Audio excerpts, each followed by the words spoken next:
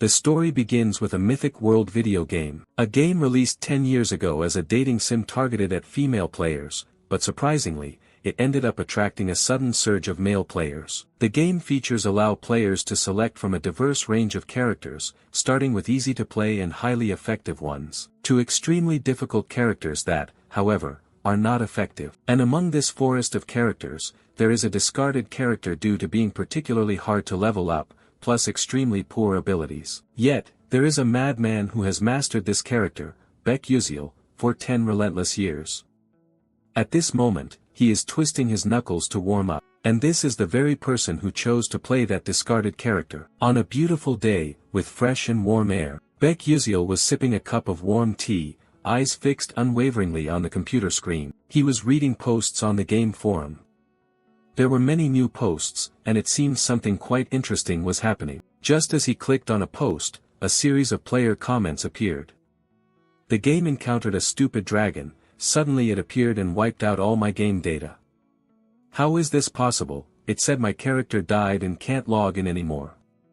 What the hell is happening? My character was suddenly deleted. Reading this, Baek was quite confused. What kind of final boss is this in a dating sim game? I thought the game would end if the two characters got together. Scrolling down below, he noticed a post that was getting a lot of attention. Everyone, this boss cannot be defeated. This black magic dragon with a razor-sharp horn has an innate magic resistance of 99%, no cooldown, always causing me trouble with its spell absorption skill, and something shooting magic as well. How can I kill it? This must be a game bug. Baek suddenly realized this was a post by a famous trickster. Curious, he put down his teacup and exclaimed, "The final boss is really interesting." At this moment, he propped his chin with his hand, looked at the forum post from other players, and analyzed, "That's strange, a magic immune monster in a world full of magic. How absurd, definitely a game bug." People were complaining their characters suddenly disappeared without a trace. At the same time, a notification appeared on the screen, "The Black Magic Dragon Dark Knight 13th Moon has appeared." Baek curiously clicked to read the game's storyline again. In the mythical world, there is a cult society called the Black Magic People. Their goal is to help another world called the Persona Gate dominate the world. When they achieve this goal, the Black Magic Dragon will appear, and 90% of the continent will be occupied by the Persona Gate. Reading this, Baek was surprised with his mouth open, exclaiming, "I've only been doing PvP without paying attention to the game's story, but this time it's really chaotic." He felt a bit puzzled, thinking, haven't I been avoiding confrontation with it? Or maybe I should try a little. Thinking and acting, he began moving the mouse to the notification bar state. "Do you want to fight the Dark Magic Dragon? Please select yes or no." Without further thought, he chose yes. "I will showcase the skills I've honed over the past 10 years. Baek said confidently. Briefly about Baek character, he is the only character who cannot use magic. Although in the game, everyone can use magic, but precisely because of that, even experienced players refuse to choose to play as such a useless character like him. Frankly speaking, this character is even weaker than the secondary characters. But of course, he can use a little magic and only has a single spell. Returning to the game, at this moment the Dark Magic Dragon was gathering a huge fireball in its mouth. Immediately after, it opened its mouth wide and spat out the fireball. That force raced toward Baek at an extraordinary speed. Faced with this life-or-death situation, Baek remained quite calm, then curled his lips into a disdainful smile. He immediately used his super-level blink skill to rush forward and slash the dragon's neck, repeating this blink after blink. Baek blink spell allows him to quickly teleport to another location within a range of 3 to 10 meters. However, the blink location is random, so if he doesn't control the distance well, he will die instantly due to the extreme speed and collision force. Moreover, the cooldown time and mana cost are quite ridiculous, plus the 2-second immobilization penalty after using this skill. Therefore, anyone can learn it but no one bothers to use it. However, Baek was in a different league. He mastered Blink, and could also control the direction and distance of the teleportation. Even more miraculous, he knew how to resist the penalty of this skill, without consuming any mana at all, and Baek character didn't have mana stats to begin with. Unlike other spells, Blink was essentially just a movement skill. But Baek Yuseol had become obsessed with this character because everything was based on skill levels. For the past 10 years, he had only played a single character who didn't use magic in combat. At this point, Baek Yuseol surged forward, slashing a long path across the face of the dark demon dragon. Not only that, but he decisively sliced the monster in half. Truly no ordinary feat. Immediately after, he stood proud like a godly figure. A notification appeared: you have defeated the final boss of the Dark Moon episode. In reality, Baek Yuseol was also surprised, exclaiming, "What? I already killed the Dark Demon Dragon final boss. I know I equipped rare relics from head to toe, but this is still a worthless character. It's truly miraculous, but in any case, it's wonderful. I have to brag on social media that I just killed the Dark Demon Dragon." Before he could even post the article, the computer displayed numerous identical red error notifications because it had reached the 90% error conclusion that the mythical world was destroyed. However, you have come very close to the true ending. Looking at these lines of notifications, Baek Yuseol gasped in amazement and exclaimed, "What is going on here?" Before he could regain his composure, another notification appeared: "Please proceed to the true ending." At this moment, he was utterly panicked, shouting, "What is this?" Then our protagonist mysteriously disappeared right in his own room. Upon opening his eyes, he was struck by the sight of a strange place. Baek Yuseol was now lying flat on the ground. He struggled to sit up, feeling quite dizzy. Puzzled, he raised his hand to cradle his head, lamenting, "What has happened?" His body suddenly trembled violently. Looking around, he exclaimed, "Where am I?" Suddenly, he was drawn to a certain light. Immediately after, he realized it was a mirror. He approached and leaned close to the mirror. What he could not believe at this moment was his current appearance, a very familiar face that had accompanied him for over 10 years, that was Baek Yuseol himself. But before he could understand what was happening, suddenly a notification appeared before him. Episode 1, Escape the Pursuit. Baek Yuseol suddenly realized this was none other than Baek Yuseol's opening mission. Impossible, am I dreaming? At that moment, he touched his pocket and found something, which left him stunned for a few seconds. The first thing pulled out in front of him was the Stella Trainee Enrollment Certificate. At this point, although he didn't want to admit it, Baek Yuseol could already guess where he was. It had to be the world of mythology. So from now on, I'll be Baek Yuseol. Thinking this, he covered his face in utter anguish, but he needed to think more logically. That voice told me to reach the true ending, but from my knowledge, this game doesn't have a real ending, it has countless possible endings. At that moment, his eyes suddenly filled with panic. Wait a minute, could it be that no one has unlocked the true ending in the past 10 years? Damn it, but I don't have time to think about that anymore. If I remember correctly, right after Baek Yuseol woke up, the black demons would chase and storm into the house. Thinking this, he quickly rushed to the window and secretly observed. In front of him was a group of people dressed in identical black clothes.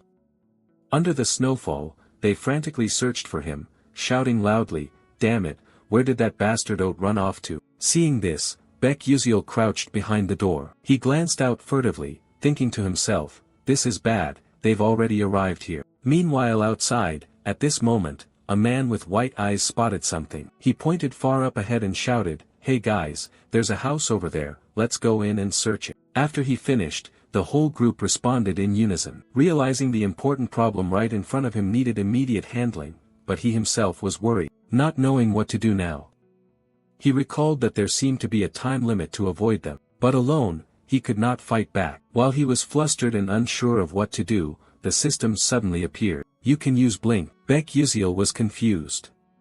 Could he really use Blink? Born with mana leakage syndrome, Baek Yuseol, who could not accumulate mana, could only place his hope on one thing. That was the magic he had spent his whole life practicing. Back to the present, outside the snow kept falling, blanketing the entire forest in white. Inside this old house, Baek Yuseol kept pondering the system's suggestion. But currently, his Blink skill was only at level 1, with a maximum range of 9 meters. At this moment, he was extremely puzzled. How could this damn system tell him to use Blink? He wasn't sitting in front of a computer playing a game with a mouse to blink like that. Outside, the members of the Black Demon cult were running wildly toward the house. The sound of footsteps growing closer made Baek Yuseol even more panicked. Damn it, they're here. I have to act now. There was no more time left. Damn it, I'm going to risk it with you guys. Over there, as they arrived, they discovered something. Their eyes turned furious. One shouted, "Boss, I found that bastard. Chase after him quickly, capture him alive for me." They frantically ran after from behind, mouths wide open, shouting loudly, "Stop, don't let him escape, catch him." Meanwhile, Baek Yuziel was running for his life up front. This was also the first challenge in the Blink tutorial to lose the pursuers. While running, he thought that they were wearing magical shoes, so they ran faster than him. Therefore, the only way for me to escape was to use Blink. Calm down, I've used it countless times before, so of course I have to know how to time it perfectly. At this moment, they had caught up right behind him, shouting, "You brat, why won't you stop?" Glancing back, he suddenly realized, damn it, they've caught up already. But the truth is that Blink has a weakness. If the user can't control the distance well, they will collide with other objects and die instantly. However, if it were me, things would be different. Baek Yuziel thought to himself as he ran. At the same time, the leader of the Black Demon group caught up right behind him. He raised his sword and shouted loudly, "Let me send you to hell, die you dog." At the critical moment hanging by a thread, between life and death, Baek Yuziel used his Blink skill to escape. He suddenly joyfully thought, "Awesome, it worked," leaving the Black Demon's group gaping in astonishment. "Hey, what was that? Blink? Is that brat a mage too?" Seeing his foolish teammates lose their composure, the boss immediately turned back to reassure them, "Don't be reckless, Blink has a weakness. The user becomes paralyzed for about 2 seconds, this is our window to act." Saying this, he turned to look toward Baek Yuziel, but was so shocked he couldn't believe his eyes. Wait, how is that kid still able to move? On this side, Baek Yuziel was still running desperately. As he ran, he kept encouraging himself. "Careful, I have to be even more cautious. Come on, I have to use the rough terrain here to escape." If any player can't learn how to use Blink at this moment, the only path is death. In fact, 99% of players who choose Baek Yuziel cannot complete the tutorial portion. Of the remaining 1%, while they manage to get through the tutorial, they fail to grasp how to control the Blink distance and combo blinks. Thinking of this, he frantically blinked repeatedly, moving from one spot to another. This amazed the Black Demon cult greatly. He dares to blink on such terrain. This kid must be crazy. Then, the leader turned back to his comrades and said, "Those who can use magic, step forward, we will attack him from afar." With that, 3 of them stood up at the front, faces fierce and filled with murderous intent. Noticing they were no longer pursuing from behind, Baek Yuziel glanced back, a new worry forming in his mind. It's over, are they planning to use magic? And the second part of the main guide is using Blink to dodge magic arrows. Damn it, when playing games I can see what's behind through the screen, so it's not difficult to dodge those hits. Suddenly, the system displayed a notification. The Mana Leak Syndrome skill was activated. Mana Leak Syndrome disabled, 6th Sense skill and Accelerated Perception activated. As soon as he received the notice, Baek Yuziel suddenly sensed the approaching magic arrows, even though he didn't need to look back. And in that way, he was able to easily dodge these magic arrows. At the same time, a massive cursed arrow shot rapidly toward him. Baek Yuziel suddenly realized this was the moment to use the final Blink skill. He was lucky to escape this critical attack. A deafening explosion rang out, like a meteor crashing to the earth. The pressure was so intense that Baek Yuziel couldn't stand and had to sit down, bracing himself with his hand. At this point, the smoke from the explosion began to clear, but what remained was a huge crater. Only then did Baek Yuziel recover his senses and think, "That was crazy, I almost died. But now is not the time to rest." And then he immediately started running again. Suddenly, his eyes became filled with terror. Right before him was a deep abyss. One wrong step meant sure death by falling down to meet his ancestors. And this is also the third challenge of the Blink guide part to cross the abyss. He suddenly thought that perhaps the only way to get to the other side was to precisely time the Blink distance. Then he would encounter some mages passing by and escape. That also marks the end of the tutorial section. But to get through this part, he had to cancel the Blink spell which activates within 0.1 seconds. Failing even once meant death. There were about 2 floating rocks here. Damn it, having only 0.1 seconds really is easier said than done. It's really unclear which bastard wrote the script for this tutorial, that guy must be insane. However, this task is not impossible, the problem lies in the details. Thinking this, suddenly the voices of the dark cult shouted, "There it is, right in front of us." At the same time, those people had caught up here. Baek Yuziel was startled, turned his face back, thinking the pursuers were closer than he thought. The distance between him and them was probably about 100 meters, while the blink spell cooldown was 3 seconds. So he didn't have enough time to blink to the other end, leaving him with only one option, to kill them all. Then, Baek Yuziel sat down, hiding behind a tree trunk to plan his fight. He suddenly thought, this is crazy, why did he dare think he could manage this right after finishing a battle? If this were a game, the system wouldn't allow these tailing enemies to appear continuously. But this is reality, there are no rules forcing him to blindly obey the game system. Killing someone is not even worth your concern. The reason is not because these guys are enemies of my parents like in the game storyline. They finally arrived. Baek Yuziel firmly gripped his sword, ready to defend. His face lit up with determination. Come on, you guys come here, I'll take you all on. And just moments later, they caught up to his position. The leader still seemed quite resentful, his face red with anger, shouting out, "It was this brat about to be caught, hurry up and grab that kid for me." Finishing his words, the whole group shouted clearly then charged fiercely. Each one looked quite furious. On this side, Baek Yuziel still remained calm, not a bit shaken. One of the black demon men sneered, seeing the kid's skill was quite good. "You dare to fight us alone? That's truly foolish. You're done for, brat." But Baek Yuziel stayed highly focused, observing carefully to make accurate judgments. He suddenly realized the distance to his target was about 8.7 meters. Right after, he displayed his blink ability, dashing swiftly toward the man in black. The man in black hadn't even grasped what was happening before he was probably about to die. The leader standing beside him widened his eyes in astonishment. But Baek Yuziel's face now glowed with unshakable determination. His speed was too fast, too dangerous, causing the man in black to spit out a large mouthful of blood, which shot straight onto Baek Yuziel's body. Seeing fresh blood lightly dripping from his fingertips, but at this moment he felt no sense of guilt at all. If they don't die, then I will be the one who dies. I have to kill them all to survive. Thinking this, he struck him with a strong blow, then frantically kicked once more to vent his anger. It looked light, but that guy was flung back toward the group of black demons. This made them even more furious. On this side, after taking down one of them, Baek Yuziel immediately fled. Perhaps his blink needed time to recharge, so he couldn't risk everything at this moment. The black demons suddenly realized he was running away, grew even more enraged, shouting like mad, "Damn it, he's running." At all costs, they could not let him escape. Baek Yuziel ran while thinking, I just took down one, but next time won't be so easy. What should I do? He suddenly noticed how quiet it was behind him. Were they no longer chasing him? Just as he thought that, the group was suddenly standing right in front of him without him realizing when.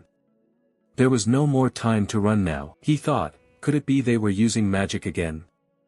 If only I could evade these bastards. On the other side, the leader of the black demons opened his mouth and ordered his underlings, do it. Right after the command, a strange magic appeared, heading straight toward Baek Yuziel's position. He saw a huge spark shooting at him.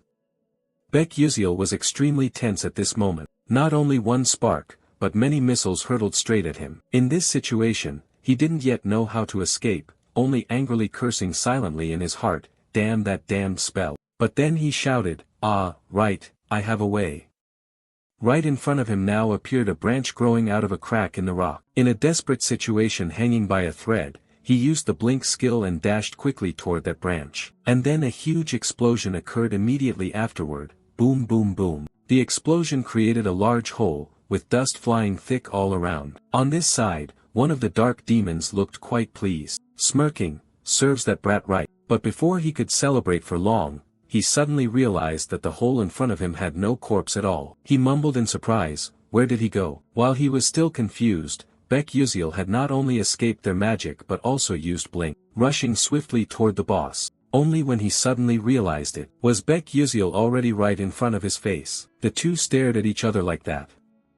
The blink secret technique requires the same momentum before and after use. Without hesitation, he blinked again, dashed forward, and struck him with a fierce blow. At this point, only the sound of desperate screams echoed far away. Witnessing this, the entire group of dark demons was utterly shocked.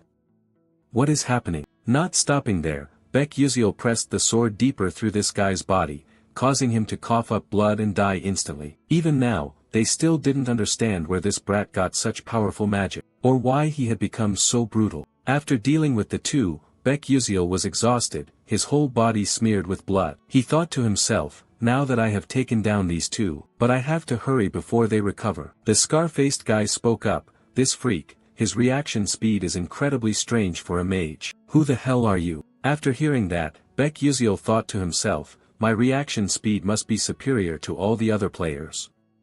But that's only in the game. Here, I can't keep dodging their attacks forever, especially at this close range. I have to take them all out quickly. Thinking this, he recklessly charged in to attack. The scar-faced guy who had been observing until then exclaimed, I recognized your movement style. This kid only uses blink and a dagger. I just need to defend my face and neck. He can't touch me there. He held his defensive sword tightly with a provocative attitude. Come on, come here. Then he shouted loudly, Ice Tide. On this side, Baek Yuziel was still showcasing his excellent blink skills, while the scar-faced guy unleashed a powerful force directed at him. He was quite confident in his combat ability, thinking, I'm about to catch you, now let's see how you writhe in pain. But before he could gloat for long, he was utterly shocked. Baek Yuziel was not only unharmed but also quickly rushed toward his companion, instantly beheading him. Witnessing this, the scar-faced guy's hair stood on end, and he trembled as he exclaimed, damn it, before, you only knew how to hide like a rat, but now you dare to fight back. Baek Yuziel was covered in fresh blood all over his body and replied coldly, yes, but that was the old me. Anyway, I have to thank you all for helping me become stronger day by day. After hearing that, the scar-faced guy retorted bitterly, you son of a bitch, that's only because we went easy on you, now die. With that, Baek Yuziel took strong, determined steps forward. His face was full of murderous intent, looking extremely fierce. Then he quickly hurled his spear toward him. Seeing the spear advancing, the scar-faced guy guessed in his heart, blink targeting an undefended spot, surely he plans to throw the spear for me to block and then ambush from behind. Ah, dream on, honey, no chance. Thinking this, the spear came close to his face. This guy simply lifted his sword gently, cutting the spear in half. He smiled smugly, thinking now all he had to do was turn around and hit him once to finish it. But it seemed his judgment was wrong. Suddenly, he froze in place, weakly uttering, "Ha." Then he gritted his teeth, his face twisted in an incomprehensible pain. At this moment, Baek Yuziel did not attack from behind as he had guessed, but struck directly in front. He used all his strength to pierce through his heart amid his surprise.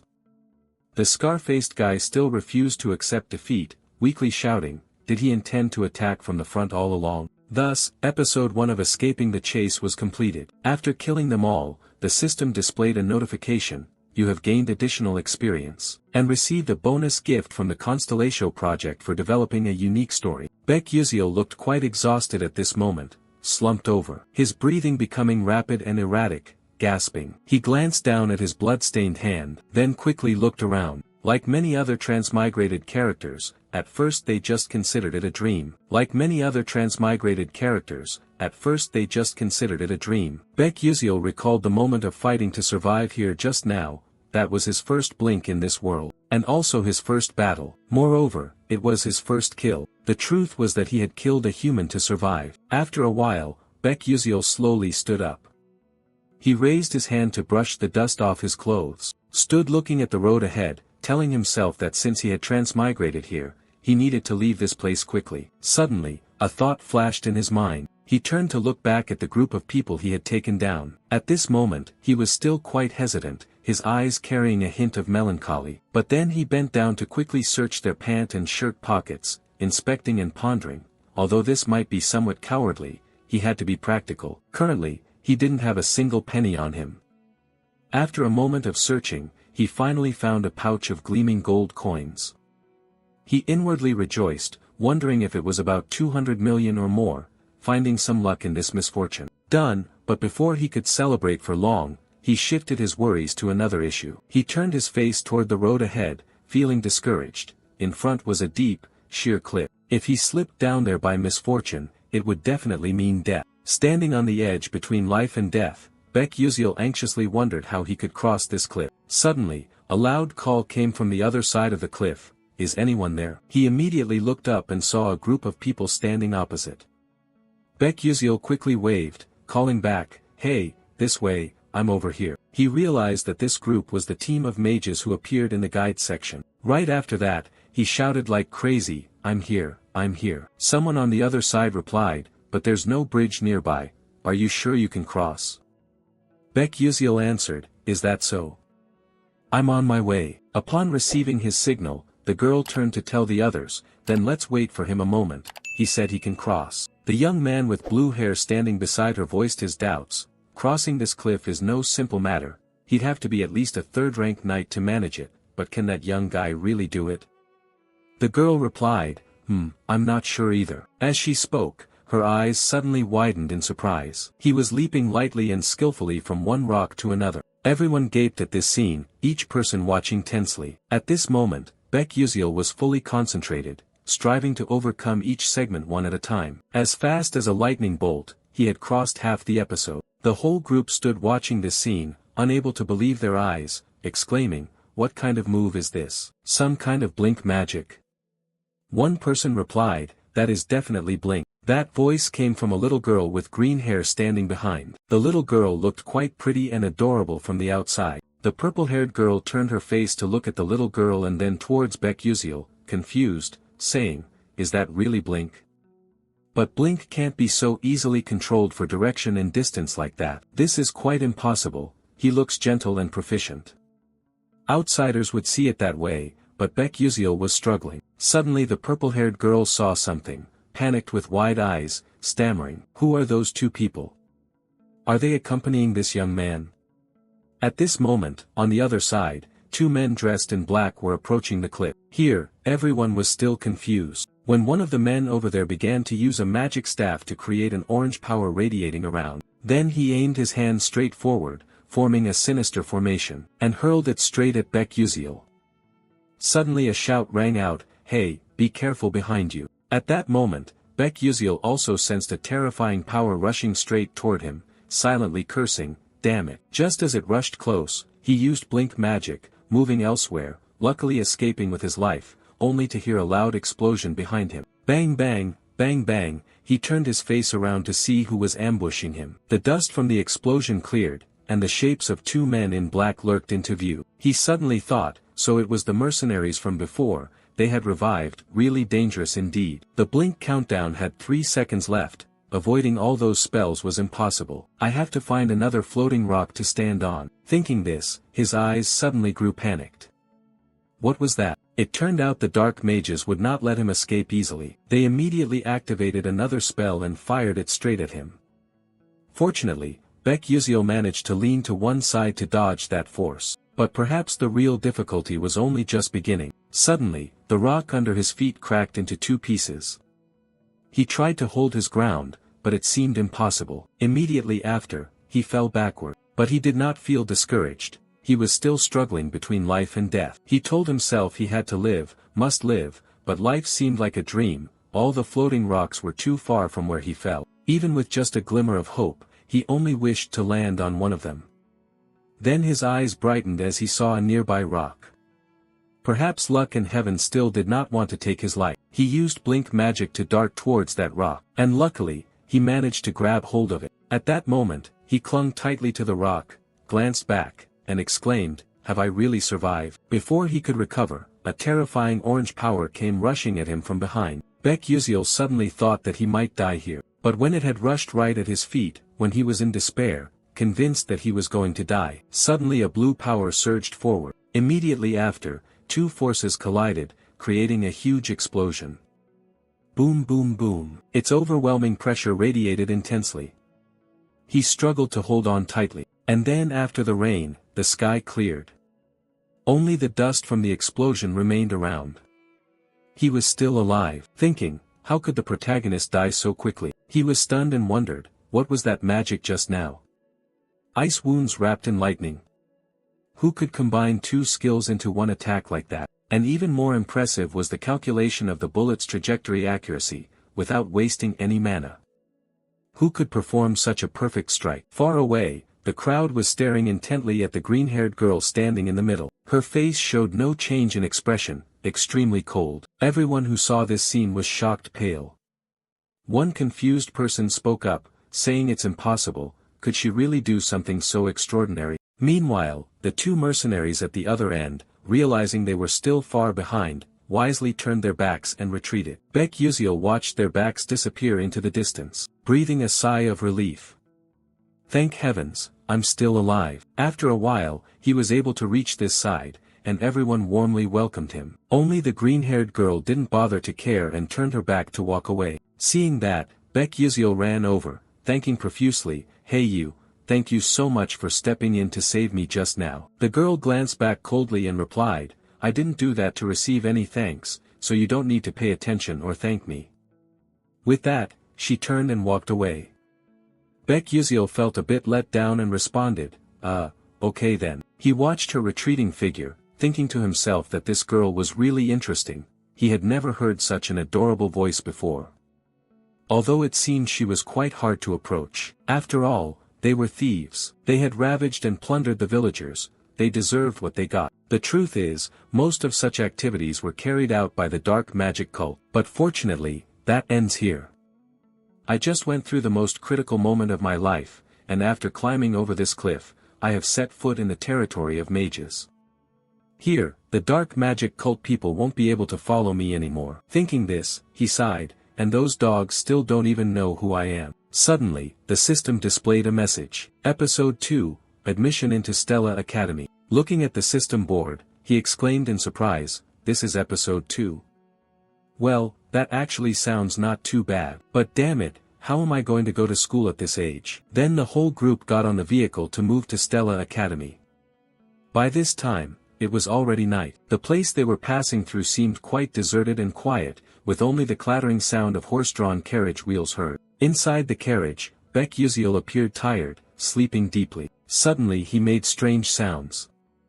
He was in a trance, drifting into a dream. Images from the past suddenly appeared, a rather cute little boy grabbing his mother's shirt excitedly calling, "Mom, Mom." The mother smiled kindly and replied, "My dear son, when you grow up you will become a mage. I believe you can do it, my good Yuziel." But according to the diary his mother kept, it seemed his parents struggled greatly to raise him. At that time, he promised himself to study hard to make his parents happy. Whenever he studied late into the night and fell asleep on the desk, his mother would gently cover him with a blanket. But then one day, after hearing the doctor speak, his mother was extremely worried. "Doctor, you just said that my son has the mana leak syndrome." He himself was devastated, unwilling to accept it. "No, it can't be."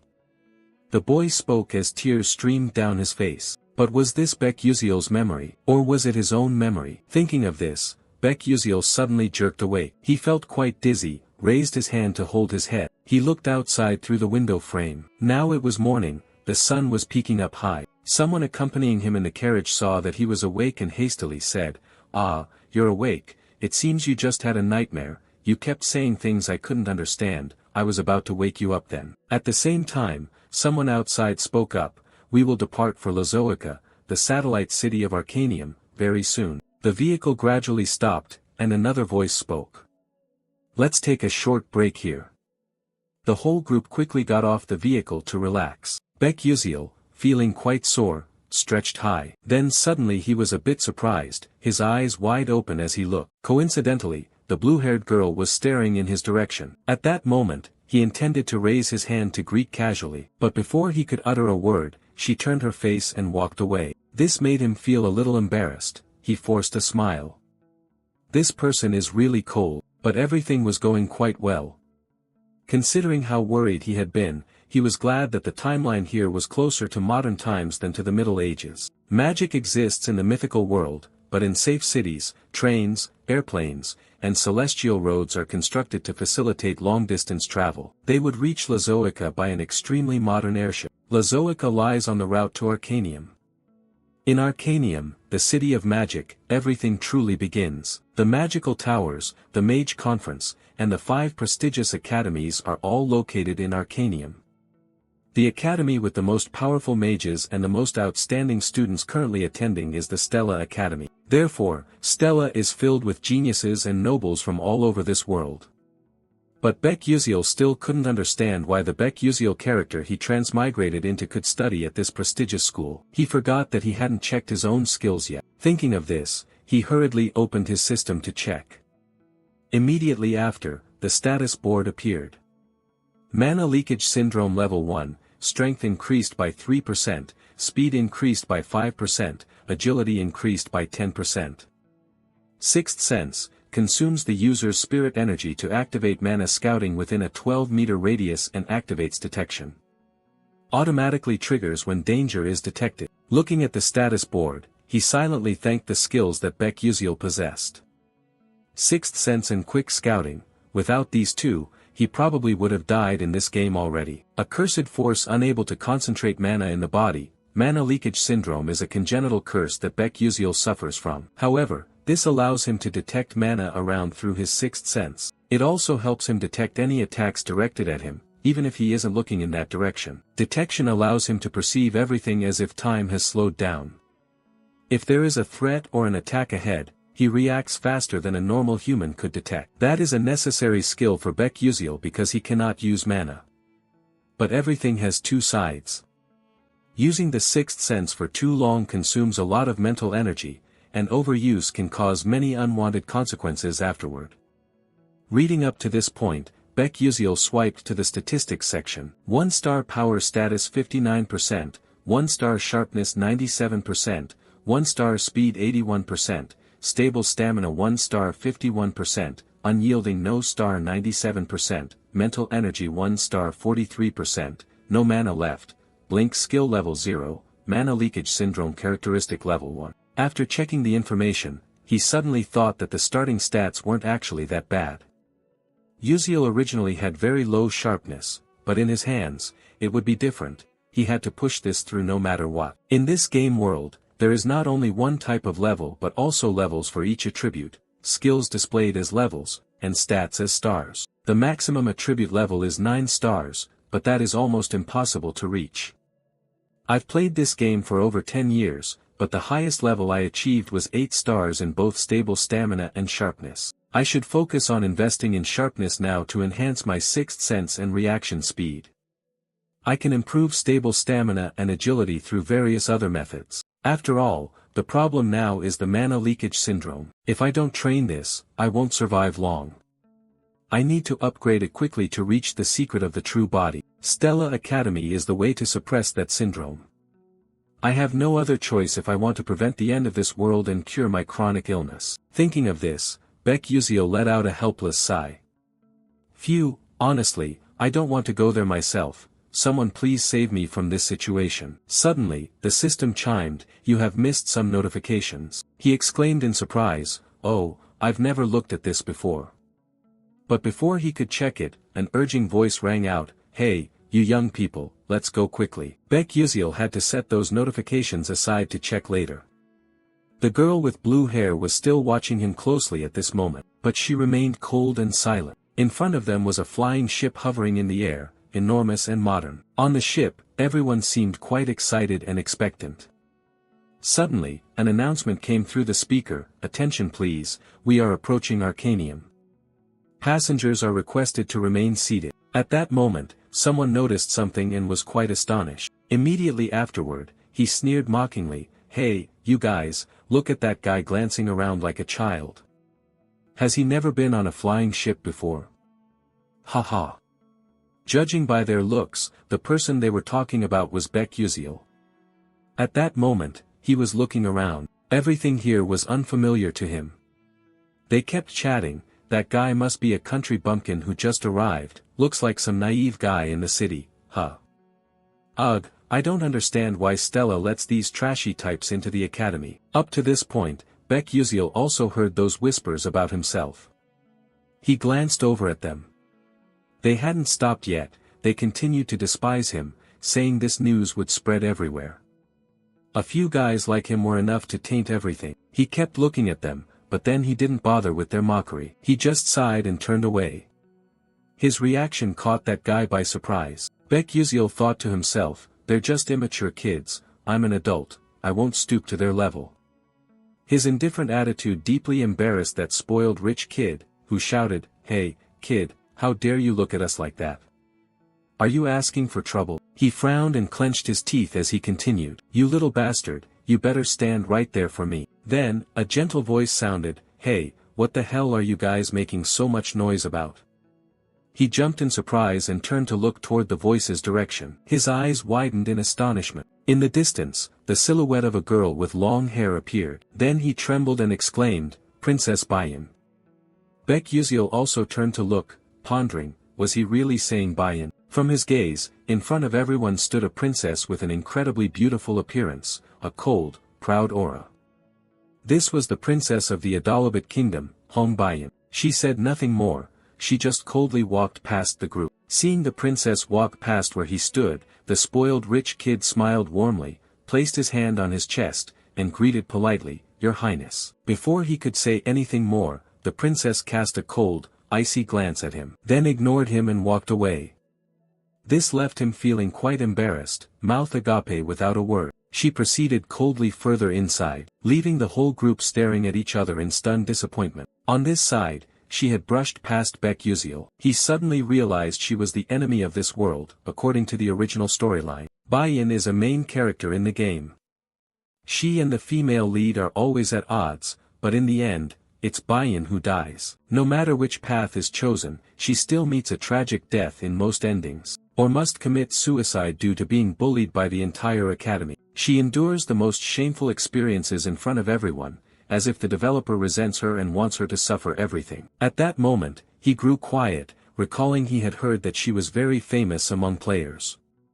Indeed, she was very beautiful but too cold, as if she would kill him if he dared to start a conversation. Suddenly, his stomach rumbled. He reached up to rub it. The immediate problem was to fill that empty stomach first. As soon as he stepped onto the second floor, at some stall, he saw quite a variety of sparkling pastries. He randomly picked one, but as soon as he held it, his face paled, thinking, oh, why is this so expensive? Nevertheless, he shrugged and ate to fill his stomach first. After eating, Baek Yuziel stepped out, stunned like someone who'd lost his ration book. He thought bitterly, damn it, is it always like this whenever I eat at Arcanium? It's broken, it's broken. At this moment, the announcement speaker sounded again, informing everyone, we will arrive at Arcanium in 10 minutes. Please all proceed to the ground floor. Repeating, we will arrive at Arcanium in 10 minutes. Please all proceed to the ground floor, thank you sincerely for your attention. After hearing this, Baek Yuziel smiled and thought, finally it's starting, after all, this is now his reality. Thinking this, he excitedly exclaimed, let's get started. After a while, the group arrived at Stella Academy. Looking at the unfamiliar crowd here, Baek Yuziel felt quite out of place. He took a deep breath. Thankfully, he had solved the immediate problem. The people from the Dark Demon sect could no longer track him, but could he survive in this place? Surviving in this world is not at all easy. He wished for something useful in this situation. Thinking of that, he suddenly realized he hadn't read the system notifications from before. He opened the system to check. The notification read as follows, the Stellar Project grants you a special reward.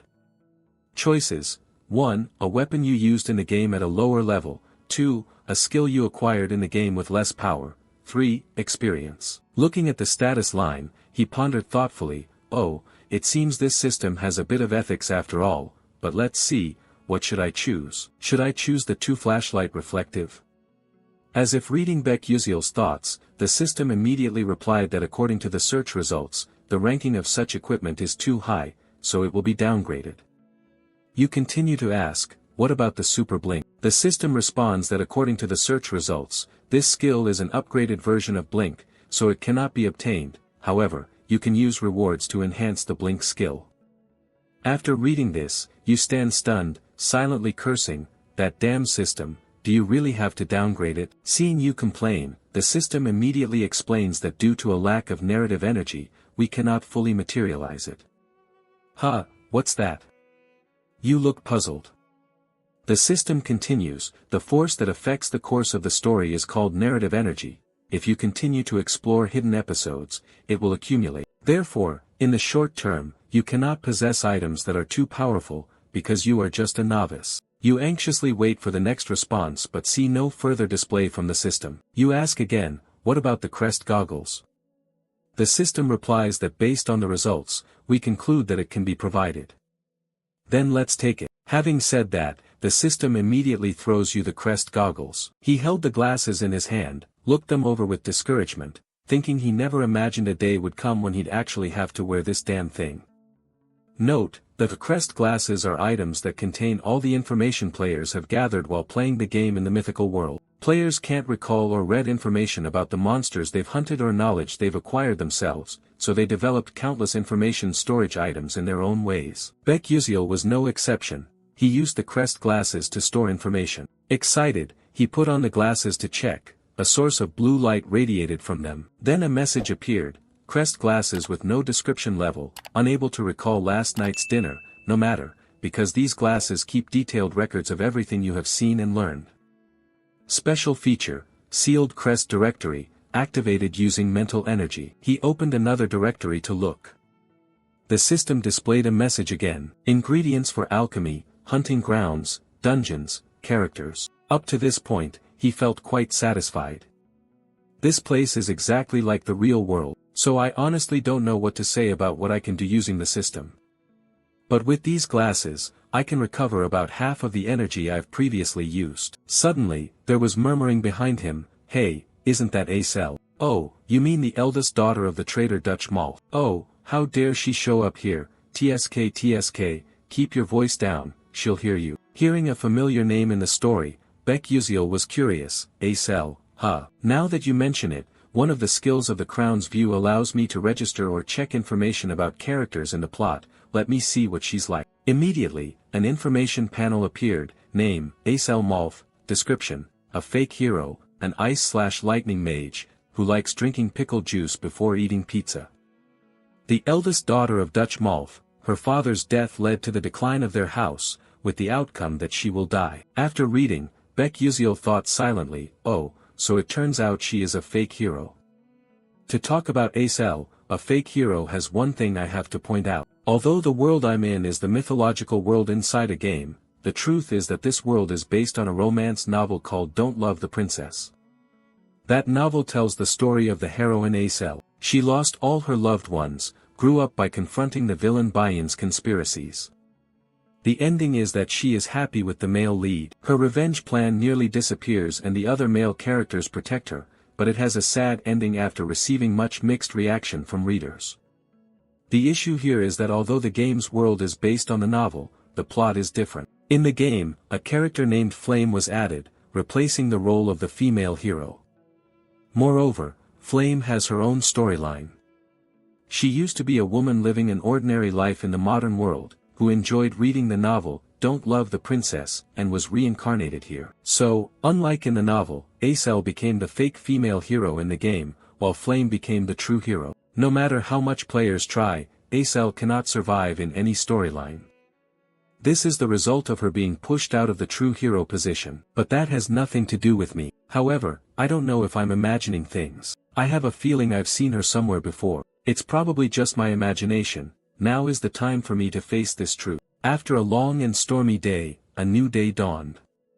Rays of dazzling sunlight shone across Stella Academy. Inside, the students had changed into their uniforms, standing neatly in line to listen to the speech. At this moment, the principal spoke. As you all know, the dark mages are witches, those who have gained power from other worlds and transformed into monsters. Currently, they continue their invasion by opening persona gates or releasing ancient dungeons to conquer the magical world. Our responsibility as mages is to protect the world from evil forces. At this, murmurs suddenly rose from below. Starting a new episode with this lame speech?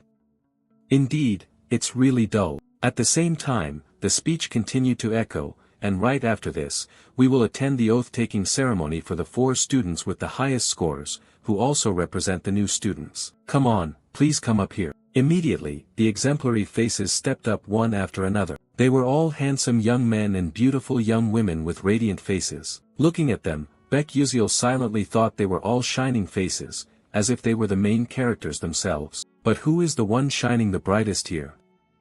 That's right, it's him. The principal's voice rang out. Representing all the new students present here, Hua Yuziang, please come up to speak. At this moment, The girls below looked on with sighs and admiration. Wow, he has the highest entrance score, and on top of that, he's both talented and handsome. Baek Yuzeo looked after him and had to admit, so this is the famous Ma Yuzeong. Note, in the game, Ma Yuzeong is a perfect embodiment of the saying, above heaven and earth, only I am supreme, with a mana rating of 9 stars and potential close to the gods. He is a genius among geniuses capable of controlling all elements in the world. Even if I can't endure until the final outcome, I must avoid bad endings by bringing Ma Yuzeong over to the side of good. However, that cute short-haired girl is probably Flame. Baek Yuzeo began to immerse herself in reasoning, but it still depends on how she will act from now on. Since she is also someone who time-traveled here like me, accompanying her might be a good idea, but would things be more complicated if she considers me an enemy and rejects me? Anyway, I have an advantage in information, so I shouldn't ruin anything. Flame is a reader of romantic fantasy novels, while I am a player in this fantasy game. I swear to do so, even though my role in the plot isn't comparable to even a tiny villain in a shop. Moreover, the heroine Flame has a special ability to purify dark demons, but alongside that, she also has the power to bring misfortune to those close to her. Being near her will certainly affect me. My role is to support the main characters from afar, and to limit my involvement with them as much as possible. Thinking of that, Ma Yuzeong's inaugural speech was finished. Below, everyone applauded enthusiastically. The principal's voice rang out, so I hereby declare that we will close today's entrance ceremony here. Immediately after attending the entrance ceremony, Baek Yuzeo's system notified her, congratulations on completing episode 2 by joining Stella Academy. After the opening ceremony ended, all the students gathered in a lecture hall somewhere, each choosing a seat freely. Baek Yuzeo looked quite sad at this moment, thinking to himself that he had graduated from university long ago, yet now he suddenly became a high school student. The feeling was so strange and unfamiliar. But then he comforted himself, saying that after all, there was something quite wonderful here. He held the watch in his hand, pondering that it was that, having this was really good. This was the Stella watch, proof that you are a student of the most prestigious Stella Academy. If you own it, you will receive privileges and better services than other mages. Thinking of this, he happily stored the watch safely in his pants pocket, telling himself, I must quickly make use of this opportunity. At that moment, someone opened the door and entered. A man with a cold face walked in, stepped onto the podium and said, requiring all of you to stay seated in class, we will start the test right now. Except for writing tools, put away all other items. If anyone wears glasses, they must be checked by me first. Baek Yuzeo thought with annoyance, just finished the opening ceremony and already testing. The curriculum at Stella Academy is harsher than most universities in South Korea. Students have to take a test on the very first day. This is a placement test, through which they evaluate and assign classes for the students. When the exam papers were distributed to everyone, the teacher returned to the podium and spoke loudly, everyone pay attention, we have 45 minutes to complete the test, time starts now, please focus. For someone who has studied this program for a long time like Baek Yuzeo, who exchanged answers with the teacher and the teacher answered back, seeing the exam paper made him dread it. His face drenched in sweat, thinking, damn it, I don't even understand the reading, how am I supposed to do this, it's really tough. The hierarchical test has nothing to do with the entrance exam, it is notorious for its terrifying difficulty. Students are divided from grade F to A and grade S based on their scores. Of course, most of the players are in grade S. In contrast, Baek Yuzeo ranked last among the 1141 students.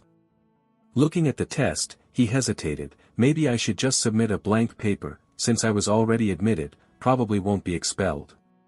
Just consider myself volunteering to be placed in grade F. He glanced around. At this time, everyone seemed quite focused on the test. Only Ma Yuzeong was sitting idly, propping his hand on his chin, lost in thought. Baek Yuzeo looked back at himself with some disappointment.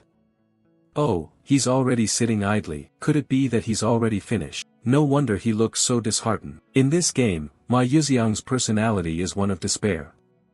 He was born into the strongest family on the continent, possessing a genius intellect and top-tier talent. Everything was easy for him, depending on the actions of the female lead, Ma Yuzeong would side with either good or evil. All the villains of the dark demon cult who want to exterminate humanity are extremely interested in him. But from the start, the biggest problem was his family. Watching such a genius only made me have to reevaluate myself. Suddenly he realized, wait a minute, why am I so stupid? I can use my blink glasses after all. I once used them to accumulate skills learned in the library. At this moment, they're really useful and there's no loss anyway. I have to try. Thinking this, he reached into his bra, took out the glasses, just about to put them on when the proctor suspected his behavior, came closer, and spoke. Wait, what's with your glasses? I already said if you intend to use glasses, you have to let me check them first. Hand them over so I can inspect. Baek Yuseol was startled and thought, alright, damn it, I forgot about that. He quickly handed the glasses to the proctor. The proctor held the glasses in his hand, carefully examining this side. Baek Yuseol grimaced, sweating profusely, thinking, this is doomed, what should I do? If they discover these are magic glasses, I'll get expelled. He looked up, praying to heaven, hoping to survive this ordeal. Suddenly, the damn system appeared with a notification, a missing part of the blink glasses has been detected. Do you want to summon it? Baek Yuseol was so scared he nearly peed blood. No, stay there, system. The proctor was still using magic to check the glasses. After a moment without finding anything, the teacher handed it back to him and said, I don't see any mana here, but remember to ask first next time. Baek Yuseol was startled, then happily replied, yes, sir. At the same time, he silently rejoiced, thank goodness, if the original function was working, I'd be in big trouble. He immediately put on the glasses, looking a bit more intellectual. Right after that, the answers to each question appeared before his eyes. Based on that, he copied them down, smugly thinking, I've hit the jackpot, who knows, maybe I'll even get first place. With these answers, I'll definitely pass the F level, maybe even reach level A. While he was focused on copying, suddenly the teacher's voice rang out, the test time is over, all students must stop writing and hand in their papers. As soon as he finished speaking, the proctor used magic to collect the students' papers. No one could add another word. Watching the test sheets fly toward the teacher, Baek Yuseol grimaced, thinking, I only managed to answer 3 questions. At that moment, the teacher held the stack of test papers, quickly scanning through them. Suddenly, his eyes widened in astonishment. Meanwhile, Baek Yuseol was still feeling deflated, thinking he had finally escaped the F level. In truth, it was probably a bit too much for him. He reached up and took the glasses off. Suddenly, the teacher noticed something, hurriedly turned to look at him and shouted, Hey, you student, give me your glasses right now. Baek Yuseol felt his hair stand on end and stammered, why yes. The teacher took the glasses and thought deeply, strange, it can't be. Then he turned to the boy and said, Hey you there, call Dr. Gravan for me right away. The boy replied, Yes, sir. Baek Yuseol felt confused inside, what suddenly got into the teacher? I even wrote carefully to avoid any suspicion of cheating but now it's ruined, or maybe I've already been found out. A little later, in the doctor's room, the teacher's anxious voice rose, Doctor, what do you think? The person holding the magnifying glass for inspection was none other than the necromancy professor, Dr. Gravan. He responded, It really is suspicious that the boy answered this question correctly. The teacher hurriedly asked, Then is he cheating? The doctor replied, Cheating? He's not cheating at all. I don't sense any necroenergy from the magnifying glass or any other item. He is definitely doing it with his own ability. At this moment, Baek Yuseol pretended to limp and put on a wronged expression. The doctor laughed with interest, patted his shoulder and said, This is really interesting, I never expected to encounter this case at the end of my life. Anyway, Professor Lee Hanwol, remember to apologize and guide him a bit more. The teacher answered a bit shyly, yes, sir. The teacher answered a bit shyly, yes, sir. Then he turned to the boy and said, I misunderstood you, please forgive me. Hearing that, Baek Yuseol smiled with his eyes closed, thinking to himself, actually, I did cheat, teacher, but if the original feature activates, I'm done for. Then he replied, Yes, it's nothing, teacher. A while later, in Professor Lee Hanwol's office, the teachers were focusing on grading the tests when they came across a certain student's paper. The teacher suddenly held the completed paper in his hand, looking at it for a long time as if he couldn't believe his eyes. Suddenly a voice called out, Oh, Professor Lowen, is this the test from the first-year students? Lee Hanwol responded, Yes, sir. The woman cheerfully added, I heard that there are many outstanding students this year. This woman is a senior council member of the Stella Academy, Professor Edel Taimen. Lee Hanwal answered, that's right.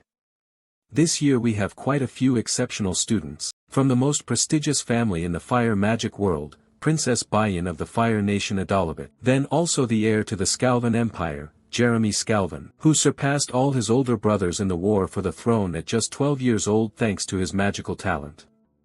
And coming from the world's grandest magic tower, the Full Moon Tower, the heir of Tower Master He Wunriang also enrolled this year. Hearing this, Professor Edel Taimen was impressed. Oh, I heard that creating exam questions for elite students from famous families is very challenging. This year is sure to be interesting. Professor Lee Hanwal replied, as long as the elder is satisfied, I am happy. As Professor Edel Taimen said, this year's test has a new format. The first 3 questions are very difficult to solve with just ordinary academic ability.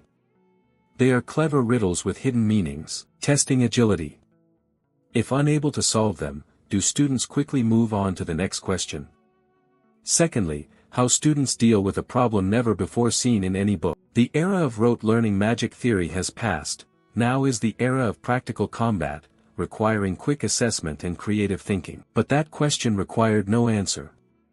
Over 1,000 out of 1,141 students left their papers blank. The remaining 100 students tried to find answers but did not produce a correct one. Among the new students, only 3 answered correctly. Ma Yuxiang, a genius of the century who appeared like a comet but no one knew which clan he came from. Flame, a student introduced to the school by the principal. Though a commoner, her talent was recognized, only slightly behind Ma Yuxiang. And finally, Baek Yuziel, a character with no notable reputation. It's no surprise Ma Yuxiang and Flame were considered geniuses, but Baek Yuziel had a very low entry score. Yet unexpectedly, she solved all 3 difficult questions, especially since she left the rest blank without even attempting them. The professor standing beside saw Lee Hanwal silent and curiously asked, what's wrong? You seem interested in the kid's scores. Lee Hanwal answered confusedly, it's just that I can't explain the scores of some students. She continued, oh, that makes sense. After all, those formulas don't really solve anything. The kids don't know them, but you can still solve the problems. But do you think this child is a genius? Lee Hanwal asked. The elder calmly replied, it might just be luck. With that, she turned her back and walked away, leaving Lee Hanwal dazed. The teacher felt puzzled and sighed deeply, then looked up your admission file. There was a note attached to the file stating a special admission due to a highly rated ability to control blink. At this point, Lee Hanwal had to accept the truth, thinking it's no wonder the principal personally made a special admission. But studying combat magic while specializing in blink? That's really interesting, but we will soon find out whether this is a coincidence or if this child is truly special. After the exam results were out, the school divided students into separate classes based on them. At that moment, everyone eagerly went to see which class they were assigned to. All you could hear were people asking each other, I heard the class assignment results were posted on the bulletin board. I'm so nervous, my mother told me if I don't get into class A, I shouldn't show my face at home. Baek Yuziel trudged behind, feeling discouraged, thinking it's unbelievable that there would be a day he had to check his own class assignment. Before, he could just click once and have the results instantly. Thinking this, he approached the bulletin board. At that moment, a boy in a blue shirt kept staring at him as if he were an alien. Then whispers started right behind him, is that Baek Yuziel? I heard he got 0 points in the practical magic portion of the entrance exam. Really? I can't believe it. How could trash like him get into Stella? I don't even know what Stella's standards are anymore. Baek Yuziel ignored all the gossip around him. What mattered most to him at this moment was which class his name was on. Everything else was of no concern. He walked up to the bulletin board and glanced through it once. Confused, wait, where is my name? He was utterly shocked, thinking, could it be that I failed just because I only answered 3 questions? No way, I'm definitely doomed. While still disappointed, the group of friends continued chatting. How come he's so sure there must be some mistake? It's really strange. Uslek of the Marquis household ranked 29 yet got placed in Class A, even the perfect theoretical score holder ranked 17 was assigned to Class A, so why was he? Hearing people mention his name with hushed tones, Baek Yuseol was curious and puzzled. What's going on? Should I go check it out? After all, I already failed. Thinking this, he decided to approach the crowd to listen in. Suddenly his eyes widened in shock when he saw his own name. Why was his name there? Impossible, could there be some kind of mistake? What is this? The most special ranking any student could dream of, Rank S, gathering the finest students of the prestigious Stella Academy. Unlike classes with students of various levels, Class S only had 41 students and consisted of a single level. At that moment, he rubbed his head thoughtfully. I got placed in Rank S, if only this were some kind of error, this is crazy. Now I'll be running into the main characters of this game more often. Getting involved with the main characters only shortens my lifespan further, I can't even change this. Well, I guess I have no choice but to try living quietly. Everything will find a way to be resolved eventually. Outside, the academy remained quite normal and quiet, but in some hidden corner of the academy, a woman angrily slapped Princess Bayan hard across the face. She frowned and shouted, "You got all 3 questions wrong." Even Princess Iso of the declining duchy managed to answer 2 correctly. This woman is Fire Element Professor Hong Yil, who is also Princess Bayan's mother. She continued, "You couldn't answer questions that even bugs can get right. That means you are even lower than a bug. You should take a good look at yourself. Do you understand?" Bayan weakly replied, "Yes, mother." The mother was still annoyed and gave her daughter a sharp look, then sighed, and choked up as she continued, "Listen to me, Bayan, you must not become like me, a person exiled from the kingdom and now holding this foolish professor position. You must not become a disgrace to the kingdom." Saying this, she bent down, gently placing her hands on her little daughter's cheeks, she said, "You have to become someone who surpasses your older sister." Then she smiled kindly, like any other mother, tenderly looking at her child. "You understand what I mean, don't you?" Bayan's cheeks were now flushed red. She thought for a moment and then replied, "Of course, mother, I understand." But the truth was she was deceiving herself when she uttered those words. She didn't understand anything. She had lived the way she was taught, handling everything mechanically. But this time, those issues involved magic, spells, and even formulas, things she had never learned before. So what should I do? Thinking this, she broke down in frustration, tears streaming down her face. Why are you tormenting me like this?" At the same time, in the S-level classroom, the students had all gathered. Baek Yuseol sat alone at the top desk, depressed, holding his face, thinking he was doomed. Of course, he was transferred to a place full of oddballs like that. And it's not like he was trying to get close to them either. At that moment, whispers broke out, "Why was he here?" That was what she was talking about. She couldn't understand it at all. "Did you know, our families opposed and asked why he was in the S class. He just said Baek Yuseol was qualified to be in S class." Seriously, that's really strange. Though those people whispered among themselves, Baek Yuseol still heard that conversation. Feeling isolated, he thought maybe he was the one being abandoned. But that was also true. They had worked hard training since childhood, so they would be very disappointed to learn someone like him was in their class. A person's class would change based on academic performance, so this was normal. Even the S class was no exception. A person could be demoted to a lower class, or there are also students who advance from Class A to Class S later on. Well then, at that time, I will find them to have a talk. Baek Yuseol glanced around at the quite familiar people in the game, yet by some miracle, he had become classmates with them. Thinking about all of this is truly amazing. The characters in the game are standing right in front of me.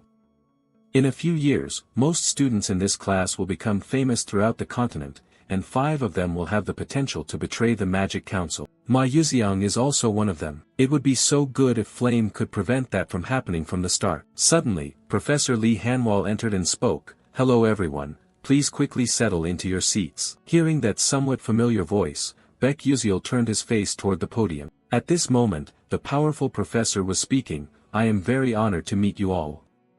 Some of you may have seen me before, but I will introduce myself as usual. I am the professor of Class S, Lee Hanwal." Hearing this, the students below started whispering and discussing. One said, "Oh, so that's the famous Professor Lee Hanwal." Someone next to him responded, the number of dark magic beasts he's hunted has almost reached 4 digits. It's brutal, they even call him a level 7 magic warrior, he truly is on a different level. Seeing the students stunned and chattering, Professor Lee Hanwal spoke up to remind them, now, please be orderly. This year, it seems there are many talented students here, and there is even a special exemption student. As you all know, this academy is where we nurture battle mages, also known as magic warriors. You will experience a strict educational environment for 3 years. I expect all of you to keep up with the curriculum. I want each of you to show me the best abilities you can develop during your time at this school. So now, does anyone have any questions? Facing the teacher's question, the whole class remained silent. The teacher smiled and continued, good, then let's begin the lesson. At that moment, outside the door, the silhouette of Princess Bayan was entering. Seeing her with a bruised cheek, everyone was quite surprised. And Baek Yuziel was no exception. He thought in surprise, Bayan is the one who always follows rules more than anyone else, how could she be late? What happened to her? She approached the teacher, apologized, and said something, her face showing signs of exhaustion and disappointment. Curious, Baek Yuziel took out his crowbar glasses to check. As soon as he put them on, an information board appeared, Bayan, fire element antagonist mage, likes red ginseng candy, occasionally blames herself, only drinks coffee with milk Akalia style. Has an evil mother, fate destined to die. After reading it, he suddenly thought, not much has changed. Her fate destined to die. But if Acel dies by flame, Bayan will die with her. It can be considered the inevitable destiny of a villainous character. I would save her if I could, but I am not in a position to save anyone. Thinking this, he felt a bit melancholic and took off his glasses. After hearing her explain the reason for being late, the teacher spoke up, you should find a seat. Over here, Baek Yuziel was still sighing sadly, thinking he felt quite bad, but he could only keep his distance. Then he absent-mindedly followed the flow of his thoughts. Suddenly, Bayan approached his seat. Her eyes were filled with resentment and sadness as she looked at him, while he still couldn't understand what was happening. Immediately after, Bayan sat down in the seat next to him. Baek Yuziel was bewildered, thinking, what's going on, how do I feel right now? Could it be that everything has been distorted from the start? After everyone settled in their seats, the teacher spoke, so before we start the lesson, we will have a ceremony to inherit the magic wands for you all. Class S and Class A will hold the ceremony together, and the teacher will explain the details later. Baek Yuziel listened and felt a bit confused, an inheritance ceremony, it sounds quite troublesome. But then he smiled, showing anticipation for the day the event would take place. At Stella Academy, there are 2 major events. One is the Soulmate Pact and the other is the Inheritance Ceremony. At a prestigious academy like Stella, the Inheritance Ceremony holds an extremely special position. After a while, the students from Class S and Class A gathered in a rather mysterious place. Professor Lee Hanwal spoke up, is everyone here yet? There are many magic wands prepared here, from the lowest rank to the medium level. What you need to do is go to the magic wand you like and take it. The process of exchanging the wand after choosing is very complicated, so the teacher hopes you will choose carefully. After hearing that, Baek Yuziel suddenly thought that although the teacher said so, we are not the ones selecting the magic wand, but something else. In this world, magic wands only react to the person they recognize, creating a resonance effect. That also means you cannot just use a high-level wand simply because you want to. Thinking this, he stepped closer to the magic wands floating in the air. He looked around, hesitating greatly. He didn't even know which one he should choose. He stood there lost in thought. If it were before, he would have quickly chosen a low-rank wand. But since now he was in Class S, he couldn't just pick one at random and be looked down upon forever. Suddenly, a quite simple wand caught his eye. In this world, magic wands are divided into 2 types, wands and staffs. Wands are usually used by knights, who need to cast magic quickly. On the other hand, staffs are used by bishops, who focus on a single powerful attack with more casting time. Suddenly, behind him came whispering and murmuring.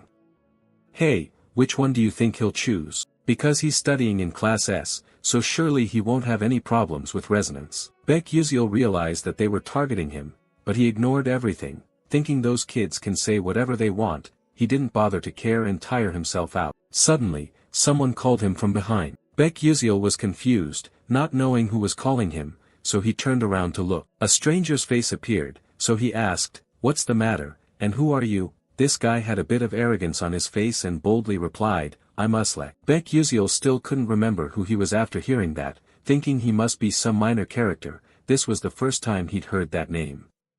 So he just answered indifferently to get it over with, "Oh, is that so? I got it." Uslek crossed his arms and continued, "Which magic wand do you plan to choose?" He casually replied, "I'll just pick one at random." After hearing that, he sneered sarcastically, "You better choose a magic wand that suits your ordinary civilian status. Don't try to climb too high and fall hard, causing trouble for Professor Lee Hanwol." Baek Yuziel's face at that moment seemed like saying, "Your dad is probably scared of you." He didn't bother to pay attention, turned away, and added a taunt, "Oh, fine, just don't cause any trouble." Seeing his mocking attitude, Uslek got even more bitter, blood rushing to his head, his face flushing red. Immediately after, he seemed to go mad and shouted, "You bastard, you want to fight, huh? Really annoying." Baek Yuziel was about to ignore it, but this brat still wants to provoke. He sighed in disgust, took the eyebrow-wear glasses out of his pocket and put them on. At that moment, the boy's information appeared right before his eyes.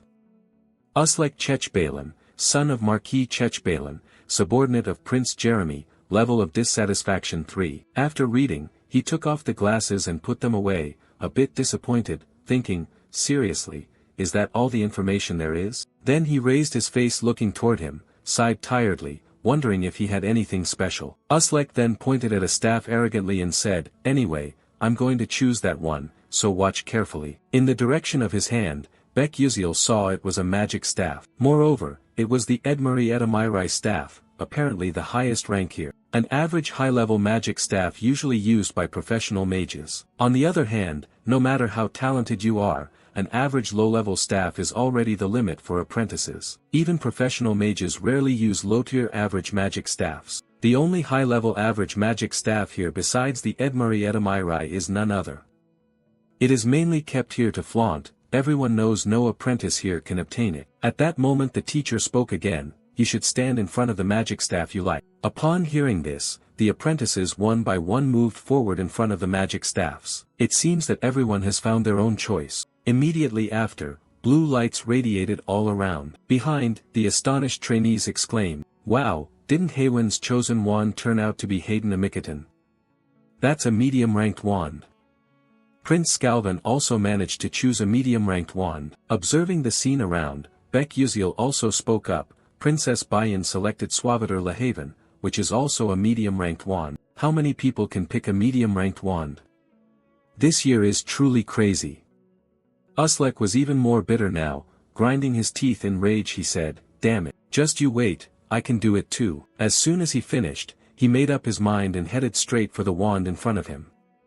He walked amid the stunned onlookers. Gasps of alarm rang out. "Isn't that Uslek? Can he resonate with a high-level average wand?" Uslek reached out his hand toward the wand, grinning confidently, "Like I'm going to make you all gape in awe. Let's see what a true Class S talent is like." Then he clenched his hand firmly on the wand. Instantly, tiny sparks of electricity flickered around. Shortly after, there was a loud explosion. Boom boom boom. Its overwhelming power radiated intensely, dazzling everyone nearby. This did not surprise Baek Yuziel too much. He blinked. Just as he predicted, he had failed. At that moment, Uslek was thrown far away by the force emanating from the wand. He lay flat on the ground, gritting his teeth, unwilling to accept defeat. The nearby trainees who witnessed this scene panicked and shouted, "Oh no, it looks like he's seriously injured. Hey, someone quickly call the professor to come up here." A high-grade intermediate magic staff was impossible, so how the heck is this guy so reckless? Baek Yuziel just sighed, thinking, who climbs high and falls hard like this anyway? Humph, little brother, it would have been better if you had given up this idea from the start. As he thought this, suddenly the figure of a trainee approached the staff. He seemed quite confident, whistling as he walked. It turned out that the true owner of that staff had already been decided, and the person who had this confidence was none other than Ma Yuziang. He stood looking intently at the magic staff in front of him, then broke into a triumphant smile. It seemed he was quite satisfied with his decision at this moment. But at this action, the surrounding students suddenly cheered, "Oh my god, is he planning to take the high-grade intermediate staff? I don't think he can resonate with it. Ignoring the surrounding chatter, Ma Yuxiang coldly reached out and touched the magic staff and gripped it tightly. Immediately after, it emitted a dazzling light all around, yet he remained still, unaffected in the slightest. Its overwhelming presence was so strong that everyone around had to raise their hands to shield their eyes. As expected, Ma Yuxiang was able to resonate with this magic staff. Holding the magic staff in his hand, he smiled brightly. The image of him at this moment was truly radiant. The group of trainees around still couldn't believe the truth before their eyes, exclaiming, "It's truly unbelievable, no way, how could a first-year trainee get a mid-level high staff? Oh my god, how could this happen?" Baek Yuziel wasn't too surprised, sighing as he thought he had already guessed it. And from now on, even more people will know how talented he is. Suddenly Ma Yuxiang glanced in his direction. This made Baek Yuziel uneasy, not understanding what he was looking at. Then Ma Yuxiang smiled friendly and approached. Both of Baek Yuziel's eyes suddenly turned cold, his hair standing on end, thinking, damn it, is he crazy, why is he smiling like that? But he suddenly recalled the storyline in this game. Flame also owns another mid-level high staff named Terrivon. However, this is exactly where their paths split. If Flame succeeds in getting Terrival, Ma Yuxiang will be interested in her for her talent, opening a path for him.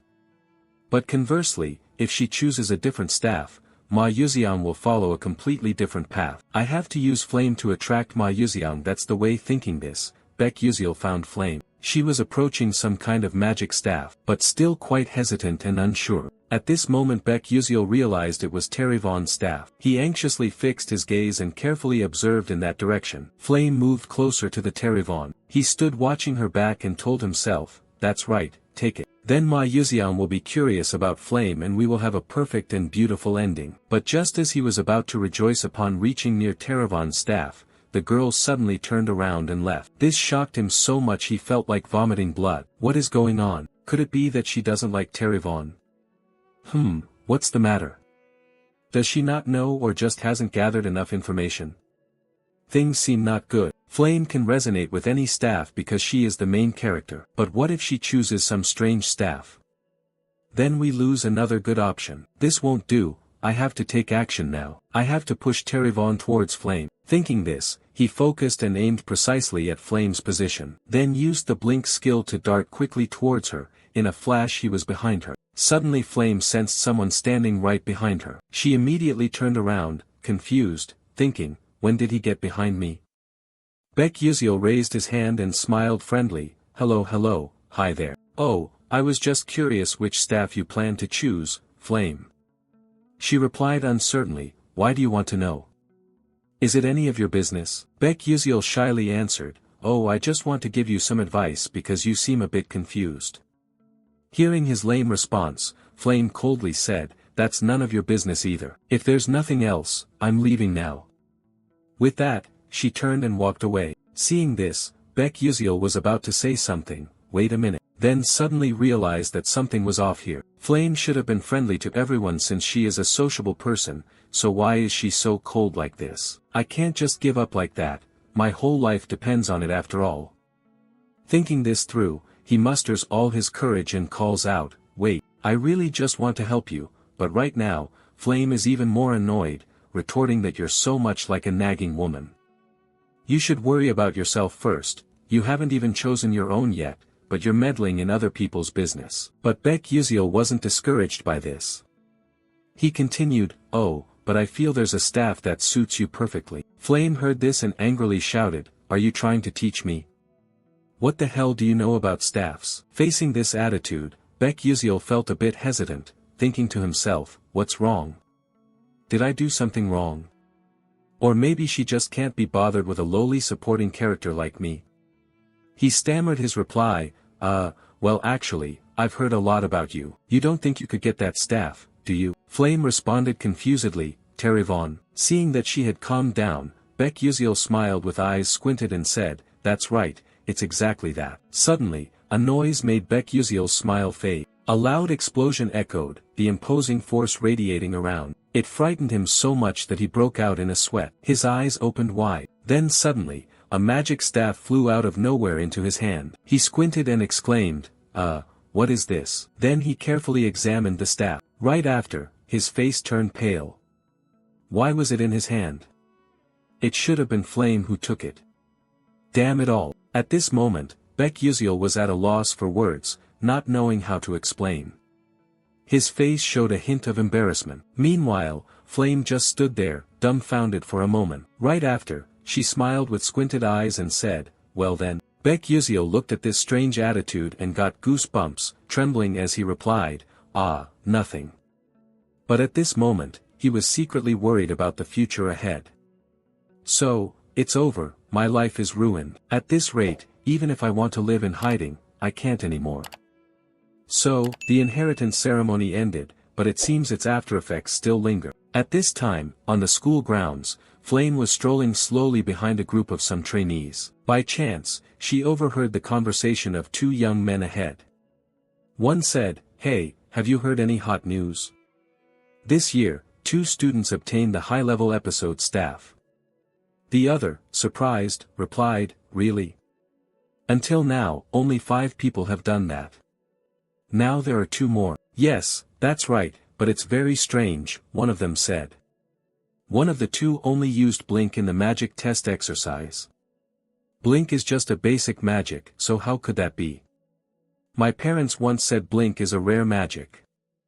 This is really odd, isn't it? Their conversation also made Flame think, even she didn't understand this matter. After a while, Flame arrived at the self-study room. The atmosphere here made her feel comfortable, and she exclaimed, "Finally, some quiet at last. All day today, wherever I went, I kept hearing whispers and rumors about that matter. The news that 2 students obtained the high-level episode staff has spread everywhere, but I still don't understand who he is. Why was he able to obtain the Terivon staff? I read the original novel 3 times in a row before transmigrating here, but this character Baek Yuziel never appeared. They say no one can claim Terivon, but he resonates with it so easily. No, he's deliberately showing off to me, rather. Anyway, let's just drop this matter. Thinking about it now is useless." Suddenly, someone called out to her, "Flame, are you planning to self-study as well?" Hearing someone call her, she turned around and smiled brightly, happily responding, "These kids are really strange." "Do you think I'm a bookworm?" the blonde girl continued,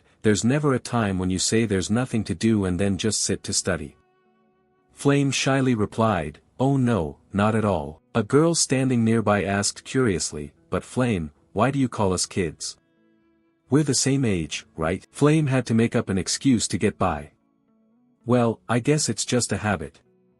Where I used to live, people often saw me as an old lady, hee. But in truth, she knew well she was living inside a novel, so there was no way she could act childish." Another voice spoke up, "So, are you planning to study alone today?" Looking back, she saw a cute girl with red hair and suddenly wondered if this was Jackie. Her style was surprisingly similar to hers, she thought, but still answered cheerfully, "No, there's an upcoming episode meeting, so I'm planning to join." "Well, I'll go first then." "Alright, next time let's meet for drinks." Without another word, Flame hurriedly turned her face and left, not forgetting to wave goodbye and say, "Bye-bye." Just moments ago, she was cheerful and cordial, but now she has returned to her cold demeanor. At this moment, she suddenly thought that for an adult like herself, going back to being a student is really tough. Lost in silly thoughts, she didn't pay attention to what was ahead. Immediately after, she bumped her head sharply against someone. Then she held her head, moaning, "Ouch, that really hurts." Suddenly, the person she collided with spoke up. Hearing this warm voice, she was surprised and looked up. "Hey Wonriang, was that you?" The young man immediately asked, "Are you okay? What were you thinking about that you were walking so hastily?" Flame replied, I'm fine." He looked at her for a moment and then asked again, "You don't look very well, is something wrong?" Hearing these warm words of concern, Flame's eyes suddenly sparkled. He was worried about her. She shyly replied, "No, not at all." Hearing that, the young man changed the subject. "Well, it's good that you're okay. And you're also going to self-study, right?" "Yes, that's right."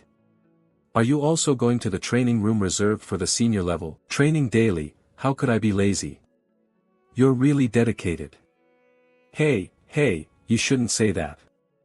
"Oh, really?" So a little debate, like cats and dogs, just took place. After that, the young man said nothing more, just looked at Flame with affection and smiled. He waved his hand in front of her and said, "Well, I'm heading off now. See you later," he said and left, leaving Flame confused. She imagined some romantic story, but that didn't happen. Flame was a bit disappointed, turned away and left, thinking, such a dull person. Suddenly, her eyes widened in shock. From behind the nearby door, the purple-haired girl was still secretly watching her. Seeing that, Flame raised her hand and waved. But that friend said nothing and simply walked away. At this action, Flame felt a little confused. But then she thought it was already late, it was not the time to chase after her. After a while, she finally arrived at the self-study room. Standing in front of the room, she silently thought, "It's a special supplemental meeting." As far as I remember, in the original novel, Acel and Bayan would attend this meeting.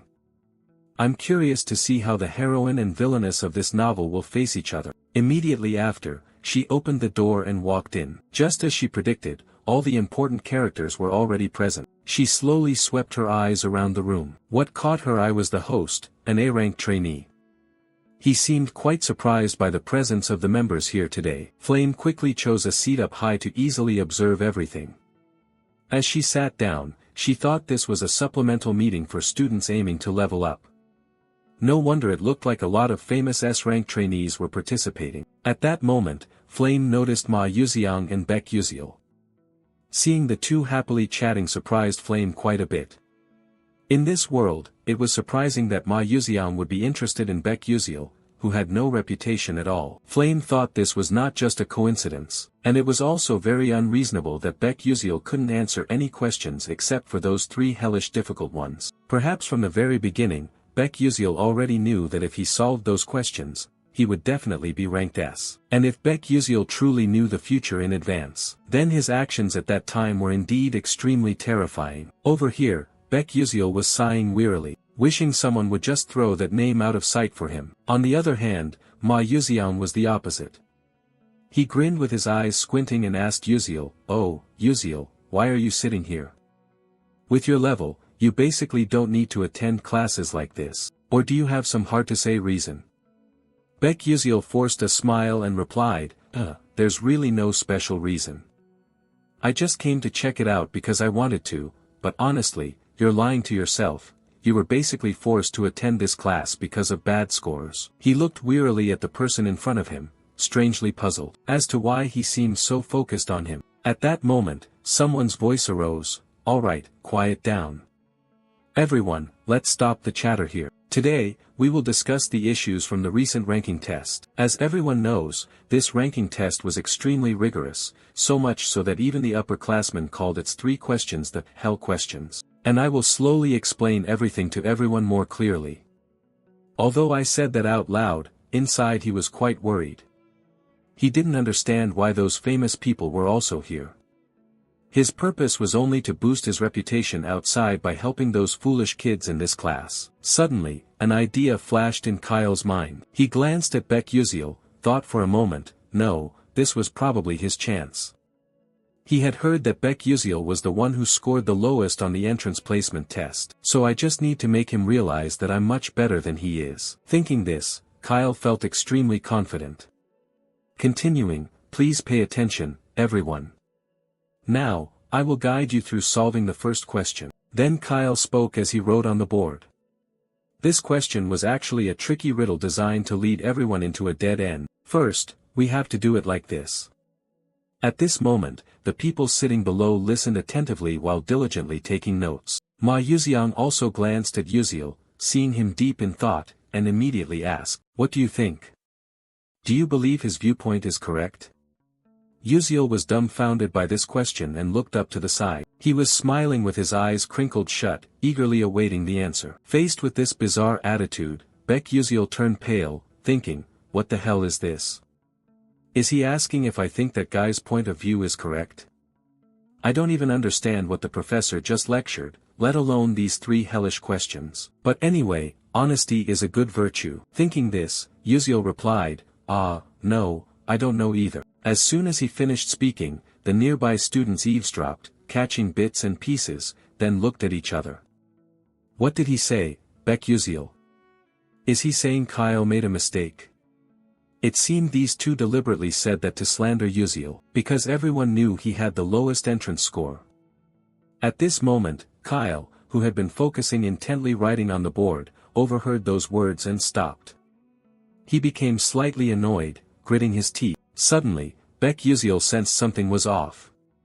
He glanced left and right, confused, thinking, what the hell is going on, why is everyone staring at me like that? Meanwhile, Kyle also stopped writing, broke his chalk and said, "That's right, I made a mistake." Yuziel was utterly stunned upon hearing that, wondering what the hell was happening. Immediately after, Kyle suddenly broke into a victorious smile and continued, "So Yuziel, why don't you come down here and help everyone solve this part?" Upon hearing this, he felt all the hair on his nape stand on end, panicking as he thought, "Damn it, what the hell is he talking about?" Suddenly, he caught Ma Yuxiang's gaze, looking somewhat surprised. He smiled brightly with a trusting look, like, "You can do it. Come on, by now you must have figured everything out, it's this guy and those others who are deliberately pulling this stunt." Thinking this, he slowly stepped down from the podium, walking while reflecting, Fine, if you want to humiliate me, then you've made a mistake. I will make you real, unable to accept defeat both mentally and verbally." At that moment, everyone's gaze converged on him. As soon as he reached the podium, he took something out from his belongings, then quickly went through the solution he had.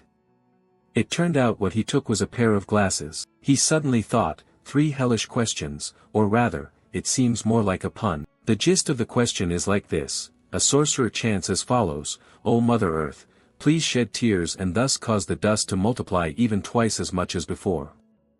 The question is, why is this so? The answer to this question is quite simple, it's just that the dust is crying.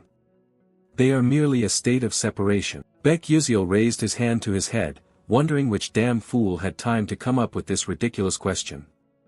To him, it was absurd, yet here it was a big, tough problem they had to solve. But in any case, that Kyle didn't treat this as an ordinary math problem. Instead it was about making dust cry for dust. It's hard to put into words. His method, although wrong, still got the correct answer. It seems mostly due to luck. If faced with a similar question, he definitely wouldn't pass. And from now on, this stage belongs to me. Thinking this, Yuziel turned to him and said, "I really can't show you how to solve this question, but I will tell you where you're wrong." Kyle was stunned upon hearing this and exclaimed, "What?" Yuziel continued, "The issue is the foundation of the earth, but what if it was water or wind instead? Do you think your method can solve those two?" Kyle replied, "If so, I will use another method that is easier to understand. But if you do that, you'd need many different methods to solve the same type of question. Therefore, you only got the right answer by luck. This doesn't mean your answer is what the question's originator intended." After hearing this, Kyle opened his mouth to explain something but could only mutter, "It." He had no choice but to accept the truth. "You were right." Looking at Kyle's face now, Yuziel felt a bit embarrassed, as if he had disappointed him too much.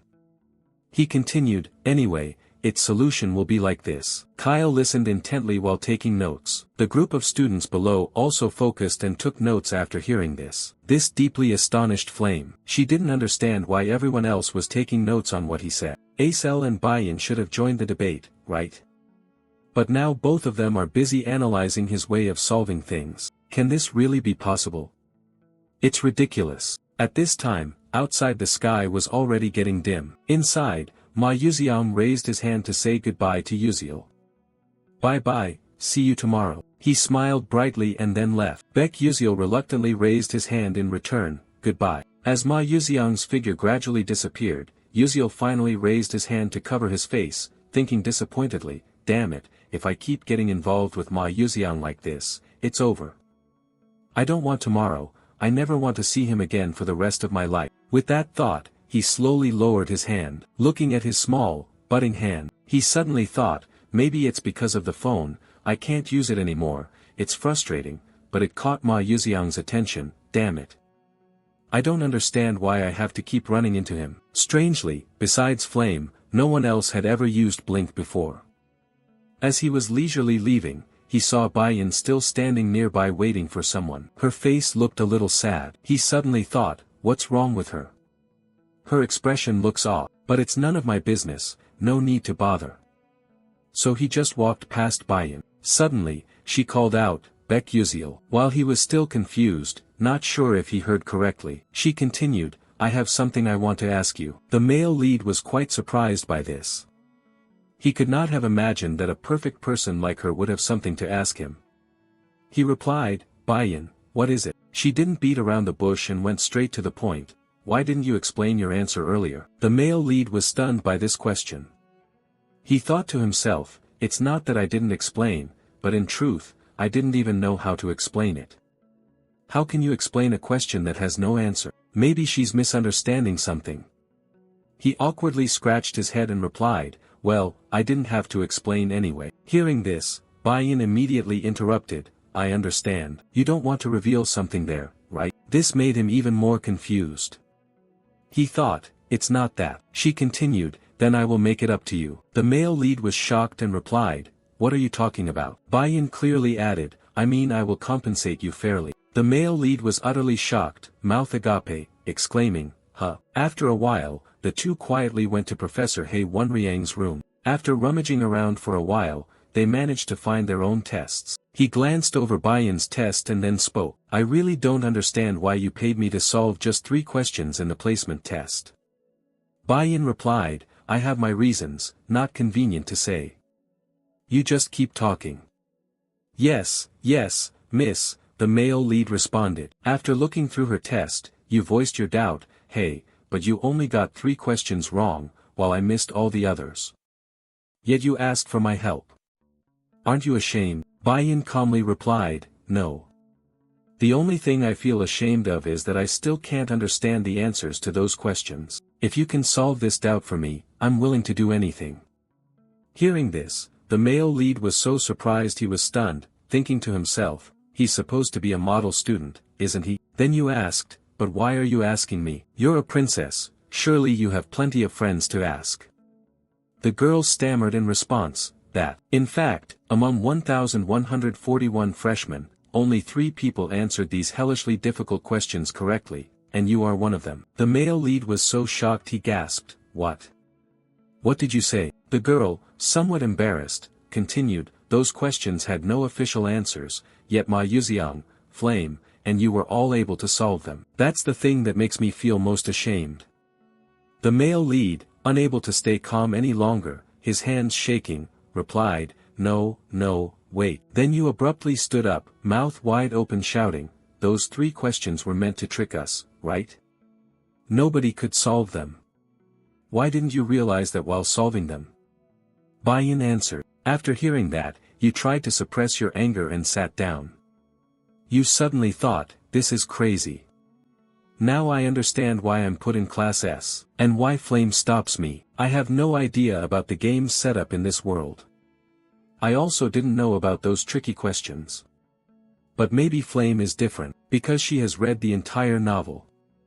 Even if she doesn't know the game's storyline, she would surely know the setup in the story. For example, those 3 tricky questions. But since a secondary character not in the original novel appeared, Flame had to acknowledge the existence of this Baek Yuziel. Damn it, no wonder she acted that way. Bayan was confused by his reaction and asked, what's wrong with you? The male lead replied indifferently, nothing, don't worry. Don't forget you promised to help me with something if I explained the answers to you. Bayan replied, yeah. The male lead continued, I only have one small request, to turn my staff into a demonic sword. The blacksmiths in your kingdom can do that, right? After hearing that, Bayan was quite surprised and said, but only low-ranking mercenaries use that kind of weapon.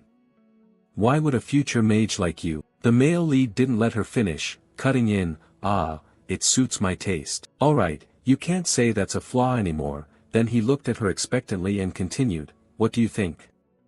Do you think you can make it? The girl thought for a moment then confidently replied, of course. That's way too easy for me. This is the best answer of the day.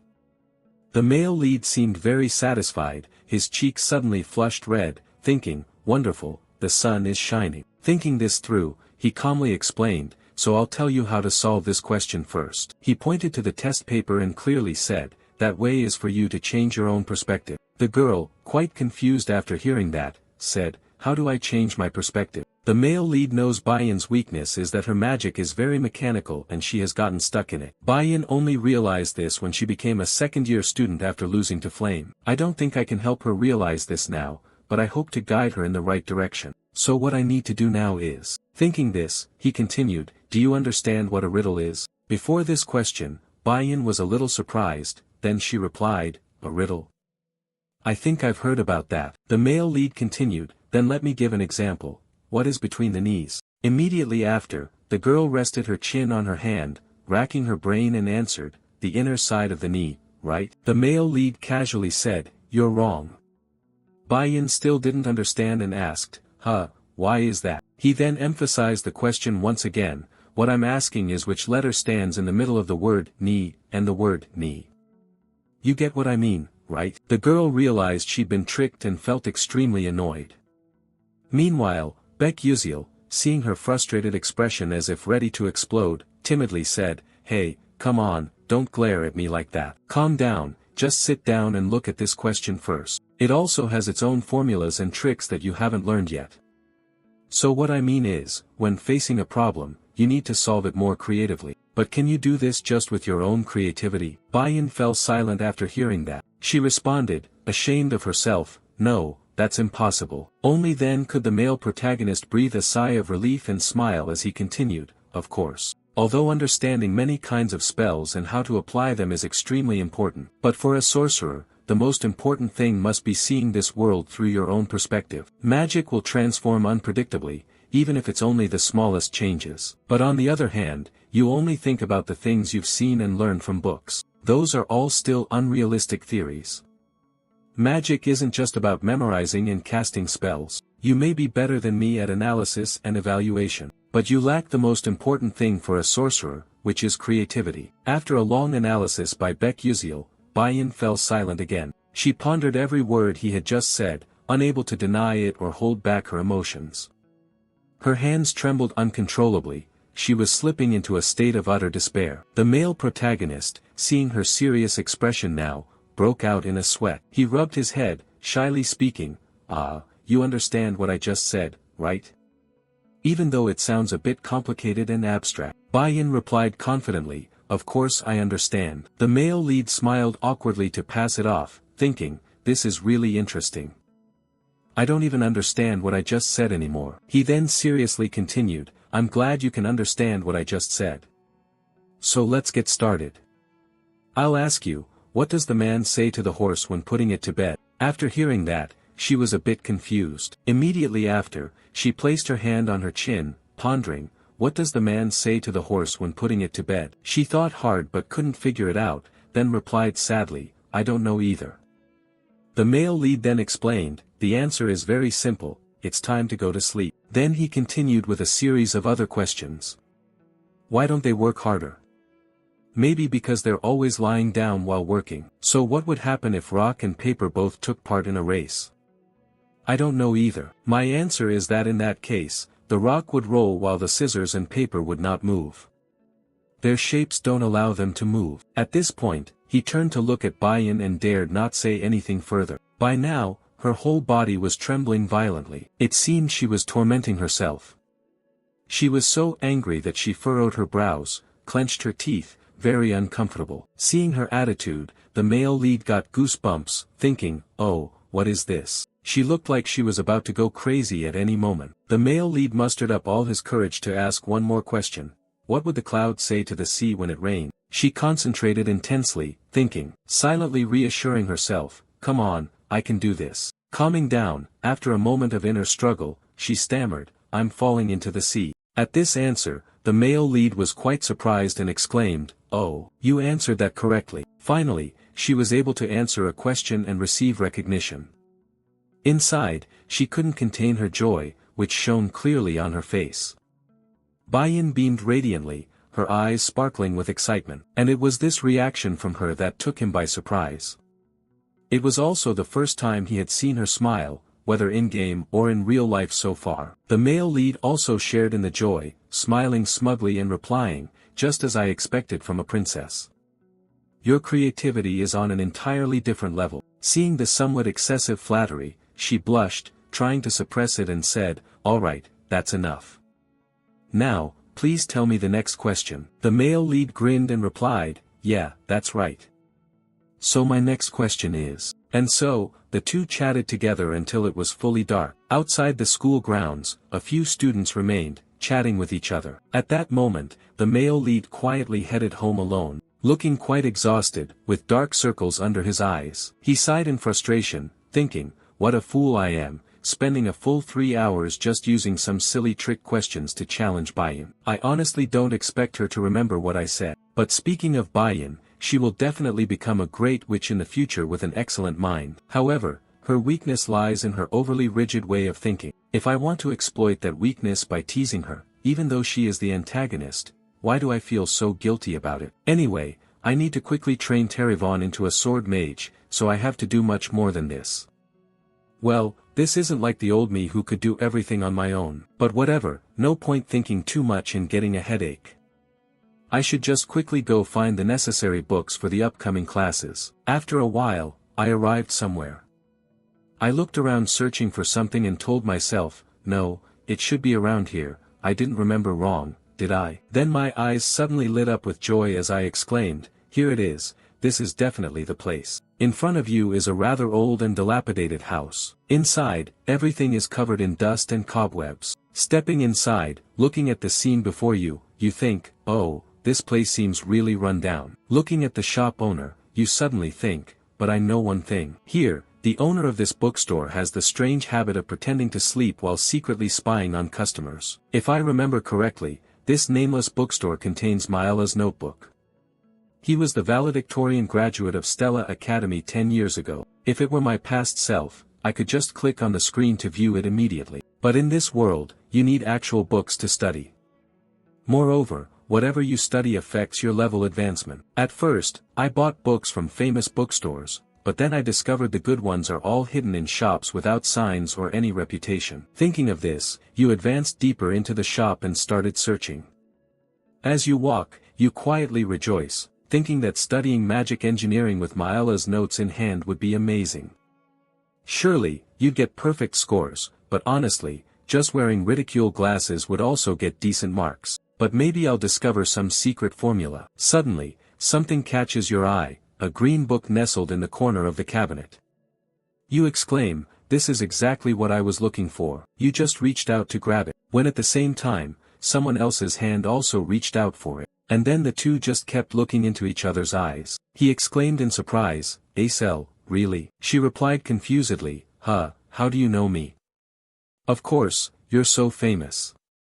The male lead answered. At this point, she slowly realized as he continued, I remember now, you're also in the supplement group, your name must be Beck Uziel. After hearing that, the male lead felt a little disappointed, thinking, she doesn't remember meeting me before coming to the academy. She went on, I really liked that debate, it's just a pity you couldn't explain all the answers. The male lead then suddenly recalled that Acel was also someone who couldn't solve those questions. She added, anyway, it's nice to meet you. Then she coldly turned her face and walked away. He was somewhat surprised at her attitude, but the important thing for him now was that, luckily, the book hadn't been taken. He reached out to grab the book. Then he glanced back at Acel, thinking, why is she here?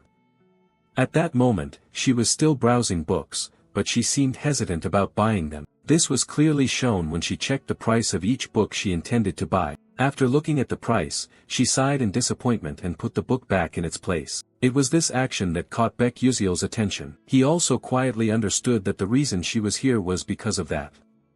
This bookstore usually sold second-hand books, so the customers were often poor students like himself. Someone from a fallen family like Acel, who has lost everything, can only come here. Her father was probably killed by members of the dark demonic race. He suddenly felt she was quite pitiable, it was really sad.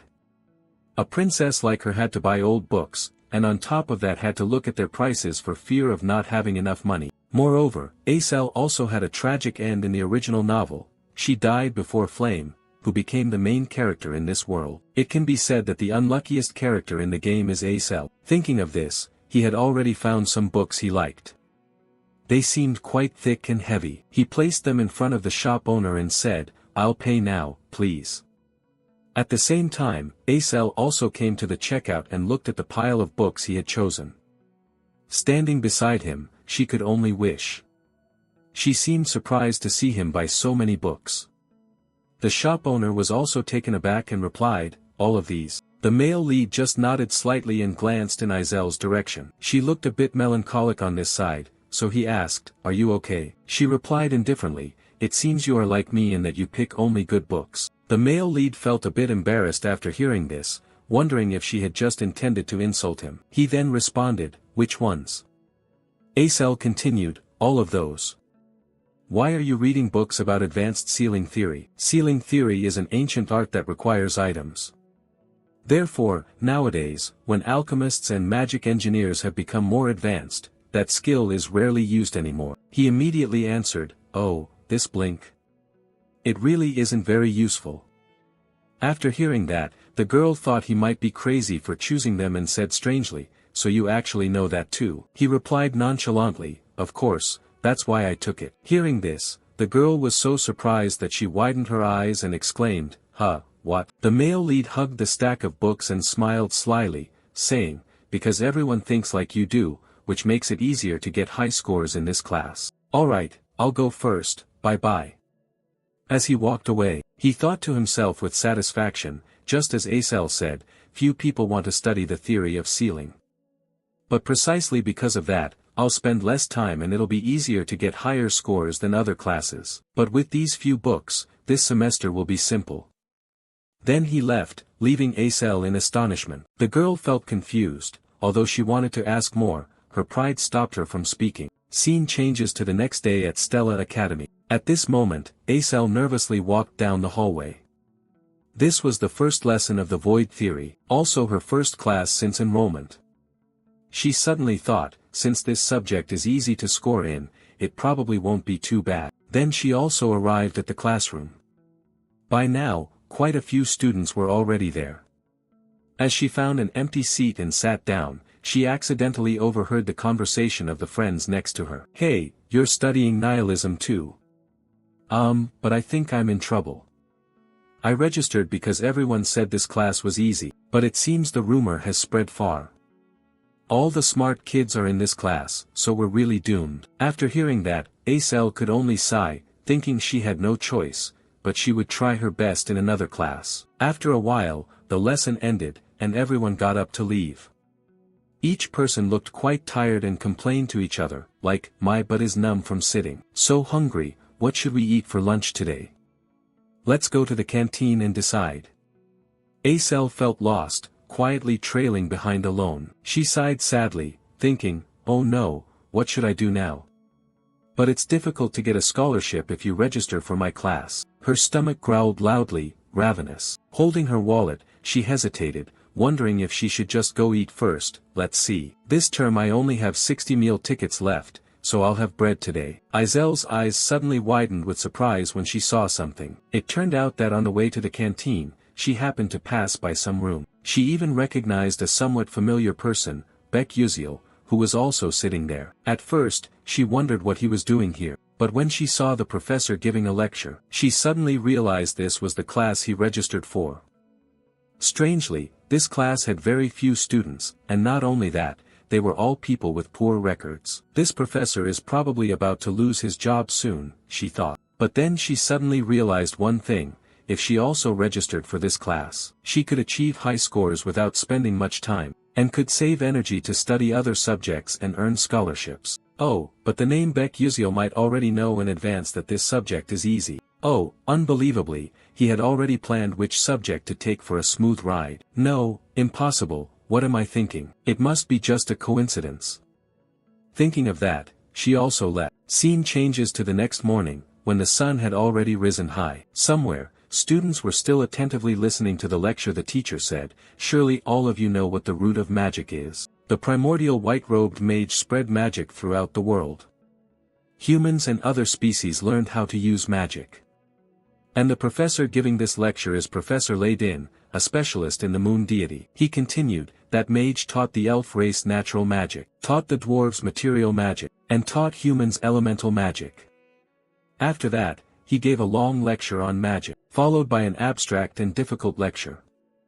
The main character listened as if a duck hearing thunder, silently thinking, can I really get through these 3 years like this? I could have skipped all this knowledge with just one blink in the game. But this lesson is actually quite important, it might tell me what the true ending is. And of course, all of this is just my own speculation. Suddenly, he realized that the person sitting next to him looked somewhat familiar. Turning his face, he was surprised and thought, Acel has always been in this class. I don't remember any main character enrolling in this class who has anything to do with me. At this time, the professor was still passionately lecturing. Humanity's curiosity did not stop at elemental magic. Mages have traveled around the world and secretly learned magic from other species. However, they were still not satisfied, but could no longer learn anything more. The primal mage left behind 12 divine moons and vanished without a trace. Does anyone know about the 12 divine moons? A clear voice spoke up. People say they are divine guardians protecting the balance of power across the continent. And no one else but Acel was speaking. She added, I also heard that they were hidden all over the continent and have carried that mission until 1,000 years ago. The teacher was quite surprised by this answer. He continued, oh, that's right, they have a special power that protects the continent. For example, the divine moon representing summer, the 6th moon is the red summer moon carrying a blazing red flame, and they say that flame will never go out. If you go to the bottom of the Alamanca Sea, you can still see the red fire. So if anyone's curious, you can check it out. After hearing this, the male lead thought he had misheard and shivered inwardly, thinking, damn, is the teacher joking? If a living creature intrudes into the territory of the Alamanca Sea King, they will die immediately. At the podium, the teacher was still enthusiastically continuing.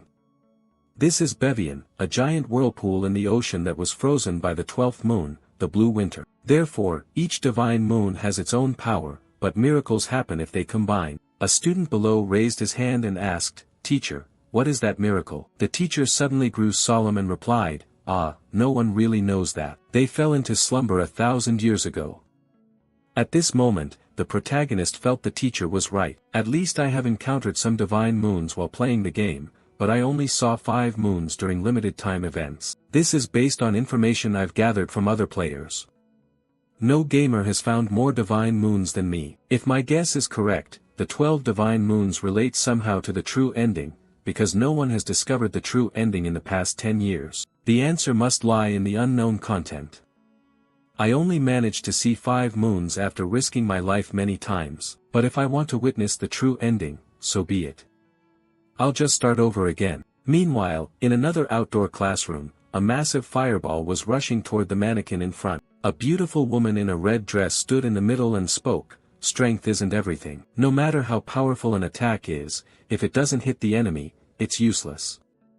This woman is Professor Hong Yil, the fire class instructor. The professor was walking around observing the students applying theory into practice. Suddenly she sensed something was about to happen. Immediately, a huge fiery force rapidly dashed toward the position of that dummy. And then boom boom boom, a great explosion occurred. The professor looked at this source of power with apparent satisfaction, but suddenly her eyes became extremely astonished. Yet after that big explosion, the smoke gradually cleared. The silhouette of that dummy was not only untouched by flames but remained intact. Professor Hong Yil looked at this scene with some disappointment, exclaiming, "That's the truth, Baiyan." Upon hearing this, the girl trembled all over. Baiyan sadly sat down to rest. Her eyes could not hide the disappointment, thinking to herself that she had once again let her mother down. Her mother would certainly be very disappointed. Suddenly a voice called out, "Princess." Looking up, it was a friend with cute red hair braided into 2 sides. She smiled with her eyes squeezed shut, asking, "Are you okay?" Then she slowly sat down beside Baiyan and continued, "Don't be sad anymore. You look truly wonderful, princess." Baiyan replied indifferently, "What do you mean? If you used magic like me but it was much stronger, what good would that be? I didn't even hit the target." The girl answered, "But your magic is really amazing, it's super cool. Honestly, I have known you since I was a child." Hearing this, Baiyan also recognized this girl. She is also a fire mage like me. It seems her name is Ars Huang. I think I've heard it somewhere before. People say that a fire mage prodigy has appeared, but even so, it means nothing compared to my magic. Thinking of this, Baiyan exclaimed, "It's amazing that her accuracy is that high." The girl shyly replied, "But if I practiced more, how could I possibly compare? Bai-Yin stood up abruptly and continued, but that's only enough for the weak. Anyway, talking with you already makes me feel much better.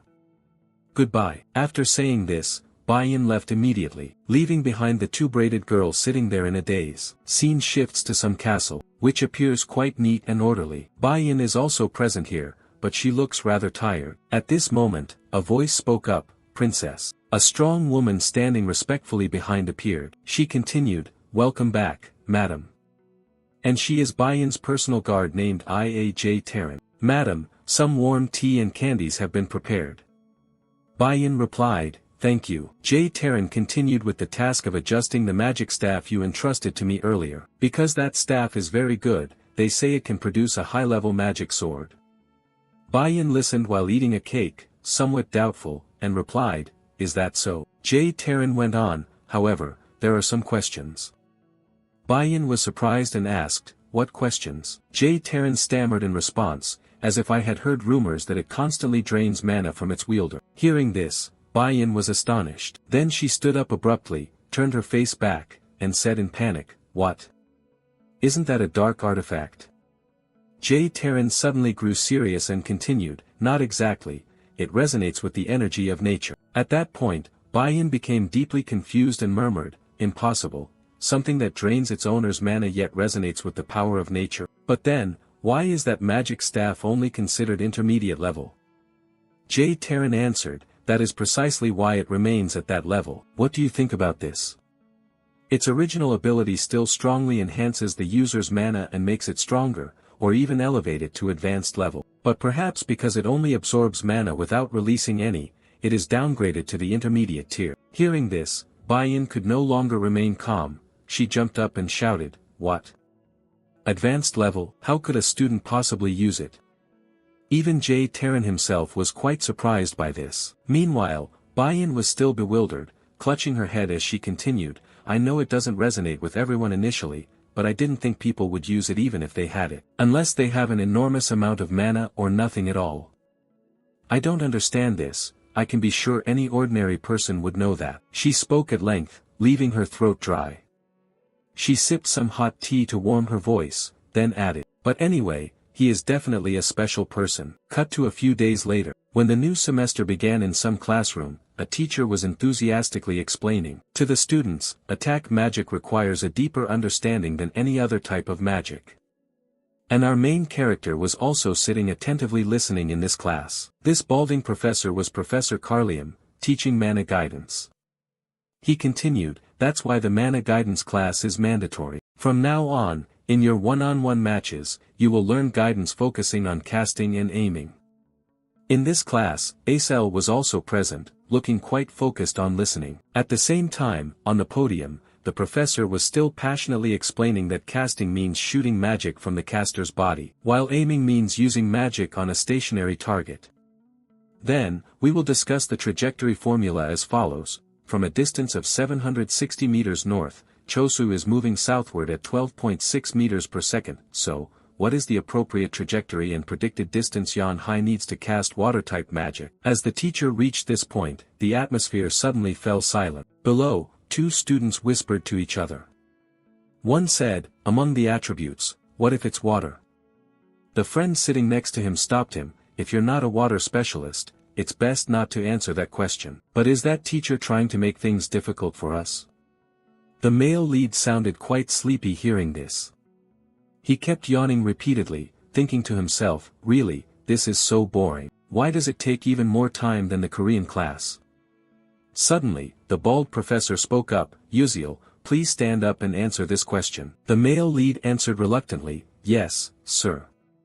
But inside, he silently cursed, "Damn, it's me again." After a while struggling to explain, he finally finished his solution and confidently turned to say, "Yes, I have completed it." Looking at Beck Uziel's presentation, the teacher was very surprised. Exclaimed, "Wonderful, you managed to solve it so easily. Your initial attribute is water, right?" He immediately waved his hand and replied, "No, sir." "Oh, that's great. Let's move on to the next question then." It was precisely his actions that led Acel to see him in a different light. After a while, the lesson ended. Everyone rushed to leave. A clear voice called out, excuse me. Turning towards the voice, he replied, yeah, are you addressing me? In front of him was Acel. She continued, that's right, I have a question I want to ask you. She suddenly thought to herself that she had a question about Baek Uziel while observing him. It wasn't about his ranking but that he was very intelligent even compared to the top mages. He could solve the professor's problem so quickly and accurately. That is something truly unbelievable. The level of that question is at least university level, not something a professor could easily solve. Even if Stella is a place where geniuses gather, what exactly is Uziel's status? At first I thought it wasn't the case, but now that's certain. He definitely has a course registration strategy. Thinking of that, Acel continued, I want to ask you, what is your next course? Taken aback by this sudden question, Uziel was quite surprised. He calmly replied, why do you ask, do you like me or something? Acel answered a bit annoyed, what's that old man, do you think I'm a pervert? That's gross. Uziel, purple with anger, said, I'm the one who thinks it's gross, isn't that right? But then he suddenly thought, I'm an adult, what the hell am I saying? Then he touched his head and ears awkwardly and said, so why do you ask? At this moment Acel answered seriously, I've researched the classes you're enrolled in. It seems they are classes where you can easily get high scores. I won't beat around the bush and want to ask you directly. Where did you learn that strategy? Because this is quite important to me. After hearing that, the male lead thought to himself, I was wondering what she was going to ask, now I understand. Immediately after, he waved his hand, laughed out loud and said, haha, what do you mean? The classes, well, it's probably just a coincidence here. If that's all, then I'm leaving. With that, he also turned his back and walked away. Acel was quite surprised by his indifferent attitude and blurted out, what? Watching that figure leave, she was unwilling and called out after him, hey, wait. But he no longer bothered to care. She mustered all her courage, lowered herself, ran after him, and called out, please wait. At this moment, the male lead also heard and stopped. She gasped and said, please, wait a moment. Uziel replied, what is it? Why are you following me? Go learn that stuff from someone else. There are plenty of skilled people here, or just imitate me. You said you had already researched it. After hearing that, Acel stammered in response, but anyone who studies divination can get an A+, so it's not that important.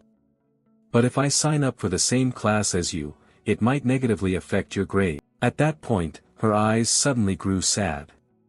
She felt a bit guilty toward him, thinking that if he didn't get the scholarship, it would be a loss for him.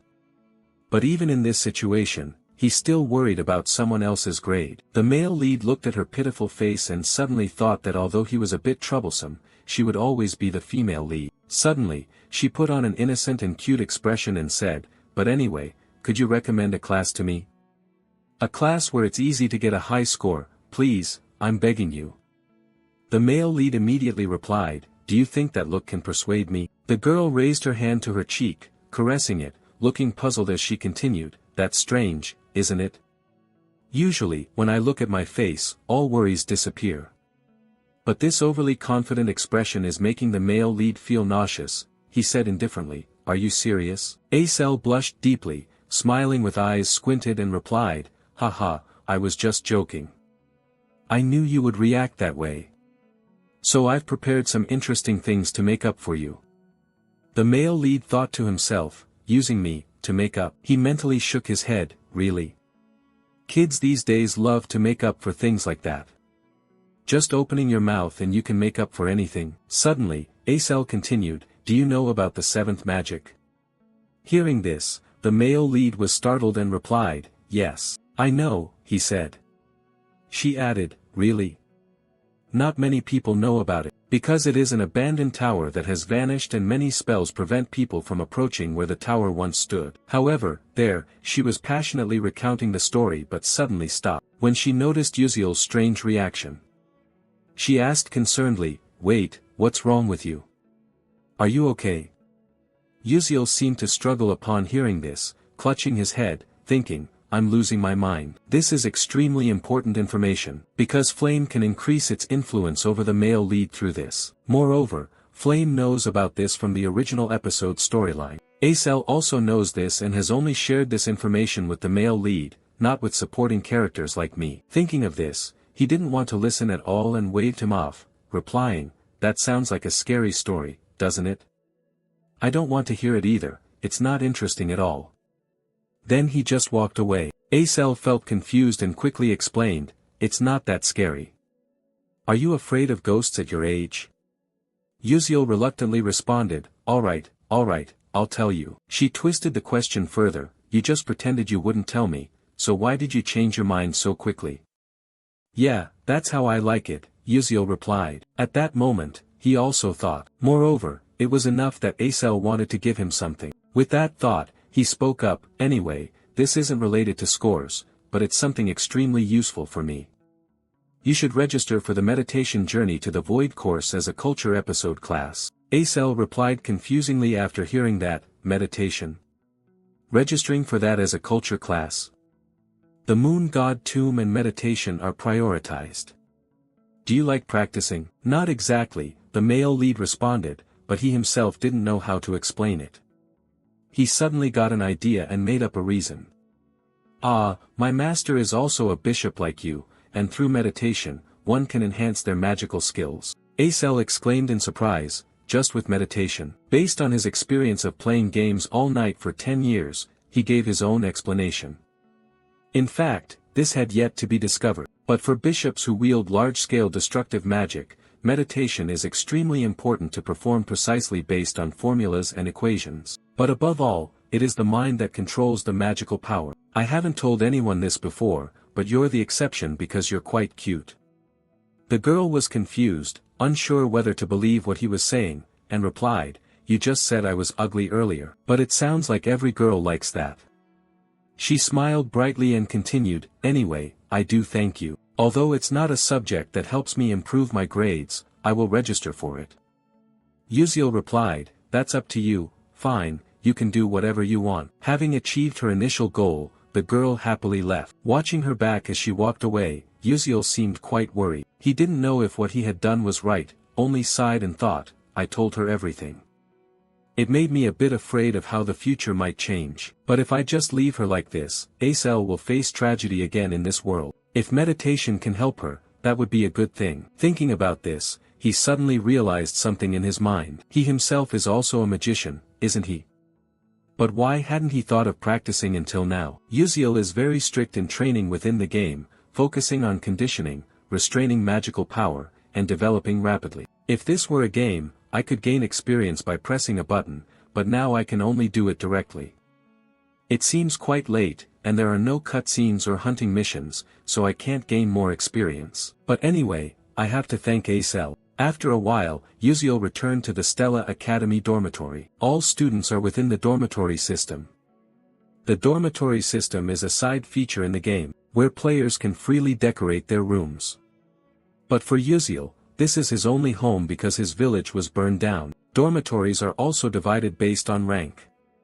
All rooms are the same size, but the number of people per room is allocated according to rank. And naturally, the S-class students occupy the highest floors.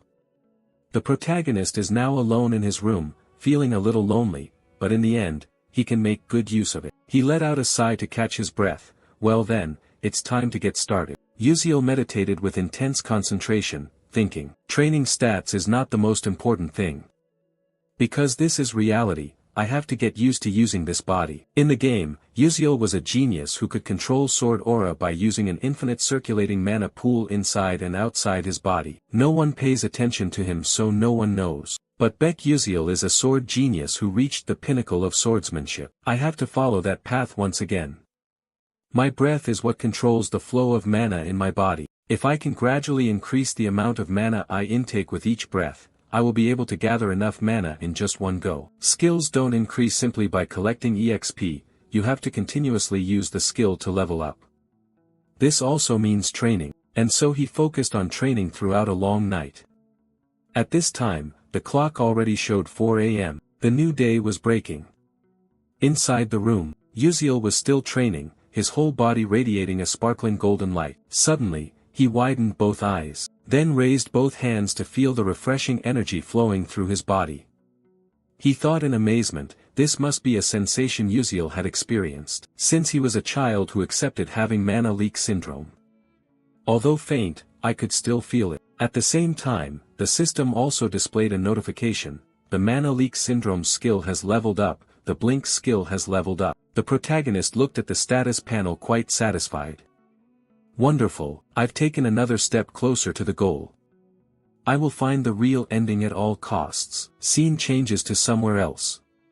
Here, the air is quite fresh, a green meadow stretches endlessly. At this moment, someone mysterious appears. So this is a romantic space at Stella Academy. Flame immersed herself in the atmosphere here, suddenly thinking that the meadow and wind were artificial, but the feeling here was so genuine, really comfortable.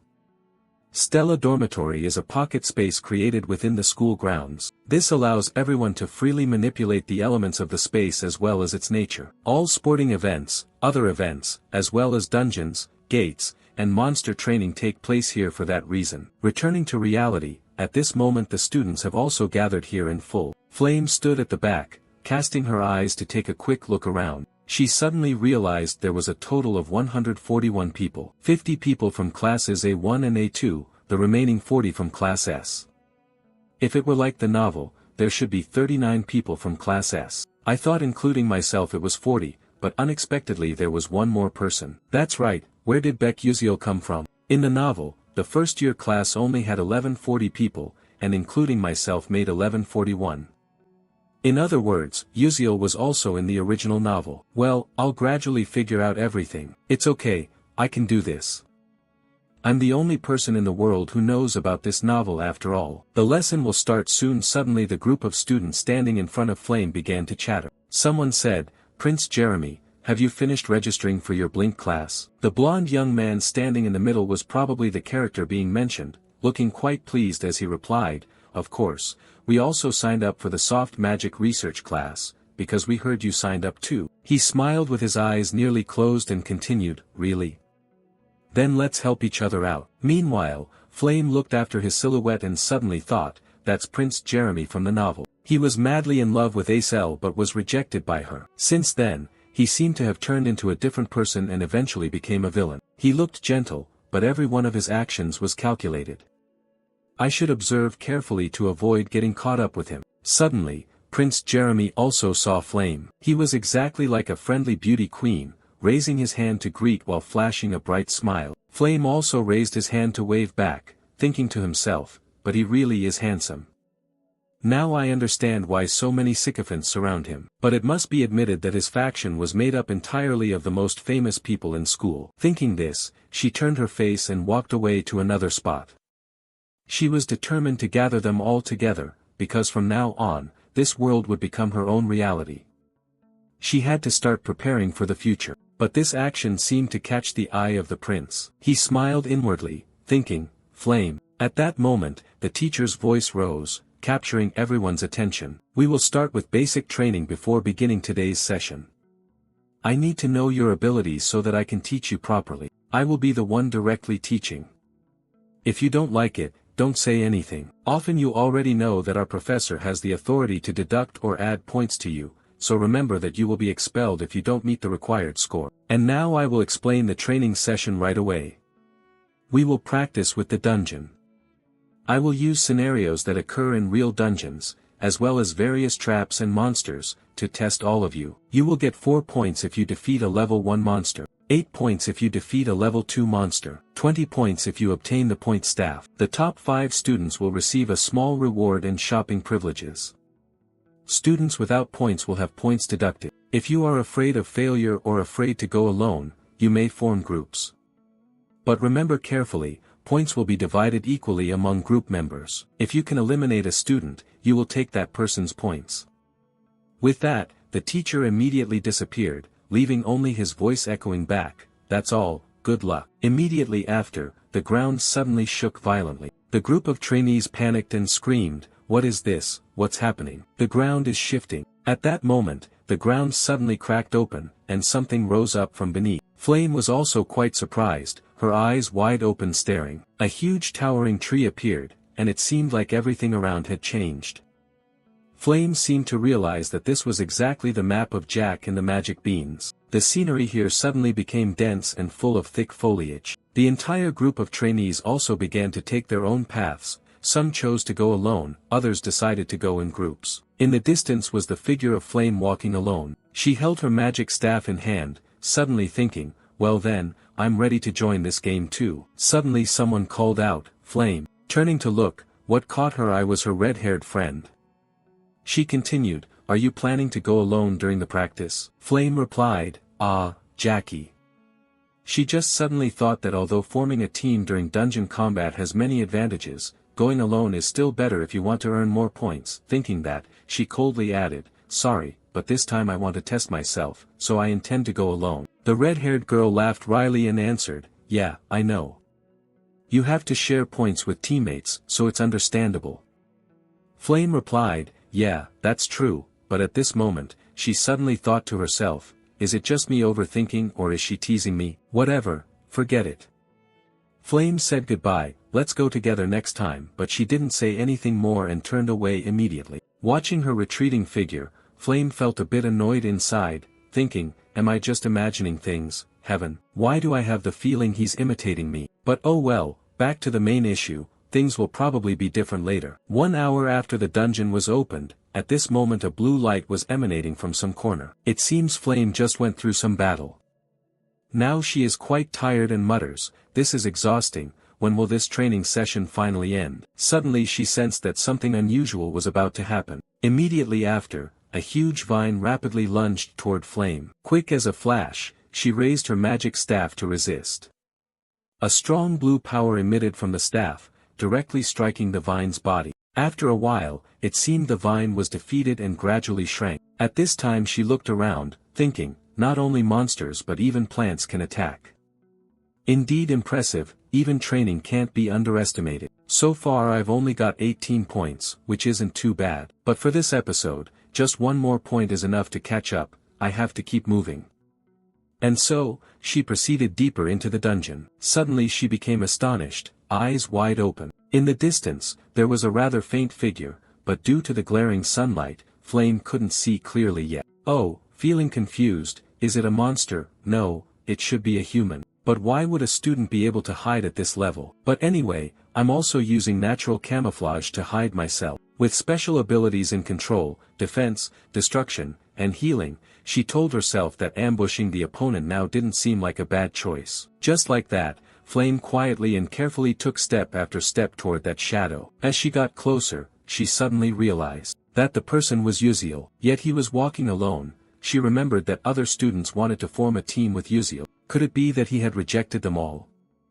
That's really strange. What surprised her even more was the ring on his hand. Suddenly, a bold idea flashed through Flame's mind. This was a perfect opportunity to test him. At that moment, Uziel was still unaware, yawning as he walked. On this side, Flame used her magic staff to generate a large dome of light. She believed that at a distance of about 15 meters, he wouldn't be able to defend against it. Immediately after, a strange magic formation appeared, radiating a fierce orange power throughout her body. Facing directly toward Uziel, she shouted loudly, light bullet. As soon as she finished, a bolt of lightning shot straight forward. When it was about to reach Uziel, he suddenly realized someone was attacking him from behind. He instantly used blink to move to another position.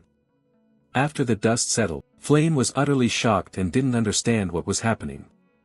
Where was the person? Uziel had disappeared without a trace. She was so frustrated that her hands trembled. How could he have avoided a second-level spell at that distance? Meanwhile, Uziel continuously used blink to approach behind the attacker. Only then did he dare to breathe a sigh of relief and exclaim, did he want to kill me or what? Suddenly shooting a light beam like that, thanks to the fact that the level of the mana leakage syndrome had increased, otherwise I would have been in big trouble. My blink has upgraded to level 1 with a maximum range of 12 meters. I still have 2 more blinks to use, and if I take advantage of the terrain, I can deal with him, but avoiding confrontation is best. Thinking of this, he quickly used consecutive blinks to put distance between himself and Flame's position. He glanced back, figuring this distance was probably enough. His goal was rank 5, so there was no need to take excessive risks. The rewards for rank 5 were easy to achieve, with the possibility of significant increases to stamina and strength. As for the top 4 positions, they were the main characters after all, and in this situation they only needed 3 more points. Suddenly, a mocking voice rang out, "Hey you guys, come here and see who that is." In front of him at that moment was some group of trainees. One guy in the group grinned and said, "Oh, it's Beck Uziel from Class S here." At that moment, he also recognized this guy as Ridden, someone quite famous in the academy recently. Looking at the guys standing beside him, Uziel thought with disdain, and there were even members of Jeremy's weak Uslek team, all just trash. But then he suddenly realized another problem. For such a weakling, how did he manage to gather so much? Another guy spoke up, "I heard he's a loser, having to cheat to get into episode S." The blonde guy burst out laughing mockingly after hearing that. To get into episode S by solving those 3 silly questions, he must have been fooled by Stella. On this side, Uziel thought wearily, damn it, they just keep chewing on the same thing without getting tired. The other guy saw that Uziel didn't say a word and smugly added, "Hey, since we've met here, hurry up and hand over the point staff to us." You just coldly replied briefly and concisely, "Fuck off." The blonde guy found it even more interesting and said, "Oh, so you're trying to resist?" He flashed a cunning smile. "Do you think you can stand against us alone? Haha, are you still planning to use that high-level blink staff? Ridiculous, you can't even wield magic, let alone a magic staff." Facing these jeers, the protagonist didn't know how to react. With just a low-level blink, I wouldn't be able to confront a guy from a famous clan. But if I have 3 blinks, then I still have a way, which is to use the point staff in my hand. Moreover, this place is a dungeon, which is an advantage for me. Thinking this, Uziel extended the point staff forward and said, "Here, take this." The blonde guy saw that you were finally scared and voluntarily handed it over. He seemed quite satisfied and replied, "Well done, kid, just the way I like it. Don't get cocky too soon, karma usually comes early."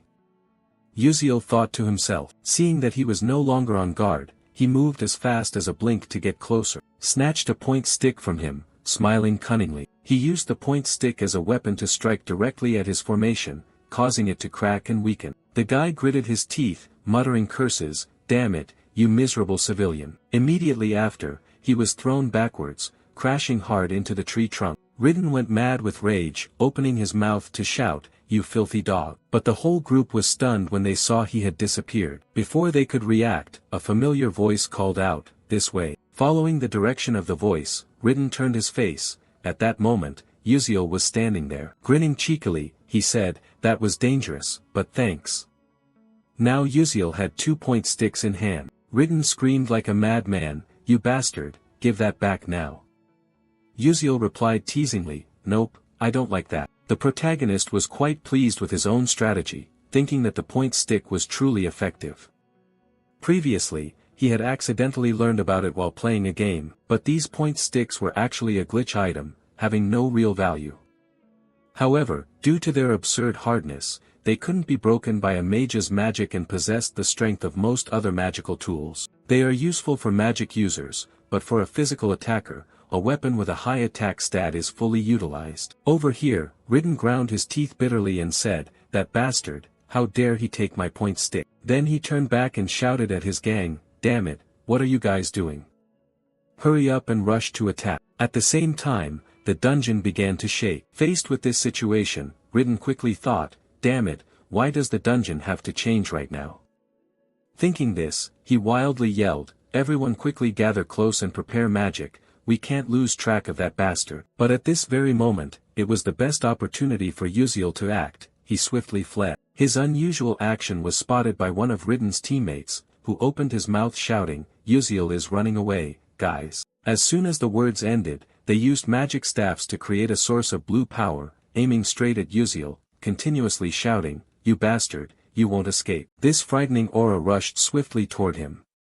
Uziel could only think, "Damn, these guys are better than I thought, but you're still green and inexperienced." Just when it seemed that the energy would engulf him, he used blink and disappeared. Ridden's whole gang was furious but could do nothing.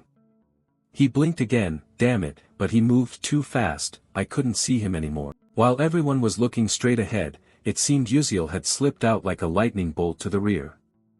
At this moment, he confidently thought, having 10 years of experience in this game makes using terrain to gain advantage as easy as pie. As for Ridden, he was extremely furious. We just need to hit him once. Suddenly, the dungeon began to shake violently. Seeing everyone's tense expressions, Ridden immediately reassured them, calm down, guys. He's still around here, wait until the earthquake stops. If we see him, let's attack together. But if our magic fails, it will backfire, so we must act very carefully. Saying that, he looked around to check. Suddenly, his gaze met Uziel's, who was standing right in front of him. Before they could attack, Uziel was a step ahead, striking straight at their formation with his staff. The force was too much for the formation to withstand and it began to crack. At the same time, it started to counterattack Ridden's own comrades. Then came loud explosions. The formation shattered, firing back at them. This was the unwanted side effect, magical backlash. The male lead quickly ran away, watching as his own formation backfired on the group. He felt delighted, thinking to himself that it was all over. After the dust settled, Ridden looked up and blurted out, "Damn it, Beck Uziel, that bastard." Meanwhile, Uziel raised 3 staffs and said smugly, "I'll take these." Then he grinned teasingly and added, "Oh, and if I ever get a girlfriend, I'll give her these."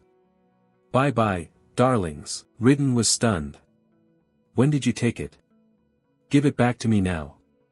The protagonist, looking at their current state, felt extremely satisfied. "Heh, that's enough. Taking the last piece from them would be troublesome." He added, "That last scene was really interesting. I played enough for now, I'm off." Having said that, he blinked away, leaving Ridden's group trembling with rage. He seemed to go mad, shouting loudly, "You damn bastard."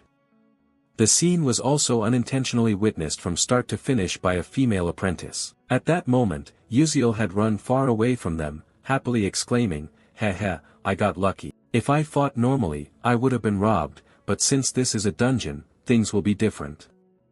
This is the experience of a seasoned person, but I keep feeling something strange, coming from somewhere." By the time he suddenly realized it, it was already too late. A massive fireball was hurling rapidly toward him. Seeing this sight, the protagonist was shocked and exclaimed, "What the hell is this? Where did this rain of fire come from?" The flames shot down where he was standing, one fireball after another, like a downpour. Wherever the fire hit, it exploded. He couldn't fight back, only able to blink away to dodge. He ran for his life, his face no longer calm. What kind of magic is this that's so terrifying? Looking back at the forest burned to ash, he hadn't even recovered yet, thinking that a major disaster had almost occurred. But what is this magic? Who would want to kill me? From behind the smoky haze, the silhouette of someone approaching appeared. She stood before him and shouted loudly, "Hey, you civilian. Why didn't you take another staff from them?" And the girl who wielded fire magic was none other than Princess Hong Baiyan. The male lead was surprised, thinking to himself, "Why is she here?" Thinking this, he awkwardly scratched his head and ear, saying, "Hey, maybe you're mistaken. It's not like I can take whatever I want, and even if I took those staffs, what does that have to do with you?" She felt awkward after hearing this, realizing she might have been a bit tactless. But Beck Uziel was suspicious. "Could it be that you want to take from them and then steal from me? What kind of crazy idea is that? Don't forget I taught you before." She put her hand on her chest and explained, "I am royalty. But if you understand my meaning, then let's fight. As royalty, I have no desire to steal from commoners, but in this battle, I will defeat you and take what I want." The male lead listened and almost had a blood pressure drop. He replied, Hey, what are you trying to do? Why bully someone weaker than you? Are you the weak one? Hong Baiyan continued, "But before this, I saw you fight and play around with them. You even used magic to defeat them, didn't you?" Saying this, although she didn't want to, she thought she had to hurry a bit or else she would get scolded by her mother. Suddenly, Hong Baiyan sensed a sound approaching. It turned out to be Ridden's gang chasing after them. One shouted loudly, "Uziel, where has he run off to? Damn it, that bastard is indeed too formidable." Princess Baiyan also recognized these people. On this side, Uziel started to run away. She hesitated, unsure how to handle the situation, wondering if she should attack them now. But no matter how strong she currently was, she couldn't take on 6 people at once. That's right, she needed to wait until their magic weakened, only then would she have the chance to act. Meanwhile, Uziel couldn't just wait to die, he began attacking from behind Ridden. Then he used magic to strike directly at their formation. Hong Baiyin stood at a distance watching, quite surprised that the commoner besides Blink could also use other magic.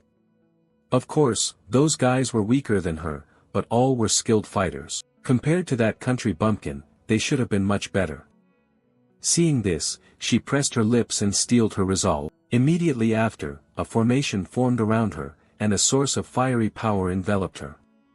At this moment, she thought to herself, it's time to use fire magic. Without hesitation, a powerful stream of magic shot straight forward. On this side, Yuziel also sensed the magic. Swift as lightning, he used Blink to dodge to another spot. He suddenly realized its pressure was getting closer and more intense. Indeed, a terrifying flame was hurtling towards him. Then you use Blink, then jump up high, then down low. Hong Baiyin kept focusing her gaze on the flames. And then boom boom boom, a huge explosion occurred. The protagonist finally dared to breathe a sigh of relief. Her magic really is dangerous. Luckily I have good intuition, otherwise I would have been dead. But I've already used Blink twice, now how should I face her? Baiyin suddenly spoke up, why didn't you take out your magic staff this time? Yuziel replied speechlessly, I'm already holding your magic staff. Then what about the one given at enrollment? Hong Baiyin continued. Hearing this, you suddenly realized, ah, right, why didn't I think of that? Seeing his fake act, Hong Baiyin said disdainfully, how long do you plan to hide your skills, huh? As she said this, her eyes suddenly became agitated, turning a frightening blood red. She stared straight at Yuziel, bitterly thinking, I'm serious about fighting, but that ordinary guy treats it like a joke. Thinking this, she angrily said, fine, if you won't fight properly, then I have no choice but to take you down here. Yuziel felt chills, goosebumps all over, thinking, I am seriously fighting, I'm not joking with her at all. On this side, Hong Baiyin continued, if you're not serious, you could die here. Behind her was a sea of blazing flames, her face gleaming with determination, thinking to herself, today I will definitely crush you. Breaking off her thoughts, she directed the flames straight toward Yuziel. At this moment, Yuziel could no longer keep calm, he desperately dodged, leaning to the left then to the right. After struggling to defend himself for a while,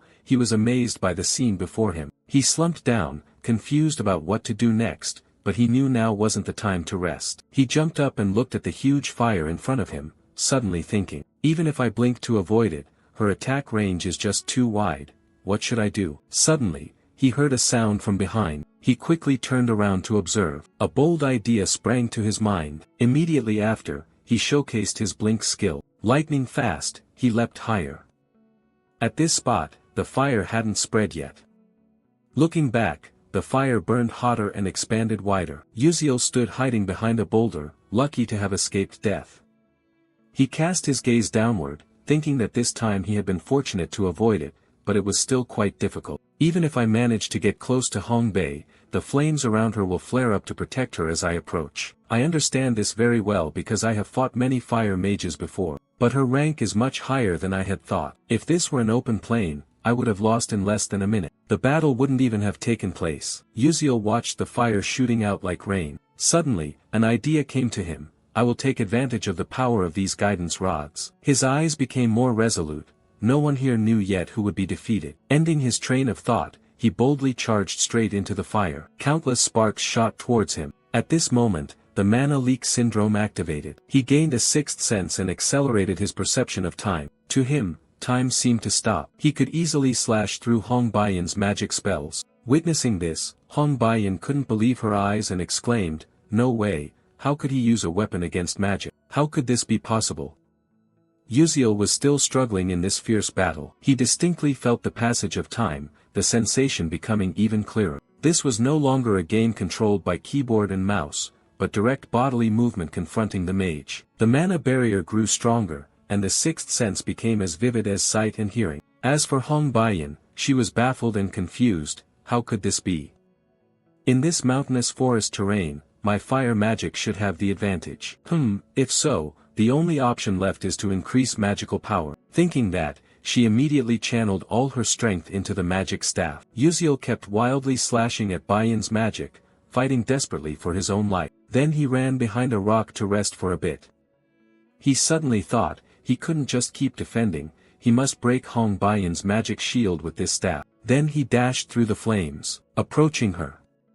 His footsteps grew increasingly urgent. When he was still not far away, he used blink to quickly close the distance. This astonished Hong Baiyan immensely. She ground her teeth in frustration and turned around. At this moment, Yuziel had stepped into her fire magic battlefield, the two locking eyes with sparks flying. Yuziel calculated that when approaching a fire mage, the explosive magic would push back enemies within a 2-meter radius. As he thought this, he chuckled. For others, it wouldn't be easy, but for someone with as much as 10 years of experience like himself, it was different. He had been through this many times before. Immediately, he was hurled away by her magic, leaving Baiyan stunned and open-mouthed in horror. But undeterred, Baek Yuziel quickly regained momentum to advance again. He decisively used the point sticks to attack her protective membrane, creating cracks on its surface. Baiyan remained puzzled, unable to believe this, wondering how he could do such a thing. Meanwhile, Baek Yuziel did not stop. He frantically launched relentless attacks against it. The shield could no longer withstand it and shattered, causing Baiyan to suffer serious injuries and fall backward. Baek Yuziel stepped closer to her, smiled brightly, then sat down and said, "I've won." Baiyan felt deeply ashamed. A proud princess losing so humiliatingly like this. She said bitterly, "Who exactly are you?"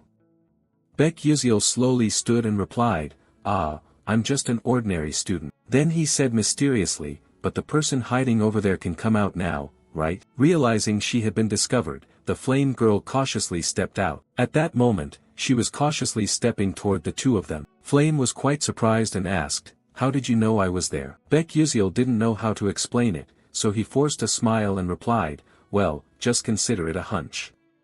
But deep down, he fully understood the reason was quite simple, or more precisely, it was an intuition sensing magical power. Still, how could Flame believe such a silly excuse? She replied absent-mindedly, "Oh, a hunch, you say? Then how did you break the magical shield with an ordinary wand?" Hearing this question, Baek Yuziel went blank. Flame added, "Why don't you explain then? Or do you intend to say that was also just a hunch?" At this point, Baek Yuziel suddenly thought, indeed, scenes like these couldn't appear in a romantic novel like the original. It made sense why Flame was curious, but he couldn't tell the truth. Thinking this through, he quickly had an idea, pointed at the rod in his hand, and said cheerfully, "Oh, this thing, this rod is really hard." Flame heard it and said annoyed, "What does that have to do with anything? Hard or not, do you think just waving it around can break a magical shield? If that were true, then the knights in this world would have already beaten our mages to pieces." Baek Yuziel admitted this. He thought to himself, "That's exactly right. You're completely correct." Baek Yuziel's evasive answer only made Flame feel more confused. She exclaimed, "Until now, I have always felt something strange but never had the chance to ask, Baek Yuziel, who are you really?" Baiyan stood beside, ignored like invisible, but having been eavesdropping all along, she couldn't help feeling surprised. Meanwhile, facing Flame's rapid-fire questions, Baek Yuziel's face broke out in sweat. He was frantically thinking of a way out. Could it be that the time has finally come? How is it that in less than a month, I'm already suspected about my identity? Should I just reveal my true identity? No, I can't. Flame doesn't have the slightest goodwill towards me, doing that would be far too dangerous. Thinking this, Baek Yuziel said, "Even if you suspect me, I'm not that kind of evil person." Hearing this, Flame responded confusedly, "Huh? What do you mean?" Baek Yuziel smiled awkwardly and continued, "Just as I said, I only want to help you." This made Flame even more perplexed. "Say you want to help me, okay, but help with what? What exactly are you trying to say, always being so vague? It's annoyingly maddening." But Baek Yuziel didn't explain further and turned away. He raised his hand in farewell, "I want to say more, but there's no time." "Well then, I'm leaving now." This action left Flame feeling deflated and angry, ready to blow steam from his head. And it was precisely Baek Yuziel's actions today that changed Baiyan's perception of him.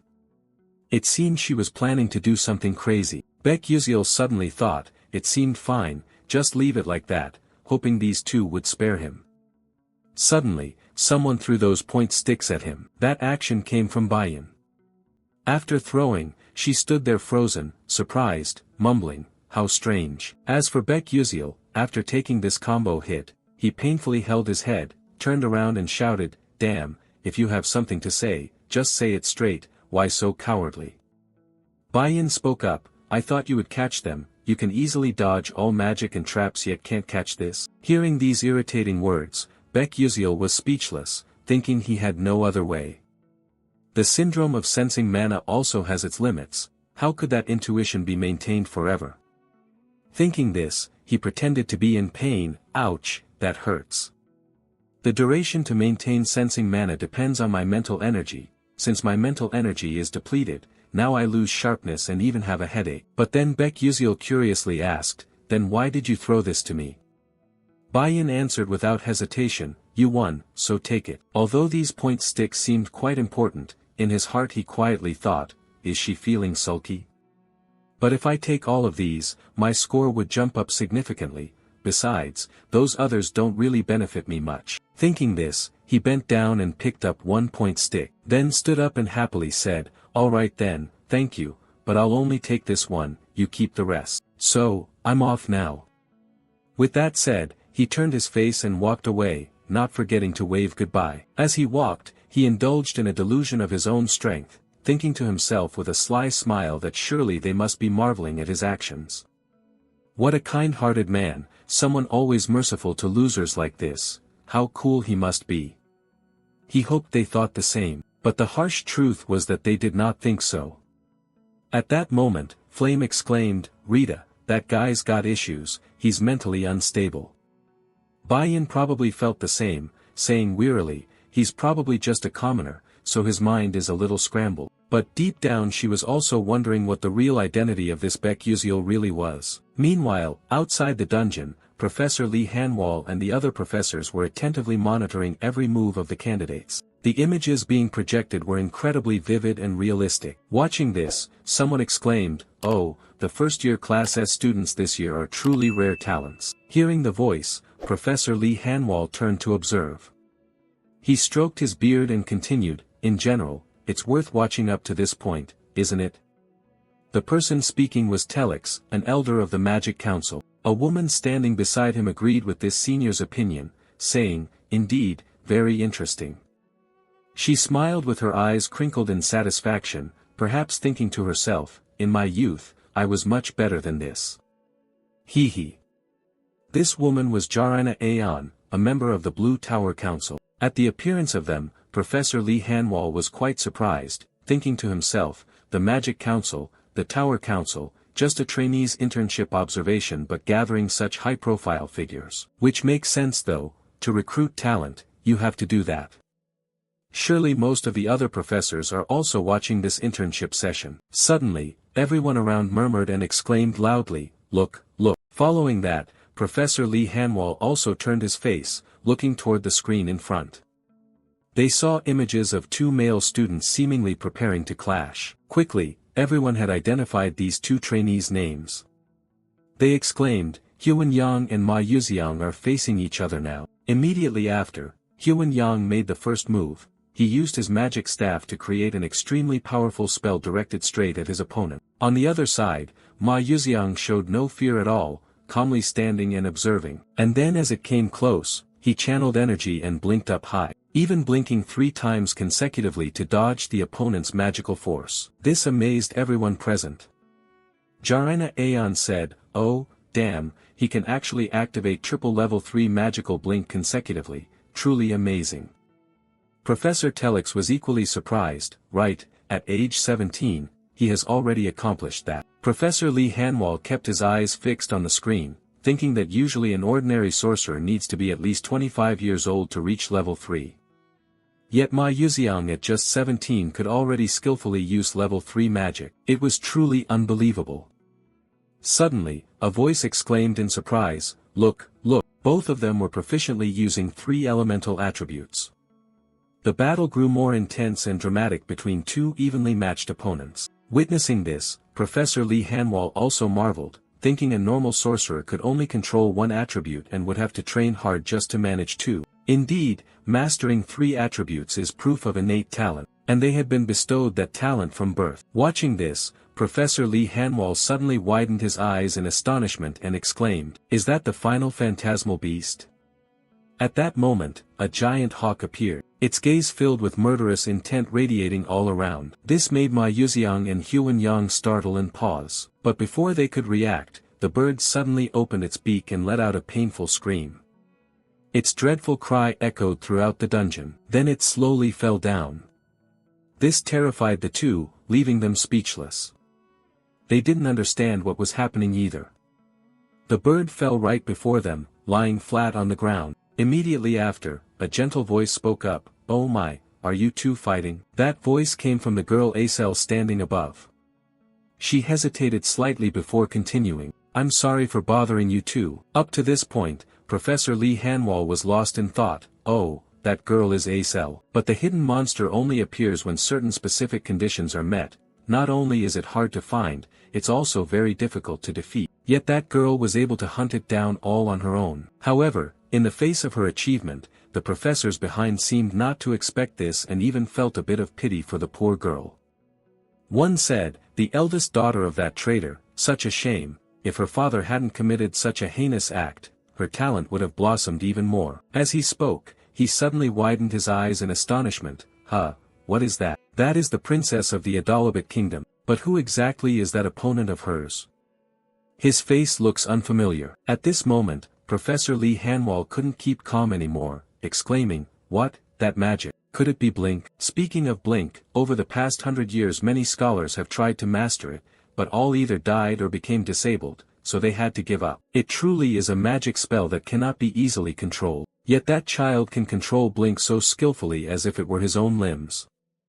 Elder Telex of the Magical Council thought silently. He was no less astonished than Professor Lee Hanwol. In that silent atmosphere, someone couldn't help but ask aloud, "Who exactly is that teenager?" Professor Lee Hanwol immediately responded, "The student's name is Baek Yuziel. He is an exceptionally special student who can use Blink as his signature magic." Upon hearing this, everyone was extremely astonished. Another person spoke up, "Blink can be a signature magic.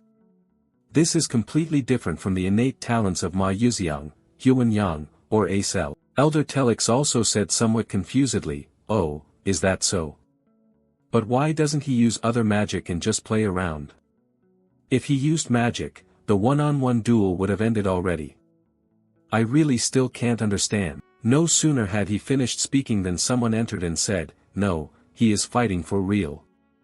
Following the direction of the voice, everyone present turned their faces to observe. The sudden appearance of this person shocked them into stammering, "Are you Eltman Eltwin?" He added, "From the very beginning he was really fighting, you all just didn't see it, right? That's truly interesting. I mean, watching that pupil fight reminds me of knights who existed in ancient times." Upon hearing this, someone exclaimed in utter shock, "You said knights? Oh, how can this happen? It's unbelievable." Telex was no exception. He said very surprisedly, "Do you mean the knights disappeared along with cold weapons?" Note, cold weapons are those unrelated to fire or explosions and don't use gunpowder or other explosives. But how could such a young student possibly do it? It's truly miraculous. Professor Lee Hanwol still hadn't taken his eyes off the screen. Finally, he probably realized the issue and thought to himself, well, so that's how it is. The knightly way really isn't bad. The knightly way refers to the fighting spirit of those who wield swords in this magical world. Heroes who have battled evil and protected the world since ancient times. Knights always fight with a magical sword. But to exist and fight using a sword, that was considered impossible. Yet this student was truly swinging his staff as if it were a real sword. Moreover, if Eltman Eltwin's speculation was correct, that kid was truly a rare talent. The principal of Stella Academy, renowned as the best magic school in the world. Eltman Eltwin was a 9th-level master mage and also one of the 10 great sages of the continent. If this was the great sage's thought, then the first dungeon training session had concluded. At this moment, on the practice ground dedicated to Class S students, a student was diligently training. Here, he used his magical staff to generate mana and attack the dummy in front of him. After a while of training, he grew exhausted and stood there panting heavily. Suddenly, he realized the mana in his staff was nearly depleted, but it seemed he was still dissatisfied with his own strength. Thinking to himself, "Damn it, this isn't enough yet, I'm still far from where I want to be." Among the 141 participants in this dungeon training session, 39 people failed to meet the criteria and were eliminated. Acel was the one who defeated the final boss, ranking first. He himself stood in second place, Ma Yuxiang was in sixth, but he did not feel that he had won. He recalled the moment during the fight in the dungeon. At that time, when the final boss appeared, if he hadn't entered, he might have known the true power of Ma Yuxiang. Thinking of this, He Wenriang was bitter and clenched his teeth, unwilling to accept it. Perhaps from their first meeting, he had already felt irritated with the name Ma Yuxiang. He did everything gently, but whatever he did, Ma Yuxiang showed results far beyond expectations. In this training session, he had arranged magic arrays everywhere and carefully calculated their movements. Despite that, Ma Yuxiang easily blocked the attacks and stopped them. No matter what I do, I just can't beat that kid. Is his talent thick and high like a fortress wall? No, that's not it. Right now, I don't have time to blame myself, I have to try harder. At the same time, Baiyan also just entered this training room. What caught her eye was the image of a male student wielding a magic staff, creating a huge whirlpool of power. Looking closely, she was quite surprised, thinking, oh, He Wenriang. That kid is always so calm, yet today he's frenziedly training as if poison. But although this wasn't what she wanted to say, thinking this, she used magic to create a fire spell. Her whole body radiated blazing orange light. Immediately after, she aimed straight ahead and unleashed a spark. Then, a loud explosion erupted. It seemed her mood today wasn't good either. Could it be that she was angry about something, which made her crazily train like this? The flames kept burning fiercely, and the loud explosion caught He Wenriang's attention. The boy stopped and turned his face to observe, to see who could produce such a powerful magic flow. Meanwhile, Baiyan was still very upset, feeling annoyed and unable to believe she was only third. Even though she had earned extra points, and the Queen Mother was quite satisfied, if she didn't regain her form, she would be punished. Damn it, a commoner always acting high and mighty, how unlucky. Ending her thoughts, she unleashed a very strong strike, a blinding light spreading from the explosion in front of her. At this point, Baiyan was exhausted, standing there panting heavily. He Wenriang nearby also hesitated, his mind filled with questions. Wow, what's wrong with the princess today? But maybe because of her mood, the princess's magic had become more accurate than before. It was truly surprising that Princess Baiyan's fire magic had such destructive power, yet she could control it so well in such a short time. Baiyan was also quite surprised at her own achievement, thinking how damn it was. Although unwilling to admit it, Yuziel's special lecture was not without effect. By applying those pun riddles, my magic has increased significantly. Even though he is just a commoner, with both the worst scores and personality, Yuziel is definitely the only one who knows how to overcome his weaknesses. But why do I still feel so frustrated like this? Oh heavens, oh heavens. Suddenly, someone called out, Your Highness. Jay Terran, what's the matter? The woman continued. Yes, the Terivon scepter you requested earlier has been repaired. Should I tell Yuziel right now? Looking at the scepter in front of her, Baiyan replied, Yes, that's better. After hearing that, Jay Terran replied, Yes, I know. I'll be going then. Then she turned away and left. But suddenly, the princess thought of something and tapped the shoulder to call back, Wait. Jay Terran was confused, What is it, Your Highness? A while later, at the second main tower, Baiyan held Yuziel's scepter in her hands, filled with hesitation. She thought, Since I heard Yuziel is here, I came. This is the second main tower, where the professor's research rooms are. But what is he doing here? Could it be to meet the professors? Suddenly, Baiyan was startled, her eyes wide open. She turned her face away, hesitating. Wait, why do I need to come here? I could just hand it to him at the training ground.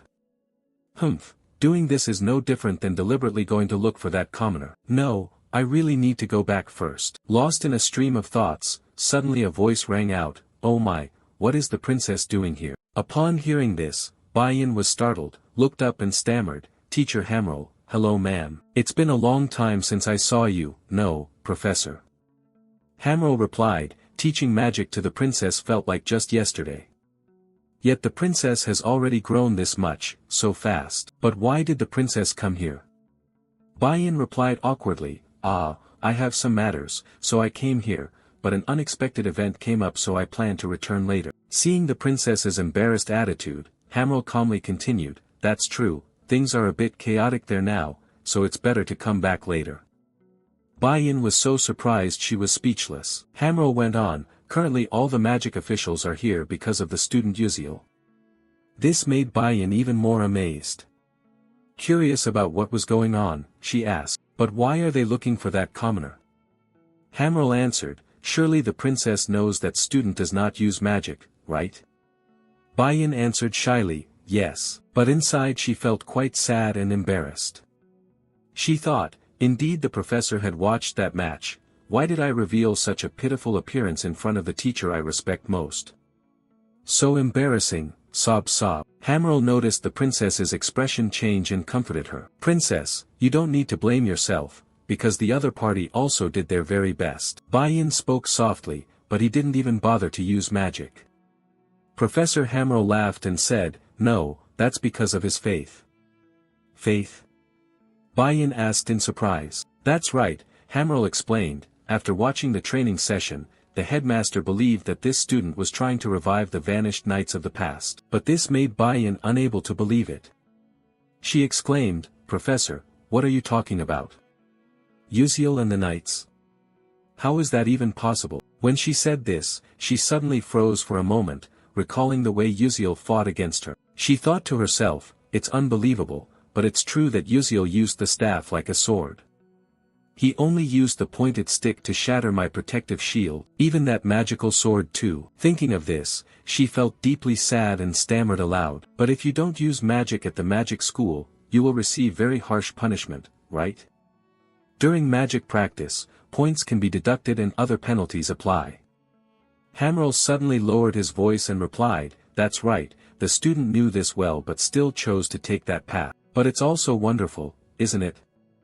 Although he achieved amazing results through Blink, he still tried so hard. I can't believe faith is real." After finishing, the professor said goodbye and left, leaving Bayan standing there lost in deep thought alone. She thought that if someone said they wanted to pursue knighthood, they would obviously be laughed at. It was such a ridiculous joke in this era, truly absurd.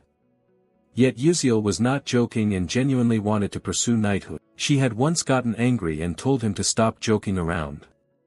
Suddenly, Yuziel's appearance cut through her stream of thoughts. He asked what he was doing here. Not only that, he was chewing on the 5th-rank herbal prize, ethelic, in his mouth. Bayan suddenly felt flustered, her cheeks flushing red. Then she composed herself and replied, "Yeah, I'm not here looking for you." Before anyone asked, she confessed herself, making Yuziel laugh. "Hey, who said anything about you?" he said. In response to his teasing attitude, Bayan cast a sharp, cold stare that made the protagonist clamp his mouth shut, saying no more. Bayan held out the box in front of the protagonist and said coldly, "All right, take this."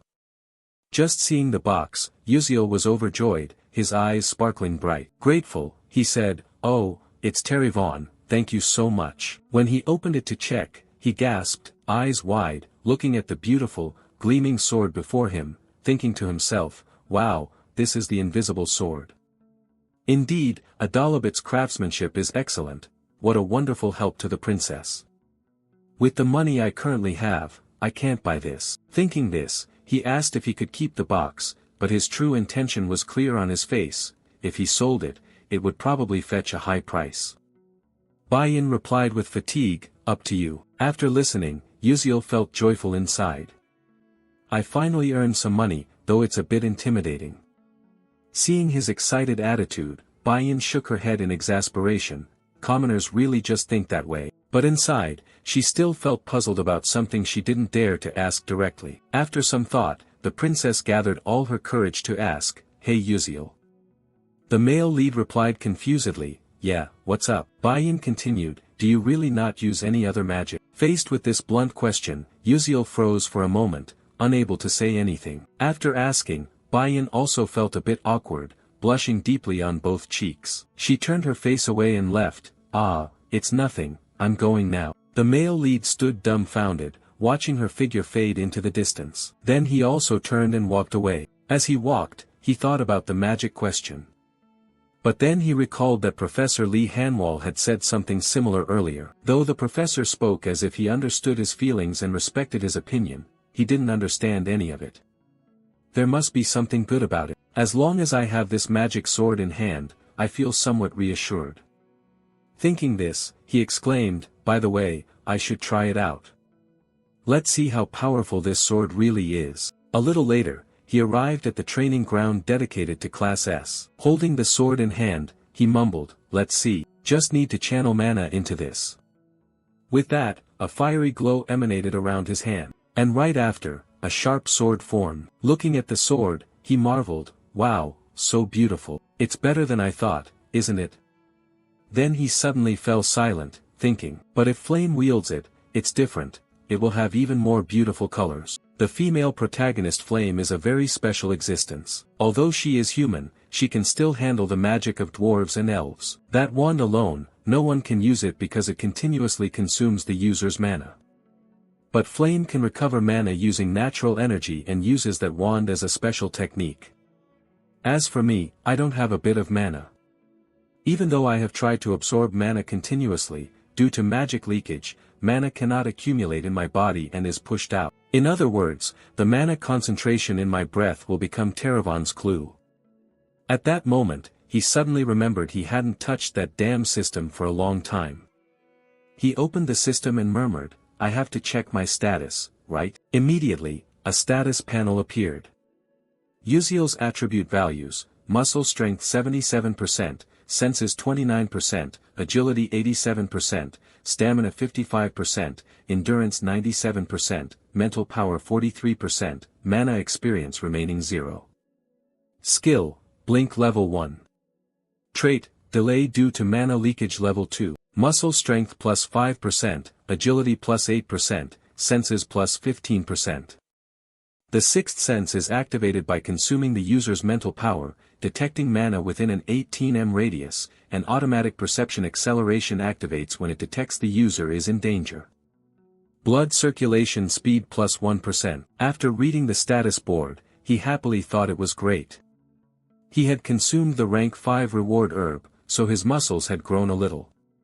But in the future, with a weapon, he could accumulate experience more directly. I have to practice using the sword, I'll probably be very busy from now on. Transition to the next morning at the academy, in a classroom, the voice of a mage echoed. Starting today, we will practice true magic spells. Everyone spread out and raise your magic staffs to practice.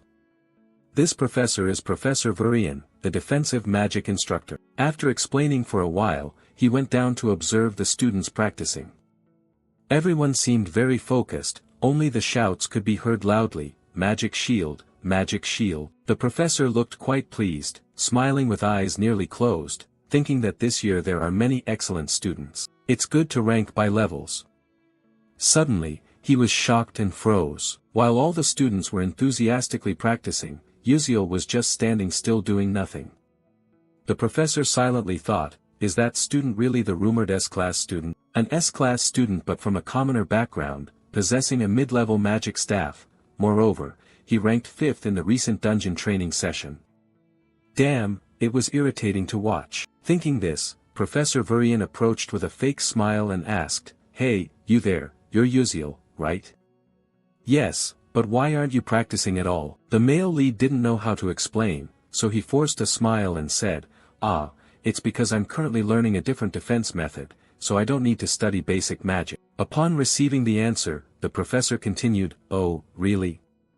I'm quite curious about this so-called different defense method of yours. But in his heart, he thought, this arrogant brat. If it were Princess Bayan studying magic inherited from a Dalabit, that would be one thing, but what does a mere commoner know to dare look down on my class? Not bad, kid. Still, he recalled hearing that this kid Uziel didn't use any magic besides blink. Oh, then I've got some fun for you. Haha. With that thought, he put on a forced cheerful smile and said, oh, then why don't you demonstrate that excellent defense skill of yours to your classmates, so that everyone here can broaden their horizons a bit. The opponent will be. He paused a few seconds, turned his face toward the back, then continued, the opponent will be Morso from Class B, what do you think? In his gaze, a distant student named Morso stood smirking, looking excited and cocky as he waited for Yuziel's response. The professor thought to himself, as a lecturer of defensive magic, personal relationships are very important for me to continue at this school within the Scalvan Empire.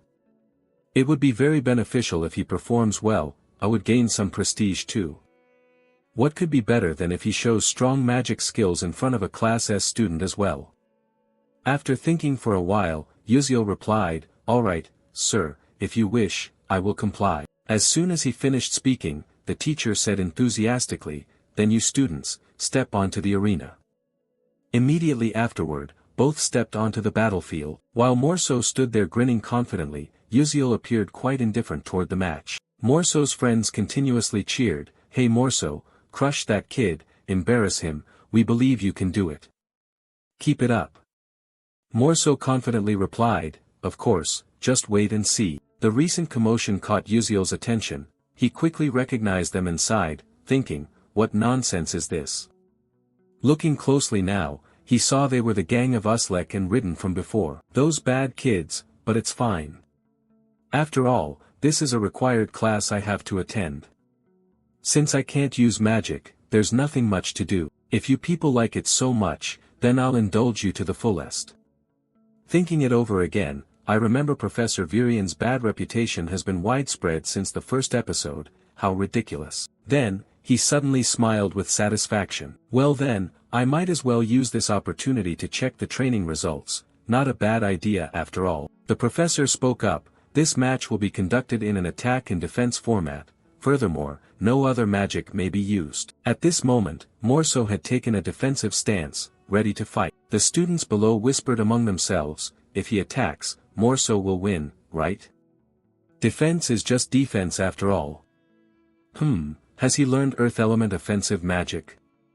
It's said to be very hard to counter." But Prince Jeremy was extremely calm, paying close attention. The professor's voice rang out.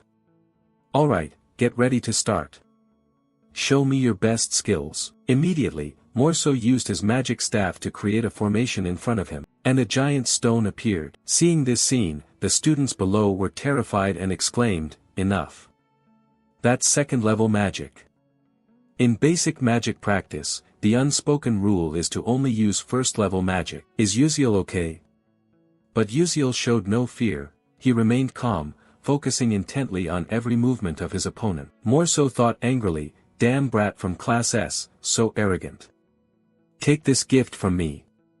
With that thought finished, he shouted and sent the stone flying down. Immediately, the stone hurtled straight forward, an overwhelming aura radiating powerfully around it. Yuziel also sprang into action. He channeled mana into the magic staff in his hands, and instantly, a sword appeared. Without hesitation, he swung forcefully forward. The stroke seemed gentle but its power was not to be underestimated, and the opponent's stone was shattered into clouds of smoke by Yuziel's slash. Even the teacher stood stunned for a moment, speechless. Prince Jeremy didn't seem overly surprised. Morso was so shocked he trembled, exclaiming, "No way, has my magic disappeared?" The truth was that Yuziel had sliced it away entirely. The students below murmured in amazement. One remarked, "It looks like he cut the magic with a sword," while another replied confusedly, "But the magic really vanished." "That's impossible." The one heartbroken at this moment was none other than Professor Varian, who pondered, "It can't be as simple as slicing it away and making it vanish, that's illogical." Yet, has Yuziel truly annihilated Morso's magic? Within all magic, traces of mana always exist. If the mana is separated, the magic disappears. Could that be the method Yuziel used? Meanwhile, Yuziel lifted the sword to examine it, smiling with satisfaction. He thought it worked better than expected. Although he had only neutralized second-tier magic, staying to practice on the training ground for just a few days already yielded such good results. Excellent, this clearly makes it worth trying. This is truly my battlefield. Morso, frustrated, clenched his teeth and muttered, "Damn it, how dare a commoner block my magic?" The professor began to contemplate. If Morso lost here, it would be hard to explain. He couldn't just stand by and watch. Thinking this, he said, "Yuziel, I acknowledge that your defensive method can be executed. However, that method only blocks magic one at a time, so it still has limits. For example, what if attacked in large numbers?"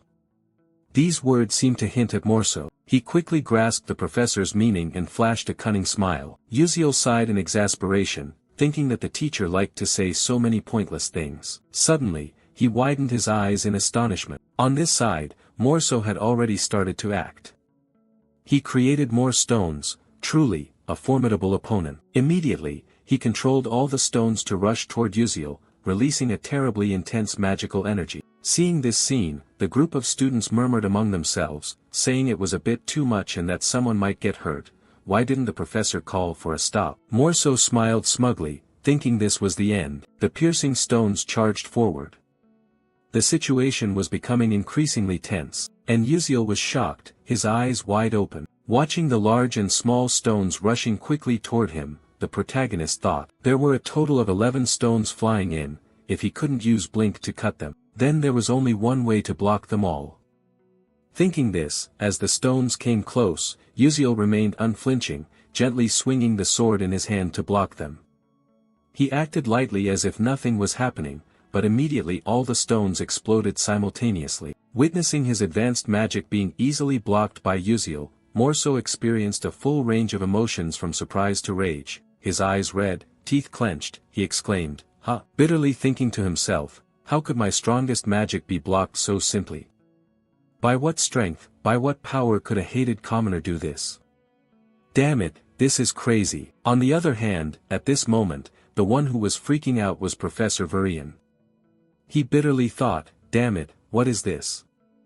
What the hell is that kid Morso doing? This is doomed. If he loses, I'll be in trouble. What should I do? Over here, Uziel was also a bit surprised by his own magic, exclaiming, I've tried doing what I saw in other games, but it seems not bad at all, pretty good. This is the technique called panning. The downside is that the mental energy required to maintain its shape is multiple times greater than normal strength, therefore, stamina quickly drops right after use. Moreover, its defensive capability is weaker when blocking only a single object, so in reality, it's very difficult to use. Luckily, this is just a training match, otherwise there's no telling what could happen. Below, the group of trainees were buzzing with chatter. Wow, this is the first time I've ever seen this, it's almost like a magic shield. Oh, so there's magic like that too, amazing. Morso will definitely lose soon. At the same time, Morso clearly wasn't happy at all. He was confused, his anger dropping. He exclaimed, damn it, could it be that this noble son is going to be embarrassed by some commoner like this? I can't accept this truth. Thinking this, he started gathering mana into his magic staff. A strong aura enveloped him. Before Morso's reckless action, the students below nervously whispered behind the teacher's back, hey, look there, using magic again. Wasn't Morso's turn to attack already over? Meanwhile, Professor Varian remained highly focused on observing the battle, ignoring the surroundings. He smiled triumphantly, thinking, that's right, keep charging the attack. Finish off that commoner kid. Morso shouted loudly, die, this time I won't let you off, I can't endure this humiliation. Suddenly, a voice rang out, teacher, smiling triumphantly. Professor was startled and turned around, saying, what is it Jeremy? Prince Jeremy smiled with narrowed eyes and said, why don't you let Uziel have an attack turn? Caught off guard, the professor froze for 5 seconds then forced a smile and stammered, well, that's. At the same time, the students began to aggressively bombard the teacher with thoughts, hey, isn't this a basic first-year match? If he's careless, he could get seriously hurt, isn't it already over? Such an irresponsible professor, can he really be qualified as a teacher? Truly unfit to be an instructor. Varian seemed overwhelmed by the students. Worried, he thought, damn it, I was so focused on the battle that I missed the students' reactions. How could I be so negligent? What should I do now? Jeremy, seeing the teacher remain silent, called out, teacher, will you switch the magic attack turn to Uziel?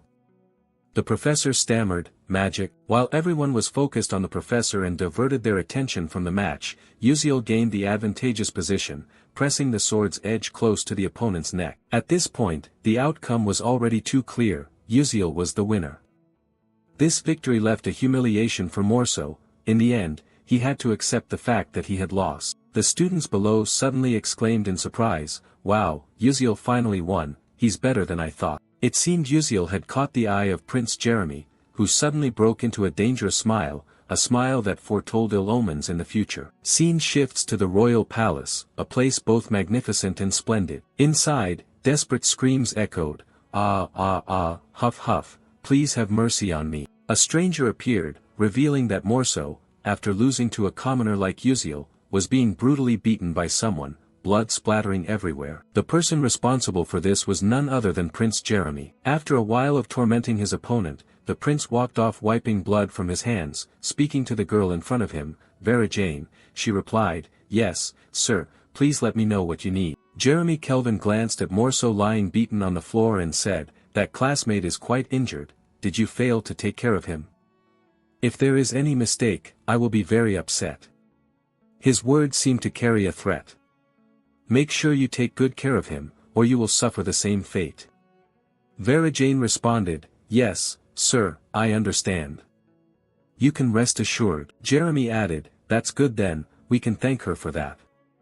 Watching Jeremy's figure leave, Vera Jane worriedly thought, not a loyal minister but a classmate, that's really strange. In the Scalvan Empire, where the power of the empire is determined by magic, Crown Prince Jeremy surpassed all his elder brothers at the age of 12 to claim the throne as heir. Not being a loyal minister meant the Dordan family was permanently expelled from the political arena. In fact, it wasn't only Morso who caught Jeremy's eye, but Uziel's ordinary civilian life would also no longer be peaceful in the future. Cut to the next day at Stella Academy, everything continued on its normal course. In a magic class, an experimental practice session was underway. The onlookers who had been eagerly watching Uziel's challenging duel were still chatting about it. "Hey, have you heard? Uziel from Class S is going into the night path, so weird. A night training at a magic school, could it be he wants to become famous? I heard he even defeated Morso of the Dordan family, which shows he's really capable." "Really? Isn't the Dordan family influential in the Skelvan Empire? This is getting interesting." Flame overheard this and sighed in frustration, thinking, "It's annoying that everywhere I go I hear Uziel's name. I don't care, but for some reason, it bothers me. Who even is that kid?" At that moment, the serious voice of a professor rang out, all right, gather your attention right now, what's all this noise you kids are making?" Then, the professor held up a vial of liquid solution in front of him and continued, "Alchemy requires precise timing and perfect temperature adjustment. This professor is none other than Alchemy Professor Maizen Tyran. Today we will practice the Tyran Fatigue Recovery Potion that I have researched. Please focus on the practice." Flame practiced while feeling annoyed. Damn, it's really frustrating, just a tiny mistake leads to a big failure, a small slip-up ruins everything. Alchemy is too difficult and complicated, I want to avoid it as much as possible. At the same time, the professor's alarmed voice rang out, "Altarisha, you're being dangerous, do you know how you can become an alchemist like that?" The blonde girl stammered, "I'm sorry." Flame stood back observing and thought, "Professor Maizen said I will become a black steed and even better in the future, I probably have to go gather materials to prepare, there's no choice but to diligently listen to the lectures, I believe I can do it." Suddenly, a smug laugh caught Flame's attention, he. Uziel seemed to have succeeded and stood there laughing proudly, he, awesome, this is it. Flame thought wearily, what's gotten into Uziel? Laughing like a madman. At first, I thought he joined this class to get close to someone, but now I see he's just a weirdo. What am I even witnessing? She sighed and thought, well, it's none of my business, I'll just go gather more materials. After a while, the perfect experimental results appeared. Flame was exhausted after struggling intensely, gently wiping the sweat off his forehead, his mind racing. Finally, it was done. Luckily, his high academic achievement allowed him to complete this quickly. Taking a closer look, how is Acel doing? He saw Acel was still fumbling through practice. Flame felt relieved, thinking it was good that she was performing well in a normal way. But wait, normal. If he remembered correctly, in the original episode, Acel accidentally obtained Maella's magic code notebook. So wouldn't this class produce a product similar to Tyran's fatigue recovery medicine? Then why did he make just an ordinary medicine? Lost in thought, suddenly the professor's angry voice rang out, Uziel, who said you are allowed to change the experiment ingredients as you please? Uziel replied, yes, but doing it this way will yield better results.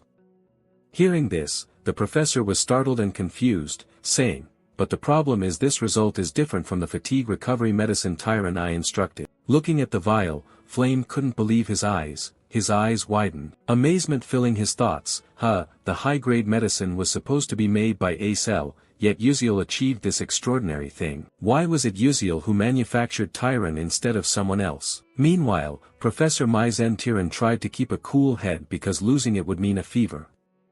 He raised his hand to his forehead and sighed wearily. "No, this attitude is really inappropriate, truly. Coming from common folk means you can't make anything decent." Hearing this, Flame recalled the story's plot while thinking. That dialogue was originally the reason the family was destroyed. This phrase had haunted Acel because the pain of losing her family lasted until the very end of the blink. If Uziel had known this truth beforehand, would he have drawn the criticism of Professor Maizen Tyron in order to protect Acel? Professor Maizen Tyron holds significant influence within Stella.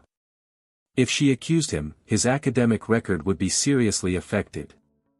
Flame thought to himself, why would that kid go that far? Because of anyone? Dying for a girl is the most heartbreaking death. At the same time, Professor Maizen Tyron shouted fiercely, "Uziel, what is that rude attitude? Didn't your parents teach you manners? Call your guardians here immediately for me." Only then did Uziel realize the serious trouble he had caused.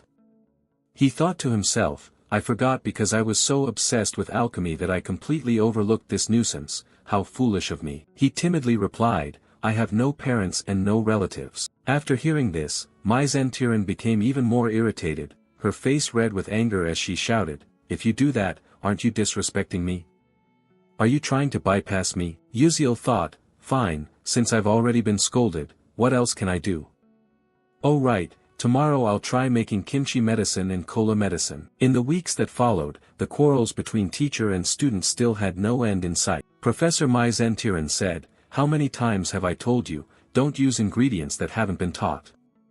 Uziel replied, "But after slightly changing your method, the results improved a lot." Hearing this, the professor was so furious he could blow steam, shouting at a stubborn student, You really think you can do that?" Immediately, Uziel adjusted his glasses and began analyzing the professor's position. A notification appeared, Maizen Tyron, 21% dark magic infestation level, feelings of inferiority and jealousy, pseudo-dark magic contract user, Professor Alchemist Episode 8 boss confirmed as dark magic infected. After reading it, seeing the professor trembling with indignation, Uziel thought quietly, "Good, everything is progressing according to my plan." Episode 8, the boss is infested by the dark magic Maizen Tyron. She is a villainous character who cannot overcome her emotions and has become dark magic.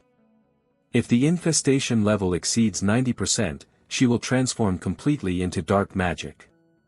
Below 50%, she cannot be detected by current magic. At 21%, since it's impossible to prove or report she is dark magic, the only option is to stimulate the infestation level above 50% to notify the Dark Magic Extermination Squad. If it were an ordinary dark magic infestation, there is a way to return before being completely controlled.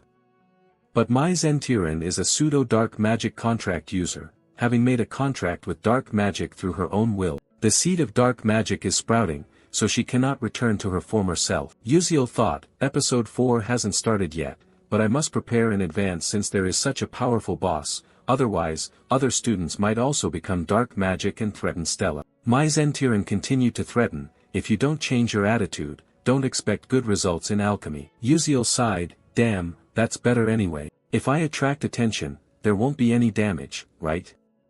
It seems that during the time doing exercises, I should maybe work out my muscles, I have to really make her furious." After a while, Professor Maizen Tyron divided the class into several groups. Standing in front of his group, Uziel held his head in despair, thinking, unexpectedly the practical test turned out to be a group exercise. Damn it, this is crazy. None of the students assigned to his group were happy. Everyone's face was gloomy as if soaking in a bath of misery. Acel was no exception. Seeing the tense atmosphere, Uziel awkwardly thought, "Oh dear, look at that, everyone looks suffocated and tense, why so stressed out, guys?" He forced a smile and said, "Hello, I am Uziel." The others in the group responded one by one, "I'm Sehun, I'm Mao Liwan, and I am Acel." Mao Liwan covered his face, crying and groaning, "Boo-hoo, our group is doomed, why did I have to be in this group? Professor Mai Zen-Tiran will give very low grades, students she dislikes, no matter how well they do, it's useless. After hearing this, Yuziel fell silent, thinking oh my god, it's all my fault, I feel sorry for you guys. Suddenly Acel spoke up. Come on, everyone, cheer up, are we really just going to give up like this? Another person stammered, but, before they finished, Acel continued. After all, in the practical test, at least 3 alchemists will come to assess compatibility. By then, Professor Mai Zen-Tiran won't be able to ruin our scores. Hearing that, Sehun and Marian became more excited, their eyes sparkling brightly. Without saying anything, the whole group turned and smiled as brightly as flowers. Perhaps a glimmer of hope was kindling in their hearts. Suddenly a voice spoke up, oh, then we just have to work hard. How fortunate, I also want to try once. Yuziel turned to look at Acel with admiration. Here was the savior. The girl was a bit surprised but ignored him, turned her head, and continued speaking. Anyway, the type D enhancement drug assigned in this exercise isn't too difficult to combine with the knowledge we've learned, but we have to find really good ingredients. So who will find the fire lizard tail, the main ingredient of the demon medicine? Without hesitation, Yuziel raised his hand, I will find that. Everyone knows that the corpse of a monster is the most important thing in alchemy, right? You have to choose the freshest one for better results. The whole group seemed to understand this. Someone added, good, let's decide on that. Classmate Yuziel will take on this task. Inside, Acel thought to herself that seeing his confidence, she could trust him. On this side, Yuziel smiled smugly, fire lizard tail, huh?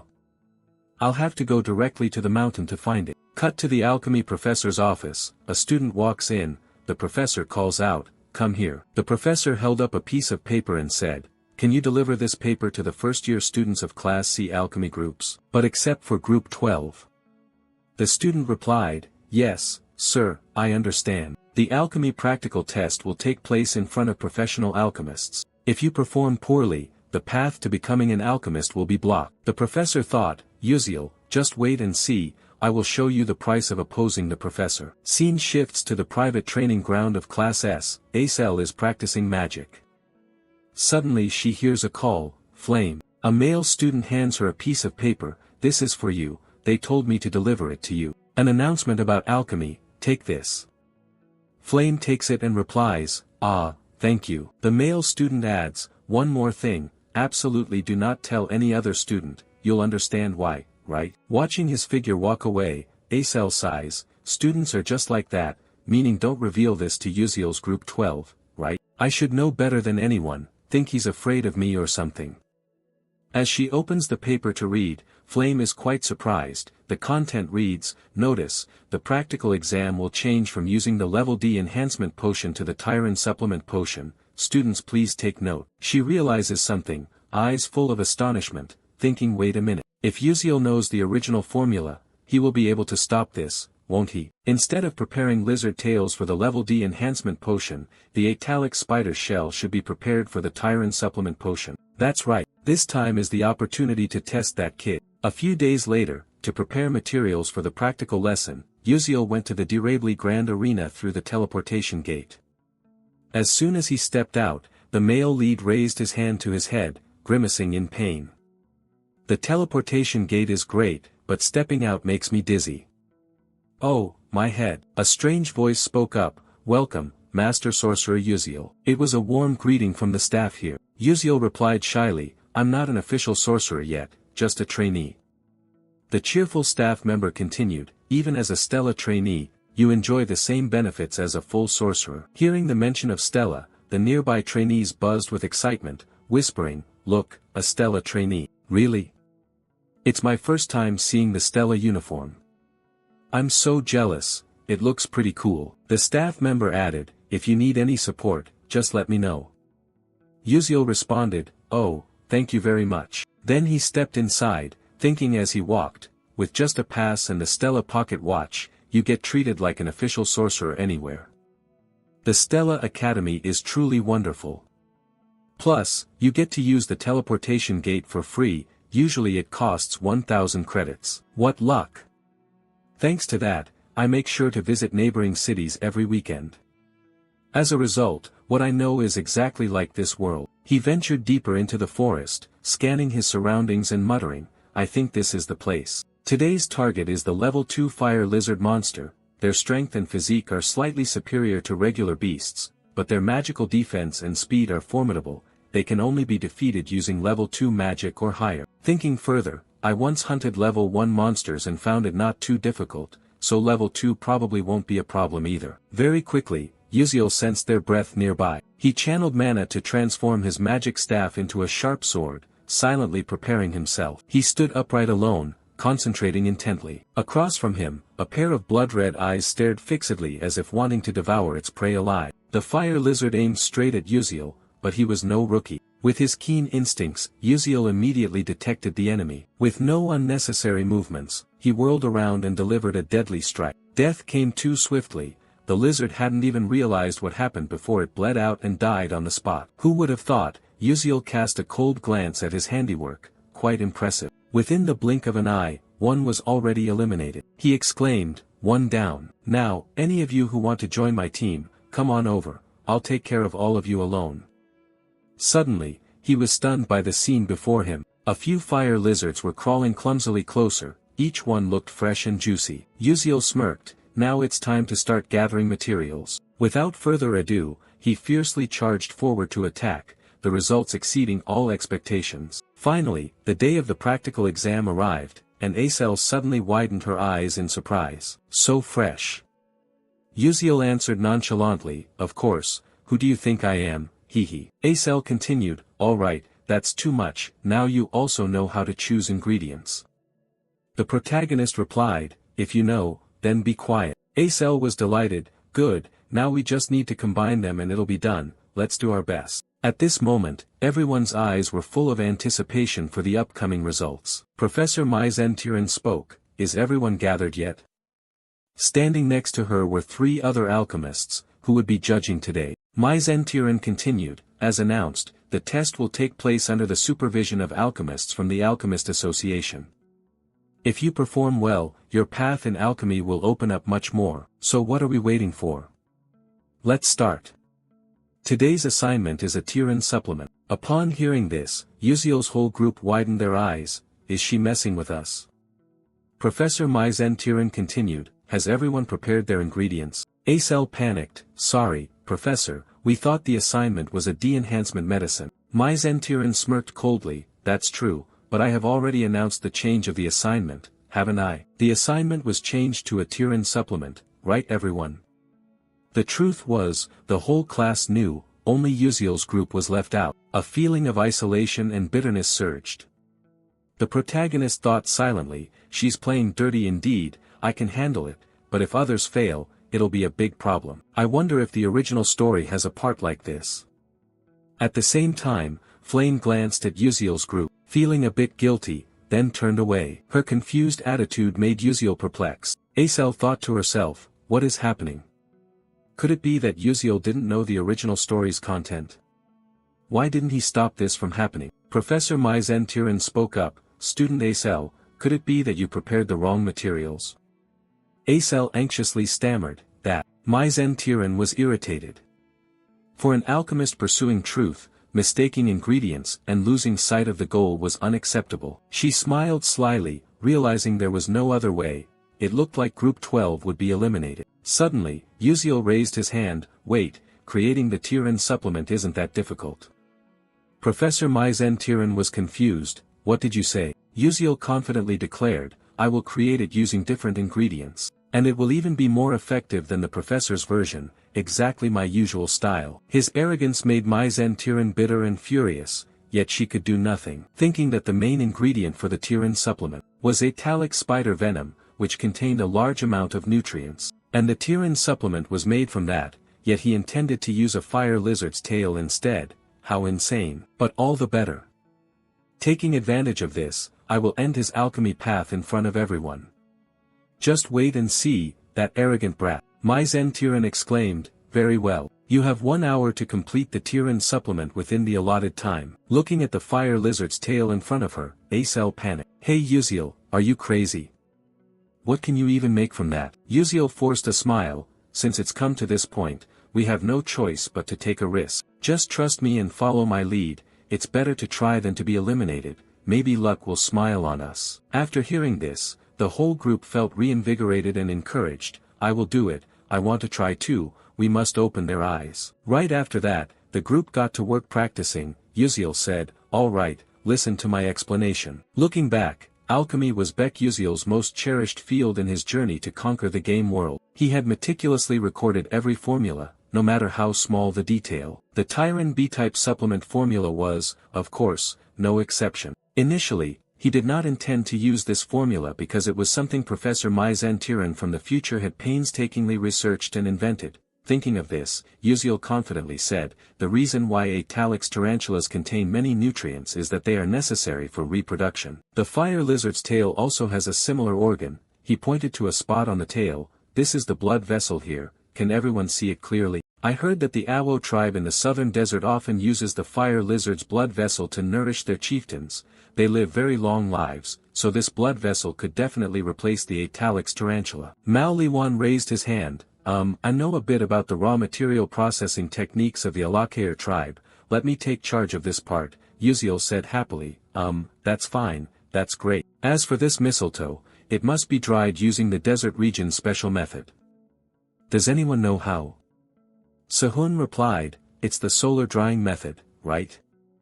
I learned it when I followed my father.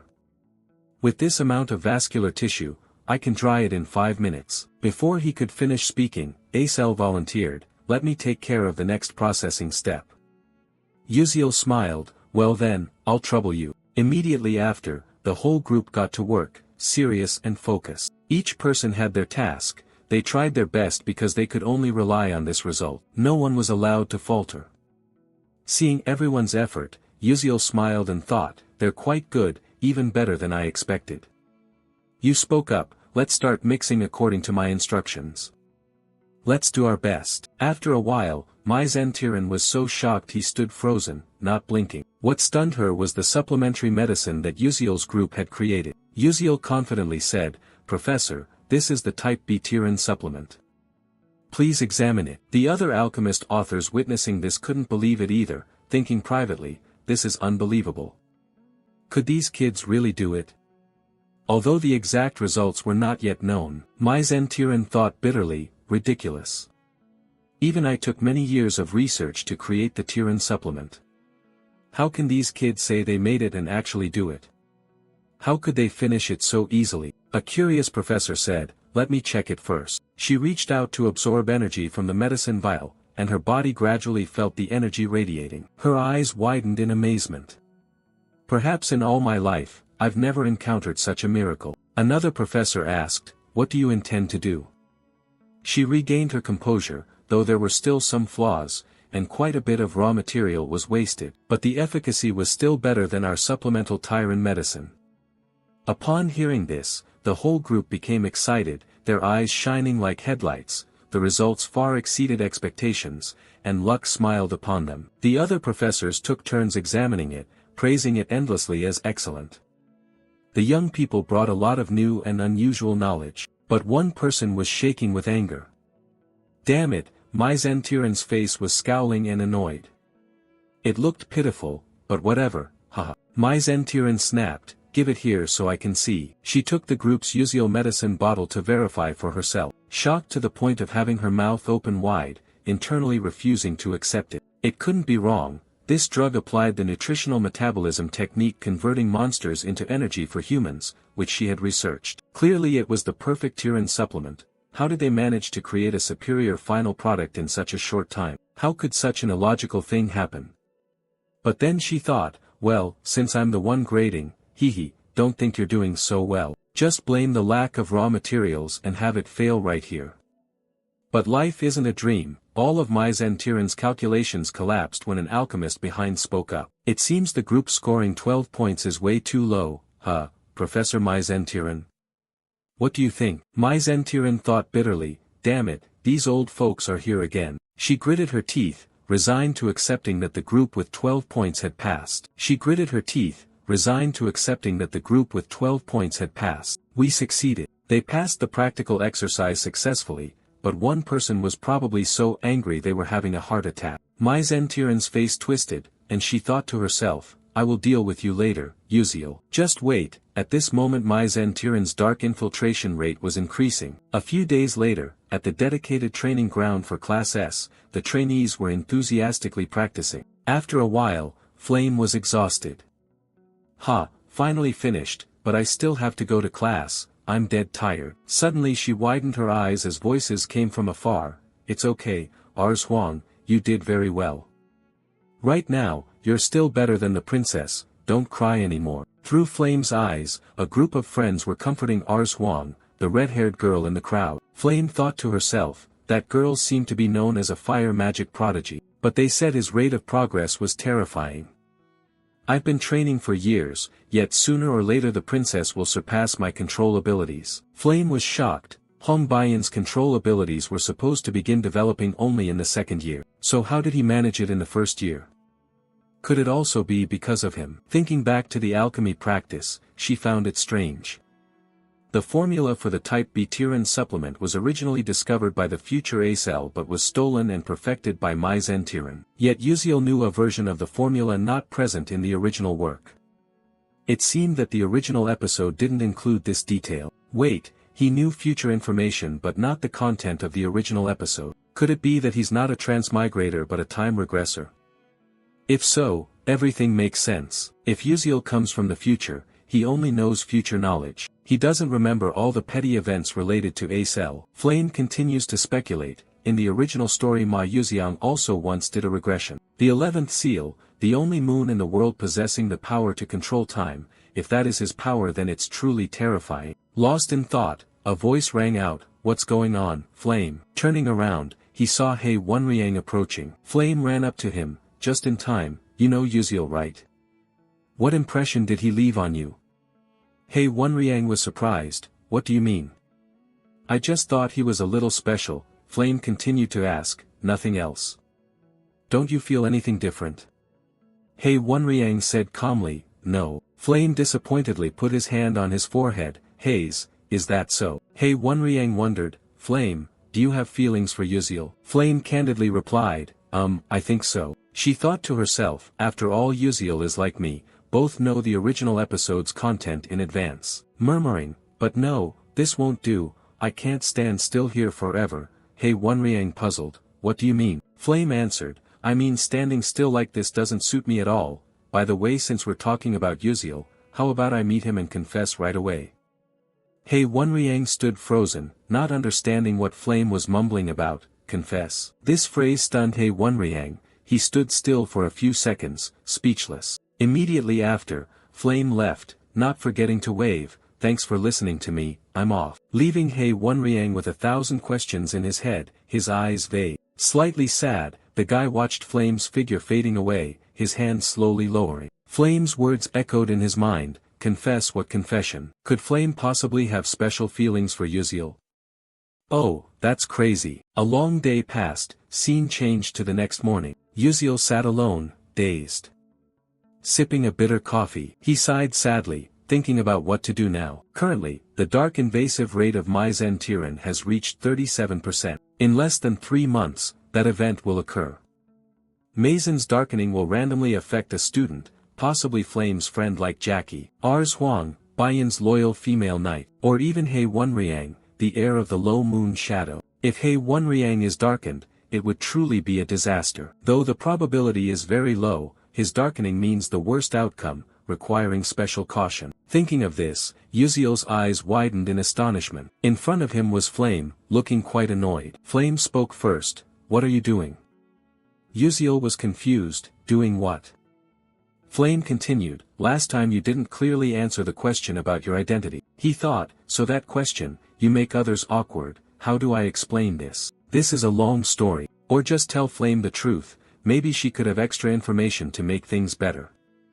Might as well go all in or nothing, let's try. He spoke up, I am. But before he could finish speaking, a series of warnings from the system appeared. Warning, plot strength insufficient. Warning, do not reveal the time travel identity to this character. Warning, do not share knowledge or information you know with this character. Multiple urgent warnings startled Uziel. He thought wearily, almost going crazy, what the hell is this? Then he said, let's do it this way, everyone has their secrets so we'll only tell half the truth, what do you think? Flame replied, okay, I agree. He felt relieved hearing that, thank God, if Flame interrogated further, I wouldn't know how to answer. Flame continued, let me ask first, you know the future, right? Uziel, barely relieved, grimaced, oh God, told to only say half but you ask directly like that. He replied, you ask meaning you do too, right? What's your purpose coming to this school? Flame candidly said, of course it's to prevent the world from being destroyed, this world is in danger. Uziel sighed, thinking luckily, not sure if true, but I don't want this world to perish either. Flame went on, now it's my turn, why do you act that way? Uziel thought, what exactly does he mean by that way? He wasn't sure of his meaning, so he evaded. He answered, no particular reason. I just do whatever I believe is most right, thinking that's enough of an explanation. But Flame angrily snapped, don't lie, how can someone be so kind? You must have a purpose, something you want to achieve, right? Uziel was confused, no, not like you think, no, is there something you want to achieve? Actually, I'm not sure either. Flame was annoyed, what did you say? Not sure. Uziel continued, I just want to survive. Hearing the truth, Flame was shocked speechless, survive. She felt a bit awkward for suddenly asking this question, stammered, probably, sorry, I misspoke. Uziel was bewildered, what the heck, is it over now? Flame's eyes welled with tears, she turned away and left, well, I'll go first. See you later. Uziel was puzzled, what's going on? I haven't even asked anything yet and she's crying. What did I do? Suddenly, an angry voice rang out. Uziel felt a chill down his spine, an ominous premonition. It was Hei Wonriang, eyes piercing like bullets, radiating killing intent. Without beating around the bush, he barked, answer quickly, why is Flame crying? If you lie, I won't forgive you. Looking at Hei Wonriang's furious face, Uziel was terrified. Oh my God, just a glance from the rival of the strongest character is already chilling me. Now I remember, there's a plot where Hei Wonriang loves Flame unrequitedly. I'm doomed, but I didn't do anything. Misunderstandings are troublesome, I have to be clear. You spoke up, there's nothing shady between me and Flame. Why are you asking that? Hei Wonriang frowned, do you think I'd believe that? Believe it or not, you have to believe it, especially that what you're thinking isn't true, rest assured. Uziel forced a smile, alright, is that okay? I really have nothing shady with Flame. Hei Wonriang fell into thought, then suddenly lowered his face, so, my question was unnecessary, sorry about that. But the way he apologized gave Uziel goosebumps, stammering, it's really okay. Well then, I'll be going now. Hei Wonriang turned and walked away. Uziel sighed with relief, thinking, what was that about? It's nothing like him at all. Hei Wonriang, who is always cold and rational, is acting so unsettled, it makes me uneasy. The scene shifts to the evening. Acel closed the book in exhaustion, wondering why she couldn't focus at all today. Suddenly remembering the conversation with Uziel in the practice room. Uziel, I have something I want to ask. Did you come up with the formula just now on the spot? After thinking a moment, he replied, let's just say yes. But at that time, she was shocked. She had always considered herself a genius, thinking that was enough to defeat anyone, but apparently not. Thinking this over, Acel was startled. What was she just doing? At this rate, how could she possibly avenge her father? Those who betrayed her father and pushed him to death. The vile and cowardly Adalabit family, she couldn't settle for just this in her revenge. She reassured herself, no, not like this. She couldn't give up, she had to try harder. One day, she would succeed. The next morning, warm rays of sunlight shone through the window onto Flame's bed. She woke up but lazily didn't want to get up. Flame thought, because I like lively places, I chose a 4-person room. In hindsight, I should have chosen a single room meant for S-class students. I picked a 4-person room thinking it would be fun and easy to socialize, but now I regret it. Flame muttered. Uziel said he didn't know the purpose, no longer doubtful, it was proof that he had time regressed. I remember in the final part of the original work, on the 11th moon once told my Uziel, I can give you the chance to reverse time, but the price is losing nearly all memories and recollections during the period you return to. After completing the mission, you will disappear from this world. No one will remember that you saved the world, including friends and loved ones. Do you accept this trade to start over? At that time, Ma Yuxiang replied, if that is my destiny, I will accept to save the world once again. But Acel urgently stopped him, wait. I'd rather witness the world's destruction than live in a world without you, let's go together. Izel's persuasion stirred Ma Yuxiang's cold heart, causing him to abandon the idea of time regression. Ultimately, the world was destroyed, ending in a tragic conclusion. Thinking of this, Flame sat up. If this world differs from the original, and Ma Yuxiang does not know that usual time regressed thanks to on the 11th moon, then after completing the mission, he will vanish. No one will know of his existence anymore. Losing most memories, only the spirit of responsibility remains. He only said he wanted to survive. As the time regressor, courage must be the sole motivation that helped him not fear being erased. Flame continued to ponder. He should have run away, but with the mission on his shoulders, Uziel turned back to save the world, even knowing that death awaited at the end of the path. Though afraid, he still accepted it. In that case, I should no longer doubt him. We share the same goal, and I will support him in saving this world. Suddenly, the sound of hurried footsteps echoed. Jackie flung the door open in panic. Flame, Sir He Wunriang is looking for you. He is waiting on the first floor of the dormitory. Flame immediately lay down, pretending to be tired. He told her to send him away and say that he wasn't here. Jackie was confused, but before she could say more, Flame cut her off. I don't know. Just say that. I want to sleep. Don't disturb me. Jackie had no choice but to comply, but a flash of envy toward Flame sparked within her. Being cared for but not knowing how to hold on to it, she quickly went down to the first floor. Outside the dormitory, He Wunriang stood there dazed, his eyes filled with the melancholic gaze of a lovesick man. Jackie ran up. Sir He Wunriang, she thought to herself with relief. But when he turned and saw Jackie, his expression fell. The person he had been waiting for did not appear, replaced instead by a stranger. He Wunriang's cold expression made Jackie feel awkward. Her eyes sparkled as the flames of unrequited love ignited, but he was indifferent. Who are you? His words were like a bucket of cold water splashed on Jackie's face, pulling her back to reality. Her young heart shattered. Seeing her silent, He Wunriang asked again, where is Flame? Jackie replied, he's tired and already gone to sleep. He Wunriang thought that perhaps she was in a bad mood because she had failed to confess to that pathetic guy. What does he have that I don't? I'm cold, I know. I'll come back later. Then left, leaving Jackie staring after him in confusion. Jackie was disappointed. Why? I love him, yet he can't even remember my name. It's always like this, everyone only pays attention to Flame, the outstanding talent who always receives the spotlight and affection. She is as beautiful as an angel.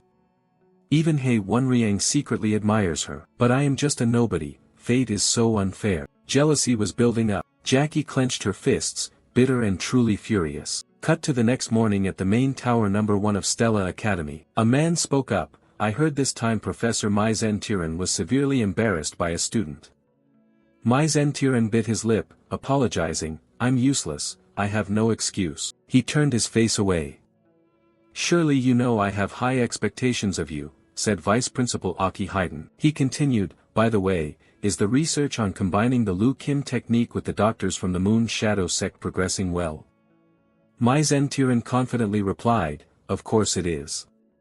I won't let you down. Aki Haydn patted his shoulder and whispered, good, I only trust you. Mai Zentiran responded, yes, please entrust it to me. I'll take my leave now. After Mai Zentiran left, Aki Haydn sneered in contempt, what a fool. She doesn't realize she's being used. Even if she did, she wouldn't care. What she craves is status and honor, which makes her open her eyes. It's ridiculous that a mage studying counter-dark magic is working for the dark magic. I eagerly await the day the alchemist's dark magic study is completed. Cut to somewhere else, a slender figure carrying a towering stack of trembling documents, while those around remain indifferent and no one helps. Suddenly, a kind person approaches. It is Uziel. He cheerfully says, teaching assistant, are you okay? Let me help you carry them. Thanks to Uziel, the documents were delivered to Professor Maizen Tiran's office. The teaching assistant sighed with relief, "Thank you, without you Professor Maizen Tiran would have scolded me again." Yuziel replied, "No problem, it's a small matter." Taking the opportunity, Yuziel looked around. The room was filled with crumpled, torn papers scattered messily from the desk to the floor. He thought it was truly chaotic. Suddenly his eyes lit up as he stared intently at the board. "Oh, what is that?" The teaching assistant explained, "Ah, that's a formula Professor Maizen Tiran is researching with other doctors, apparently called the random spatial exchange calculation." Yuziel was startled. The random spatial exchange calculation. This is the initial formula of alchemist dark magic study. In Maizen Tiran's darkening volume, the dark magic user completed this formula with her, causing devastating damage and engulfing the world in flames. Altarisha, she was the one who changed the whole situation. What if she acts first and deciphers this formula before the dark magic user? Yuziel thought further, she is the only ray of hope in the darkness. With a genius mind and outstanding innovation, she has created countless items that dark mages couldn't even dream of. An idea flashed, he spoke up, "Assistant Altarisha." She was startled. Do you want to have coffee?" Yuziel smiled, "No, that's not what I meant. Professor Maizen Tiran bothers you and makes you uncomfortable, right?" She replied, "Why do you suddenly ask that? If there were a way to get truly satisfying revenge, what would you do? Would you want to try it?" Altarisha was flustered, "I'm just a humble assistant, how could I help with revenge? If I'm not careful, I might get fired and end up homeless on the streets." Yuziel continued, "So what? Do you have any ideas? You could very well become a great alchemist, even surpassing Professor Maizen Tiran." Altarisha was surprised, "What?" Yuziel added, "Then no one would dare to look down on you anymore." His words seemed to give new motivation, planting seeds of hope in Altarisha's heart. She murmured, "If only that were true." Just as Yuziel predicted, Altarisha was tired of her current job, dissatisfied with having to care for Maizen Tiran in a dusty room. Her long-held dream was to become an alchemist and create groundbreaking inventions. She had the talent to do so. Because later on, Altarisha would become a great alchemist, with genius intellect and outstanding creations, deserving of the very best. Currently, Altarisha had temporarily set aside her dream due to harsh realities. But Yuziel thought to himself, "I will help her achieve her dream soon." After the first preliminary exam at Stella, Yuziel continued to visit Altarisha, giving only a few suggestions, which Altarisha quickly grasped. Cheerfully, "Oh, you think so too? I had thought about adding a button to change colors for the magic pen, and then attaching an eraser, like a mechanical pencil, very convenient." Yuziel observed with satisfaction, "Wonderful. Altarisha's invention is making good progress, but the main formula is still missing. Guiding her to pass Maizen Tiran isn't easy." Yuziel strolled out, when suddenly a teasing voice said, "Hey, how do you even walk like that? Spacing out like that means you're going to bump into someone." It was Flame just passing by. Yuziel crossed his arms, confused, "What? Which guy?" Flame replied, "Besides your great-grandfather, who else? Don't you understand, or are you pretending not to?" Yuziel was speechless, thinking to himself, "This is tiring, but I never mention my age, and anyway, he does talk to me more than before." "You spoke up, anyway you arrived at the perfect time. I have something important to say. Do you remember the roommate, that girl Jackie?" Hearing Jackie's name, Flame looked annoyed, frowning, angrily turned away. "That's illegal." Yuziel jumped back in shock, "Hey, what are you thinking? I haven't even said anything yet. You need to take good care of her. Jackie's current condition isn't very good." Yuziel thought to himself, "If Jackie gets corrupted by dark magic, she will be very unstable." Flame replied, "I'm not sure, but we've planned a hunting trip this weekend, I'll check then." Yuziel answered, "Okay, I'm counting on you. But what do you think about going hunting?" The hunting season is approaching. The target is Matevis Cemetery, where episode 4 begins, with main characters like Ma Yuziang, Acel, and Flame all participating. There is even a big battle with a level 5 necromancer. I'm not involved, but obtaining the hidden reward would be useful for contracting a familiar. A few hours later, the scene shifts. Yuziel goes to Professor Li Hanwal's office to ask for permission to go out. Li Hanwal holds the paper and reads it, "Training, huh, but you probably can't learn swordsmanship or knightly arts there." Yuziel freezes, unsure how to respond. Suddenly he notices Ma Yuxiang's application for going out and thinks to himself, as expected, they're starting the hunt now, perfectly matching my memory. He persuades, teacher, quite a few people have been hunting recently. Li Hanwal replies, it seems everyone is going to mate this cemetery to join the club activities, probably searching for treasure. Ma Yuxiang and He Wenriang are very diligent. Ma Yuxiang said he would return to the clan, while He Wenriang went with Flame. Yuziel is startled, what? Without Ma Yuxiang, we can't stand against the necromancer. With the current team formation, we cannot defeat a level 5 necromancer. What to do? I can't request support without evidence, and the plot doesn't allow revealing everything. But I'm not going to let things happen like this. A few days later, at Mate This cemetery, a male student just killed a giant fish, which lay gasping on the ground. He shouted, saying it's a level 2 monster, a weak piranha. Suddenly, a gruff voice scolds, hey, you stupid bastard, don't ruin things. Did you hear the team leader's order? This is second-year student Kasif Derek. Dok Chulkwang scratched his head and chuckled awkwardly, saying sorry. Chip Derek was annoyed. How can that idiot even laugh? A girl spoke up from afar, forget it, talking too much is a waste of words. That was second-year student Ban Dian. She turned to me, saying we shouldn't pay attention to them, just ignore them. Acel replied softly, yes, ma'am. Chip Derek turned back and said, I heard everything, is there a problem? It's too noisy. Be careful how you speak in front of the freshmen. Acel thought to herself that she heard there was an opening in the club, so she'd follow along, hoping they weren't bad people. Just as she was lost in thought, the team leader's voice rang out, Acel, let's go. She replied, yes, ma'am. Suddenly, a loud explosion echoed from afar. The whole group was startled and looked in the direction of the blast. What was that? Could there be a fight nearby? Ban Dian asked, if there's an overlap in hunting areas, should we go greet them, team leader? Kasif Derek blankly answered, yes. As soon as those words ended, the whole team aggressively moved toward the source of the explosion. Acel suddenly widened her eyes. She spotted Bayan in the distance. Flame and an unidentified group of people were there. They were arguing. Bayan shouted clearly, I took down the giant piranha first. Flame replied nonsense, it's in our hunting area, so it belongs to us.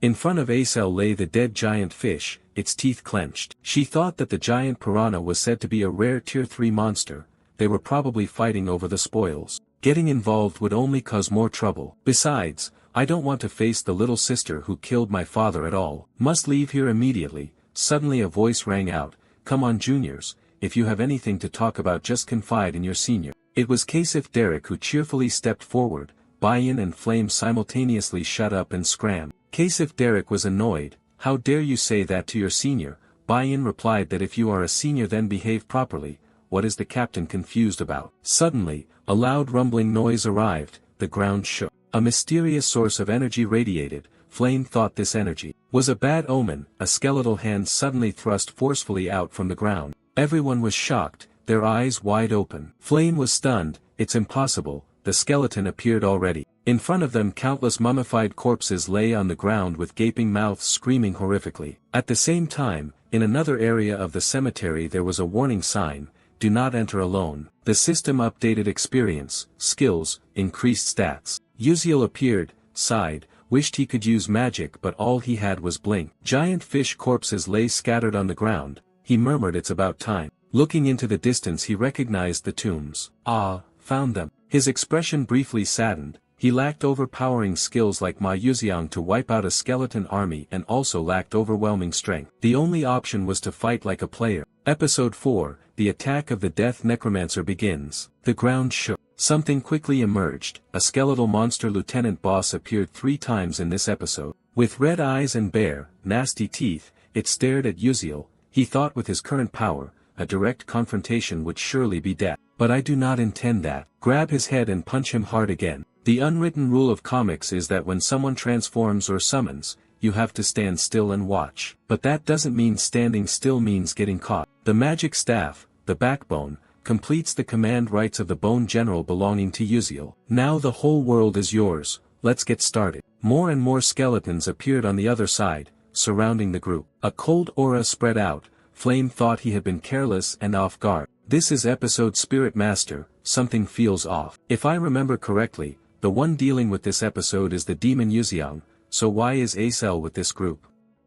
Where is demon Yuziang? Could it be that I have to face a level 5 Spirit Master with them? Seeing Flame lose his composure, Hei Wonriang reassured him and sent a distress signal to Stella via a pocket watch. Just hold on until they arrive. Dok Chokwang added, that's right, wait a moment, the professors will come, even if we can't defeat the Spirit Master, at least we can escape. Baiyin spoke up, now is not the time for consolation. This is a graveyard, the longer we delay, the more skeletons gather, we must quickly return to base. Jackie fearfully stepped back when he saw the grotesque skeleton horde, don't come any closer. A big, snarling mouth screamed as if wanting to devour raw flesh. Suddenly, a burst of power attacked from behind, stopping it from charging. The one who acted was Acel. Jackie stammered, okay. Dok Chokwang praised, not bad for a freshman. Acel continued, this Spirit Master is well prepared. He uses an energy container device to store mana. Normally a level 3 to 4 Spirit Master can summon up to 15 skeletons at most. Yet he controls a vast area with no triviality. Dok Chokwang added, more skeletons pouring in,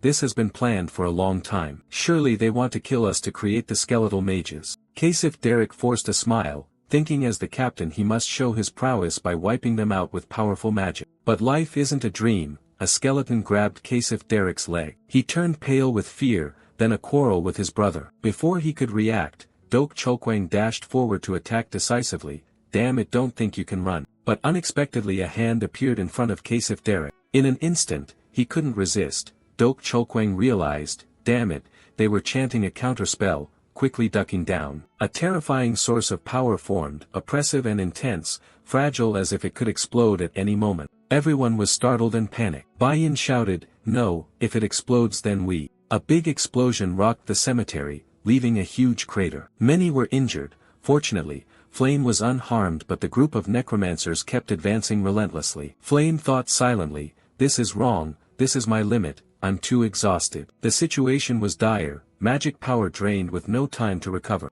While the enemy forces were terrifyingly numerous, Jaws agape, skeletons screamed as they approached. Flame, faint-hearted, suffered a drop in blood pressure. It's over. She gripped her staff tightly, trying to observe, is this where I die? But suddenly the skeleton horde stopped as if being controlled. Flame couldn't believe her eyes. What is going on? Finally stopping. What the hell is this? From afar, Yuziel's figure advanced like a deity descending to save the day. Flame was stunned, wondering how he could be here at exactly the right moment. She noticed the skull Yuziel held in his hand was that of the dry bone general. Much stronger than regular bone soldiers, usually accompanied by elite bone soldiers as escorts. Yet he had captured it alone, unbelievable. Dok Chokwang regained consciousness and thanked him, saying it was thanks to him they survived. Yuziel politely replied, it's nothing. Acel asked how he managed to get the dry bone general's skull. Yuziel joked that he fished it out from the bone broth pot but thought silently that he didn't need to reveal he ambushed the summoning spot.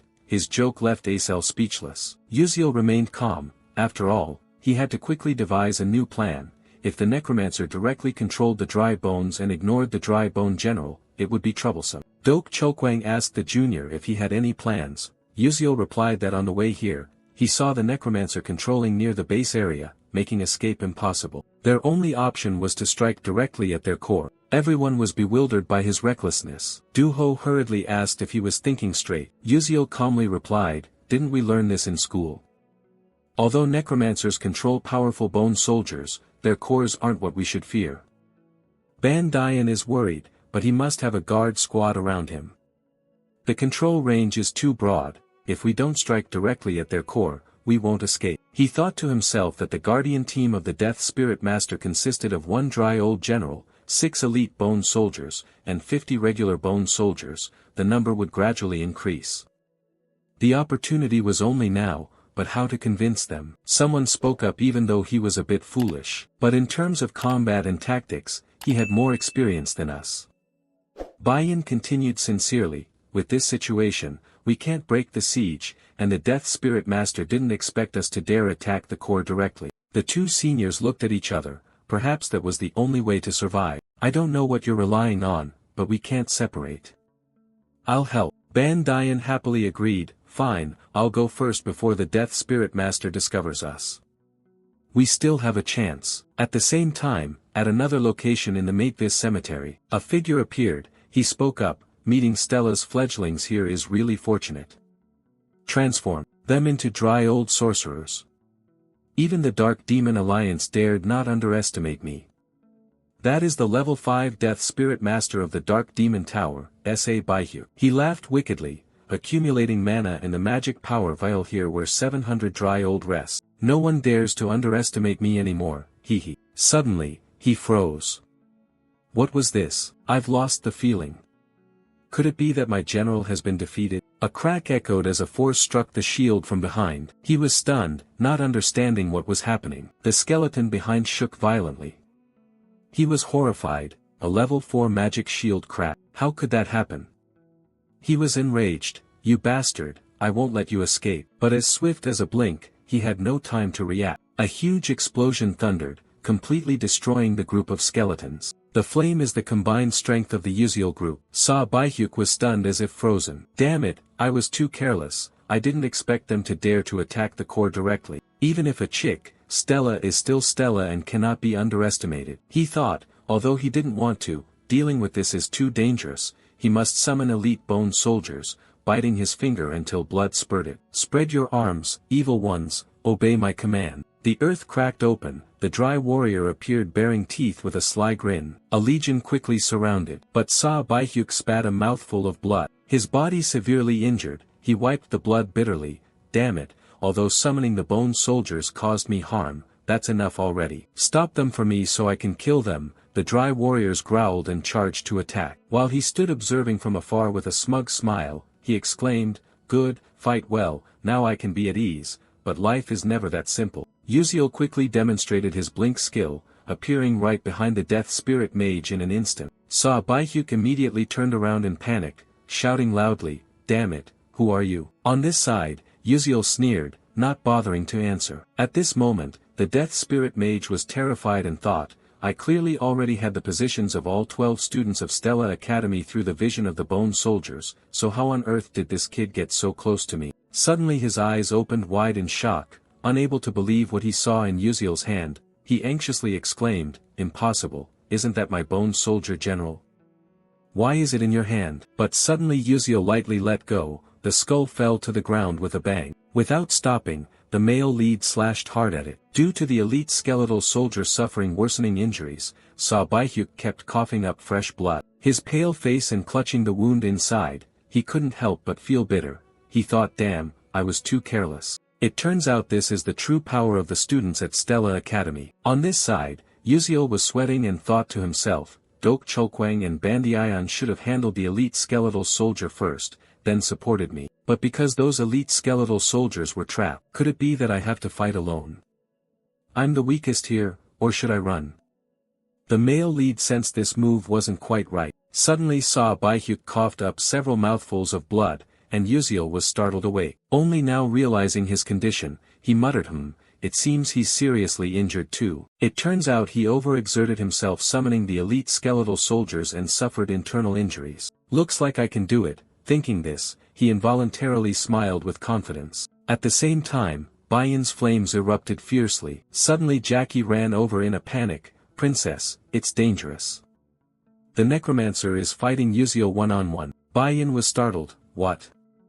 She looked ahead. Where Uziel and Sa Baihyuk were fighting, a fierce power radiated around. The battle was extremely intense. Bayan muttered, this is serious, this situation is completely unlike the original plan. For some reason, Uziel is the only one facing the Death Priest. Meanwhile, the Stella trainees are dispersing everywhere. Perhaps they have to split his forces and eliminate the enemies one by one. Can Uziel hold him off until we arrive? If he dies, I won't forgive you. Hang in there, Uziel. On this side, Uziel relentlessly uses blink to move swiftly. His wide-open eyes observe carefully to devise a reasonable solution. Precise judgment and blink skills help him temporarily avoid Sa Baihyuk's attacks. Knowing he can't dodge forever, Uziel switches to a high-risk, high-reward style like when he was in the game, suddenly blinking close to the Death Priest. Sa Baihyuk, a level 5 Death Priest, grits his teeth when seeing Uziel's reckless play and growls, you won't defeat me easily, don't even dream about it. After speaking, a cage made of bones enveloped him. Yuziel smiled faintly, thinking it's probably no better than this. In case of situations like this, he had already prepared a special cola potion of bone essence. Haha, now this arena belongs to me. With that thought, Yuziel threw 2 cola vials at him. Immediately, the bones corroded rapidly. Baihyuk's eyes widened in disbelief as the protective magic he was proud of crumbled away. Recalling how he had bragged earlier, his face flushed with embarrassment. He screamed madly, "You damn bastard! How dare you destroy my bone shield! Eliminate him at once!" Numerous sharp bone spikes launched toward Yuziel, but he had blinked behind Baihyuk a long time ago. Proudly holding the sword in his hand, Yuziel thought this was the moment. He expected to take him down in one strike, but unexpectedly Baihyuk turned around with a twisted smile and bit the bait. As if everything was within his prediction, he had noticed Yuziel's appearance from behind, and only then did the protagonist realize, damn it, he was the one being deceived. Suddenly a sharp bone spike emerged from the ground, piercing brutally through Yuziel's leg. Fresh blood splattered everywhere. Yuziel painfully and bitterly thought, damn, I got hit. Suppressing the pain, he tried to retreat. Baihyuk laughed triumphantly, haha, you bastard, keep causing chaos, now you'll face this bitter end. Feeling the sharp pain from his leg, Yuziel gasped, thinking maybe he had been too careless. Although injured, he was still a genuine level 5 mage. But I can't die here. He must be exhausted. Continuously using magic has been draining his body. In other words, that's all he has, whether level 5 or whatever.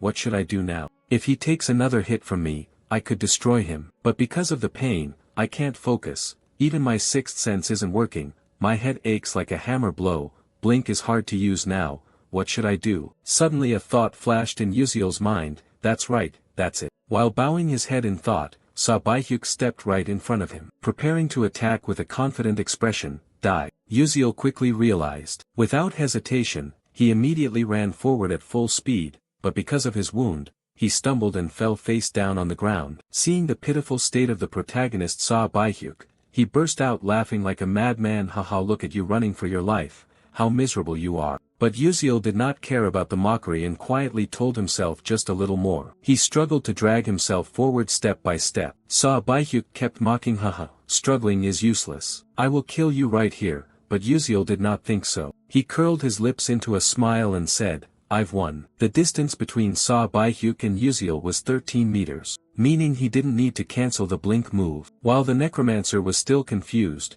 not knowing what trick Yuziel intended to play, suddenly, his eyes widened in extreme horror. In less than a second, Yuziel had blinked right in front of him. The protagonist braced himself, enduring the sharp pain in his leg. He focused all his remaining strength into his sword, then unleashed a critical strike that pierced through Baihyuk's heart. Fresh blood splattered everywhere. At the same time, on Yuziel's teammate's side, with the necromancer dead, the skeleton soldiers suddenly stopped attacking to everyone's astonishment. The entire legion of skeleton soldiers vanished into the wind. Seeing this, Dok Chokwang exclaimed in surprise, could it be that Yuziel has defeated the necromancer already? As if waking from a nightmare, Jackie collapsed to the ground, eyes full of disbelief, murmuring, it's unbelievable. Yuziel truly defeated a level 5 soul necromancer. The word sounded like a starting whistle, and everyone's emotions exploded, as if returning from the dead. The whole group cheered in unison, we're alive, we're alive. The scene shifted to Yuziel. After defeating Baihyuk, he also lay exhausted on the ground. After a while, he slowly woke up, sighed, feeling extremely tired, and thought, I want to go home as soon as possible. Afterwards, the Stella Academy Magic Knight immediately flew to Matevis Cemetery, received the information, and took everyone back to school. As soon as he returned to the academy, Yuziel was called out and scolded by Lee Hanwol. Yuziel, you said you were going to train in a place with green hills and clean air, but you ended up at the cemetery. It seems the air there is pretty fresh too, huh? Yuziel didn't know how to justify Lee Hanwol's sarcasm, so he lowered his head and apologized. I'm sorry, I only got out of the vehicle because I thought something bad was about to happen. Lee Hanwol nodded, I understand what you mean, but rules are rules, you will be punished, and there are no exceptions. However, your willingness to rush into battle without hesitation to protect your friends, even though it violated Stella Academy's regulations, is commendable.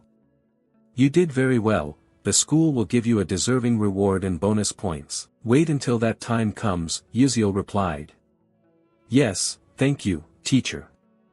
After saying this, Lee Hanwol turned and walked away, leaving the male lead standing there sighing, thinking to himself, I guess I should head off too. The doctor said I have to rest for a few days to recover the thigh injury, need to rest well for a full recovery. While walking and thinking, the sound of someone's footsteps gently approached. Yuziel turned around to see who had come to thank him. It turned out to be Acel, the female lead of the story. Acel always wore a bright smile on her lips. No matter how heavy the burden on her shoulders, she stood firm and overcame every difficulty and adversity. She was a wonderful character. Seeing Yuziel staring, Acel spoke, I really thank you for today. The male lead gently replied, next time, treat me to a meal. But Izel's complexion did not look very good. She thought silently, there was one thing I learned from this event, even before that in this world there are many people more outstanding than myself. I have always considered myself a peerless genius, and that belief has not changed until now. But only when I enrolled at Stella did I realize the truth that this world is vast and full of extraordinary people.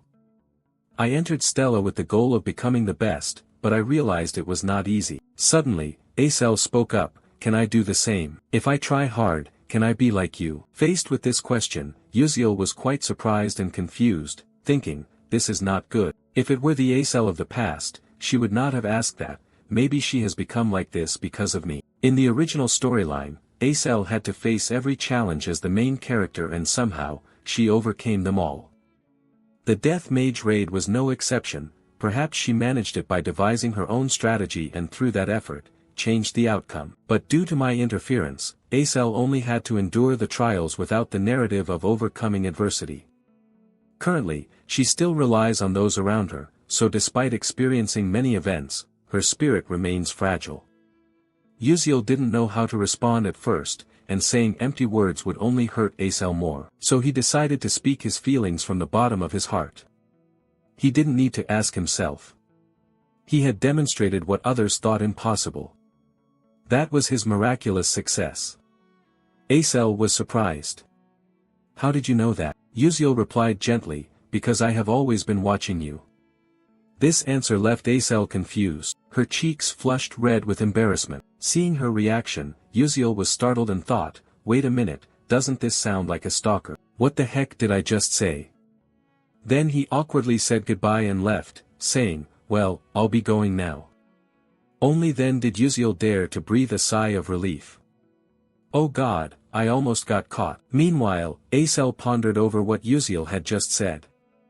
He said he was always watching me, no one had ever cared for the child of a traitor like me. Even if they did, their only purpose was to scrutinize and criticize my mistakes. No one truly cared, yet he had always been watching me. Yuziel's words pierced through Izel's icy heart, flowing through her veins, preserved in her mind. She felt her heart pounding wildly, the flame of passion for magic and a seemingly lost goal awakening again.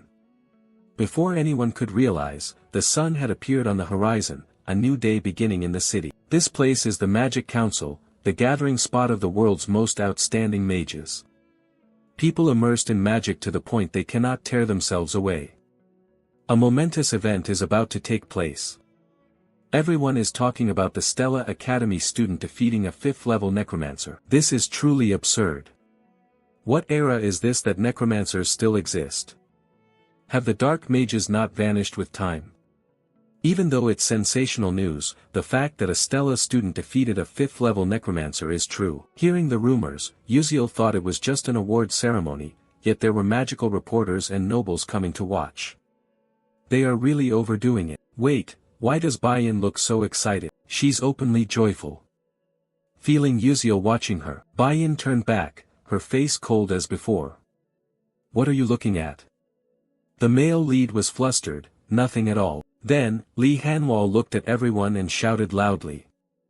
Everyone fell silent. Today, we will award 13 brave students who fought against the dark mages. This reward is personally presented by the headmaster. The 13 students were shocked to learn the reward would be presented personally by the headmaster. Yuziel also did not expect the pinnacle of humanity, a 9th level mage. Eltwin will be the one to present the rewards. He usually appears in the game and almost made it as a main character. Although he is said to be 300 years old, he looks like he is just 18 to 19, always wearing a gentle smile. But he is the strongest wizard in the world, nicknamed the Murderous Destroyer. While everyone was still shocked, Eltwin walked past each student, patting their shoulders to encourage them. Well done, keep up the effort and be courageous in the future. Then he approached Uziel, with eyes as clear as a child's, yet who would have expected this to be a 300-year-old principal, whose face is even more youthful than the trainees here. But standing before him, Uziel felt pressured, swallowing nervously, thinking that just looking into his eyes was already overwhelmingly intense. This is level 9, a rank owned by only 10 people worldwide. I can't look away right now. Oh, so tense like a drawn bowstring. The principal was puzzled by the tension on his face, smiling brightly, still hardworking as before, just as I expected. After saying that, he left, leaving many questions swirling in Uziel's mind. What did he mean? A moment later, the loudspeaker announced that the award ceremony was concluded here. Returning to the dormitory, Uziel looked at the book in his hands attached with the certificate and gasped in surprise. Wow, a generous reward of 5 million credits for me.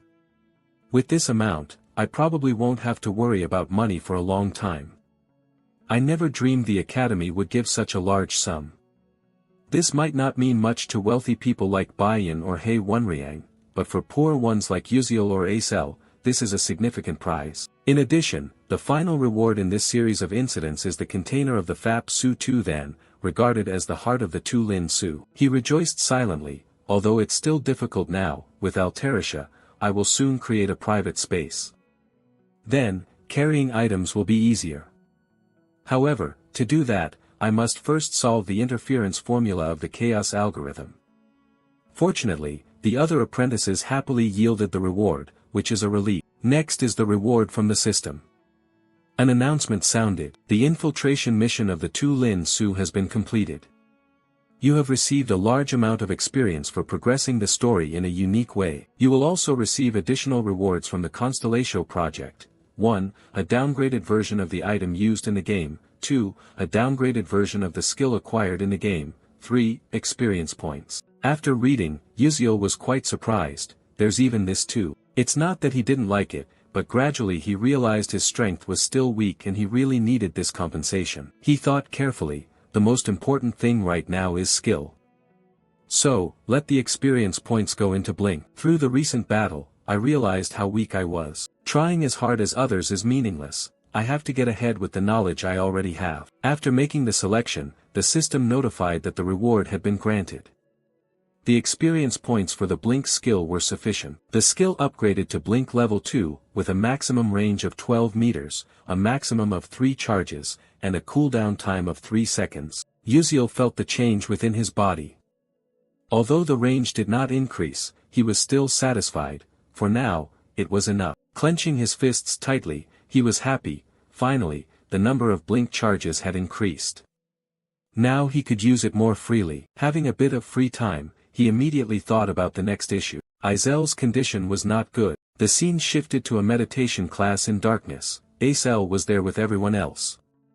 She felt as if she were swimming in a dream world, floating midair. It wasn't a bad sensation. A cold wind blew through, and she felt as though something was stuck inside her. Acel tried again and again to push it out, unaware that she was startled by a student's call. Acel. She quickly looked around and saw the other student sitting cross-legged in meditation, just like her. She thought, oh, did I accidentally fall asleep? A transparent butterfly flew past her ear, conveying the professor's voice. Why use magic during meditation? Look at the top of your head. Acel looked up, eyes wide with amazement. Indeed, a solitary pillar of ice was hovering in the air not far from her. She had accidentally used magic without realizing it. Acel was stunned. Wait a moment, when did I create this? I didn't perform any formula or calculations at all. She asked herself, could it be that the other students didn't notice? Even if it was just first-level magic, they should still be able to sense the mana flow. If this was the effect of the meditation that Uziel introduced, it was truly amazing. Before, she had her doubts, but the result was not only good but wonderful. After a while, the meditation session ended, and the students rushed off to eat. Instead of going to the cafeteria, Acel chose a red bean cake. She enjoyed eating it, thanks to the prize money she could savor the red bean cream cake costing 1,500 credits. So happy. Suddenly, a voice sounded beside her, "Hello, Acel." What struck her eyes was the appearance of Prince Jeremy Scalvin. He smiled softly as if he were happy, a sparkling smile, not masculine but purely adorable, making her heart flutter.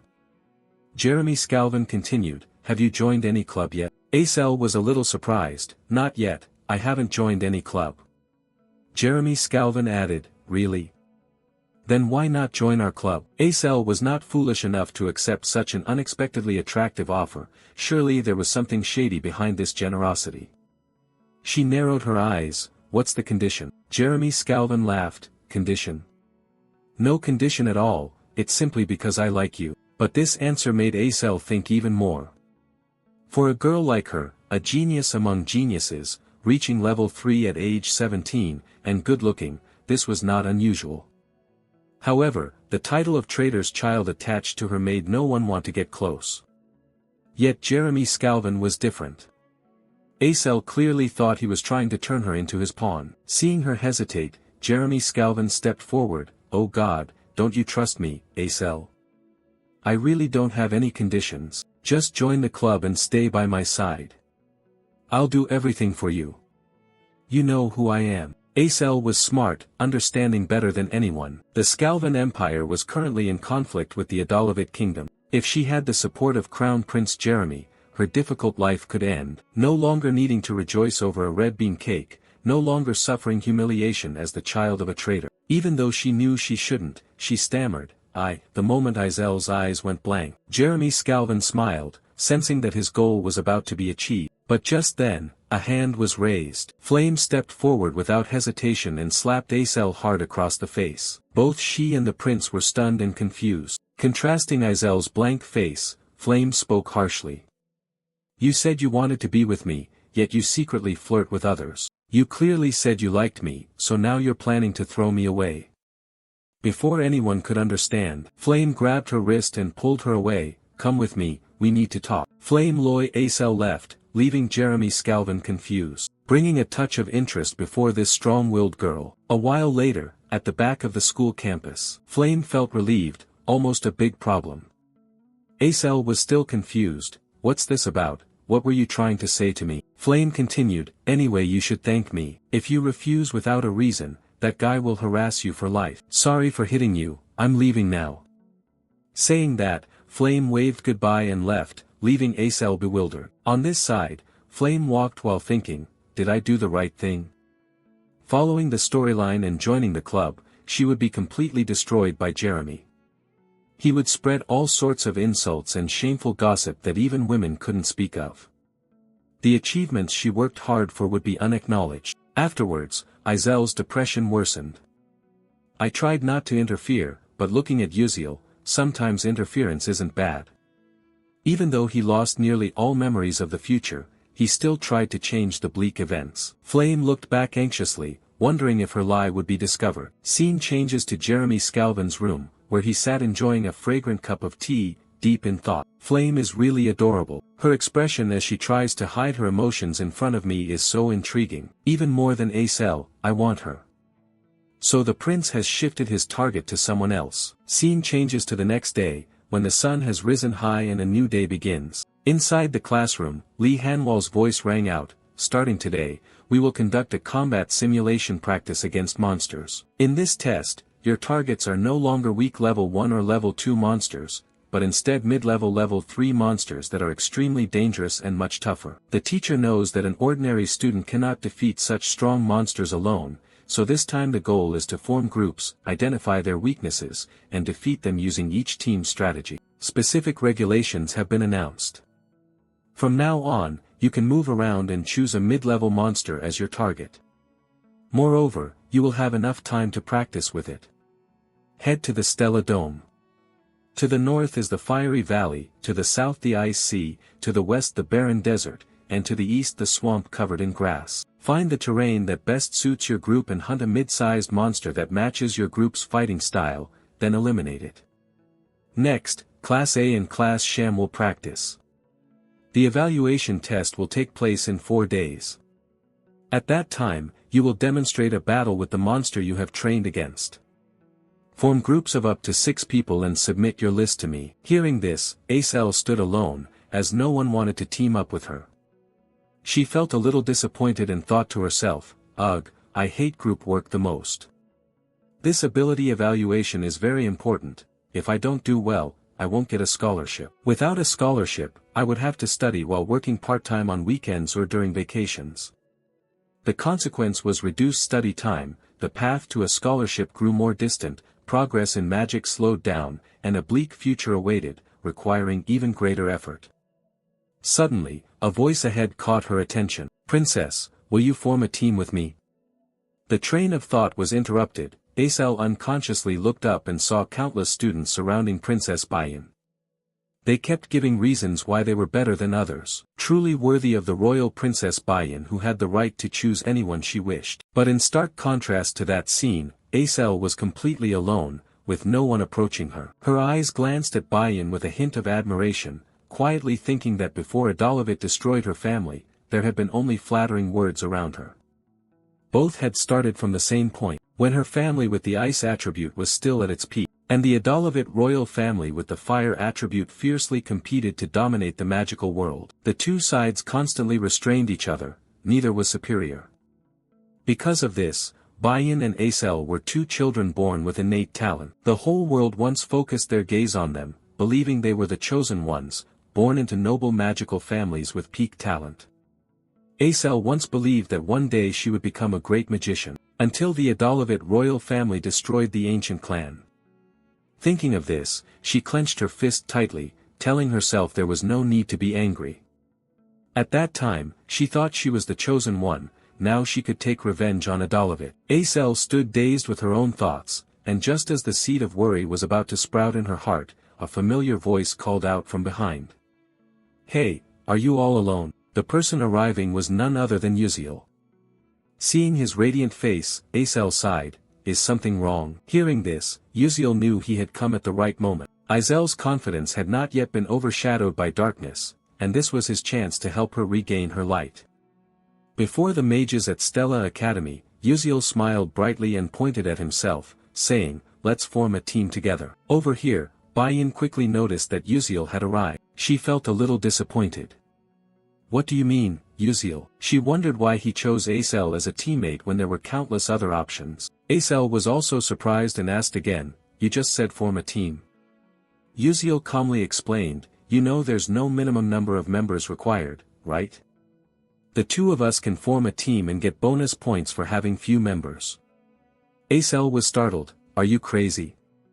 How can just 2 people handle a mid-level rank 3 monster? But after saying that, her mind unconsciously became persuaded. A thought flashed, for some reason, if it was with Uziel, she believed she could do it. Seeing that she didn't refuse, Uziel smiled confidently. So, do you agree? Acel froze for a few seconds, lost in thought, then nodded. I agree. Anyway, I don't really have anyone to form a team with. Uziel replied with a smile, that's the right decision, let me go submit the list. After saying that, he turned and left, leaving Acel watching his back. Just then, the sound of footsteps approaching. Acel was surprised by Bayan's appearance. She crossed her arms in annoyance. Acel was startled, what's wrong? If you're trying to compete with me, mind your own business. You're a pig in human disguise with no shame. Hearing the contemptuous words from Bayan, Azel's heart felt like it was being cut with a knife. Then Bayan turned and walked away. Now, Acel understood that Bayan approached not out of fear of her potential, but because Uziel had been taken by her. Realizing the truth, Acel clenched her fists and let out a bitter laugh.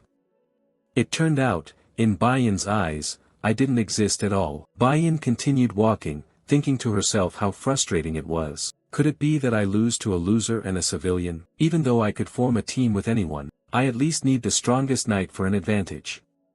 She looked around, focusing her attention on Ma Yuxiang, who was hesitating between joining a team or going alone. Without hesitation, Bayan approached. Seeing the princess approach, Ma Yuxiang asked, hello princess, what's the matter? Bayan replied, have you formed a team yet?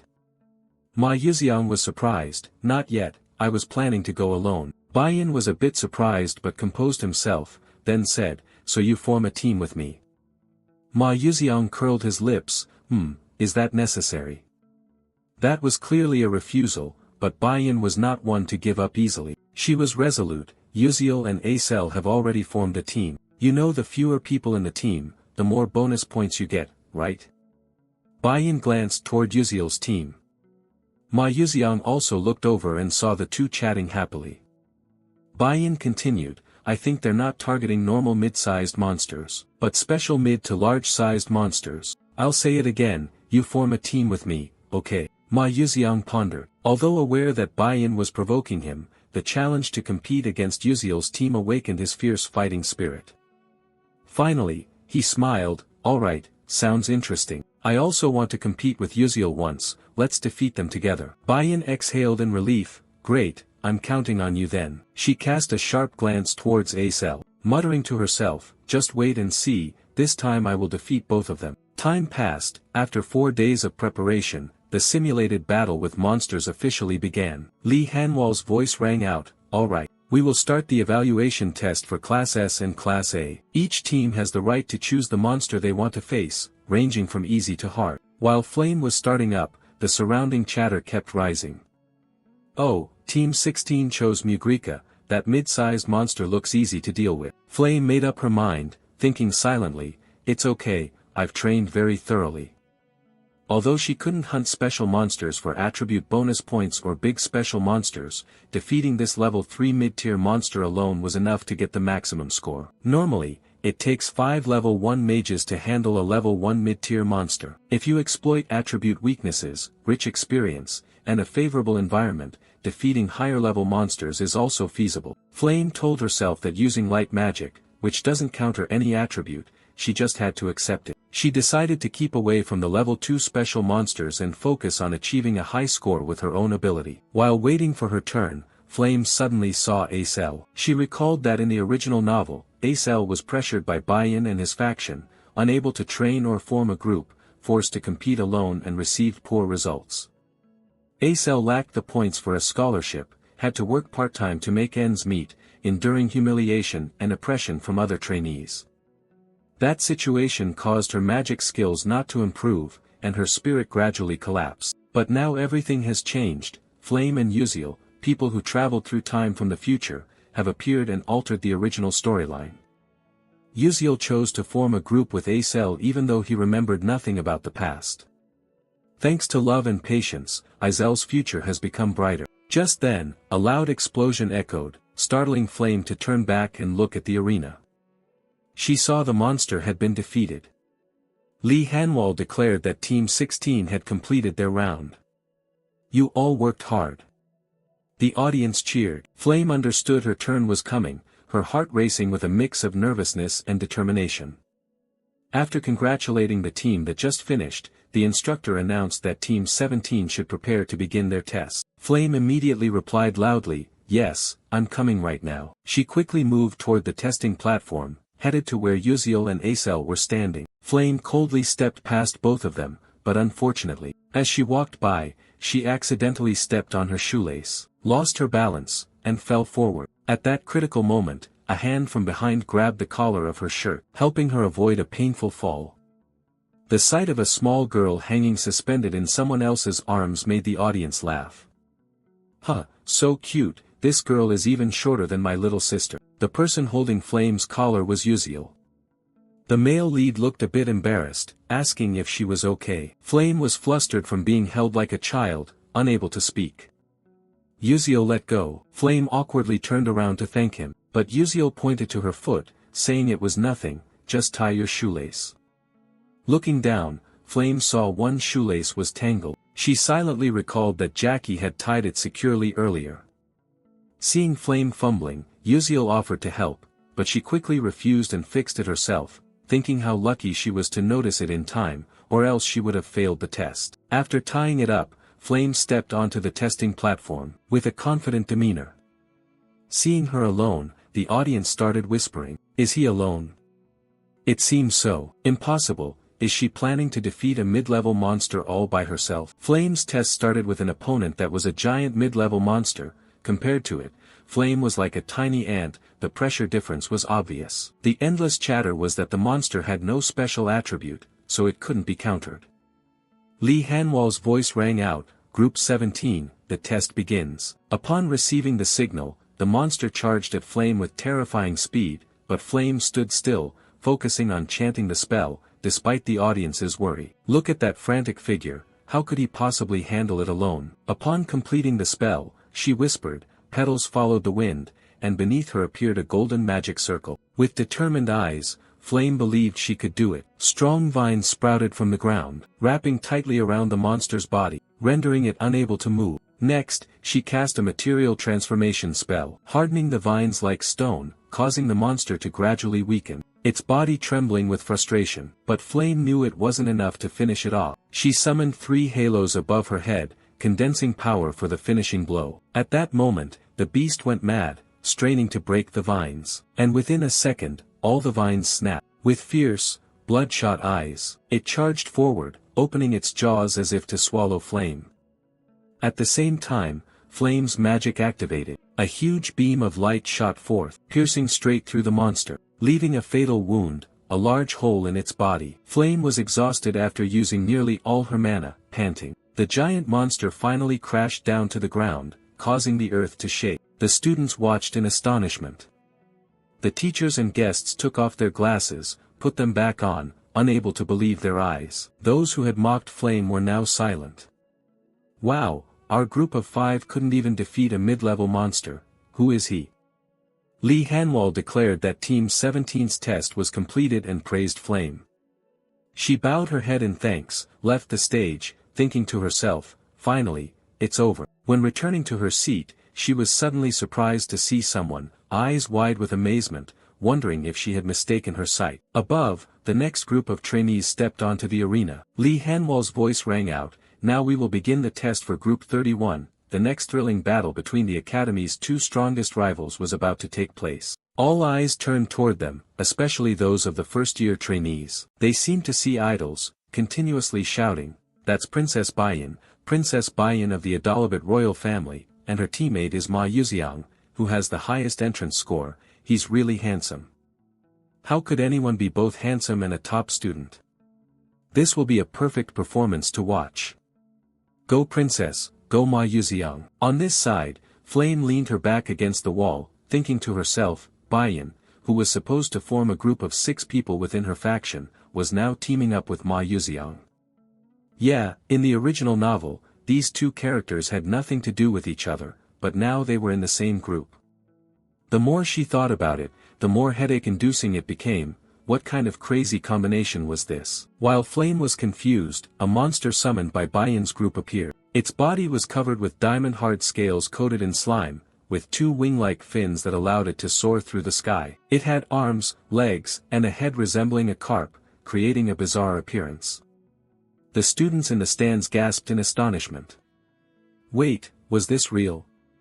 Unbelievable, the illusory fish of gods and demons.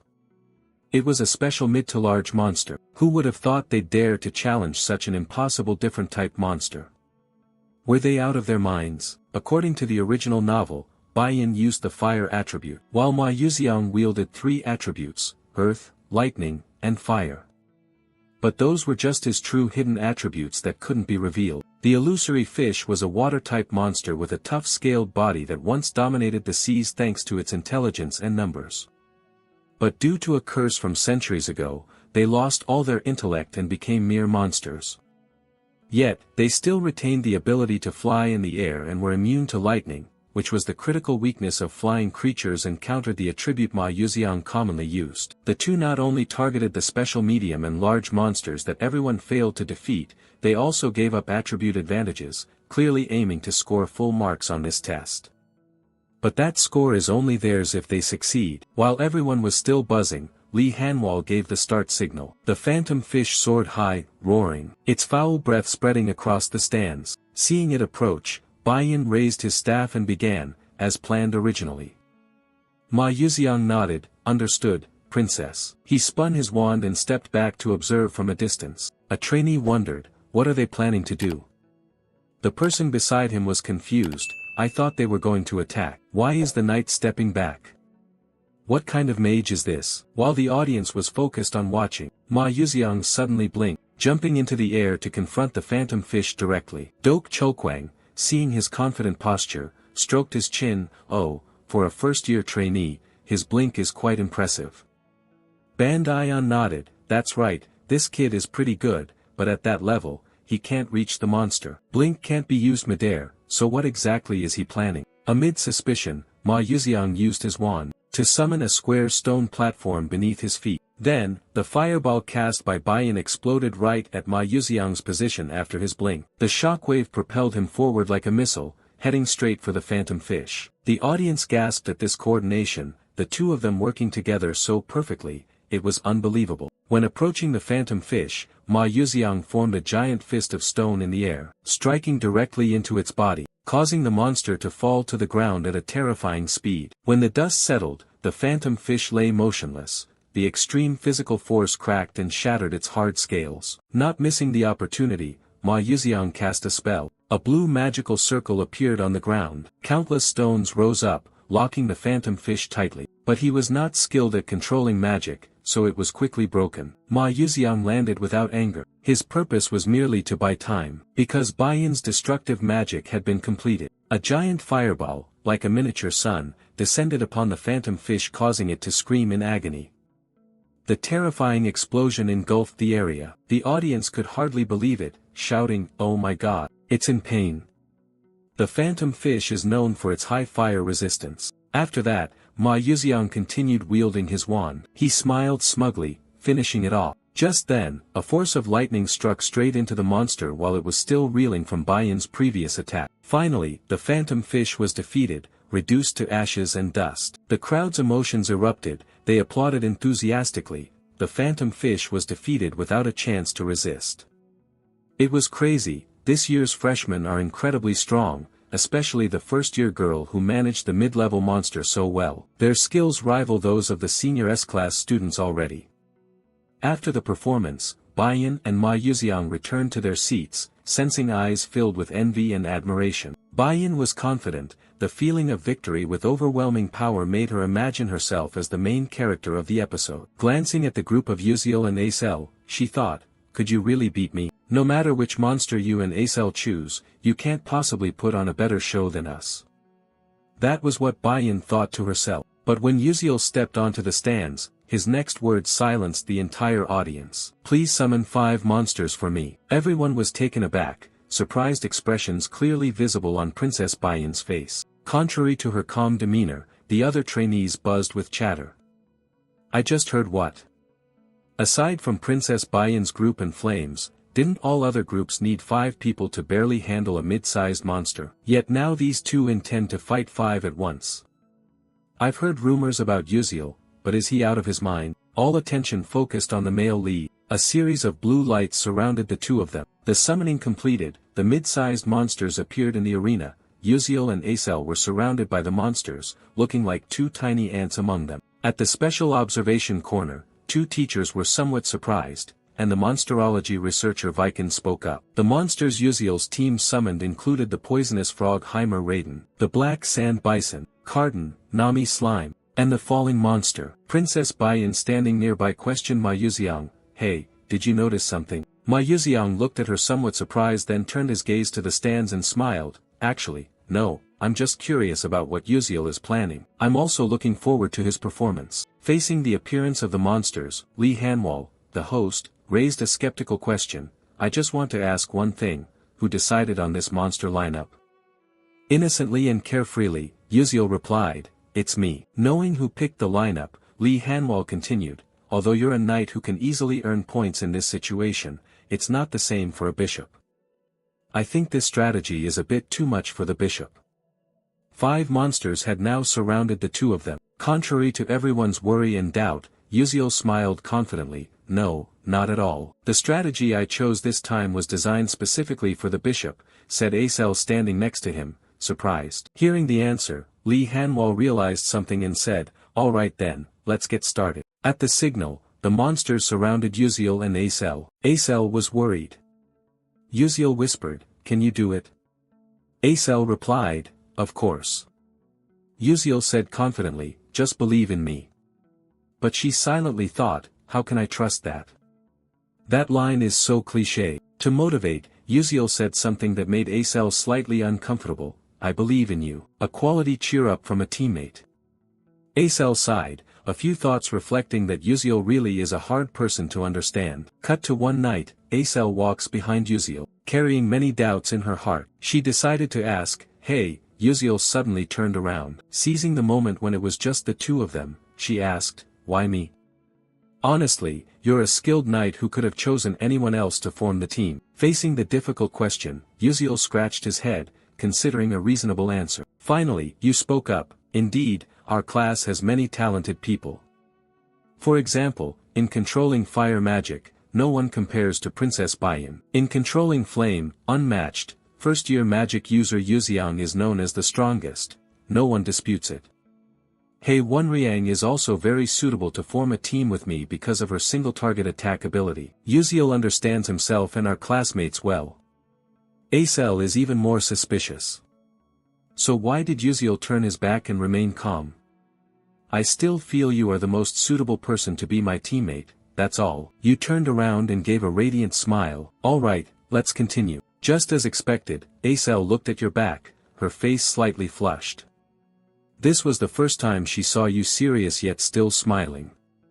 Since you spoke sincerely, my responsibility has increased again. Back to the present, Acel clenched the mystical staff tightly. Thoughts gradually appeared. Although I don't understand his intentions yet, he surely has a reason to choose me, so I will show him. Acel condensed magic around her feet. The mystical staff floated before her, focusing on releasing mana. She closed her eyes to sense the surroundings. Within danger, opportunity will arise, and only in opportunity can she fully demonstrate her talent. The trainees observing noticed the change. Wait, isn't that the supernatural resonance skill? One added, no way, that is a special ability that only occurs when a mage of 6th level or higher enters an unconscious state. But if you lose focus, the mana flow will reverse, which could cripple you. After all, he is just a first-year student.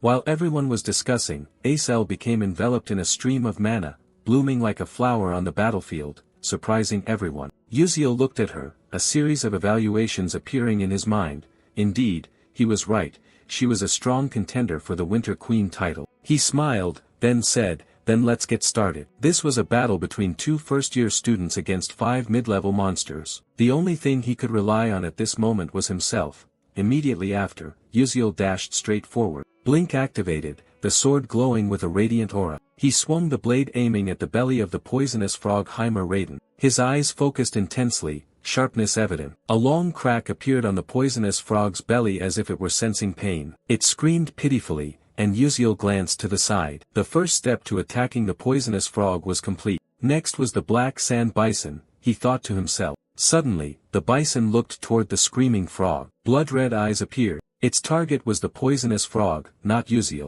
The bison took a deep breath and pulled back its front legs. Predicting this, Yuziel smiled and continued running. Very good, just as I expected. The way to handle 5 mid-level monsters at once was to create a special atmosphere, making them enemies of each other. The match grew increasingly intense and dramatic. Witnessing this, all the students in the stands were wide-eyed and open-mouthed. In front of them, 5 monsters were fighting amongst themselves. They muttered, "Oh my god, what is happening? I can no longer believe my own eyes. Are they really tearing each other apart?" Seeing the plan succeed, Yuziel smiled victoriously. Just as predicted, the plan to make them hostile and slaughter each other has been successful, or in other words, this is the strategy of using others' hands to kill, a dirty trick often used, exploiting the power of others to eliminate opponents without getting involved. Yuziel continued explaining. The professional gamers of Ether World once racked their brains wondering how a bunch of newbies could deal with a pack of powerful monsters. After countless experiments, they found a solution by exploiting the characteristics and attributes of the monsters. He analyzed, first when I attack and wound the toxic frog Heimer Raiden, it emits a red light. This light stimulates the berserk attack instinct of the black sand bison. Then the bison sprays sand around as it moves. When the sand sticks to the Nami slime, it feels uncomfortable, producing a massive amount of water to keep moist. He smiled, well done, the plan is still on track thanks to the barrier on the simulator pedestal. the water level rises very quickly. As if remembering something, Yuzio looked at the carden bird and gave a sly smile. Next is your turn. He continued explaining, a special trait of the carden bird is that when it senses moisture, it emits a piercing scream spanning over 7 octaves. When the water rises, it gets irritated and screams. The scream stimulates the falling monsters, the sound-sensitive species, driving them insane and causing them to attack enemies. Just as predicted, the shout caused the falling monster to rush in and punch and kick the carden bird. A supersonic kick distorted the carden bird's face, sending it backward into Nami slime. Nami slime was angry, and splashed water into the carden bird's face. Everyone thought it would counterattack, but it didn't. The carden bird stared at the falling monster with eyes full of murderous intent. The falling monster glared back as if to say, there's a lot of blood here, if you like it then come at me. The two charged at each other and fought hundreds of rounds. Other monsters also began searching for opponents and attacking one another. In the stands, scholars and professors were surprised. One scholar exclaimed, "It's unbelievable that the student named Yuzio knows all the characteristics and weaknesses of the 5 monsters like this. Even I, a scholar specialized in monster studies, hadn't thought of this plan. They are reckless and thoughtless but admirable." A female professor spoke up, "I agree, they are reckless and crazy. But what surprises me is Izel's concentration." The girl maintained the mana flow steadily while the monsters fiercely fought, truly extraordinary. She certainly poured her heart and trust into her knight. On the simulation stage, the monsters still enthusiastically attacked each other, no longer paying attention to anyone. Sand swirled, water rose, the red light grew brighter. Amidst the chaos, Yuzio perfectly fulfilled the role of the knight. The knight is responsible for protecting and suppressing the enemy until the mage finishes preparing magic. Whenever a monster blindly attacked Acel, Yuzio immediately blinked over, using a sharp sword blade to slash at the ankle, causing it to fall backward.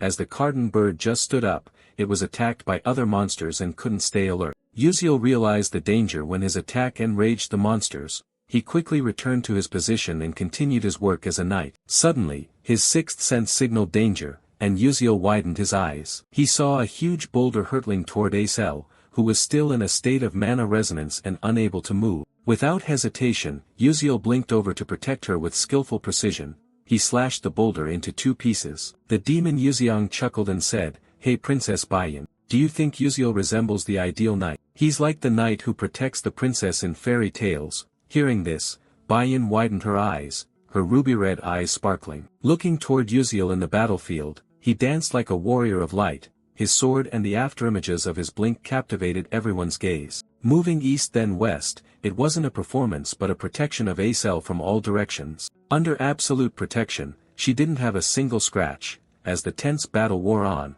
the monsters gradually grew exhausted and badly wounded. Suddenly, magical circles appeared on Izel's body like shooting stars or droplets of light, falling through the silent space. Her eyes, as beautiful as jasper, opened. She gripped her crystal flower staff tightly. As soon as she finished, the water accumulated on the ground froze. A giant ice flower appeared in the sky, radiating a cool light from its petals. Witnessing the dazzling magic, the audience couldn't take their eyes off the pale green flower, so brilliantly beautiful it made them forget the purpose of the test. Wondering if any artwork could be more exquisite, no one evaluated the magic of the students anymore, they only admired the magic of a true sorcerer. Izel's magic was simple but on a different level, unmatched by any other sorcerer. Time passed, water rose to the monsters' bodies, frozen by Izel's magic into ice, leaving them motionless. Though exhausted from the chaotic battle, they couldn't break the ice immediately, but who knew they would soon shatter it and attack frantically. Thinking this, Acel cast shattering magic. The radiant flower shattered into pieces, turning into thousands of sharp ice spears like giant javelins. Piercing through the bodies of 5 monsters, their skin was ripped, frozen, and necrotized. When they tried to move, the wounds attached to their flesh made them howl in pain. The audience whispered, "What now?" "I don't know either. Hey, do you think they really defeated 5 mid-level monsters with just 2 people?" Suddenly, someone panicked, "Impossible, look over there." Everyone looked toward the melting ice on the carden bird. Its eyes widened, steam rising from its body. An innate trait, when sensing cold and high humidity, it emits a terrifying heat, enabling all 5 monsters to simultaneously break the ice, their murderous gaze fixed on Yuzio's group, the ones responsible for their plight. The teachers showed signs of disappointment, sighed. In the end, those 2 still didn't succeed, their strategy perfect, the battle magnificent, but man proposes, God disposes. They hadn't anticipated the hidden traits of the mid-level monster. A pity it was so close. Even so, with this performance, the Uziel group could still receive very high marks. As everyone agreed, Acel suddenly raised her hand to the sky. A golden orb of lightning magic appeared, the audience's eyes widened. Impossible, that flow of mana, could it be? Without hesitation, Acel declared, the thunder god descends. Immediately, tens of thousands of electrical currents exploded, transforming into countless lightning bolts that surged into the bodies of the 5 monsters, causing them to roar in pain as the electricity ravaged their insides. Witnessing the combined magic of lightning and ice that she created, Acel was stunned by the magnificent sight. Her eyes showed disbelief. Is this really my magic? So it turns out I can do it too. Just as he said, memories flooded back. She recalled the first time she heard the crazy plan from Uziel. She was shocked and asked, "Are you crazy?" Expecting him to be upset, but Uziel just gave a sincere smile saying, "You can do it and I believe in you. So please believe me, someone who always puts all faith in you." Hearing Uziel's heartfelt words from the bottom of his heart, Acel clenched her fists, telling herself, Uziel still smiled, but the seriousness in his expression and tone was genuine, not a joke. She felt a weight pressing on her chest. Before, she had nothing but faith in the path she chose. No friend had ever told her that her path was right. Her whole life was lived in fear and anxiety, clinging to a fragile hope. Just as that hope was about to fade, Uziel appeared. He was the first to reach out and save her. Can I really do this? Now she felt as if drifting in an endless ocean. Although she tried to overcome the storms, she still hesitated, wondering if she was going the right way, but that question no longer mattered. Far at the horizon, Uziel had gone ahead, leaving behind footprints of light across the vast ocean like stars guiding sailors. Like a lighthouse guiding ships safely away from danger, Acel sensed the light whispering, "Follow me, I will lead you." Then, Lee Hanwal declared, "The test for Group 32 ends here. Congratulations on your outstanding performance." Standing in the center, Acel smiled happily. Her insecurity and inferiority vanished, leaving only bright confidence, though her face remained lost in hopeless thoughts. On the south main side, Uziel hung suspended in the air, thinking inwardly, "That was close, I almost got swept away. At least they should warn before using such dangerous magic." The scene shifts to the next day. The results of the combat simulation test against monsters were announced. First place Group 32, 199 points, Uziel and Acel. Second place Group 31, 127 points, Ma Yuziang and Bayan, followed by third and fourth places. Looking at the scoreboard on the notice board, Ma Yuziang felt bitter. "We lost." Bayan stared at the board, nodding. "The point gap between the two groups is huge, surpassing 100 points is remarkable, not to mention we faced special mid-level monsters while at a disadvantageous element, something no one has done, but seeing Uziel's group's 199 points, we have to admit we lost." Ma Yuziang did not expect the proud, cold princess to admit defeat. He smiled teasingly. "Oh, I didn't expect you to accept it so quickly," Bayan haughtily retorted. "Shut up." Ma Yuziang continued, "Though I don't want to admit it, Uziel is a more talented vanguard knight than me. As for Acel, she takes on the role of a skilled long-range mage better than her." Hearing that, although Bayan partially agreed, she could not accept losing to Acel. Looking at the handsome face of Ma Yuziang, the image of Uziel appeared before her eyes. Bayan comforted herself, wishing that Uziel were her knight, then everything would have been different. In the test, he always protected Acel from start to finish. Not only was he a knight, but he also devised strategies for positioning the long-range mage and even arranged the stage for Acel to shine. She thought she knew Ma Yuziang was very talented, but Uziel was truly the most outstanding knight at Stella Academy. If he supported her, she could cast magic as well as Acel. But why would that ordinary person be wholeheartedly devoted to Acel? If such a perfect knight existed in this world, that knight should belong to her, the perfect queen. The more she thought about it, the less Bayan could accept the fact that someone so perfect would care for someone else. Her face turned an ominous gray. The inner struggle was intense. Admitting defeat would be a lie. She could not accept it. This was really strange. She had to thoroughly investigate Uziel. After thinking it through, she took her leave of Ma Yuziang and walked away. However, on the way, Bayan's eyes widened in surprise when she spotted a woman with black hair. With an icy cold expression and eyes clear and unblemished, almost as tall as her, wearing a third-year student ID. This person was Seirin Orkan, the Duke's heir and close friend of the current queen of the Adalabad Empire. Passing by, Bayan felt irritated. Did she come because she heard that Bayan lost to the commoner group and the traitor? So annoying, Seirin Orkan sneered, immature and naive. Does the kid not realize that all his petty actions are ridiculous and weak? The kid is still very inexperienced.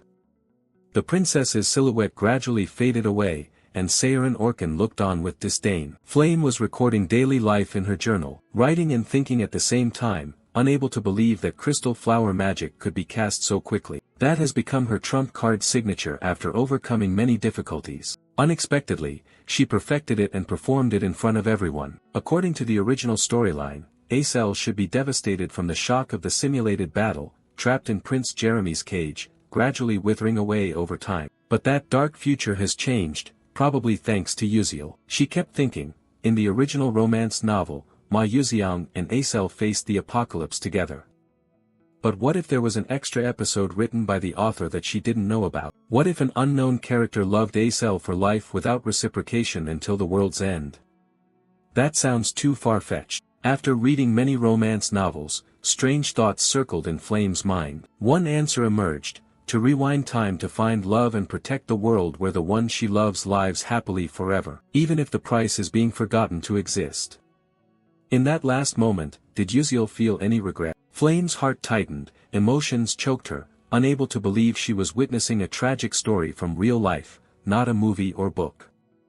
What does it feel like to trade existence to turn back time? The scene shifts to Yuziel's room. He stares intently at the system board. Episode 5, The Battle Simulation with Monsters ends. Congratulations to the host for gaining a large amount of experience by leading the story in a positive direction. The Constellatio project grants an additional reward. Yuziel exclaimed, "What should I choose this time?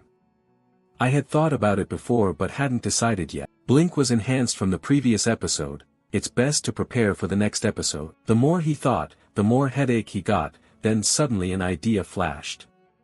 He smiled with satisfaction. Yes, that's it, how could I forget? He said to the system, "I want to choose Leafhanel's leaf key item." The system responded, evaluating the host, "Please wait, ding ding ding, check complete." Congratulations to the host for obtaining Yifhanel's leaf key. Seeing the key appear, Yuziel jumped with joy. Wonderful. Although not as classic as the old equipment I used, this is a rare item only available to advanced players. It opens communication with special spirits but only functions to open a specific dungeon. To use it, you have to go outside.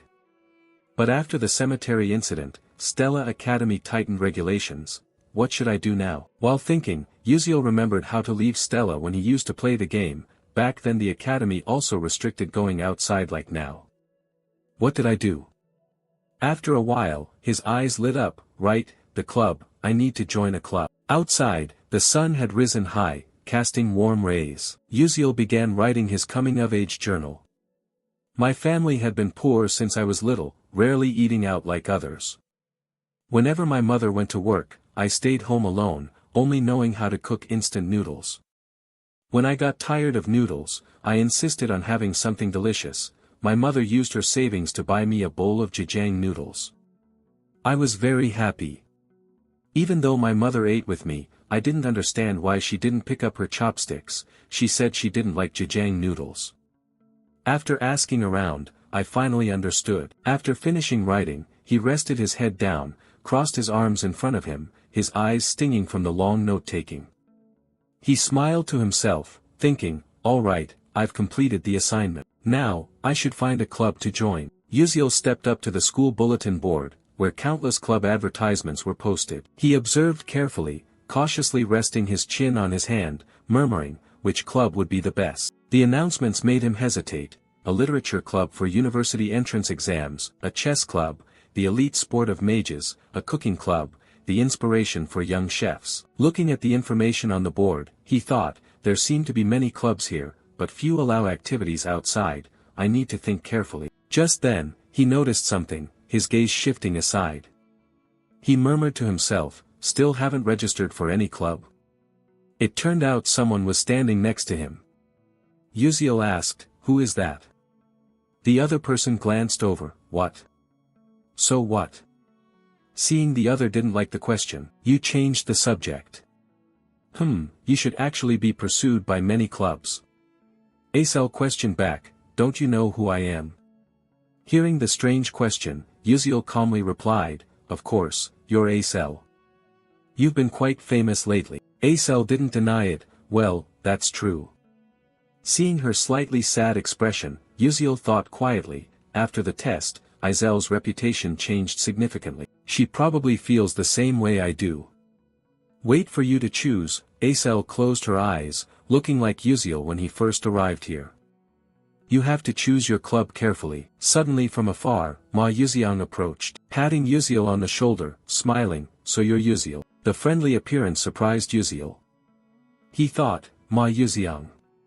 Yeah, why is he? Yuziel brushed his hand away, alright, let go first.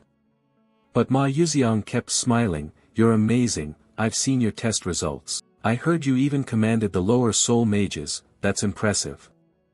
Yuziel was puzzled, well, it was just luck. As expected, Ma Yuziang looked at him intently. Sure enough, you're very different. Ma Yuziang's cold expression transformed 180 degrees. Yuziel swallowed in surprise, stammering, you know, I'm just a commoner, always having to think of ways to do better than others. Hearing the smart answer, Ma Yuziang smiled, then you manage your time far more effectively than I do. Suddenly, Yuziel asked, what do you plan to do this weekend? Ma Yuziang was surprised, me. Then he answered briefly, study. Both of them were stunned. Yuziel smiled. I asked casually, and he answered casually too. Thanks. Ma Yuziang waved his hand, want more? I'm really studying and practicing as well. Yuziel stammered, don't you usually not do things like this? Why are you laughing so much? Ma Yuziang continued, well, yes. Lately, I've liked doing this, don't know why. One person laughs easily, another is suspicious. Yuziel thought that his gaze was always handsome, so he should be a bit more normal. Ma Yuziang went on, practice comes later, what's the reason this time? Acel suddenly spoke up, it's about practicing the dungeon, right? Ma Yuziang added, yes. If you hadn't interfered then, miss, I might have been in danger. Hearing that, Acel got angry, don't call me miss. Yuziel summarized the situation, right. In the original story, Ma Yuziang cooperates with Flame and easily defeats Hei Wenriang. But this time, because I intervened, Flame got stuck where I was. Ma Yuziang had to face Hei Wenriang alone. Could that be the reason why Hei Wenriang is acting strangely? Anyway, everything is still good. Thanks to that, both will train themselves, which is completely different from me. Their growth will certainly bring a positive outcome. Ma Yuziang returned to the main topic, hey Yuziel, you still haven't joined any club, have you? It's been a long time since you enrolled. His tone was a bit abrupt, because I've been busy. Ma Yuziang smiled as if offering a tonic, pointing at himself, then join the club with me. Yuziel looked away, let's see. If you meet my requirements, I'll consider it. Ma Yuziang asked, what kind of club do you want? Yuziel began a speech, it must be quiet, few people, no private gatherings, with the 4 major insurances, lunch includes cheese and pork chop, free to operate outside, respect individual activities, allowed to go outside. Acel was confused, what club in the world is like that? Yuziel knew well, smiled, of course there isn't such a thing, I was just kidding. Ma Yuziang suddenly said, that's interesting, if I create a club like that, would you join? The two of them stared blankly for a few seconds. Yuziel asked back, trying to stay calm, can you really establish a club allowed to go outside specially? Ma Yuziang smiled brightly and confidently, yes, I definitely can. In Yuziel's mind, he calculated, that's right, Ma Yuziang has broad connections linked with the hidden powerful factions in Stella Academy, although scary, they would be useful, freedom to operate outside school, health insurance, enjoy beef chop daily, no unreasonable restrictions. But he thought further, there's no free meal in this world, Ma Yuziang and I aren't close. Even if I show genius-level game knowledge, is that enough for him to create a dream club for me? Serious attitude, great idea, but what benefit does he get by making this club for me? Ma Yuziang's eyes flickered as he looked at Yuziel like a precious gem. Of course, you're very special. Yuziel thought, what exactly does he know? Then suddenly remembered one big problem of Ma Yuziang, extreme loneliness. With no other way, Yuziel nodded. All right, you start the club. Ma Yuziang said excitedly. Really? Yuziel replied calmly, yeah. But you have to let her join too. He pulled Acel in, surprising her. Huh, me too. Seeing the plan was on the right track, Yuziel was smug. In the original story, these two were a perfect match. If they had Acel, she could take care of Ma Yuziang's spirit. He's like a pufferfish that would either die or go mad if he left the water. I don't rely on Flame because she's always with Hei Wenriang. Ma Yuziang was happy, having Yuziel nearby was good enough, and adding the beautiful Miss Acel was welcomed. Acel was annoyed and said, don't call me miss, it's irritating. Hearing this cat and dog conversation, Yuziel wondered whether this decision was right or wrong. Ma Yuziang asked further, so what's the club's name? Yuziel had it ready. Leave it to me. A moment later, the application appeared before everyone. The club establishment form, club name, culinary club, President Yuziel, members Ma Yuziang and Acel. Purpose, to explore cuisines around the world. Acel was hesitant, is this okay? To reach the special activity seal rank, they need at least one faculty advisor and 5 members. Ma Yuziang's mouth twitched in a smile like a savior. Leave the members and the seal to me. But finding a faculty advisor is what I find difficult. Yuziel turned to him, how did you get special permission to go out but still find a professor difficult? Ma Yuziang smirked, it's nothing. That smile gave Yuziel chills down his spine. Seeing everything settled, Ma Yuziang took the paper. Okay, I'll go ask for the seal for the club registration form. Yuziel replied, yes, I rely on you for everything. Watching Ma Yuziang's back gradually disappear, Yuziel thought the special activity seal wasn't something just anyone could get. If they stamped it for him, they must be one of them. Cut to the main tower number 1, the office of Vice Principal Stella. He was enjoying his porcelain tea when the door opened. His expression changed as Ma Yuziang stepped in. Seeing the face of the endlessly charming prince, the Vice Principal smiled respectfully. Oh my, what breeze has brought you here? Welcome young Master Ma Yuziang. Noticing the flattery, Ma Yuziang smiled warmly, yes, it's been a long time since I saw you. Ma Yuziang plopped down into the vice principal's chair, crossed his arms with a satisfied smile. Oh, your seat is more comfortable than I thought, I like it already. Haha. At the arrogant words, the vice principal only gave a faint smile and bowed respectfully. Thank God, young master, it is an honor that you like it. I'm truly glad to see you grown like this. Ma Yuziang responded indifferently, is that so? Life at Stella Academy is great, I meet many interesting friends. This place is much better than home. While speaking, his smile shone brightly, but the vice principal frowned, thinking to himself, what is this crazy kid doing here anyway? Regaining his composure, he asked, so what breeze has brought you here? Ma Yuziang didn't answer immediately, gently placing the paper on the table. The corner of his mouth curved up full of meaning. This is the application form to establish a club, we need you to stamp it. The vice principal was stunned, what did you say? His eyes fixed tightly on the paper, unable to hide his doubt. A weirdo like Ma Yuziang wants to establish a club? If the family knew, they would be shocked. After a moment of thought, he sighed and nodded, I understand. An application form to establish a club, huh? First, let me check if it meets the criteria.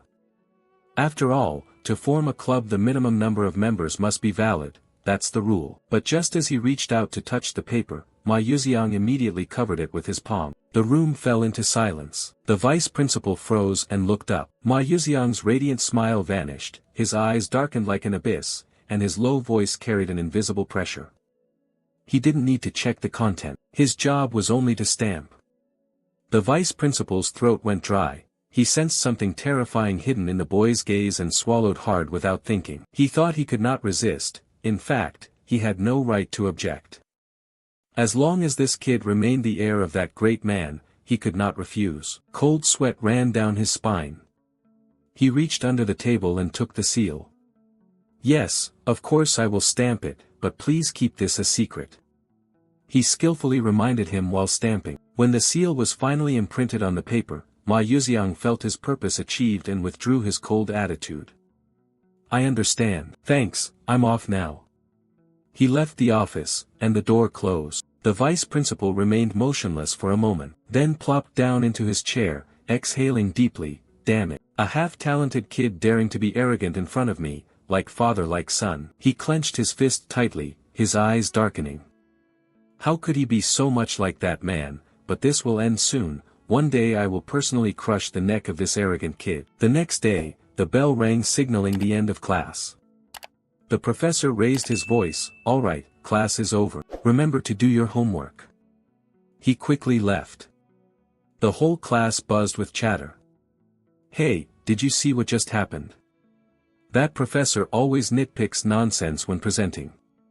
Exactly, especially towards ordinary students, he nitpicks even more. After tidying up their books, the students left one by one, only Jackie remained standing there, staring intently at the presentation sheet in his hands, overwhelmed with regret. Damn it, I could have made a better impression, but I ruined everything just because I was worried. Flame saw that Jackie hadn't left yet and, sensing her regret, comforted him with a smile.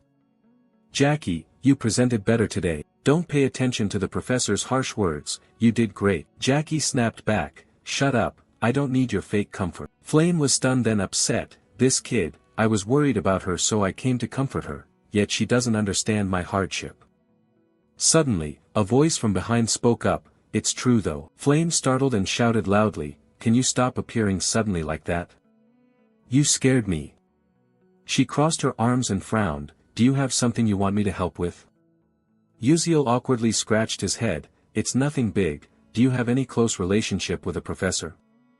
I'm planning to form a club and need to find a free professor to be an advisor. Can you help? Flame raised an eyebrow. Why don't you do it yourself?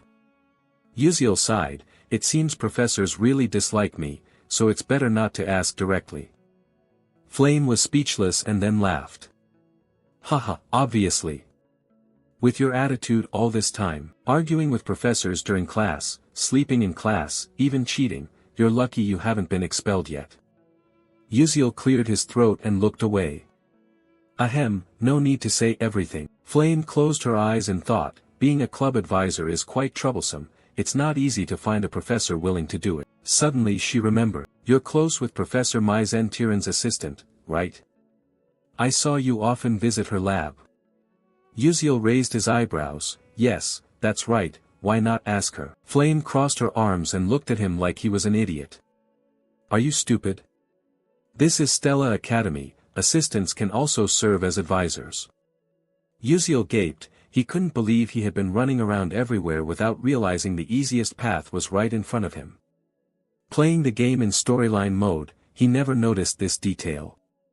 As he walked, he considered the proposal, but when he approached the laboratory, Uziel froze. Professor Mai Zentiran stepped out, holding a blank sheet of paper, smiling slyly, her sharp eyes hiding something unpredictable. Uziel squinted at her back as she disappeared, suspicious, why was she here? Without hesitation, he pushed the door open and stepped inside cheerfully, I'm here. But the smile faded. In the middle of the room, Altarisha looked miserable, wiping away tears, flustered. Uziel, you're here already. Uziel stepped forward worriedly, speaking softly, what happened? Altarisha sobbed, trying to explain, it's like this. Seeing her evasive eyes, Uziel knew she was lying. He spoke sternly, teaching assistant, you didn't prepare your research in advance, did you? Altarisha clenched her fists tightly, smiling wryly, well, about that, I already gave it to Professor Mai Zentiran, you know. The alchemy seminar is coming up, the professor said he would present on my behalf.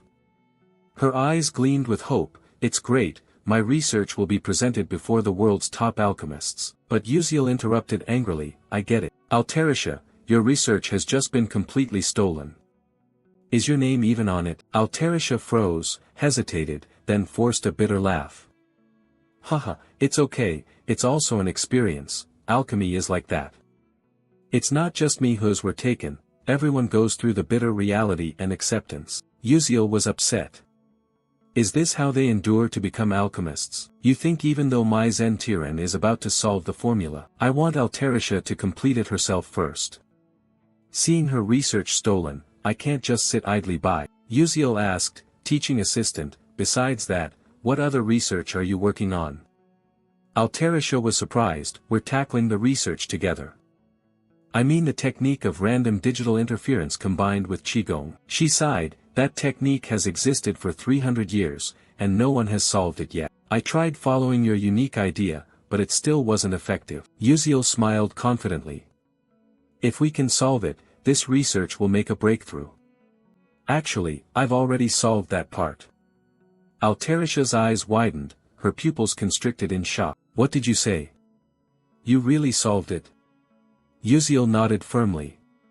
Yes, let me present it. Although she didn't fully understand how it worked, he wrote the enhancement formula on the board. Altarisha looked closely, her eyes flashing images of techniques and alchemical formulas. She gasped when Uziel finished writing, looking straight at her with confidence, but if it were you, definitely it would be different. Altarisha muttered and stepped closer. She meant that if the dispersion ratio and reflection were added to the formula, combined with the Panusan flow and the Trini coefficient, she was completely absorbed, forgetting Uziel's presence.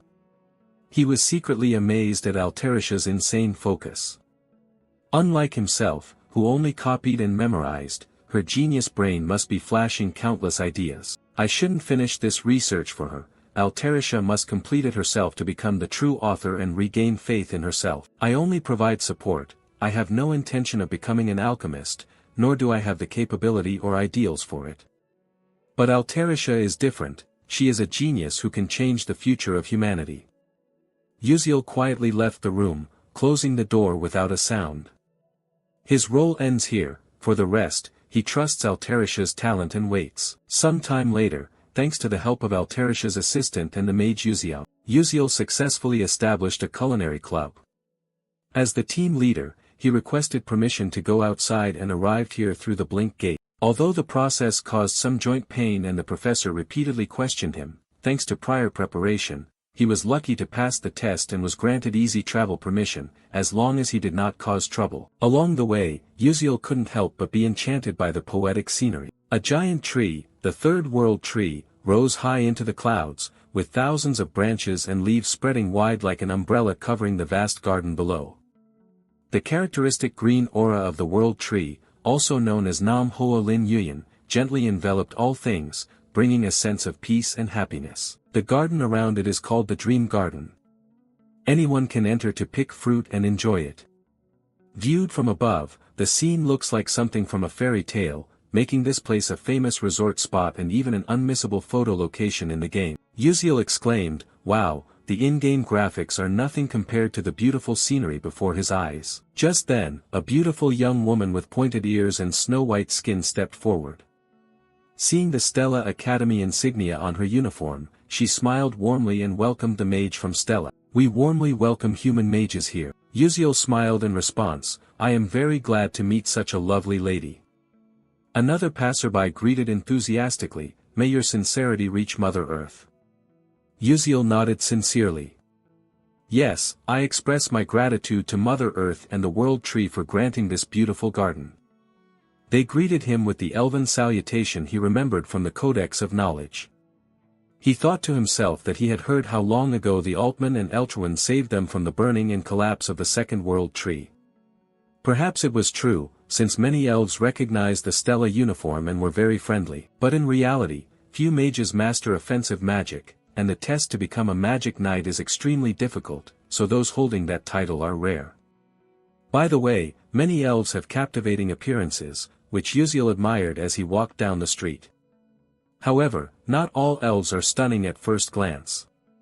It's just that the proportion of outstanding appearances in the elf race is higher than in humans. There are still ordinary elves. Among them, Siren, the elf king, stood out the most with a goddess-like beauty that stole the hearts of countless people. She is the character with the largest fanbase in the game and also one of Uziel's favorites. He thought that elf kind was born without gender. Only when experiencing true love does one's gender change according to the person they love. Hoa Siren was born with the appearance of a beautiful woman but had never loved anyone, so according to the game's setup, she had no gender. Later rescued by Flame, she fell for him and chose to become male to stand by the one she loved. Seriously, what a boss, no idea who the hell wrote this storyline. No matter which content branch the player chooses, Hoa Siren never turns female, leaving male gamers both despairing and amused. Lost in memories, wandering around the world's tree outskirts, Uziel found the mysterious labyrinth in the garden of the celestial spirit Leafhanel. He calculated that his skills had improved quite a lot. It was best to prepare for the upcoming event. He opened his inventory, took out Leafhanel's leaf-like key. Grinning, fortunately he could use it earlier than expected. He inserted the key into the rotary lock, but a message popped up. If you open this gate, other owners of the key may be alerted. Uziel flinched slightly. He'd seen this warning in the game before. The key in the game had a similar message, but many were disappointed as no special event occurred. He thought, forget her, at this point what else could possibly happen? Uziel decisively turned the key, and in an instant, the gate leading to the Garden of Celestial Spirits opened. Meanwhile, at the cradle of the Celestial Spirit Wood, where the Elf Kingdom rests atop the highest peak of the Taisaw mountain range, a magnificent yet desolate castle stood tall. Though in ruins, it strangely harmonized with the majestic nature around it. At first glance, one might mistake it for a tree amidst the vast forest. At the top of the castle, the bedroom was engulfed in darkness, with only a faint light filtering through the window slit, arousing curiosity. Could it be that sunlight never reached here? Stimulated by the light, a slender woman rose from bed, slowly walked to the window, her snow-white hair cascading like snow blossoms over the ice cypress mountain range. Gazing at the breathtaking natural scenery, her golden eyes widened, sparkling like gold, radiating brilliantly. Anyone who looked at her would lose their sanity, captivated by a beauty beyond the endurance of any sentient being. She was the fairy queen Hoa Siren, often excessively sleepy early in the morning. Even when awake, she would quietly sit by the window, watching the birds freely soaring, a feeling of unease rising within her. She didn't know when she would ever be like them, free to spread her wings. But she could not leave here, she felt truly envious. Suddenly, a strange sensation from her chest startled Hoa Siren. She raised her hand to her head, frowned, as if someone had stepped into the secret garden, the resting place of the 1,000-year-old divine Leafhanel. Hoa Siren couldn't believe it. That was a forbidden area, no one was allowed in, so who dared to trespass? Putting aside the matter of where that person got the lost key, she was curious about the identity of the one using it, and decided to go there herself, even though she knew she couldn't leave the room. At that very moment, her heart tightened, pain like hundreds of needles piercing her made her stagger. She had endured for decades without revealing her face, unable to act recklessly, fearing that a slip of the tongue might trigger a curse causing someone to go mad. She clenched her hands tightly, controlling her emotions, telling herself to wait a little longer. The World Tree's birthday was coming, and as the fairy queen, she had to appear before all the people.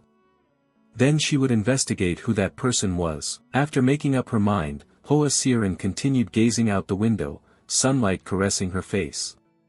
Many reasons kept her living in this dark, secluded place. Whether sleeping or going about her daily life, she always feared someone might accidentally see her flawless, captivating profile. Turning back, Uziel had just stepped into the dungeon when a strong fragrance suddenly hit his nose, causing him to uncontrollably sneeze repeatedly. Damn it, this damn pollen. The sound attracted plant-based monsters in the root dungeon, who rushed to attack.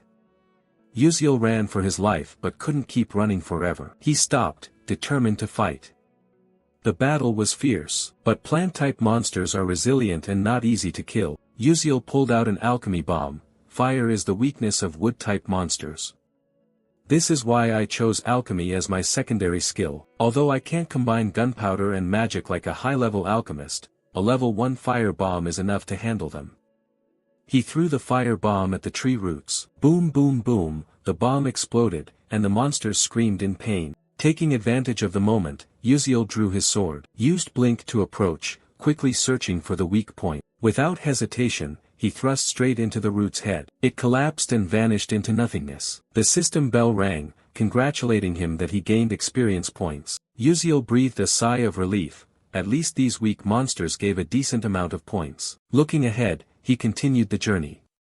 The real target of this episode was right before him. There was no time to waste. The system announced that he was entering the labyrinth's boss room. The giant wooden door closed, a gentle breeze passed by, and the scene before Uziel looked like a fairy tale painting, a magical night sky, a bright full moon more splendid than Earth's moon, enveloping an endless field of flowers. Countless stars adorned the night, making it even more poetic, the moonlight shimmering on each petal like a silver layer. Uziel took a deep breath, strengthening his resolve to step toward the center of the maze. His eyes lit up, the woman praying with folded hands on the stone pillar over there. Could it be the divine deity Iphanal, the boss of this maze? The most mysterious beings in the world are divinities, phenomena when a pure soul cultivates for 10,000 years, comprehends the truth, and evolves into a new entity. Even in the world, such existences are extremely rare. But the creature before me is not a perfect celestial spirit. That woman, just before becoming a celestial spirit, had her heart stolen, forever frozen in this state. Uziel cautiously approached, each step filled with vigilance. Suddenly, the ground shook violently, causing him to tremble, his face showing alarm. Just 1 second later, unable to maintain his footing, he collapsed. Uziel realized this was the pressure of magical power. As expected, even in death, a celestial spirit remains a celestial spirit, but he couldn't give up. Thinking this, he fixed his gaze on the charging celestial spirit. Although the pressure made his legs heavy, he still refused to quit. The distance between them grew smaller and smaller. When he reached beside the celestial spirit, Uziel's legs, exhausted, gave way. He panted wearily, when suddenly a system sound rang out. Experience, trait of suppressing magic leakage increased, ability stats increased. Only then did Uziel breathe a sigh of relief, his breath easier, no longer pressed down by the pressure. Indeed, this place is the training ground left behind by a celestial spirit before departing, a miracle that mages across the world frantically seek but none have discovered. The magic veins here, just moving normally, have a 100-fold effect. Thanks to absorbing the celestial spirit's aura through the body, the natural harmony ability skyrockets tremendously. Simply put, enduring all this hardship is just to find a good gym. In real life, I never touch the gym, but here, whether I want to or not, I have to do it. While thinking, Uziel's gaze was drawn to a branch emitting purple energy in the hands of the celestial spirit. Without hesitation, he stepped forward to take it. The system notified, you have acquired a special artifact, the branch of hatred. High grade. Description, hatred does not fade with time, it only burns fiercer. Special functions, 1. Upon first contact, causes an abnormal hatred state on the target. 2. Upon second contact, hatred explodes, dealing damage. 3. Hatred accumulates daily, storing up to 3 months maximum. 4. If the target has risk level 6 or above, damage is halved, one-time use. After reading, Uziel smiled with satisfaction. With this, I can face Zen, the boss in episode 8. Having acquired the artifact, now it's time to start training. A few weeks later, thanks to diligent practice here, Uziel's stats increased significantly. Mana leak delay LV3, muscle strength plus 8%, reflex speed plus 12%, sensory sensitivity plus 20%. Sixth sense, consumes mental power to activate, detects mana phenomena within 24 meters, heightens awareness when in danger, activates automatically, mana circulation rate in blood plus 2%. Looking at the stats board, he marveled that his current stats were around mid-level 2 stars. There's still a long way to go, the main characters already have stats surpassing 4 stars. Since no one in this world teaches swordsmanship, my only option is to thrust and slash precisely through the enemy's weak points. I have to train until I can scrape bones clean, strip flesh until vomiting blood, only then stop. While training, Uziel felt his body change, something stabbing into his chest. He coughed violently, hacking, the sword falling to the ground. The system notified that you have mastered the special spirit energy breathing method. The breath skill of the celestial spirit has been acquired. Uziel's gaze was hazy, everything blurred. His eyes fluttered closed as if losing consciousness, everything dim and mysterious. Suddenly, a strange voice echoed, waking Uziel up. Hey, what are you doing? Can't you hear me? Are you pretending not to hear? I hope you really are. Do you hear me? Answer me, I'm waiting here. Uziel jolted awake. What the hell is this? The sound came again. The voice continued, "Hey, you heard me, right?" Regaining composure, Uziel turned and murmured, "Are you the celestial spirit Leafhanel?" A big question mark appeared in his mind. Did celestial spirit Leafhanel just start talking to him? Astonished, he exclaimed, "What's this, a talking corpse?" The irritated celestial spirit said, "I'm not dead yet, you vile human." Uziel was still stunned. How can you speak? The celestial spirit replied, "I've been talking all along, it's just that your ears were deaf so you didn't hear. Why didn't you hear before but hear now? Ah, it must be because you're starting to be like me, just now you were breathing the same breathing technique as mine." The more he listened, the more confused Uziel became, thinking back, just now there was a notification that he had acquired a skill. The system currently displays information, Celestial Spirit Breath LV1 skill, merging with nature through celestial spirit respiration, greatly increasing the circulation ratio of demonic energy in the blood. When used, however, the phenomenon of spirit beast invasion appears. Effect 1, power increases by 107%, 2, reaction speed increases by 125%, 3, sensory perception increases by 147%, 4, endurance increases by 101%. Maximum duration is 15 seconds, invasion level at 1%. Uziel silently rejoiced, "What is this? This skill is so overpowered." Though short-lived, the stats spiked to the level of a 4-star rank. Wait, what does spirit beast invasion mean? It means I will lose my human body. The spirit beast maintains form through magical power, but with a physique like mine that leaks magical energy, losing the body means death. This skill shortens lifespan the more I use it, huh?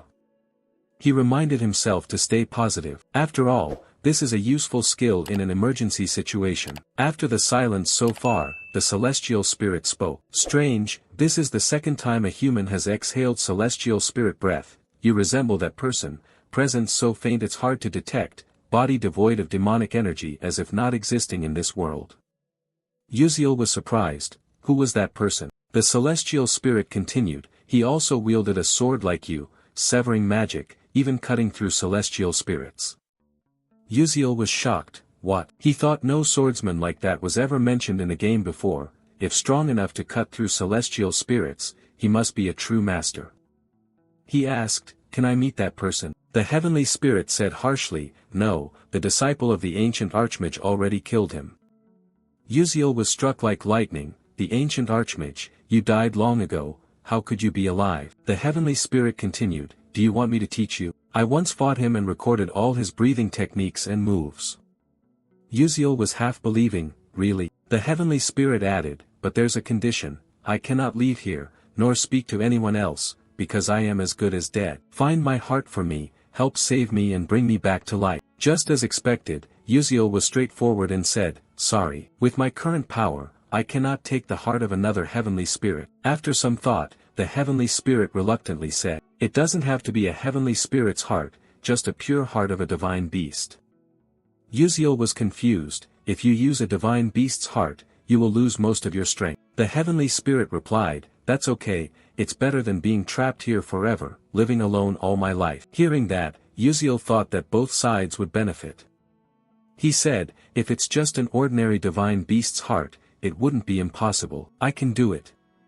The heavenly spirit asked, "Really?"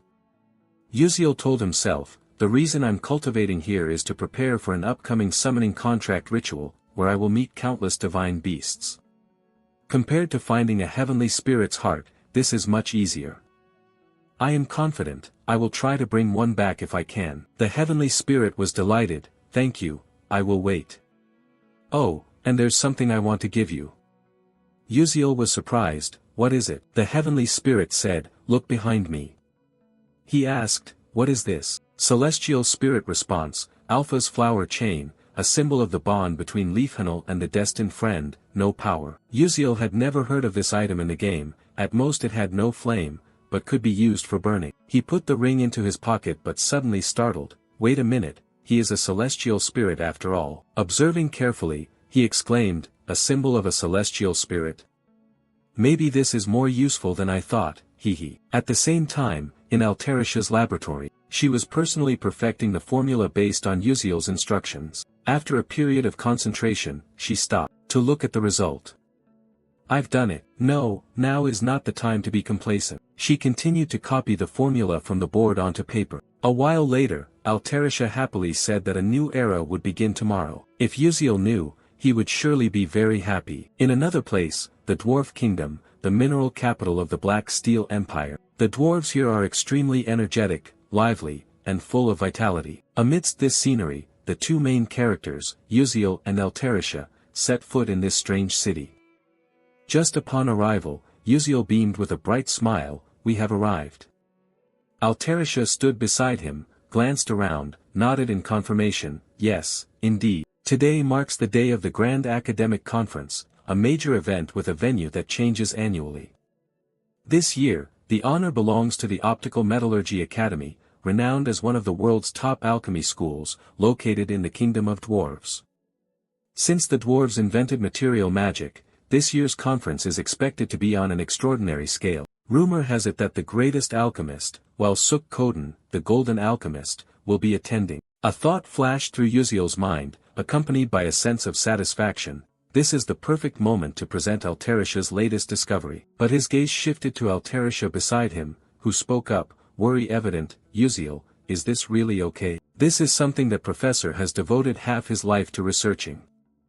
Yuziel thought to himself, what a fool or kind soul, unable to do anything when his research is stolen, yet still speaks so nicely. Sensing her unease, he changed the atmosphere. "Don't worry, Altarisha. It's not like I copied Professor Myzentiran's research. I simply surpassed her."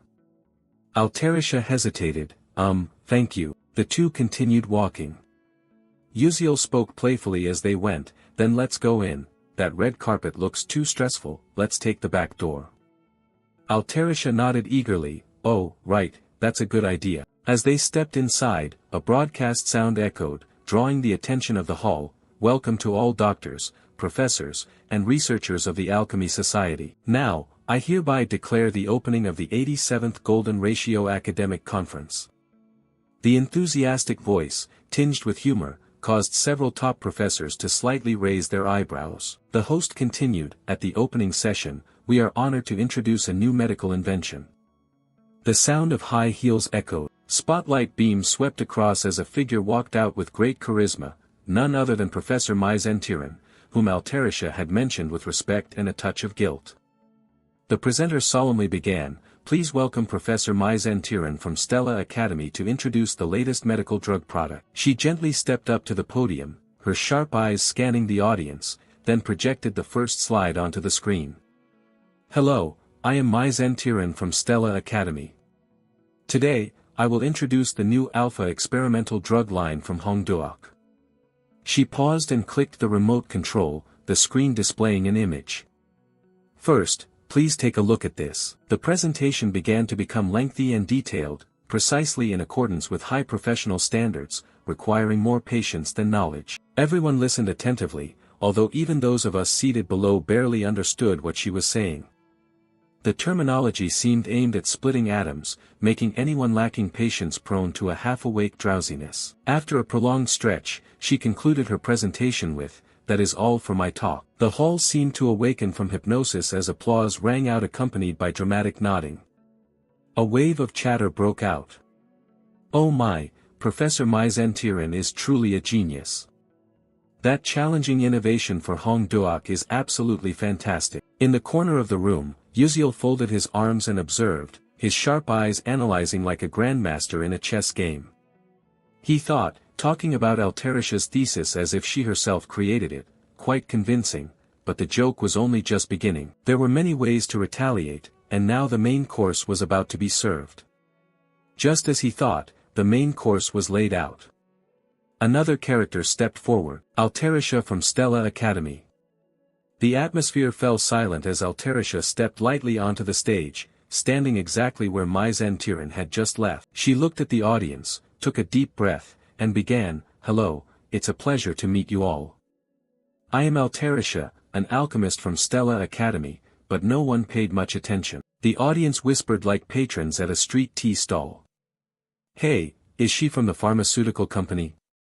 I really loved Professor Mason's cell regeneration extraction, absolutely fantastic. Amid the noisy waves, only Uziel focused intently on every word Altarisha said.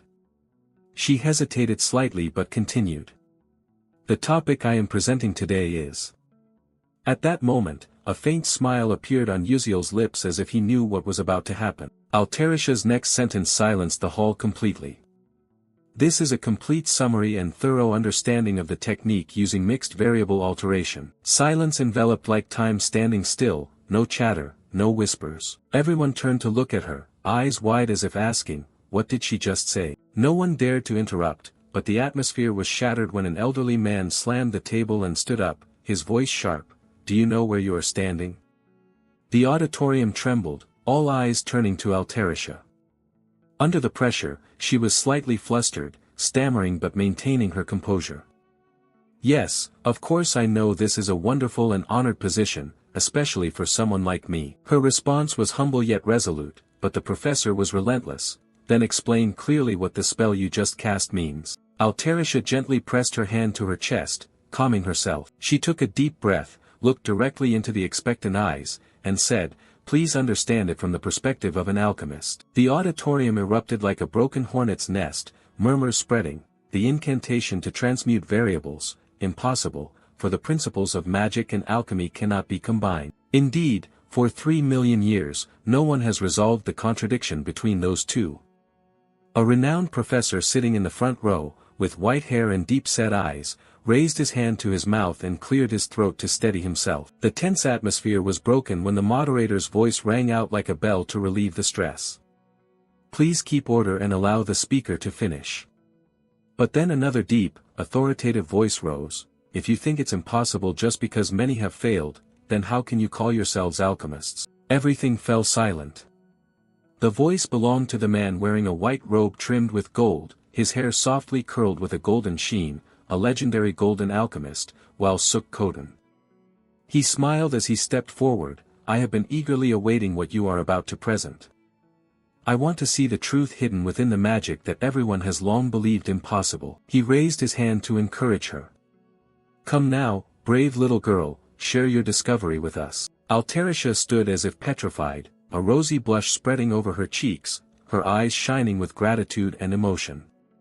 She gently bowed her head and whispered, thank you, sir. A shout like thunder struck through the hall, leaving it utterly silent. None other than Professor Myzentiran, his gaze as sour as if he had just tasted vinegar, gnashed his teeth as if he wanted to bite the microphone to pieces. Before Altarisha's assistant presentation began, I have a question regarding the thesis being discussed. The audience murmured. While Suk Koden tilted his head, his eyes sharp as laser beams. What do you mean? Myzentiran spun sharply to face Altarisha, his voice slicing through the air clearly. I suspect plagiarism. The entire hall seemed to explode with rapid whispers and chatter. Good heavens, plagiarism. The most serious accusation in academic circles. While Suk Koden burst out laughing, a laugh half amused, half as if ready to sue someone. How ridiculous, do you know what happens if you accuse plagiarism without evidence? Myzentiran replied, of course I know. He stepped close to Altarisha, spreading arms like performing magic. As everyone knows, the interleaving algorithm for mixed variables has 5 unsolved problems. Only when all 5 are solved can alchemy and magic harmonize. Until now, our academy has only solved 2, and even those answers are incomplete. Uziel folded his arms and listened attentively, eyes narrowing. Myzentiran continued proudly. But I, Professor Myzentiran, have solved 4 out of 5 problems. And the assistant standing here is my assistant. The auditorium buzzed with excitement. Someone whispered amidst the noise, if this thesis is indeed. Myzentiran raised her hand to interrupt, that's right, this thesis is definitely mine. She tilted her head with a challenging smile. Even if my assistant accidentally solved the 5th problem, so what? Myzentiran's gaze was like an icy dagger piercing Altarisha, sharp and cold. Her face curled into a triumphant smile. Bitter thoughts echoed in her mind. Altarisha, you insolent brat. You are a genius, I do not deny that. But so what, this will be where you end. Fool, talent means nothing if no one recognizes it. your talent will forever belong to me. Myzentiran leaned close to Altarisha, face to face, voice like a judgment bell. So, Assistant Altarisha, do you dare affirm that you have solved the remaining 4 problems? The hall fell silent. Altarisha froze, eyes wavering, took a step back, heart pounding. I knew it, this would happen. My hair is about to turn gray. Oh God, what should I do? But a voice like a breeze whispered in her mind. If you ever feel troubled being alone, call me over. Altarisha's eyes opened wide, glowing brightly. Fear vanished like rain erased by sunlight. She inhaled deeply, lips pressed tightly together, curling into a calm smile. Her right hand slowly rose. I have a request, I want to invite a co-author up here. The auditorium erupted as if bombed, a loud murmur spread. What, a co-author? While Suk Koden raised his eyebrows in surprise. Who is that person? Altarisha lowered her hand, her gaze directed toward the audience, pointing directly at a young man in the sea of people. My co-author is Uziel. Uziel almost toppled backward, mouth agape, eyes wide as if his brain had just powered down. Co-author, I only contributed a few ideas, right? No, wait, how am I supposed to react now? After Altarisha introduced him as the co-author, Professor Myzentiran also looked toward Uziel, and then he took his steps forward, gradually approaching the podium. The crowd's chatter mixed in two. How ridiculous, such a young student here, really. I don't think anything will actually change other than disputes spoken aloud. Golden Alchemist Professor while Suk Koden showed some interest, folding his arms eagerly. Oh ho, I eagerly anticipate this. On Uziel's side, after moving, he now stood closer to the lectern, his gaze somewhat downward, carrying a slightly somber mood. He gradually moved closer to Professor Myzentiran. Then his gaze fixed straight on the professor, showing no signs of worry or hesitation. He quietly stepped past Professor Myzentiran's side. But suddenly, a surge of magical energy burst forth, originating from the branch he was holding in his hand, and the power of this spiritual force touched the professor's arm. A system information panel quickly updated afterward. The special hatred skill of the defensive branch item was activated, targeting Myzentiran after he passed by. It seemed the professor did not notice this. Instead, he looked over with slight anger and said, "Humph, how rude." Seeing that the other did not recognize it, he gave himself a faint smile as his thoughts materialized. All right, it's effective. He stopped upon reaching the necessary position, and officially faced the scholars below, silence falling first. Then, with an expressionless face, Uziel spoke first. First, I would like to listen carefully to Professor Myzentiran's argument. There is a saying that seeing once is better than hearing 100 times. So let's work together here to solve the cross-training technique. A smile appeared on his face and once again, murmurs broke out among the people, a debate between a professor and his assistant over this report. Sounds really interesting. Agreeing with everyone. Altarisha's worry turned immediately towards him, speaking somewhat hesitantly. Hey Uziel, I noticed you seem a bit anxious. You cast your eyes elsewhere, but then you quickly reversed the question. Hey assistant, don't you believe me? Hearing that, Altarisha looked a bit confused. Ah no, I believe you. To reinforce her certainty, Uziel added words of comfort. I've been by your side all this time, so don't worry, Assistant Altarisha. You can do this, I trust you more than anyone else. Seeing his smiling face, Altarisha felt her cheeks flush slightly, her thoughts racing through her mind.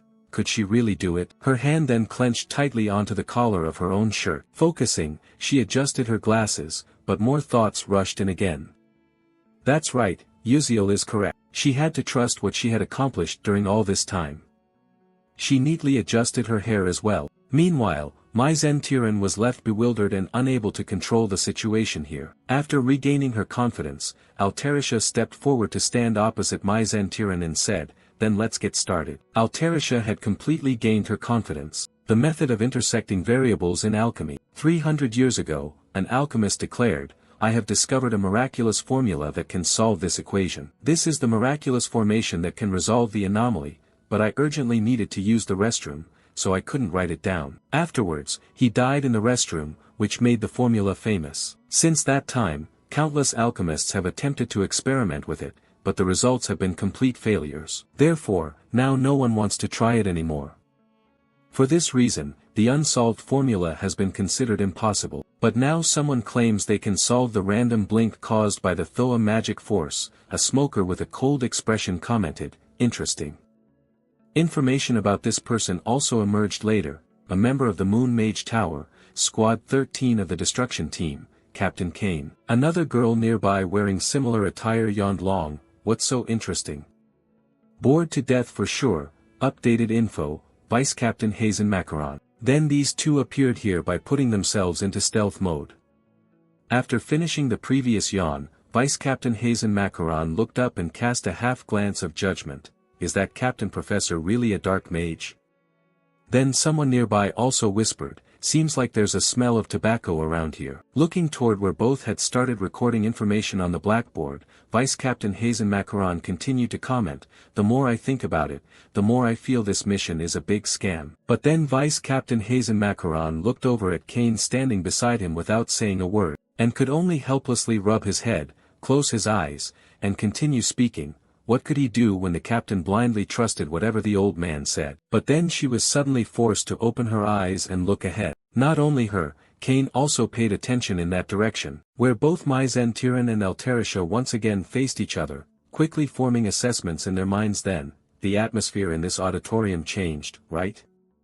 And then the host's voice rang out again, "Yes," just after finishing the first difficult problem solution. Moving on to the position of Professor Walsuk Koden, the golden metallurgy expert, who was currently surprised by the information written below. That was observing a continuous flow of information recorded specifically and in detail on the two blackboards. He then offered another assessment, similar yet a completely different approach. And on this side, Captain Kane also formed his own line of thought while intently watching in the same direction, yet Altarisha's explanation was simpler than Myzentyran's.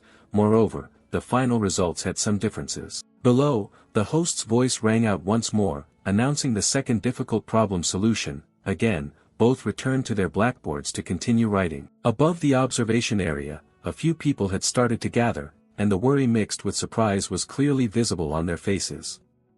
It was truly astonishing. Many had solved the second problem before, but this kind of explanation was something I had never seen until now. This was a problem said to require at least 200 lines of writing to resolve and clarify, yet she managed to solve it with exactly 12 lines.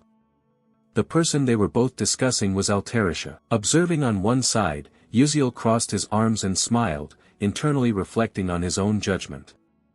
The audience's reaction was also very positive. He kept his smile there, and his thoughts shifted somewhat, yet the real part was only just beginning. The host's voice rang out again. Currently, the solution for the third difficult problem was continuing. Would the third problem, which no one had ever solved until now, really be cracked right here? Both were intensely focused on recording their research results on the board, and a bead of nervous sweat appeared on Altarisha's face. Meanwhile, Myzentyran's anxiety was even greater. Both had stopped writing, and while Suk Koden below began to show surprise as the assessments were continuously made. Had she really solved it? Myzentyran, who solved the third problem previously considered impossible, achieved truly impressive results. Although he heard this praise, Myzentyran showed no sign of happiness. Instead, he felt a mix of surprise and confusion. While Suk Koden's words revealed this, but more than that, Altarisha had something even more impressive. Looking at the results hidden within Altarisha, Myzentyran began to feel frustrated and angry. His thoughts quickly overwhelmed him. What was this way of reasoning, after all? On the other side, with a satisfied smile, Uziel then heard the endless chatter of those around interrupting. How could she have come up with such an approach? Even witnessing it firsthand, I still couldn't believe it. All along, the alchemical seniors regarded the 5 difficult problems as separate issues, solving them one by one, but Altarisha was completely different. She viewed all 5 problems as a whole and proceeded to solve them integratively, and that was the difference between Myzentyran and Altarisha. Then, the process of solving the difficult problems continued. Mazen's handwriting on the board began to shake. His calculating thoughts were no longer functioning well. Wait, what is the formula for the next part? He glanced back at his blackboard and began to curse. In truth, he didn't have enough board space left to write, so he immediately turned to a nearby host and shouted, "Please bring in more boards here." The voice grew even more strained and urgent, "Hurry up." But then a familiar sound was raised, instantly dispelling the tense atmosphere. I've solved it. Maizen's gaze froze momentarily, and immediately shifted to the side, where Altarisha calmly turned her back to the blackboard and looked down at the people below. Then, Altarisha proceeded to explain to everyone, adding a complete analysis and explanation of the interdimensional random interference technique. A flash of light flickered around her, and her deep voice resonated throughout the square. It was just an analysis providing a complete explanation of the interdimensional random interference technique, concluding this complicated matter. Everyone had already begun to lose control of their temper. Insane. And then the sound quickly overwhelmed everything else.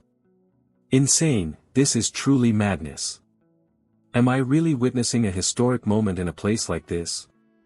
Ah, this is so moving. Indeed, a moment of the century.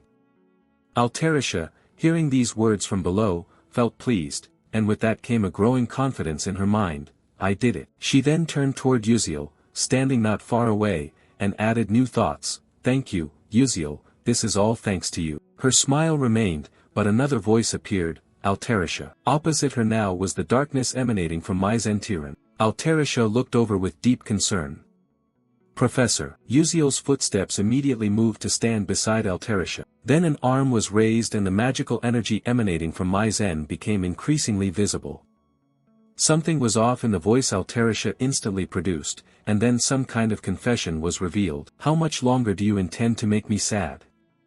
You stole the thesis, then edited it, and forged it as your own. Does that make you happy? Uziel stepped forward one pace, shielding Altarisha from behind. His eyes showed no emotion as thoughts quickly formed in his mind. Was she trying to become a dark magician permanently?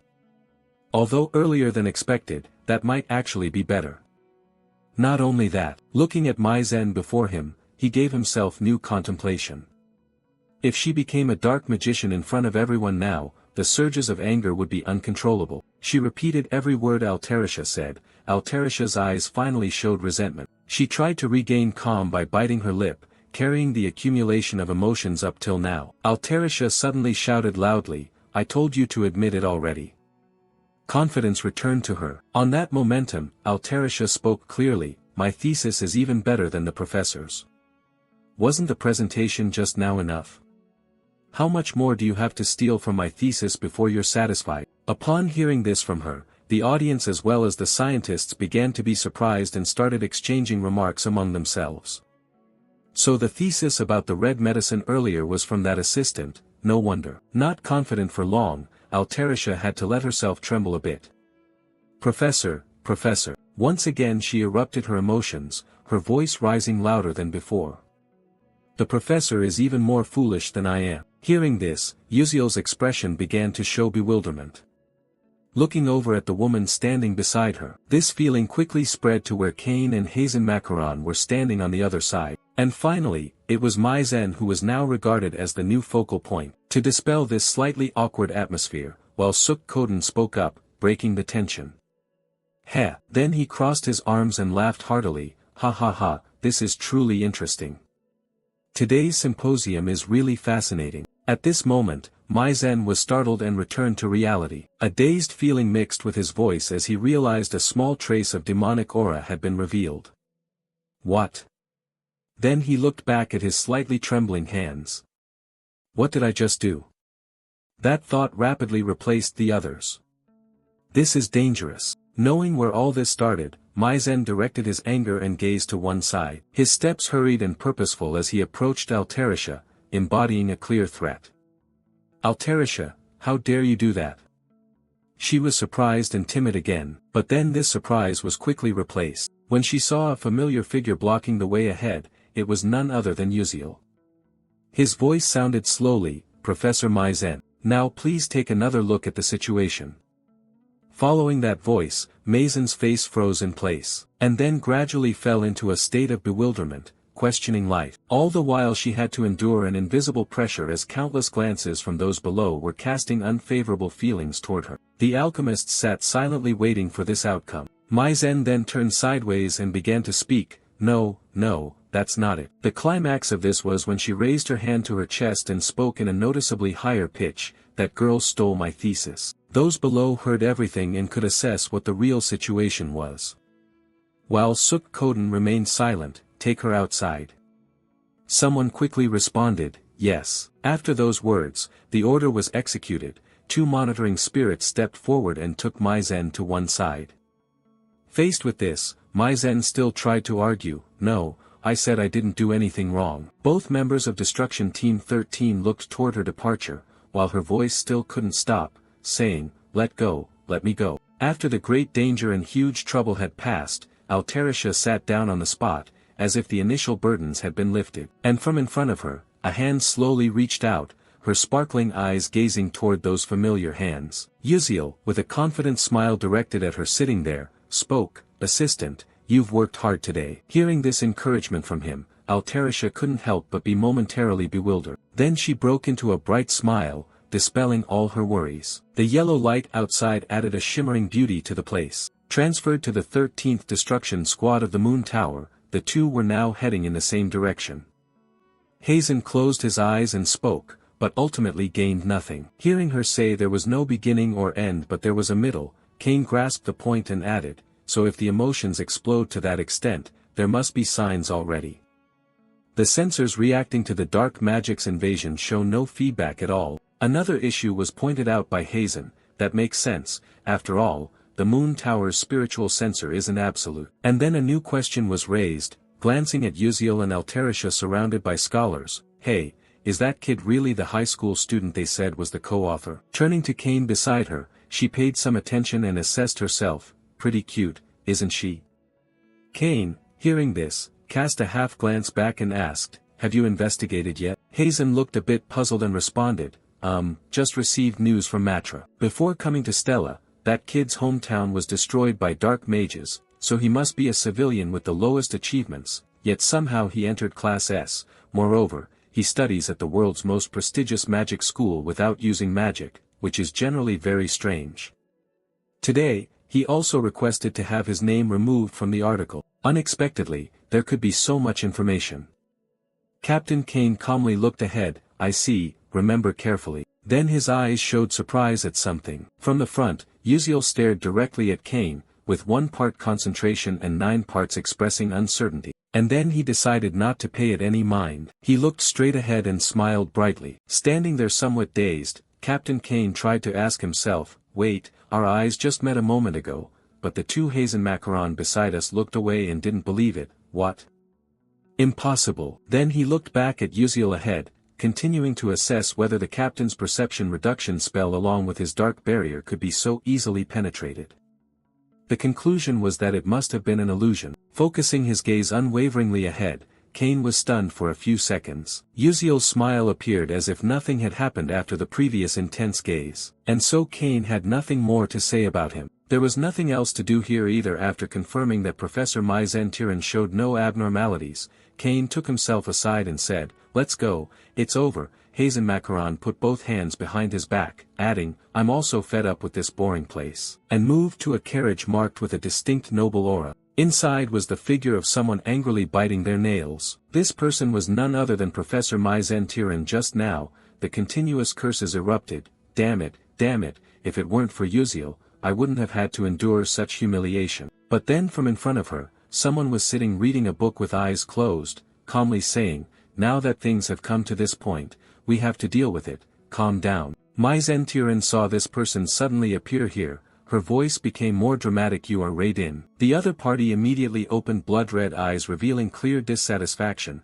After casting an indifferent glance, he quickly shut the book in his hands. Upon hearing Maizen Tiran's remark, that was not a problem. Professor Maizen Tiran's face clearly showed considerable surprise. Raydin almost responded with a somewhat displeased expression. Glancing over, he added, "Fortunately there was a suppression from the contract. If the emotions had surged a bit more and caused chaos, it could have ruined all our plans." Knowing she almost caused a great risk, Maizen Tiran immediately went blank on the spot and apologized, "I'm truly sorry." Seeing her only know how to say things like that, Raydin closed the book into the space, shut her eyes, and sighed, "Do you think that just apologizing can solve the problem?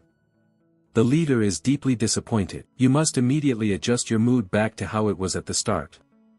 She said, "You have almost lost the value of a professor at Stella Academy." Unwilling to accept this, Maizen Tiran shouted loudly, explanations continuing to pour out, "No, I have many connections on the plagiarism review board. This incident, I can still make everything turn out smoothly.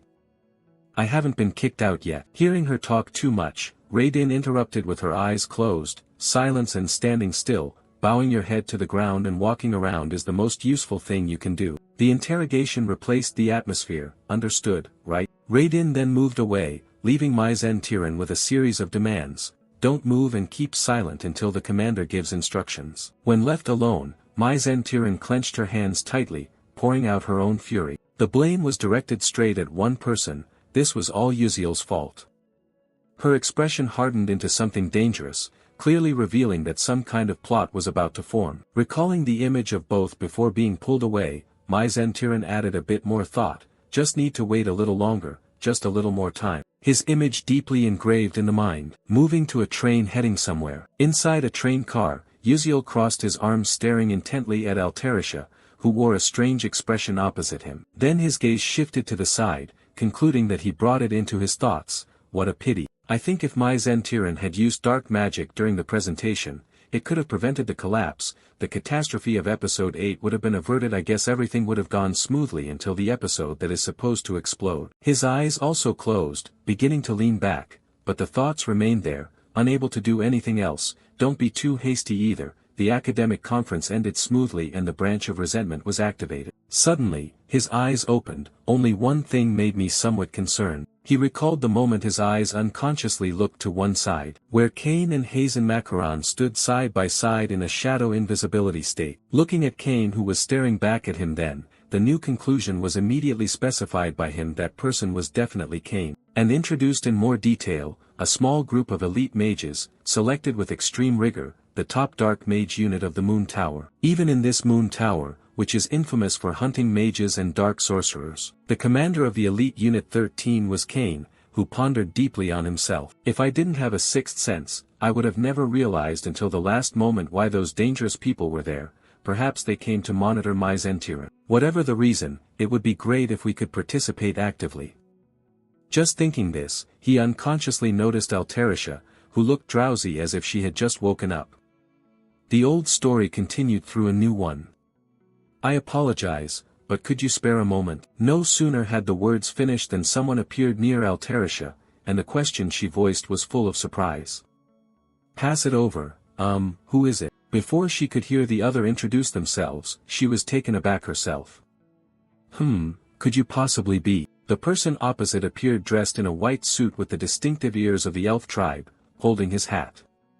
As he opened it with a slightly cheerful expression, he began to speak. Then, "Very pleased to meet everyone." The character's information appeared along with the chairman of the Nebula Corporation, Melian. As the episodes of the game progress, the worldview will gradually expand, and as the main character Flame matures, naturally many other characters will become targets, among whom is the one known as the Heart of the Southern Lower Moon Plains. Chairman of the Nebula Corporation Melian. Thanks to placing the fateful golden ratio point of his life, he was destined to be the richest man in the world.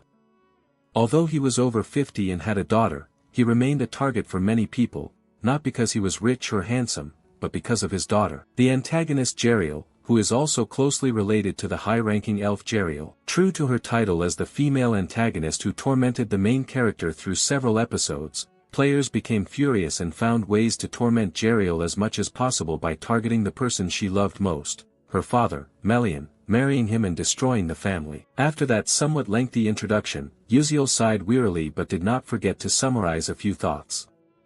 It sounded like a joke, but everyone was excited about this dramatic development. Continuing the story, he looked ahead with a half-indifferent gaze. "I had expected that, but didn't think he would actually come here. I need to make a good impression during today's conversation, to prepare for the upcoming episodes." Melian was smiling as she looked at the two sitting together, cracking this smile as she began with a few initial questions. "You must be the alchemist Altarisha, and this is the alchemist whose identity hasn't been revealed yet, right?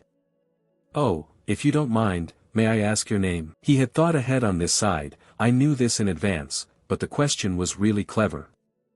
And he responded immediately, "I am Beek Yuziel, a first-year student of Class S at Stella Academy." Melian was immediately surprised by this information. "Oh, so you are a trainee from Stella Academy, very pleased to meet you." As he slipped his hand inside his coat, Melian closed her eyes and added, "The reason I came to see you too is..." A carefully prepared document was presented before the two. The explanation clarified what it was. To propose an exclusive alchemy contract for Alterisha's spell techniques to the Nebula Trade Guild. Of course, the terms would be very generous. Would you like to take a look at the contract? His expression showed no surprise at this, but Alterisha was the one more surprised. Just holding it in her hand trembled slightly, and according to the document, it trembled too. As soon as she opened it, her eyes brightened continuously, her voice excitedly expressed, "Ah, this includes unlimited support for materials and technicians. I've never seen such a sum before." A few thoughts quickly formed. With these conditions, I can create and release inventions I've always dreamed of. Uziel would surely like this too. Her gaze shifted toward him, but he seemed dazed, not understanding what his intention was. Alterisha hesitated a little after seeing his reaction, and then an idea turned toward Melian, adding, "Excuse me, could you give me a little more time to think it over?" Knowing that something still wasn't quite right, Melian immediately added to her words while she was holding and examining the paper, "The conditions still weren't sufficient, were they? If she had any requests, she should just say them." But Alterisha quickly interrupted, "No, that's not it at all. The conditions are not only sufficient but even excessive. It's just that I need to discuss it with the co-author of this technique." Uziel, sitting beside them, was also surprised by her words. He couldn't believe he was the reason for this important issue. A look of bewilderment appeared on his face. Having heard that from her before, Melian chuckled somewhat wryly and thought, "Is that so? I had assumed the co-author was just a figure of speech, but it turns out not to be the case." Looking at the two people opposite him smiling brightly, he thought to himself that he didn't need to pay attention to her. How could that be? At the age of just a teenager, to already be able to help resolve a long-standing issue of over 300 years must surely mean he was an extraordinary genius. Melian raised his hand forward to ask, "Do you want to take a look at the contract?" After all, no matter what, he was still just a student. Following the suggestion, Uziel also took the paper and studied it carefully, confirming Melian's continued reasoning. With these conditions, it certainly couldn't be refused. His face still smiling, he immediately gave his answer, "I must decline." Unexpectedly, this could happen. Melian's expression became utterly bewildered as she looked across at the man sitting opposite, and the major doubts raised. "Could you please tell me the reason? If the conditions are not satisfactory, I will immediately make corrections." He stopped speaking there, staring straight ahead. His thoughts unraveled every issue. Signing an exclusive contract with the Nebula Trade Association, the largest trade guild in the world, was certainly a good move. But although Melian is an excellent businessman, he is extremely stubborn by nature and unwilling to lose anything if this technique were bound under his control. Only cheap items can be mass-produced, limiting the diversity, individuality, and overall performance of the equipment. Moreover, because of the excessive monopoly, many mages will not be able to access these devices, and technological development will become biased towards commerce, allowing those black mages to catch up technologically.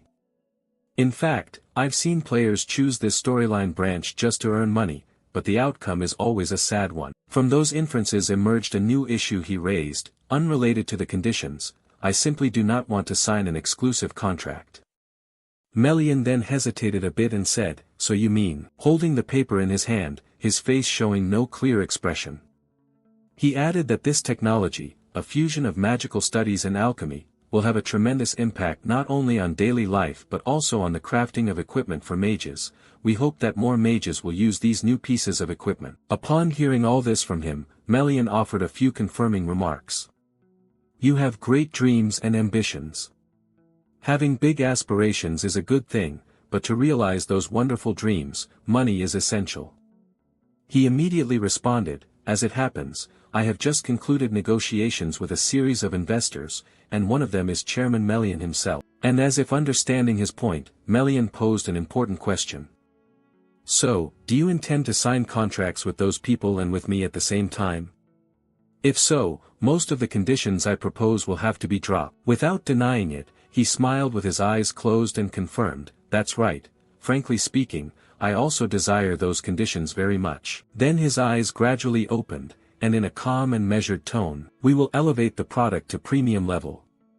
A new smile appeared on his lips. This is the proposal I offer. We will still strive to make the items as widely available as possible, but among those, the premium items that are difficult to craft will be exclusively contracted with the Starlight Trade Guild. That's called a brand, isn't it? Seeing that he had such high confidence in himself, Melian, standing opposite, squinted slightly. As a professional merchant, Melian understood his meaning. She pointed her arm toward him and smiled as she asked a question. Excellent, but will those luxury items really sell? I would never do anything that would harm myself. Knowing what he was worried about, he lowered his gaze and replied with a few words, that's right, so I will not ask you to sign the contract immediately. Then his cold yet confident gaze continued to appear. In half a year, let's hold a private press conference for investors with Chairman Melian. Melian's expression suddenly changed as she heard him continue, if you like the products I introduce, then please sign an exclusive brand contract with us. Seeing that he had done some careful calculations, Melian closed her eyes, accompanied by her familiar smile. That's right, indeed, truly wonderful. Alterisha smiled, understanding that the other party had initially agreed to these terms. To demonstrate this cooperation, Melian took out something resembling a business card and said, this is a messenger slip, which also contains my contact information. He reached out to take it. Yes, thank you, sir. Additional explanatory information appeared along with the messenger slip, a document written on paper and sent out. It will certainly reach the recipient. The work was done. Melian put her hat back on, a smile appearing as a sign of farewell. All right, now I'll take my leave. His expression remained no different from surprise.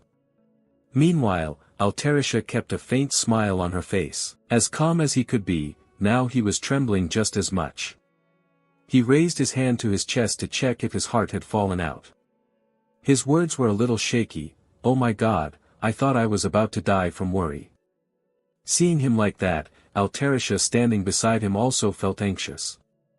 Was that typical behavior for someone who worries a lot? In response to her bewilderment, he replied, I'm really worried. Hearing him say that, she naturally smiled and added a compliment, just as expected, Yuziel is amazing. Hearing her say something strange to him, the other side looked confused. Huh?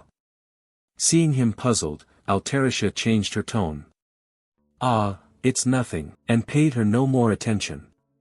He turned his focus to the door he had recently left through. His thoughts accompanied by a smile, after all, one problem had been solved.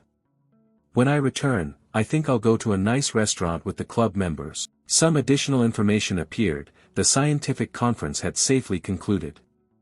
Classes at Stella Academy were continuing as usual. A professor was on the podium addressing the students below.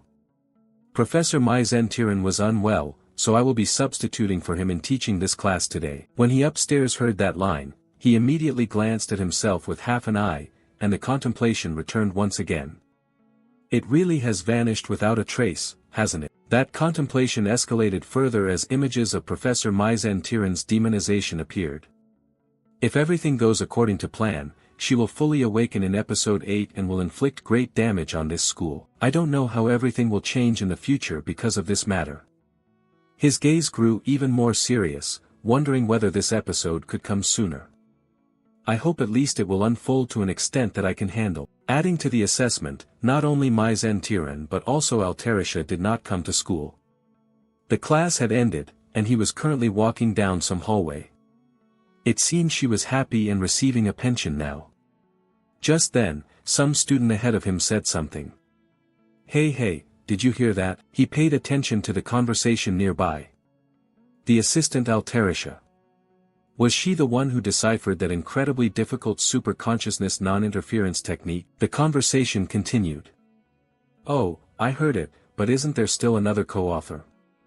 They said that person's identity was kept secret, but why would they do that? He didn't pay attention to that story as he looked straight ahead. Good. Could that person be extremely ugly? Haha, is that so? After a while, he was now outside the school grounds. His thoughts were still there. Keeping it a secret that he was one of those authors helped him attract less attention in this school. His steps suddenly stopped. At first, he gave a hint by borrowing knowledge from these special glasses. Because all focus and attention must be directed to Alterisha, that is the right and best approach. Stopping at one spot, he noticed something appearing near him. Ah, found it, isn't that Ma Yuxiang? Wow, look at that posture. After a long time, the two main characters, Yuziel and Acel, appeared again. People who saw Ma Yuxiang observing Acel felt a bit shy, and some gossip arose. Achieving high grades and good looks, isn't that cheating? Is the person beside her in some class? She looks like a doll. Humph, anyway, she's still not a very good person. Yes, she is beautiful. But he quickly glanced over, silently thinking that anyway, there would never be a quiet day, attracting the attention of both. He then spoke loudly across, I'm here. Seeing him appear, Ma Yuxiang smiled and greeted, hello Yuziel. He waved back and said, sorry, I've probably kept everyone waiting, haven't I? Don't mention it, someone added, not really. Then a question was directed at him, so what are we going to eat? Didn't you say you were the one to decide? Knowing that Acel could hardly eat the delicious dishes due to her family's situation, he immediately smiled confidently. He said that she would find out if she went there. They moved to some restaurant. There were 3 people at the table, but only 2 plates of food. A bit stingy, right? If I had to guess, this dish is definitely pizza. The shimmering light along with the spreading aroma around. Izel's eyes showed a craving, her face already flushed as she was about to eat a delicious dish. He had noticed her current cuteness. Her gaze was fixed only on the food and the food. He still didn't take his eyes off her. Some thoughts came to mind. Reflecting back, he thought there was something in Izel's explanation and introduction that when you order pizza, you have to order some kind of drink that's almost always served, maybe some kind of pickled juice. Following that, he handed her some kind of drink and said, here, you eat this. Acel looked at him with a questioning gaze. Her own worry showed, how exactly was she supposed to eat this? The worry appeared again on Izel's face. That confusion made him wonder a bit, hey, is this her first time at a pizza place? He said, ah yes, that's right. Just then, Acel raised the cup to her lips to try it, and a look of surprise appeared on her face. It's delicious. Her face immediately flushed red. Opposite her, Ma Yuxiang also noticed the cup similar to Izel's. He drank it and then immediately raised it to his mouth. Feeling comfortably integrated with his body, Ma Yuxiang immediately turned his words toward him, yeah, it really is delicious. He looked on, dazed and coldly thoughtful. Take a picture, capture this truth, he said. He was just drinking but looked like he was shooting for a food magazine. After everyone finished drinking, he lifted a piece of the cake toward the front with a bright smile and said, try this one too, just eat. Filled with anticipation, Acel picked up a knife and fork. Seeing her pick them up, he wasn't surprised. Closing his eyes, he said, oh dear, are you planning to stab that knife into the cake like that?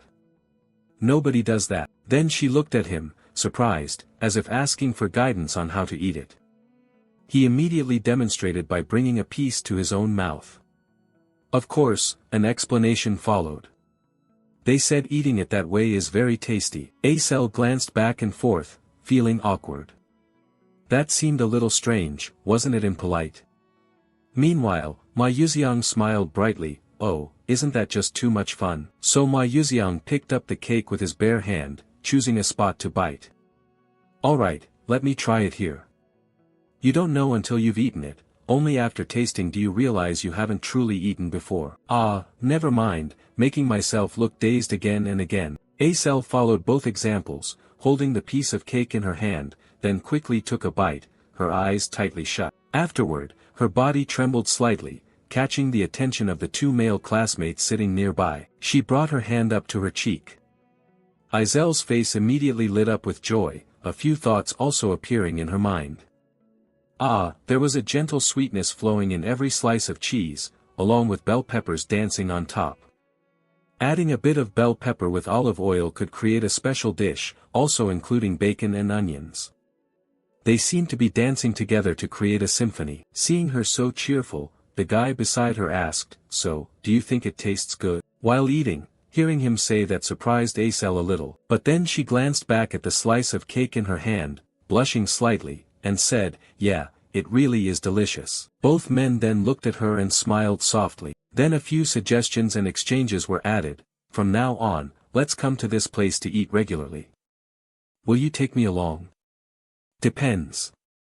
Don't be like that. The scene shifts to a sunset over some field, where a remarkable crack appeared, signaling that some danger was about to be born. Back at the classroom, as she walked, her steps suddenly stopped when someone called out, "Hey Flame, have you heard about that?" Her gaze shifted, responding with a soft smile, "Yes, I have heard." The female trainee looked a bit flustered. "Oh, really?" She spoke and quickly left. "See you later." Flame watched the figure disappear and then stood silently in place, sighing deeply. I guess she came to talk about the rumor concerning Assistant Altarisha solving the interference enchantment formula, but as far as I know, it was all created by Uziel. His image appeared in her mind, sparking a new line of thought. But how did he solve that formula? Clearly, to regain the past, most future knowledge, except for key events and stories, must be forgotten. Could he remember those things? Or was it because he was just too smart? In front of Flame, some people were whispering excitedly. Then someone approached and greeted, "Hello, Flame." That person was none other than Jeremy Scalvin. He smiled brightly and continued the conversation. "This time, would you like to practice Persona Gate with my group?" Seeing him standing nearby, Flame avoided his gaze. "Why are you acting like that? If you go, do I have to go with you?" Her eyes widened, voice firm, "Go find another girl.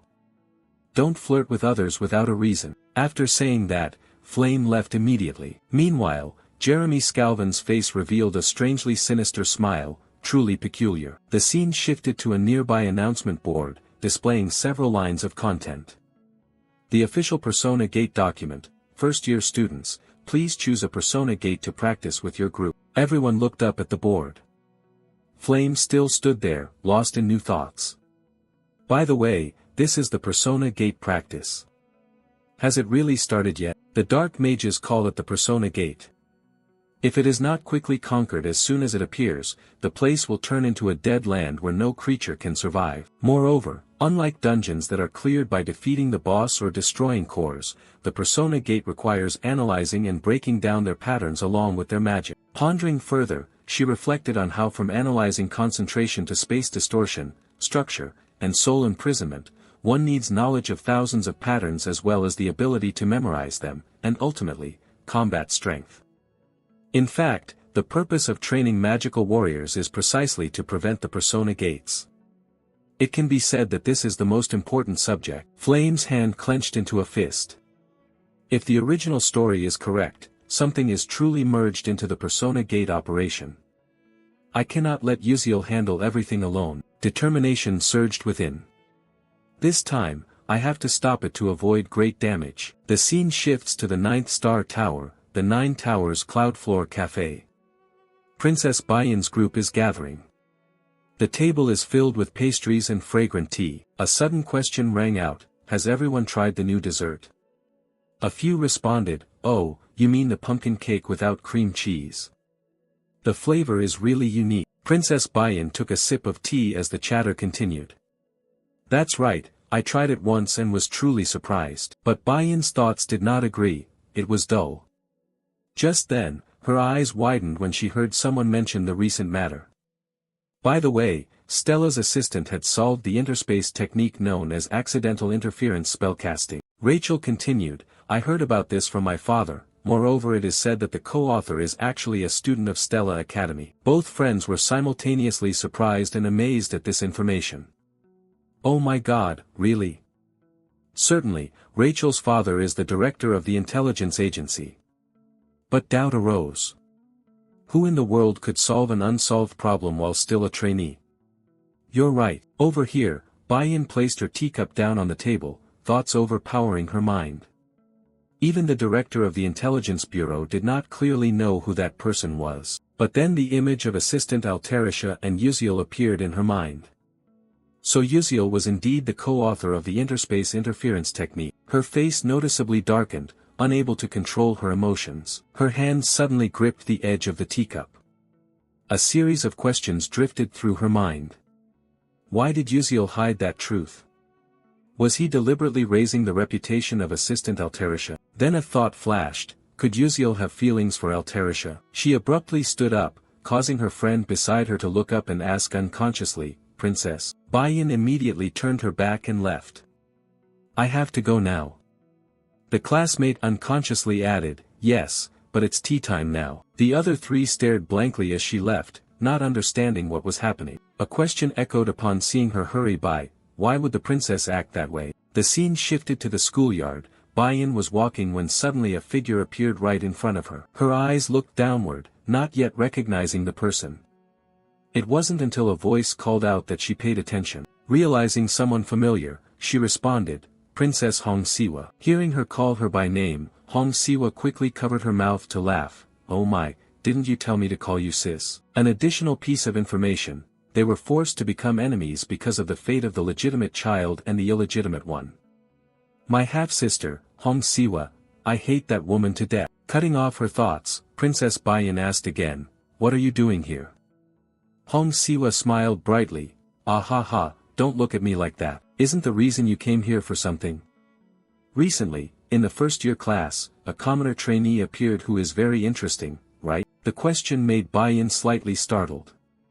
She was talking about an ordinary person who still upholds the spirit of a knight, a quality almost lost in this world. The image of Yuziel flashed through her mind. Seeing her strange reaction, Siwa folded her arms and added, judging by your reaction, it seems you're interested in him too. Her voice became more thoughtful. He is a knight who sacrifices everything for the mage. With a cold gaze and a mocking smile, isn't that every princess's dream? Bayan's hand clenched tightly. So, did you introduce me to him? She was not satisfied with these words. Princess Bayan gently stepped forward and replied, all right, thank you, you try it yourself. Hong Siwa burst out laughing loudly, looking at her. She seemed annoyed, truly cold. Then, as if remembering something, she raised a finger, you weren't like this before. Is it because the eldest sister has passed away? Bayan's face fell, and a sadness was clearly visible in her eyes. She walked on and said, I take my leave now. Her gaze followed her figure, briefly filled with sadness. Thoughtfulness quickly took over. Perhaps this time I was too harsh, went too far. Maybe it's still too soon for her to hear about the eldest sister. Just then, the guard Seiren appeared and added a word. Seeing her arrival surprised, Princess Hong Siwa paid attention and said, huh? What's the matter? A file was handed over by Seiren. Here is the information about the person you asked to search for, trainee Yuziel, a copy of the assignment he submitted in class along with a brief biography of his past. Hong Siwa held the document and said, really? I didn't expect to find this without digging. Very good. There really was an assignment with such a requirement. She opened the document to see what it was like. The title read, To My Mother. Mom, I miss you. Reading up to here, Hong Siwa laughed loudly, quickly covering her mouth. Aha, kids will always be kids, right? As time passes, a minute later, her hand holding the document began to tremble. Seiren was a bit surprised to see this scene. In front of Hong Siwa, tears fell as she hurriedly covered her mouth. I understand now.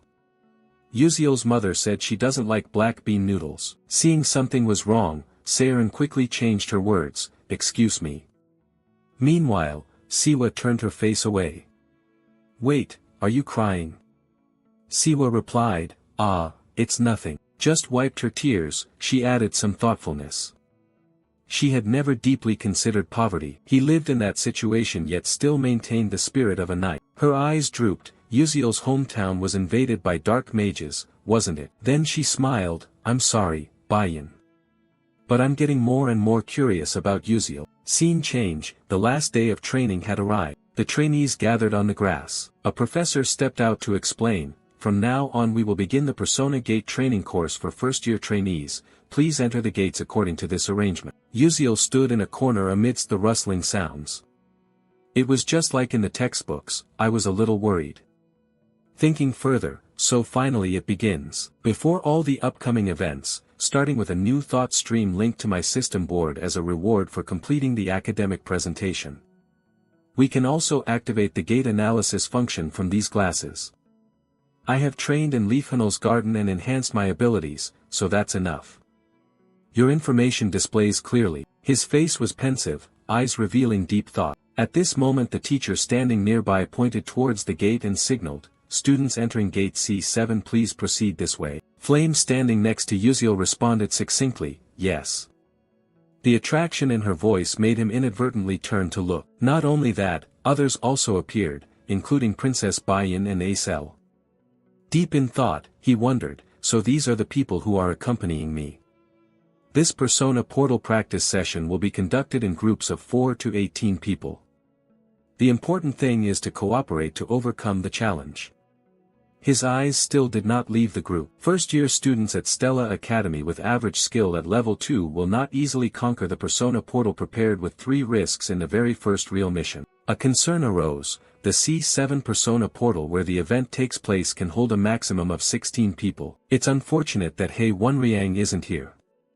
He thought, but with Flame, Bayan and Acel, they should not fail to conquer this portal. His steps moved forward. After all, he didn't need to participate in the strategy to defeat the final boss. The portal appeared right before his eyes, all he needed was the hidden reward. Saying that, he stepped into the portal, which then took him to another place. Yuziel's face showed a brief surprise. A new information board appeared, welcoming him to the Ihiran Ball. A golden sparkling square unfolded before his eyes, with people beginning to gather on the large carpet at the center. Bayan's group quickly entered this area, similar to Yuziel.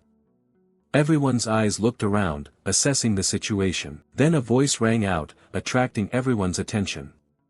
Hello. A maid butler raised her hand behind her, smiling brightly. I have prepared dresses and shoes for everyone. Princess Bayan felt that something was off upon hearing this, suspiciously asking, a dress and shoes?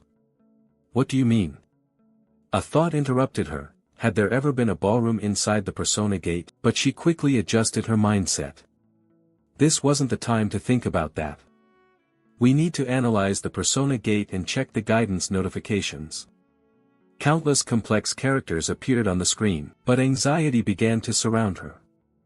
Wait, hold on, had they really given such a complicated formula for a first-year student's test? The butler then delivered the instructions to everyone.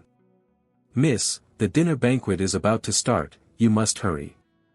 Bayan, still confused, asked in surprise, Butler, how can you speak like that? Is that a prescribed phrase? A thought interrupted her again. I don't know if this is truly an NPC inside the Persona Gate. I've heard that those created by the mage within the gate cannot express personal actions. Seeing the butler smile freely along with her previous words, Bayan's mind began to waver.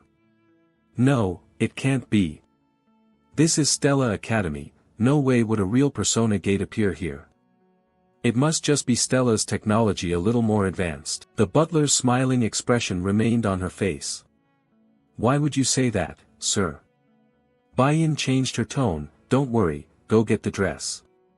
The butler replied, yes, I understand. She left under the princess's gaze, with anxiety creeping in. I don't know if it's because of my mood, but this training session somehow feels like it won't end easily. Time passed quickly, a step appeared, and Princess Bayan had changed her outfit. Her silver pink-red hair blending with the color of her dress, her beauty flawless to the highest degree. Then her eyes suddenly glanced at a figure, none other than Yuziel in a classy suit.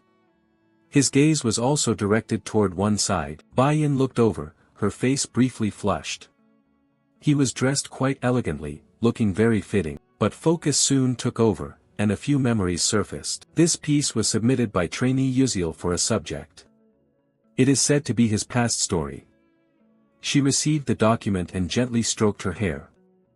I see. Glancing through the information, she seemed to have caught a clue. Back to reality, she still didn't take her eyes off. Could it be because of Yuziel's personal information that she received a few days ago? I feel he seems different. He stood in front of me, yawning repeatedly. His eyes looked back while her thoughts continued.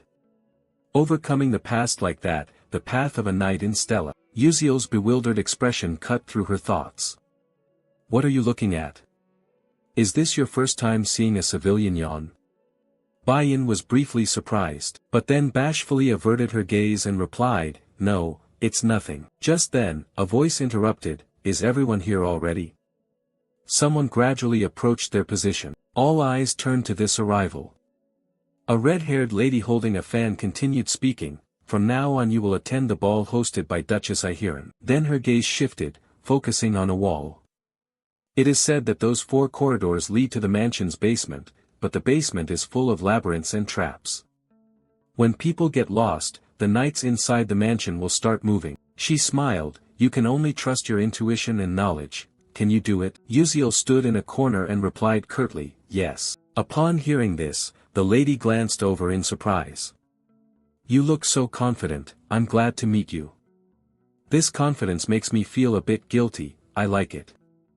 Uziel answered, thank you. Faced with this natural exchange, the other trainees couldn't help but be surprised. What? That person talks like a real person. Do original NPCs have such dialogue? The lady's voice continued, wishing you all good luck. She turned her back and left, leaving a silhouette for everyone to watch. The male trainees looked at each other again. Alright, let's go. Anxiety engulfed them as they approached the gate and began their mission. Just then, a voice rang out, hey, everyone wait a moment. The speaker was Flame. She asked about the training test. Do you all find it a little strange? She calmly provided details. It is difficult to explain and these NPCs act very realistically. I can't analyze anything from this persona gate. Normally, the practical test for first-year trainees shouldn't be this hard. The trainees in front agreed. In fact, I found it strange too, I almost couldn't understand it. That's right, that NPC looked very real. As everyone agreed, Flame's expression brightened. Alright, I'll persuade them to go this way. But then, a voice cut in, wait, Flame. Jackie appeared, arms crossed, displeased. You're not seriously saying this is a real portal, are you? Already worried. In my opinion, this is exactly the scenario the professors want. In real combat, you can't always completely decipher a persona portal. In other words, our falling into such a confusing situation is part of their plan. She analyzed further. Moreover, Stella is the place that trains the most elite magic warriors along with the top phantasmal knight squad. Could they really fail to detect if a real portal appeared in the school? Everyone began to believe Jackie's words. Oh, that's how it is, so that's the case. Meanwhile, unease surrounded Flame. This isn't good. If by the rules this portal is real, no one would ever believe that said aloud. She had tried to create an unusual feeling. Looking over at Jackie's smug expression, now what to do? A quiet silence enveloped the space. Uziel glanced over thoughtfully. In the end, did they still have to go down this branch? He recalled information from episode 006 of Jackie's Darkening Branch. In the original novel, the character Jackie didn't exist, so Flame must have been very confused. But the scene where Flame blocks this path is one of countless branches present in the original game. Anyway, this is the situation where one of the 3 trainees must become the darkened sacrifice, and new concerns began to arise. Although Uziel hoped no one would be corroded, if fate has determined it, can it really be changed? Seeing the opposite situation, he thought even helping Flame wouldn't change the outcome. If so, the right choice is to step back. They looked at each other for a moment, then Jackie decided to turn away.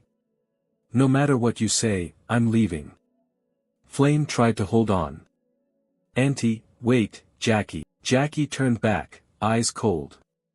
Even this situation was arranged by the professors. Just stay calm and handle it, while you all just stand there dumbfounded. Jackie chose a portal and teleported. Flame couldn't stop her. The male trainees exchanged worried glances. One decided, I'm going in too, I've always been ready for this situation. Uziel stood with crossed arms, assessing. No one was acting systematically. His fingers moved slightly.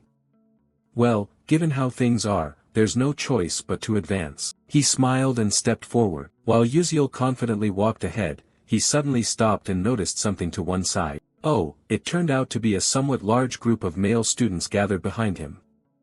Uziel asked, why are you all standing behind me? Everyone became a bit flustered. Tiny beads of sweat appeared. It's nothing. Seeing so many people share the same expression, he could only stand there indifferently, sighing over the small worry. You're not planning to follow me all the time, are you?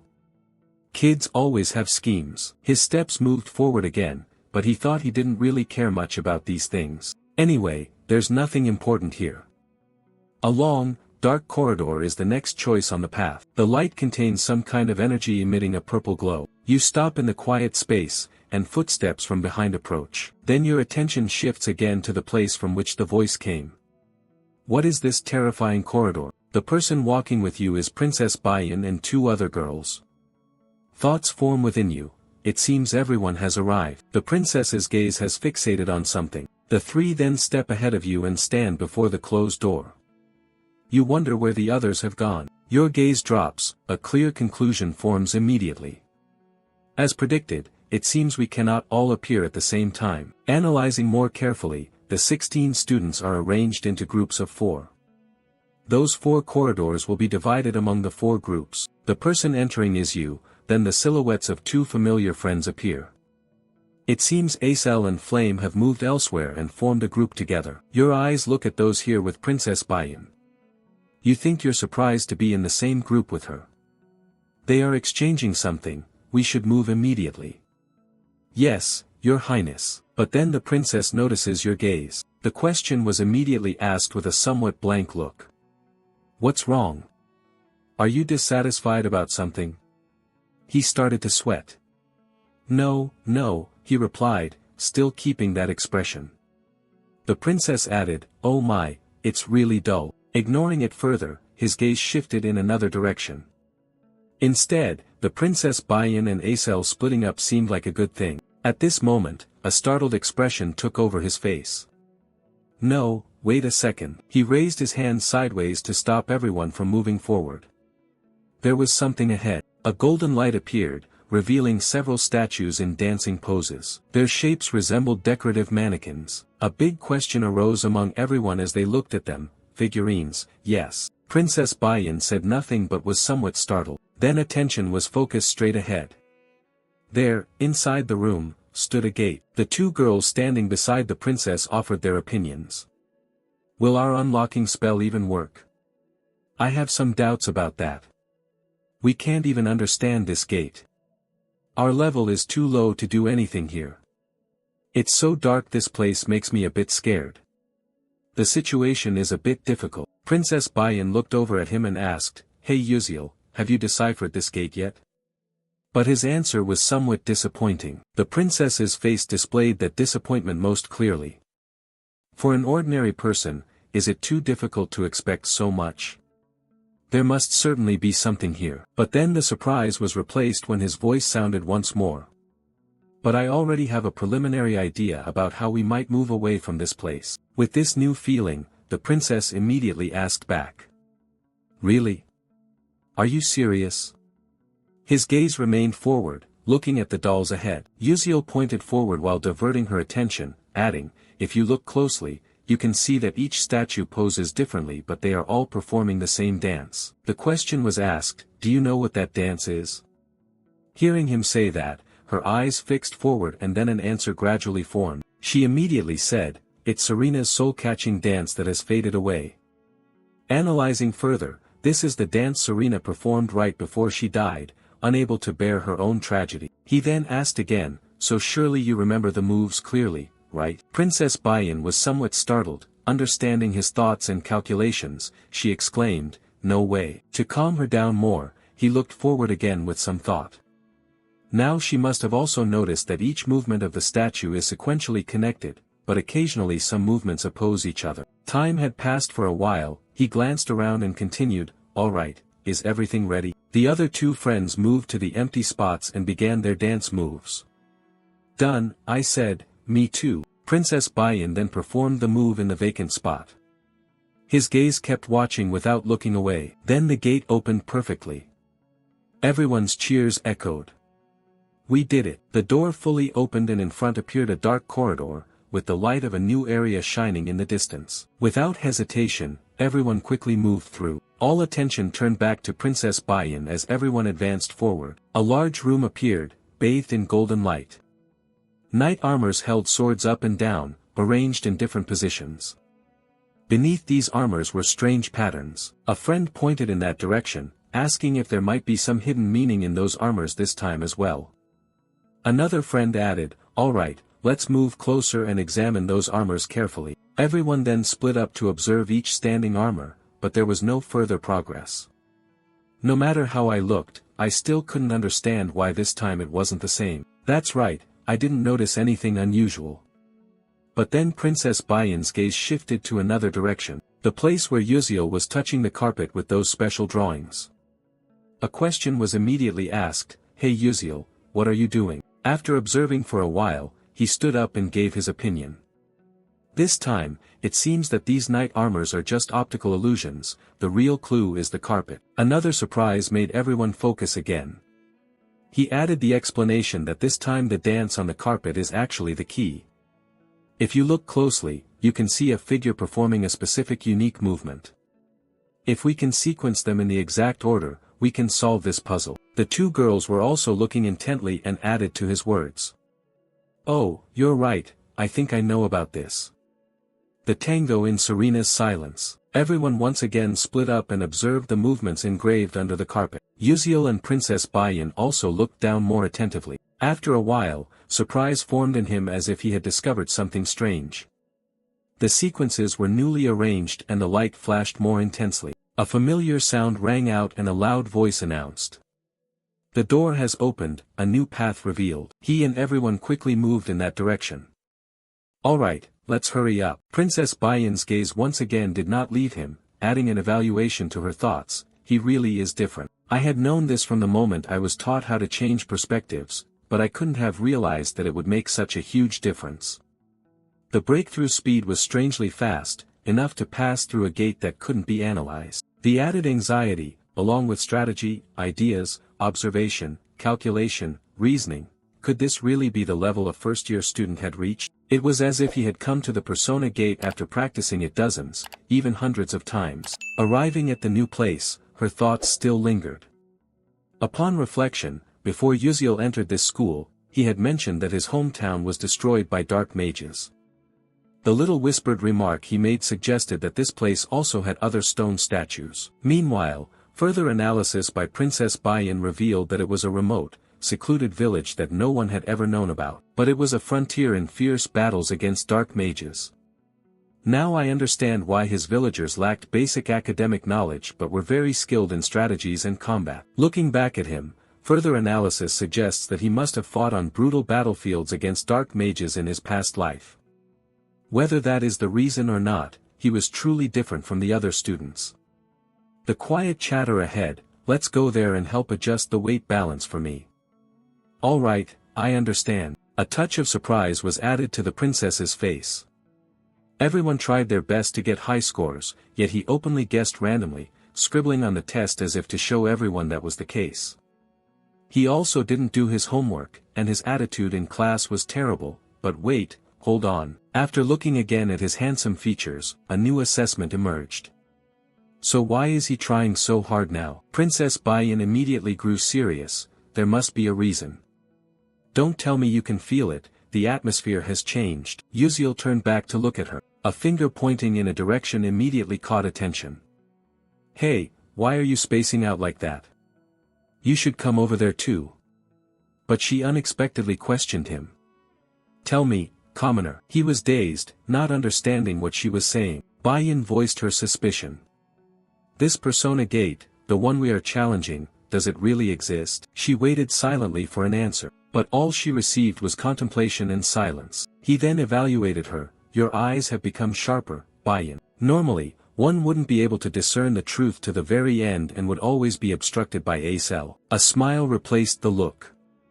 This was evidence that Princess Bayan was gradually moving away from the path of becoming a villainess. Seeing him, the princess gave a slight nod. "What are you smiling about?" He replied, "Nothing." The other two friends stared around in confusion. Why didn't the princess come here? What had happened? Turning his back on her, he immediately gave the answer to the previous question. "As you said, this place is real. You could get injured, or even die. If you can't get through, it will cause a synchronization phenomenon with the outside world. Therefore, I plan to get through this place as quickly as possible." Princess Bayan paused for a few seconds. She knew that Yuzil always acts when there is a reason. Her lips pressed tightly together. She thought she would not accept help like this. With narrowed eyes and a drop of sweat falling, she was sure she would survive on her own strength. Meanwhile, in another scene, a dark room filled with fallen soldier armors lay scattered around. Flame and Acel are teammates in this trial gate. Seeing both of them appear here, someone immediately called out to one of the two, "Hey, Flame." Flame looked over as a female friend waved. "Over here, over here." Flame headed toward the three people running over. "Is everyone still okay? One friend went missing." The girl hesitated a little, and then added, "Jackie suddenly disappeared." Flame's eyes showed surprise. "What, Jackie?" The female classmate looked at everyone with the same expression and explained further, "It was all thanks to Jackie that we were able to make it here. Just as we went through the last door, she suddenly disappeared. We haven't been able to find where she is." Confusion suddenly locked Flame tightly. "Have you been searching for a long time?" An alternative thought, that means she conquered this gate faster than both me and Acel, without leaving a single scratch. A statement from the opponent was unexpectedly added next, but this wasn't our first time either. Flame seemed to not believe her ears. "What?" Moving to Uziel on this side, he is currently sitting with arms crossed, leaning back, eyes closed against a pillar. Suddenly, someone approached and asked a question that made him open his eyes. "Hey you, when did you get here?" Looking at Flame approaching to ask me, he answered, "Not long ago." Flame added, "Then did you see Jackie?" "I haven't seen her." Receiving this result, Flame felt a little sad. "Is that so?" And so she left under his gaze. Although he did not understand what was happening, he had already guessed something. "I think I could have stopped Jackie from disappearing if I had reached this place before her. But now there is nothing more I can do. The situation has come to this point, now I can only help the heroines clear the stage." Moving to somewhere in Stella Academy, someone's voice suddenly rose loudly. "What, a persona gate has actually been mixed into the trainees' exercises." Homeroom teacher Lee Hanwal immediately rushed to the training area. Surprise and worry appeared alongside the scar on his face. The previously blue gate has now been transformed into a blood-red gate. How could this happen? Isn't Stella's security system supposed to be the best in the world? A professor standing nearby explained upon seeing Mr. Lee Hanwal appear, as if someone had completely reversed Stella's spatial wave detection system. The only wave appeared simultaneously with the emergence of the persona gate, so it was not detected in time. The security team was also reinforcing the system, but Mr. Lee Hanwal suddenly interrupted. "Damn, at this moment, that no longer matters." Suddenly, another person interjected, "He was right." Following him, a shadow appeared, catching Mr. Lee Hanwal's attention. A new figure had appeared. Taking his place, the most important question now was who was inside that persona gate. Someone recognized this person, Commander Aryan. Aryan Blackswan, the supreme leader of Stella, the strongest knight order in the world. The man said to create a sea of blood from the corpses of dark mages, rarely appearing on the Stella Academy campus. He approached with a cold attitude. "What's the situation? Has the reinforcement advanced?" The earlier professor replied, "No, it's not possible, it seems the students inside are facing a rather difficult challenge." Aryan asked further, "What is the level rating of this persona gate?" The immediate answer is yes, currently, the level is estimated to be between risk level 4 and 5. Aryan frowned, "Estimated? Give me an exact number." The professor holding the stack of documents answered tremblingly, "Yes, initially it was level 4, but as soon as the students entered, it suddenly jumped by 1 level. Aryan paid attention, it was unusual, though not unheard of. "The persona gate is emitting false waves. Bring me the list of students who have registered." The professor holding the documents immediately handed it over. Aryan then opened it and carefully scrutinized each name on the list. A few names from Class 1's rank appeared: Beck Uziel, Bayan, Flame, Acel, Reiki. After receiving the list and reading some names, Aryan's eyes narrowed further. A persona gate at risk level 5 means even veteran mages must prepare thoroughly to pass through.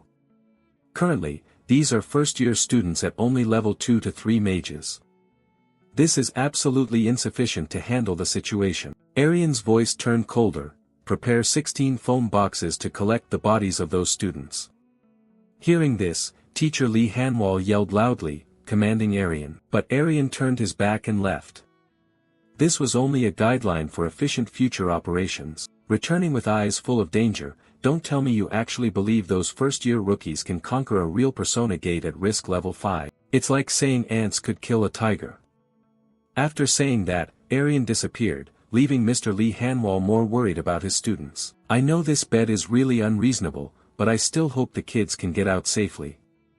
The red gate is still intact. Moving inside, Acel and Flame simultaneously focused on the same direction, where someone had called out. Hey everyone. Jackie returned with some dust on him and continued, so this is where everyone is. You stood here, arms crossed, deep in thought, while everyone else showed a bit of joy. I'm really glad you're still safe. Why did you suddenly disappear like that? It scared me a little. After looking, you turned to one side. A deep silence appeared. Now that everyone is here, the only thing left is to fight the final boss here. While pondering, not long before, suddenly something was about to appear and caught Uziel's attention. And then red status boards continuously appeared. You have arrived at the dance clock tower. If you go down the stairs here, you will reach the ballroom. The party seems to have just started, so hurry up. Everyone in the group headed towards a staircase leading downward. I guess we have to go down these steps. While everyone was focusing on the passage below, Flame anxiously looked up, as if realizing something bad was about to happen. A monstrous spider began to take shape in her mind. Atop this clock tower dwells a great sword spider, the leader, a level 4 risk monster. Its 8 legs can transform into 8 sharp blades. Flame swallowed nervously and took a deep breath. It's very dangerous, and I can't just rely on Uziel forever. Moreover, he has lost his memory, so he has no information about the great sword spider leader. But I've done some research on that great sword spider, so I'll try to stop it myself in some way. And then Flame looked over at Acel nearby. If Acel and Uziel face the final boss together, we might be able to get through without suffering much damage. Alright, Flame resolutely spoke up. Wait, everyone. Just then, someone's voice cut in, startling her a little. Wait a moment, it was Uziel looking up toward a high corner. There's something above us. Flame froze for a few more seconds, then he broke the newly formed silence. You all go down there first, I'll check around here first and come down later. Following his words, no one objected. They all continued going down together, led by Princess Bayan. At the very end and moving slowly, worry still lingered in Flame. Uziel probably didn't even know about the existence of that great sword spider. The shadow just now appeared, but he could sense its presence right there. That was impossible. Don't tell me. Hesitating to choose an alternative, she thought he didn't know that his senses could be that extraordinary. Well, after all, he did deflect the magic. While she was hesitating, everyone else had moved deeper below. At that moment, a male trainee stopped, as if sensing something. What is this sound sensation? The other trainees shared the same expression. Then, Princess Bayan detected the location of the strange sound and immediately warned everyone loudly. The sound was coming from above. Everyone's attention shifted upward, only to be shocked once again when a giant sword spider charged towards them. It was the sword-tongued spider. Another trainee objected, no, that was the level 4 risk giant sword spider leader. Seeing it appear here, Flame's mood began to worry. What was going on, and what about Uziel? Thinking about Flame, Princess Bayan suddenly realized that somewhere in that worry, commoners. The expressions of both then turned to Acel nearby. Don't tell me that. But then unexpectedly, a foot of someone appeared on the spider's body. Uziel jumped down from above, delivering a deep stomp to the spider, with a flash of golden blink light manifesting outward. The sword was already held tightly in hand when someone below called out loudly, Uziel. Seeing that the people below hesitated a little, he suddenly shouted even louder. I will stay to handle this guy, so everyone else, hurry downstairs. Acel seemed unable to believe what had just happened. She started to seriously doubt him. Could he stop it all by himself? She then clenched her teeth and made a decision. Perhaps she should step forward and support him. Just then, someone's voice called out, I don't know what you're thinking, but what we need to do right now is to move to the ballroom immediately, as fast as possible. Princess Bayan suddenly approached Acel and spoke those words. Before continuing forward, Princess Bayan didn't forget to look back once more and added, that is the most helpful thing to do for that commoner. Still surprised by him earlier, now Flame was additionally baffled by Princess Bayan's actions and expression. Curiosity arose as she watched the princess's back disappear. In the original work, was Bayan like this? Flame's curiosity was justified. Normally, Princess Bayan would have been jealous of Izel's battle prowess and likely have some conspiracy. But instead of jealousy, this time the princess helped Izel. After that, no one stayed to bother him. The door of the room below was then thrown wide open. Everyone proceeded toward a new dance venue. The sound of instruments and music spread throughout the room. As everyone stepped further into this place, someone exclaimed in amazement. Oh, that was completely understandable. It was far more magnificent than what they had expected from this special dance party. The crystal chandeliers cast radiant light in the air. The masked nobles held hands and danced amid that brilliant atmosphere. The red carpet stretched along all the stairs here. It was truly enchanting. While the atmosphere was lively, suddenly, the lights here abruptly went out, along with the music stopping accordingly. Everything became silent. All the nobles were quiet as if waiting for a main character to appear. And in that darkness, a slow step emerged. Once again, everyone was stunned. Princess Bayan immediately spoke, diverting attention. Someone was coming down the stairs. Flame began to make a small guess, maybe the final boss, Duchess Ihiran. Everyone should be cautious. But then something broke the view and surprised Flame on the spot. At the position where the spotlight shone, someone was standing under this light. Hello, pleased to meet everyone, I am Jackie Ihiran. And no one else but Jackie, who had split off and gone missing from the previous group. Her current smile seemed somewhat off.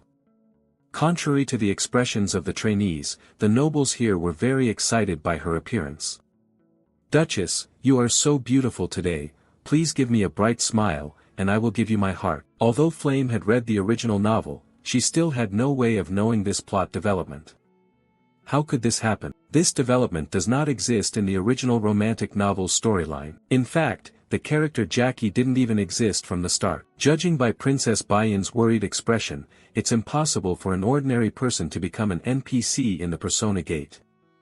And not just any NPC can become the final boss. Looking at Izel's expression, there is only one way for someone to become an NPC in the Persona Gate, and that means Jackie was already a dark mage. Flame bit her lip after making these inferences and understood why Uziel said those strange things.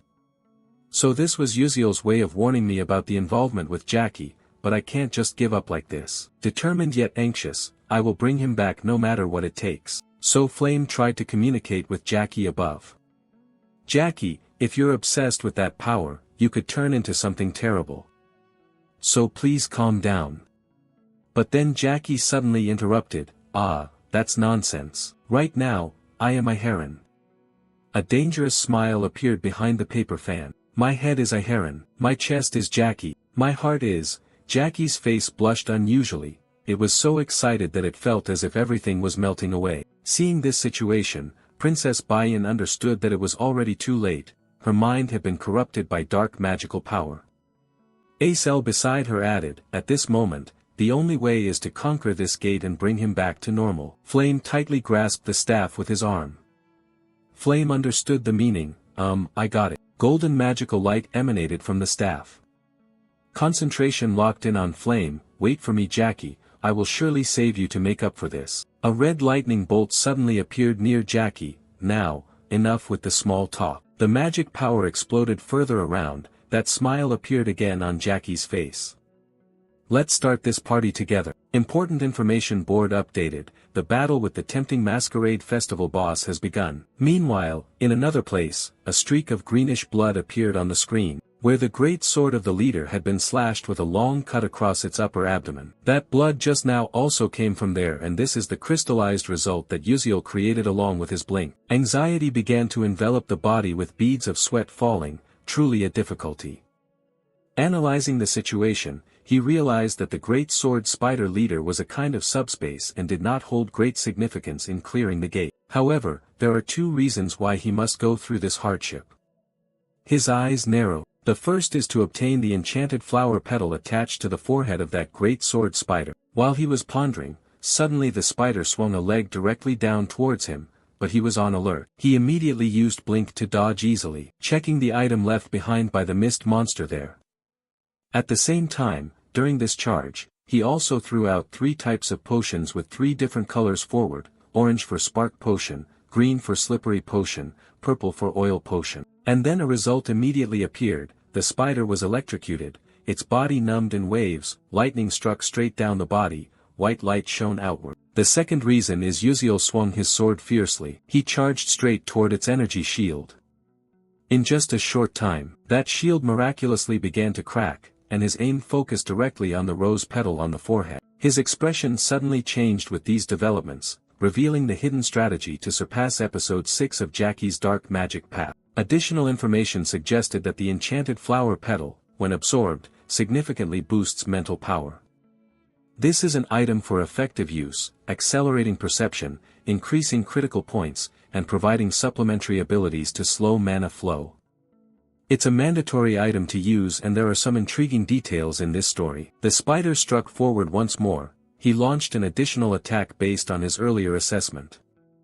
The enchanted flower petals were connected to the final boss, the Duchess Aheron. As the opponent lunged, he blinked upwards to avoid it. His main focus was on the fight, but distractions still divided his thoughts. In fact, the great spider leader was actually the husband of Duchess Aheron. However, I didn't really pay much attention to these things since I had pressed skip to bypass the storyline, concentrating on important reflections even as the monster kept attacking continuously. His face immediately showed frustration. He continuously used blink to move around and decided to shift to a position above it. In any case, because of that reason, whenever I attacked the barrier appearing in front of the flower's wing, the Duchess also showed a similar sign. Therefore, the main characters would be able to carry out their strategies more easily. It is precisely because of this concern that he also felt another kind of worry, but I wasn't sure whether my attack would be effective at the right moment. However, a slight smile appeared on his lips, so I decided to attack it as much as possible to defeat it outright. In all previous battles, the spider sword had charged the attack first, so this time he decided to go all out by acting himself first. Blink was continuously deployed. As soon as he appeared in a new position, he used blink once more. Thus, we could only see the afterimages along the path he left behind. The ability to blink 3 times consecutively allowed him to do all that, turning this place into a stage for his performance. Before this transformation, the spider emitted a series of strange sounds. As for him, after that performance, he has now settled down.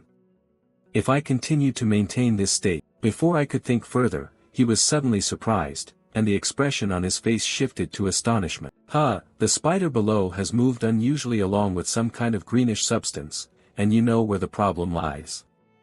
I threw so many slippery potions, yet it's still not over. There was no other choice. He was forced to rush at it once again. When Uziel saw the spider below moving oddly without anywhere to cling to, he immediately felt uneasy.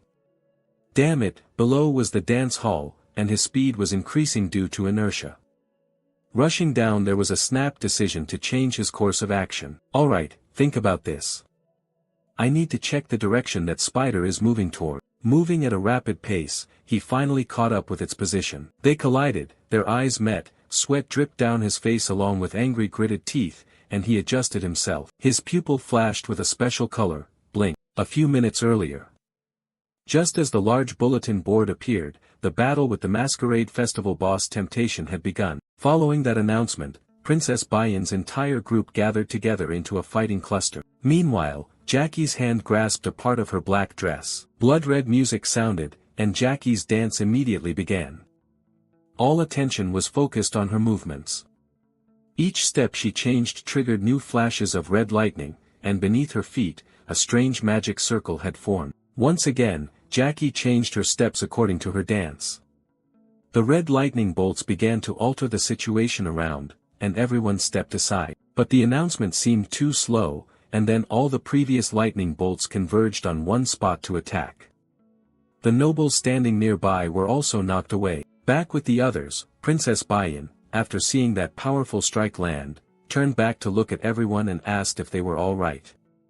A male trainee behind replied, yes. Calming down to analyze the problem, the worry became clearer moment by moment. I don't have time to hesitate or delay, now is the time to fight. She personally took out the azure staff and planted it. The upper part of the staff began to emit light because this time the opponent was a black mage. Meanwhile, above, Jackie continued her dance moves while the fire elemental magic attacks began to target her lock-on. Noticing this, Jackie looked back with a contemptuous glance, and of course, there was reason for that. It wouldn't be that easy. After that speech, a strange black formation appeared right in front of Jackie. All fire magic attacks were easily stopped by it, but the attacks did not stop there. Acel formed 3 small ice formations, from which large ice pillars shot out. The other students were not without thought either, they all simultaneously launched spells rushing toward the target. But unfortunately, all those attacks were blocked by the similar magic circles from before. The students were taken by a huge surprise.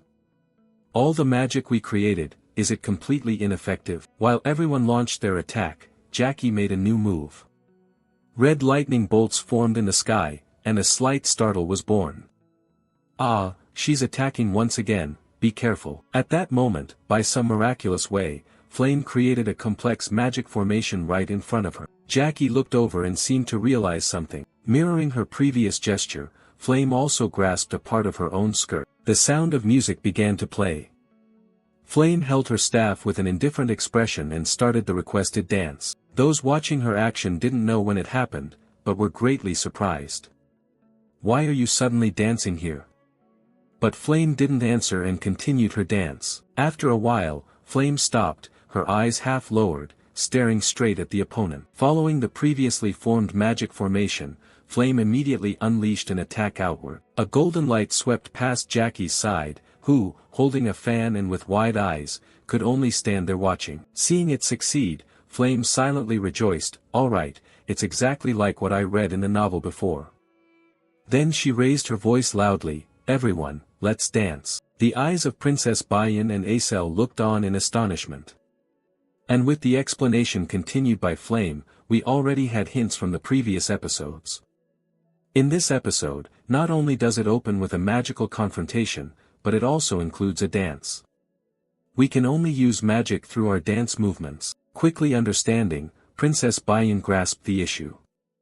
So that's it, the dance of Duchess Iharan cannot be broken by ordinary magic. Acel also formed some ideas.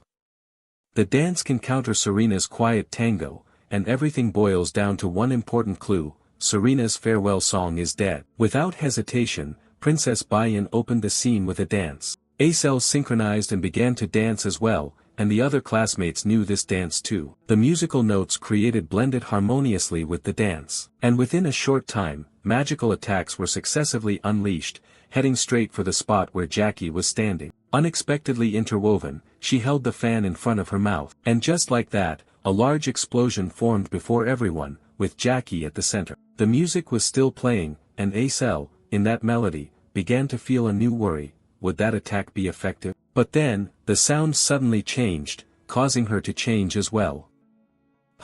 Wait a minute. As the blood-red music played, and from the smoke born of the previous explosion, a black shadow slowly appeared, contemplative in posture. The melody seemed to quicken its pace. 2 other students on this side also noticed the same thing. What the hell is that? One foot was slowly lifted forward. Specifically, 2 more feet emerged beneath Jackie's skirt. Her eyes also shifted to a demonic red hue, prompting someone to urgently warn everyone. Her legs have now grown to 4, haven't they? The dark black feet from the explosion once again rose onto tiptoes in rhythm with the dance steps, continuously changing their movements. Through the new rhythm generated by the 4 feet, Jackie quickly formed a new, denser magical array behind her back than before. All right, then let's begin the correct way. With the sound Jackie spoke, her face became increasingly dark and demonic. Seeing her like that, Flame couldn't help but shout loudly toward Jackie, "Stop it, Jackie. If you keep immersing yourself in the role of Duchess Iharan, you won't be able to come back anymore." Jackie retorted, "Exactly why do you want me to stop? Just look around." At the same time as the dark magic spread, the voices of other nobles echoed endlessly. "Jackie, Iharan, Jackie, Iharan." Everyone just stood silently there watching this scene unfold. From that moment on, the scene was no longer beautiful but rather looked more like a terrifying spectacle. The nobles cheered rhythmically along with the music, just as expected, you are truly beautiful. You are indeed the best dancer, punish those foolish challengers. Looking at Flame's bewilderment, Jackie added a few words. Flame, are you really that heartless? Flame was taken aback. What? Some old memories surfaced along with strange, selfish, and mean analyses in the mind. This is a sweet and wonderful feeling. You are the only one who exclusively owns it, you have kept it to yourself. Flame always had a smile on his lips, while Jackie stood aside looking saddened, and now the pent-up anger was unleashed. I will never let go of this heart and feeling. Red lightning began to appear more. Princess Bayan sensed a great mana about to be released and warned everyone on behalf of all. It's coming, everyone protect yourselves. After these words, Jackie on the other side began to act. Clusters of energy beams were formed from the formations and launched straight forward. Fortunately, with the prior warning, Princess Bayan and Acel raised their protective shields to block the attack. But unexpectedly, another classmate beside Acel was hit by the attack. Acel noticed this but there was no way to help. But then, while she was distracted, another overwhelming power was heading towards her position. But she herself didn't manage to turn back and observe, she couldn't do anything more. Acel closed her eyes, but then opened them when nothing approached her. A light shone on Azel's face. Bayan relied on her own power, she stood firm and formed a massive wall of fire that helped Acel avoid the previous danger. After providing support, Princess Bayan immediately hurried back. Hey, you fool, why are you just standing there distracted like that? Acel stammered something. Still looking dazed, Princess Bayan's voice got even higher. For me, defending against fire elemental magic will be more effective, so let me handle that. Focus on blocking the lightning elemental magic coming your way.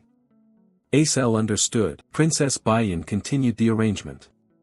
She followed behind us and attacked when there was an opportunity. Flame also noticed Princess Bayan's change and even spoke to me about it. In that fleeting moment, Flame looked even more bewildered. What on earth is happening? In the original story, Bayan ruined the team's morale out of jealousy over Azel's abilities and tried to sabotage that relationship. In the end, it caused great harm to everyone instead of ruining the work and throwing everything into chaos. At this time, Bayan was the one who grasped and understood the situation best. A blood-red energy strike this time flew straight at Princess Bayan, and was blocked by an ice barrier erected by Acel. The princess was a little startled as she looked at her. Meanwhile, Flame's thoughts were still there. No, that was Bayan and Acel. They were together. Acel looked at Princess Bayan and spoke naturally and gently, you shouldn't let your guard down. Feeling teased, Princess Bayan immediately appeared sulky. What do you mean? Soon after, surprisingly, Flame appeared behind the two to assist with attack and defense. Me too, we can't afford to lose to those two. Flame officially counterattacked by forming a great magic just behind and continuously releasing yellow energy beams forward. But with 3 dark magics in front of me, Jackie blocked all of Flame's attacks aimed at him. It was useless, but Flame smiled faintly right after. Large energy lightning bolts diffused and pierced through those barriers. Once again, a great explosion was born at the center of Jackie. Looking at the smoke ahead, that familiar question appeared again. So, is this the end? Looking closer, the smoke was somewhat thicker than before. And of course, that shadow appeared once again, but this time it had horns. The first to notice was Acel, followed by Princess Bayan, and then Flame. Jackie's voice changed, calling out Flame's name. Jackie's legs had completely transformed into spider-like limbs, resembling the creature everyone had encountered in the corridor downstairs. Do you hate seeing me this happy? The noble NPCs had entirely changed, beginning to tremble. Meanwhile, some had already started to vomit. Jackie was gradually losing control. Why won't you just leave me alone? Why? Knowing that she ended up like this was partly because of me. Flame tried to speak up loudly, Jackie is not like that. Please, be rational. But Jackie had reached the peak of his anger. Be quiet. Immediately, a blood-red magic circle was formed. Not stopping there, a second divine magic array appeared right below. The blood-red musical sound rose again, sealing a smile on Jackie's face. The original Princess Bayan was stunned. Impossible. Behind Flame, the identical expression was displayed. This was Looking at the danger ahead, thoughtful analysis was brought forth. At least this was a level 5 risk. There was nothing more to think about. What should we do now? From their gaze looking ahead, Flame suddenly looked up as if sensing some movement. The noises increased steadily, and she then asked a big question: what was that sound? Acel seemed to sense what it was and interrupted from beside her: it's Uziel. Flame was startled at her words, but suddenly another unexpected development occurred. Jackie screamed as if struck by some blow. The question was asked again by Princess Bayan. What is happening? Flame glanced from afar to explain. I don't know the reason either, but it seems the battle between Uziel and the spider sword leader above has affected Jackie down here. Jackie held his head in pain. Flame didn't believe it, but there was another confirmation in his mind. Don't tell me Uziel has discovered this characteristic and is fighting that monster alone just to help us defeat this final boss. Not sure how the attack is going above, but Jackie once again clutched his head, crying out helplessly. Not missing this opportunity, Princess Bayan's tone changed, saying now is our chance. After issuing the command, the three unleashed their magical skills once more. Princess Bayan's fire, Izel's ice, and Flame's light surged quickly forward. Ice advanced first, freezing the legs of the spider sword leader's limb. Then came the engulfing flames of Princess Bayan. Light was the final attack rushing in. A great explosion occurred when the three elements collided, sweeping away the smoke that had formed. Jackie shouted angrily, "Is this what you kids call showing off?" But then his anger exploded to the peak. How dare you? At that moment, the original spider sword leader suddenly appeared in the room. Feeling that something new had appeared here, Princess Bayan anxiously asked, "What is happening?" Flame was equally suspicious and said, "I don't know, it seems like something just fell down." As if recognizing a familiar figure, Flame hesitated for a moment in thought. That can't be, isn't that the great sword-tongued spider leader? Falling from above had caused this giant spider to lose consciousness, and the dance floor cracked as a result. The big question that arose afterward was, has it died? A male trainee in the group seemed unable to believe his own eyes, his body trembling as he spoke unconsciously. That's ridiculous. Uziel, a first-year trainee like us, actually hunted down a 4-star monster by himself. Not only the spider but also other similar beings fell. This male trainee suddenly turned around in shock, to see you lying there completely unconscious. In front of everyone present, a large spider fell right on the exact spot where Jackie had been standing before. From below, someone stepped up these stairs, one of her friends. Flame was the first to ascend, but she carried a sadness within. Jackie was now pinned under the giant spider, struggling to rise but trembling as she questioned Flame, who was moving forward. Why do you always bother me so much? Anger grew on her face. I will never forgive you. But then, another thought arose in this situation here. Oh heavens, so that's how it is. You couldn't win by dancing, so you had to resort to this trick. Because no one dances more beautifully than me, right? How pitiful, truly pitiful.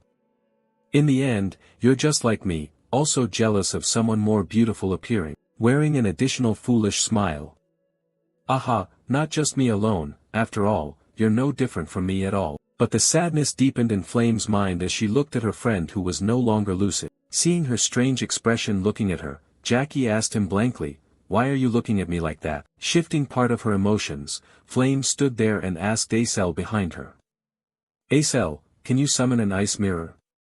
Acel replied quickly, "Yes." Jackie, understanding her action, then smiled smugly. "No matter what absurd thing you do, the truth is that I'm still more beautiful than you." At Flame's request, Acel created an ice mirror in front of Jackie. She blankly cast her gaze into it. One side of her face had completely transformed into a spider.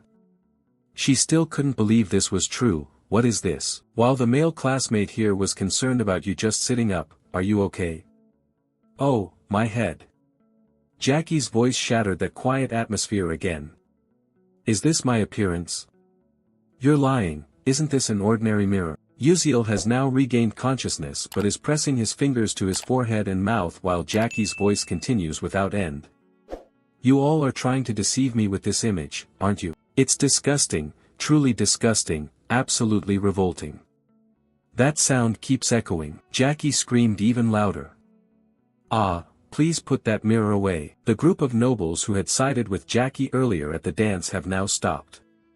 The Duchess is no longer beautiful. Everyone knew what would happen next, so they all lowered their heads and let Jackie rage in her agony.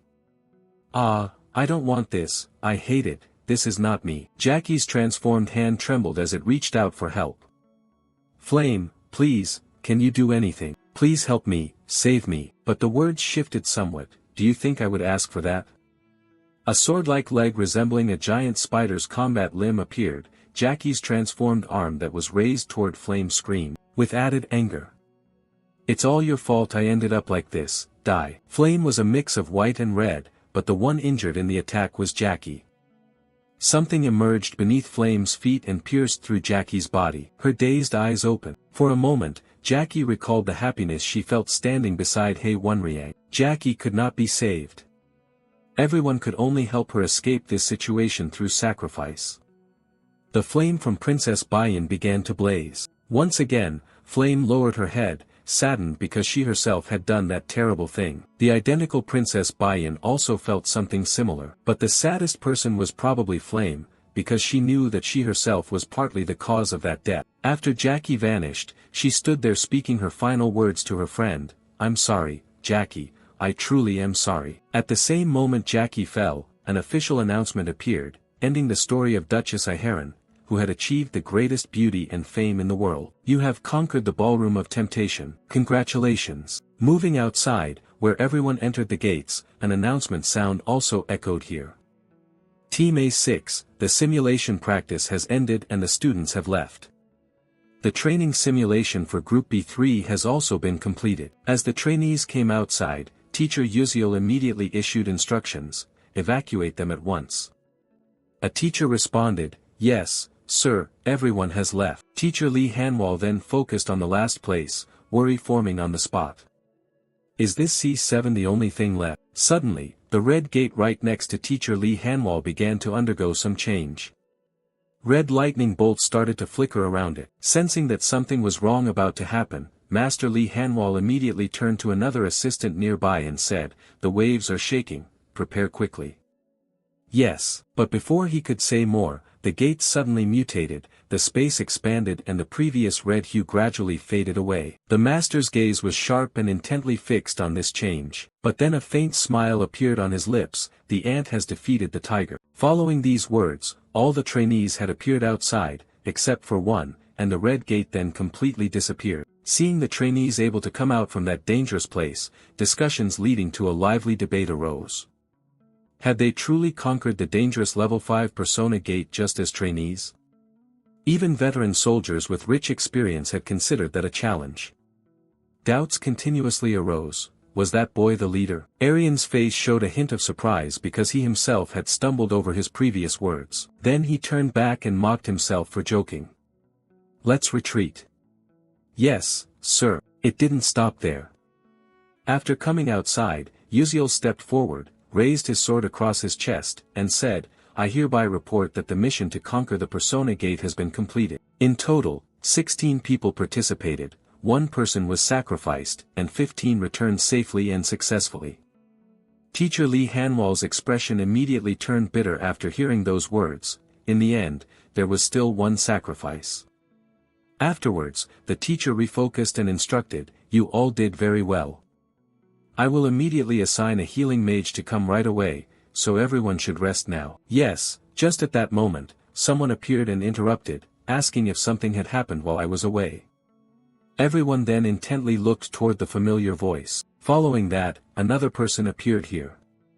Oh, it seems something happened while I was gone, is that right? For a moment, you stood still, bewildered by the unexpected arrival of this person. Stella Academy's principal, Eltman Eltwin, a great rank 9 mage, smiled as he approached you.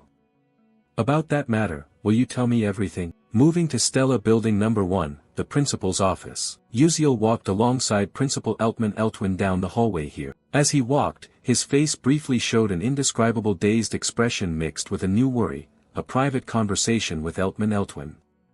No way, why do I feel so anxious? His eyes glanced elsewhere as if complaining about some decision. That's why I don't want to be a leader. Back before exiting the gate, Princess Bayan gathered everyone as if to raise a major issue.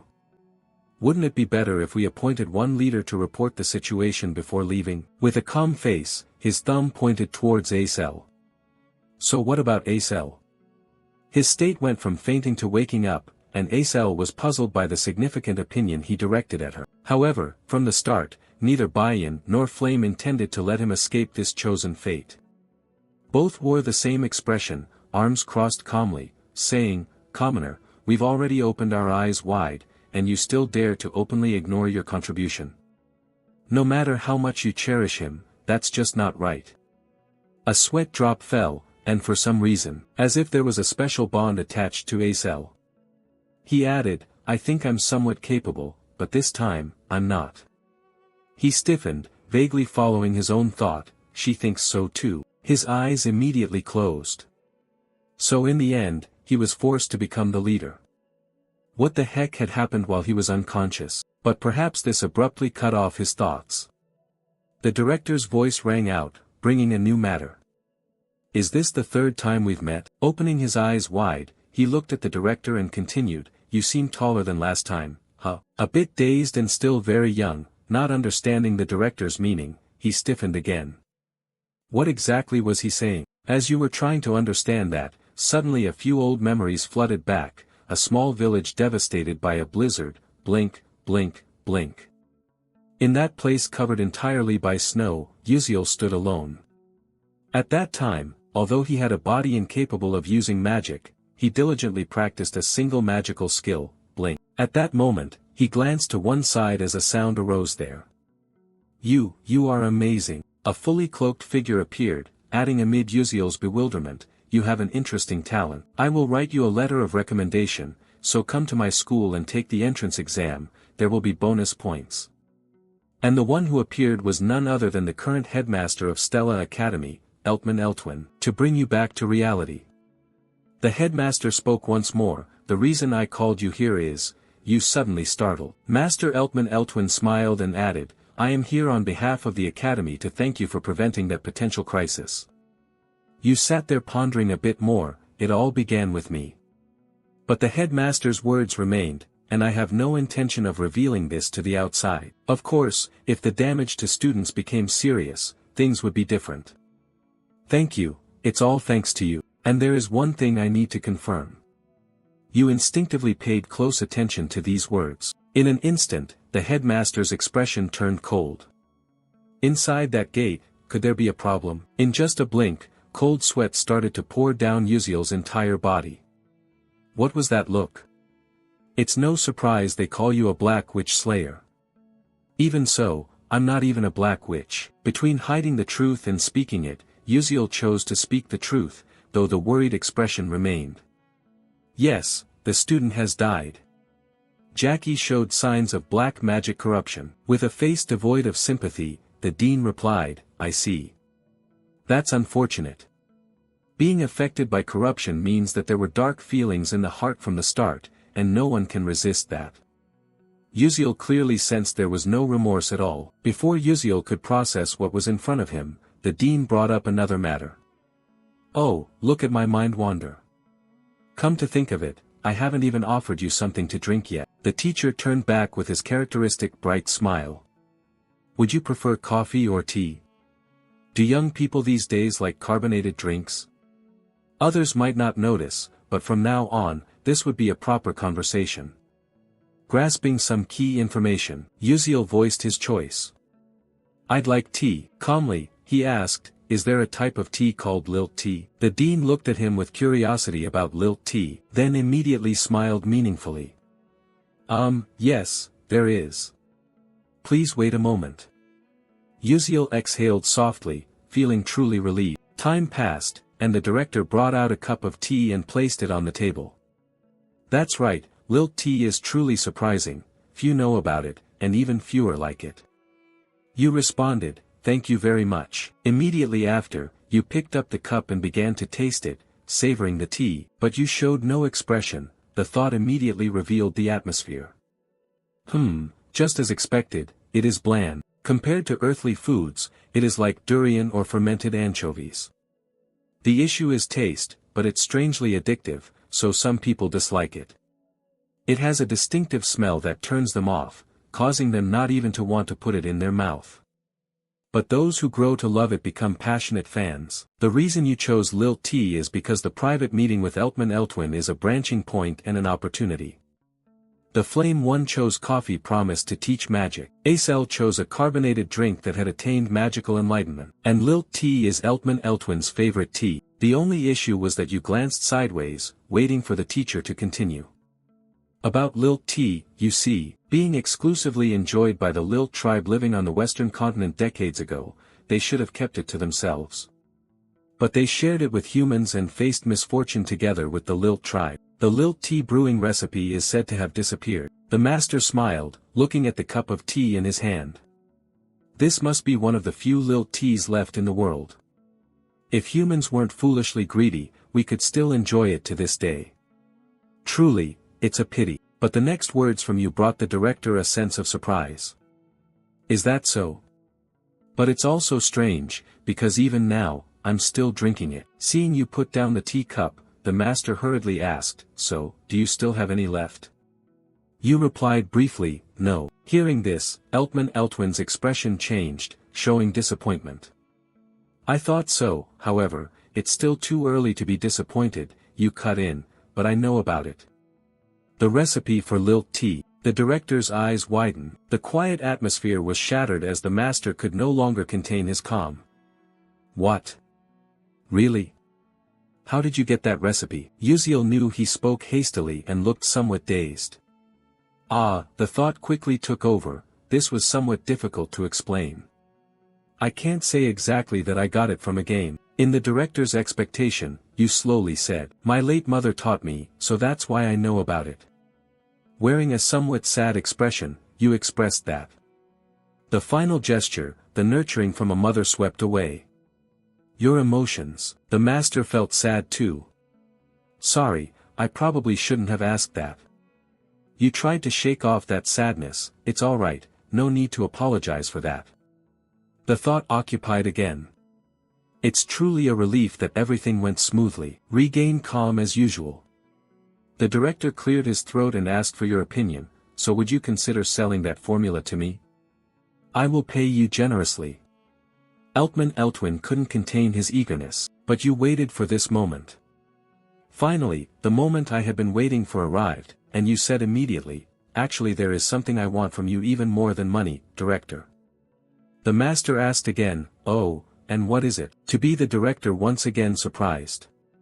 You stated, the space enchantment technique of the headmaster. I want your help, even if only once. Surprised by your choice, the director asked again, what?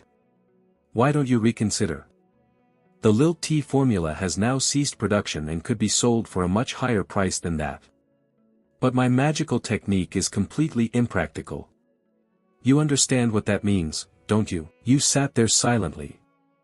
I understand very well about Eltman Eltwin's space magic and Altarisha's alchemy technique. And finally, by using a mana vessel captured by a soul mage, I can create a magnificent multidimensional space. It will be a storage, a space that can only be created when a mage masterfully controls the level 8 space attribute. That is why very few people in this world can achieve this. But with the help of level 9 mage Eltman Eltwin, I can create the most advanced storage facility in my mind. He smiled brightly and continued, more than just a few coins, as an alchemist mage who seeks the truth of matter, understanding the nature of magic and the original Lilt used, you can consider it the most precious gift in your life. So please, I am asking for your opinion. After hearing everything you said, time and again, I was surprised. A smile and a sigh soon followed. Expecting an answer from him, the teacher replied immediately, all right. If that is truly what you desire, then let's make a deal. Uziel looked clearly delighted. Wonderful. Meanwhile, in the first tower, Vice Principal Aki Haydn was sitting across from someone. Clenching his hands tightly, he addressed the other party, I've heard a story, the Persona Gate is very difficult, and you just opened it, but already failed, right? Raiden. As the Vice Principal had said, the person speaking to him was Professor Raiden from the New Moon Magic Department. Professor Radin closed his eyes and replied, "Yes, I fear the sect leader will be furious if he learns the truth about this matter." The vice principal adjusted his coat and said, "You're too rigid and inflexible by nature, that's the real issue causing trouble. I'm not too sorry about your failure, but there are still many other ways." Professor Radin appeared indifferent, as if he had guessed something. Under Vice Principal Aki Hyden's threatening gaze, Professor Radin voiced his speculation, "Are you planning to make Professor Maizen Tiran lose control?" The atmosphere was unusually silent, and the exchange ended with Professor Radin's departure. "If there was nothing more to report, I will take my leave." The corridor stretched on as the professor walked silently.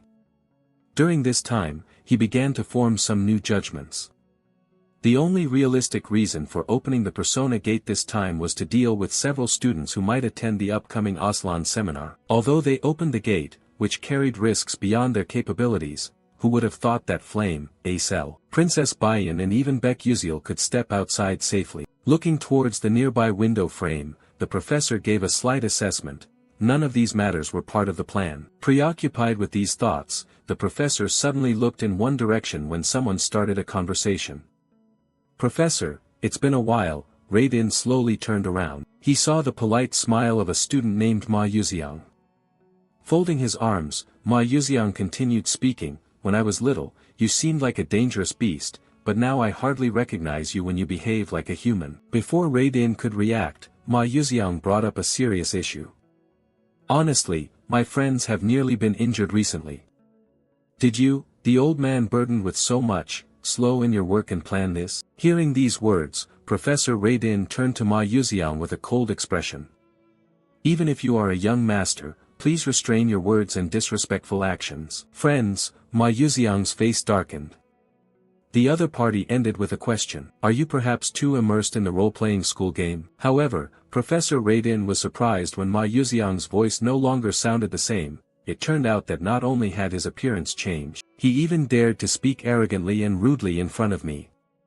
An invisible but real pressure began to weigh heavily on the professor's body. He gritted his teeth and tried to resist, but his expression became increasingly strained as beads of sweat appeared on his face. The eye expression, aura, and spirit of Ma Yuxiang standing opposite had completely changed. Radin sensed the king's spirit radiating along with a warning, "Being cautious is wiser." A smile appeared afterward, "You gentlemen are truly troublesome and an eyesore. Until we meet again." Ma Yuxiang slowly stepped away. Step by step, the sound echoed, still creating a strange feeling. The professor raised a fist to his chest. When Ma Yuxiang completely disappeared from sight, Professor Radin gasped, taking a deep breath to calm himself. "If it is for the benefit of the Moonlight sect, this is nothing." The scene changes, switching to the group of Princess Bayan standing somewhere. The two female classmates kept worrying and addressed the princess. "Princess, we are glad you are safe. We heard the school made a mistake in establishing the Persona Gate, is that correct?" "Really, who knows how they work?" Faced with those words, Princess Bayan looked down with unsurprised contemplation. Just as expected, the other students knew nothing about this matter. Considering the academy's stance, this was understandable. At that moment, someone appeared, calling Princess Bayan's name. The voice was impossible to ignore. The princess turned her head to confirm. "Senior," a male student approached with a smile. This student was Edmund Adalek, a third-year student at the academy, still smiling brightly. Edmund Adalek started chatting, saying there was no need to address him so formally and stiffly. He felt a bit embarrassed using overly formal language. In response to this change, Princess Bayan calmly replied that the academy maintained a strict hierarchical system. Hearing her cold words, Edmund Adalek immediately shifted the topic. "Haha, glad you're safe, I was really worried you might have gotten into trouble." With her usual expression, the princess replied curtly, "I'm well, senior, you need not worry." A sudden thought formed, this sly old fox. What he worries about is not himself but more likely his own livelihood. The two leading great powers of the Adalabek kingdom, the Orkan Duke family supporting Princess Hong Siwa, and the Adalek Duke clan, the only family able to rival and oppose the Orkans. Among them, Edmund Adalek was the sole heir of the Adalek Duke. Perhaps his goal was to help her become queen and marry her. Realizing the previous approach was ineffective, Edmund Adalek changed the subject. Oh right, do you want to play soul chess? There will be a competition for the students soon. Although Princess Bayan wasn't interested in soul chess, she still nodded in agreement. Yes, let's do that. Seeing an opportunity to get closer, Edmund Adalek placed a hand on her shoulder and spoke softly and coldly, "All right, today I'll teach you a move, watch carefully and learn it." Bayan was surprised by this action, biting her lip in resentment. Walking behind and greeting everyone ahead, she closed her eyes and calmly thought, there was a painful truth that she couldn't become queen without the help of someone like him, if only she could gain some kind of power. Even if that was someone with power equivalent to Duke Adalek standing on her side. Just then, the princess suddenly shifted her gaze out the window. Uziel, what a coincidence, he unexpectedly walked past outside, catching the princess's eye. But the princess quickly looked away again, just as he turned to speak. Bayan, what are you doing? Why don't you come quickly? However, she still hesitated and glanced back at the window. It seemed he had already left. Princess Bayan left that spot.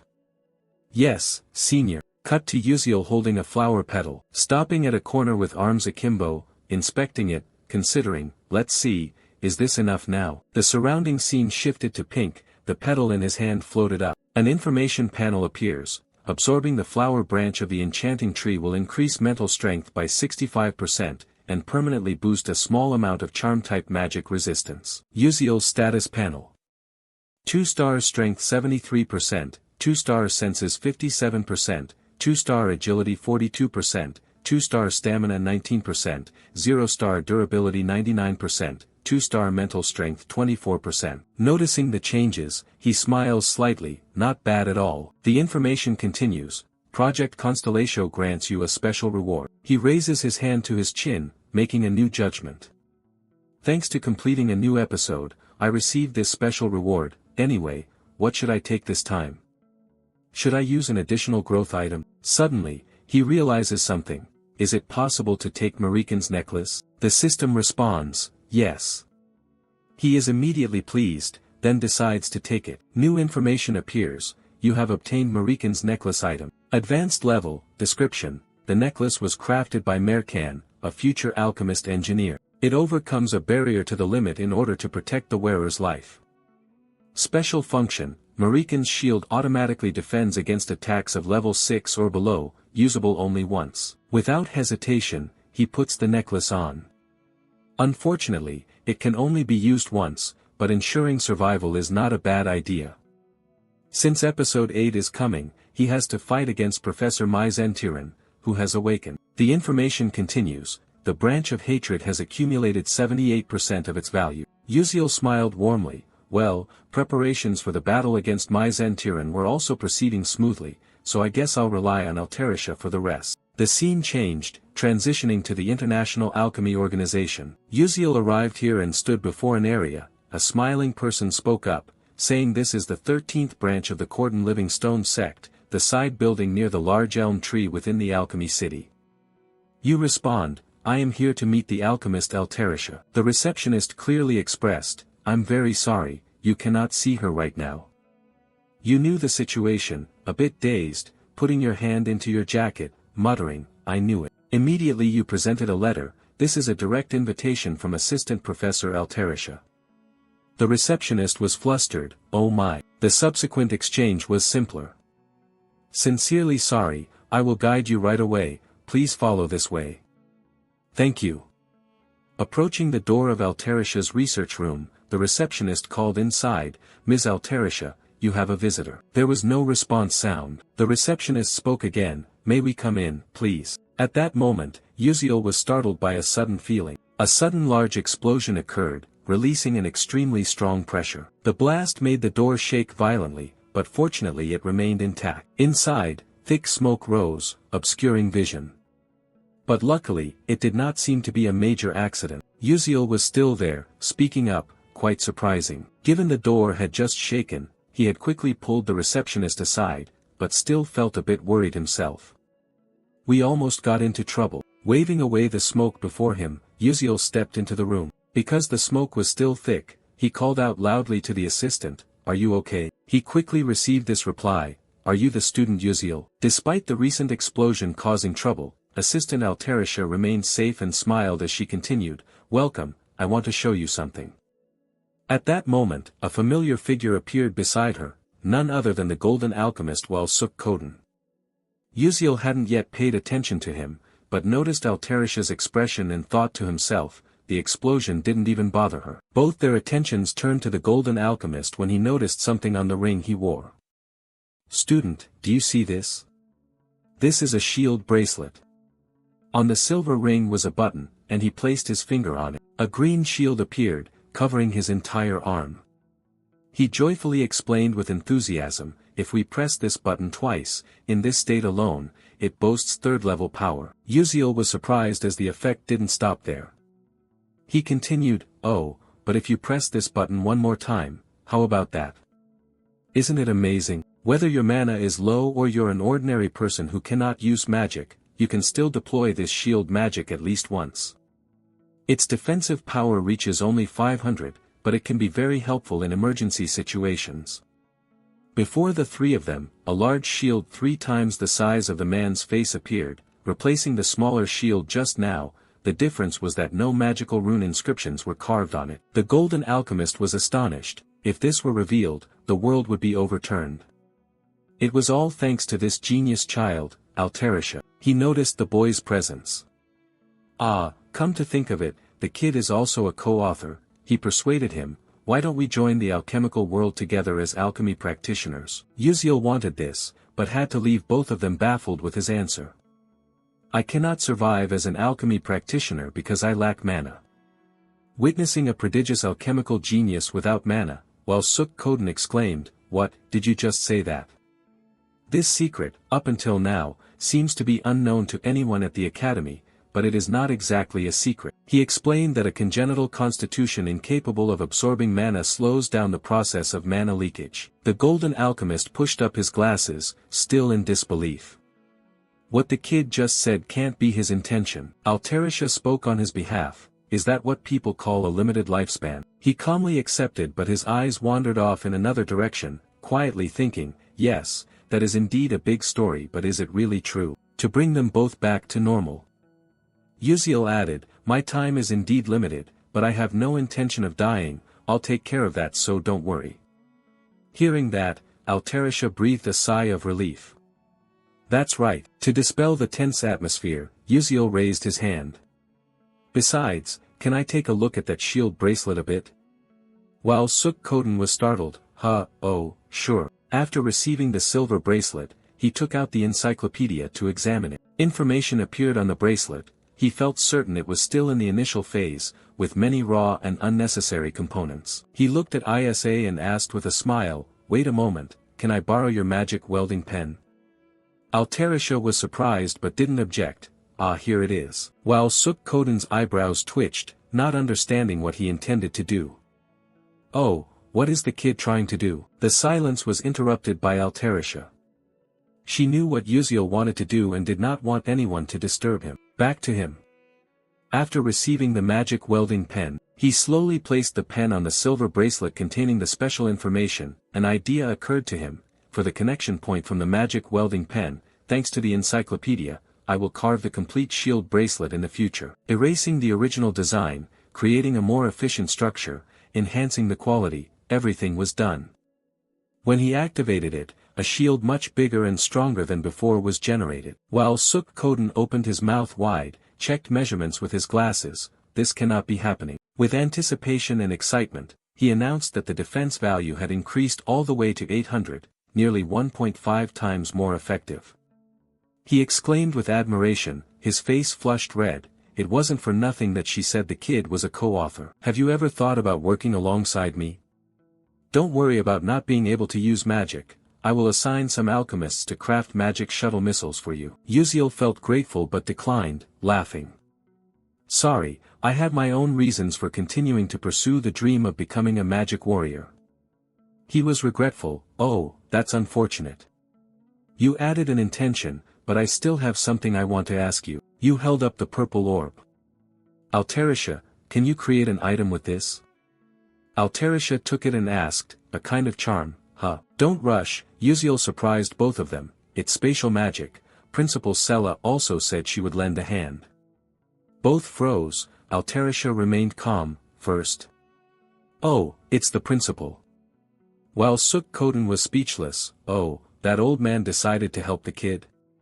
You really are a troublemaker. Alterisha was embarrassed. I want to help you, but I have never tried using elemental attributes. Uziel smiled. I know I'm not asking you to do it right away, you can take your time to master the skill. His thought was that it might take a few months, both agreed. Alright, leave it to me. It's time to create a masterpiece. Returning to class at Sella Academy, Acel sat at her desk, troubled. Something was wrong. She looked at Uziel sitting dazed not far away. Seeing him yawn, Acel hesitated about whether she should ask him. Before she could act, someone arrived first. A familiar voice, Commoner Uziel. Princess Bayan appeared in front of him and said, I have something important to tell you. Are you free? Acel looked at both of them vaguely, wondering if there was another important matter. Uziel replied, it's nothing serious. Acel watched Princess Bayan lead him out of the classroom. After they both left, Acel returned to her sadness. What they said had nothing to do with her, right?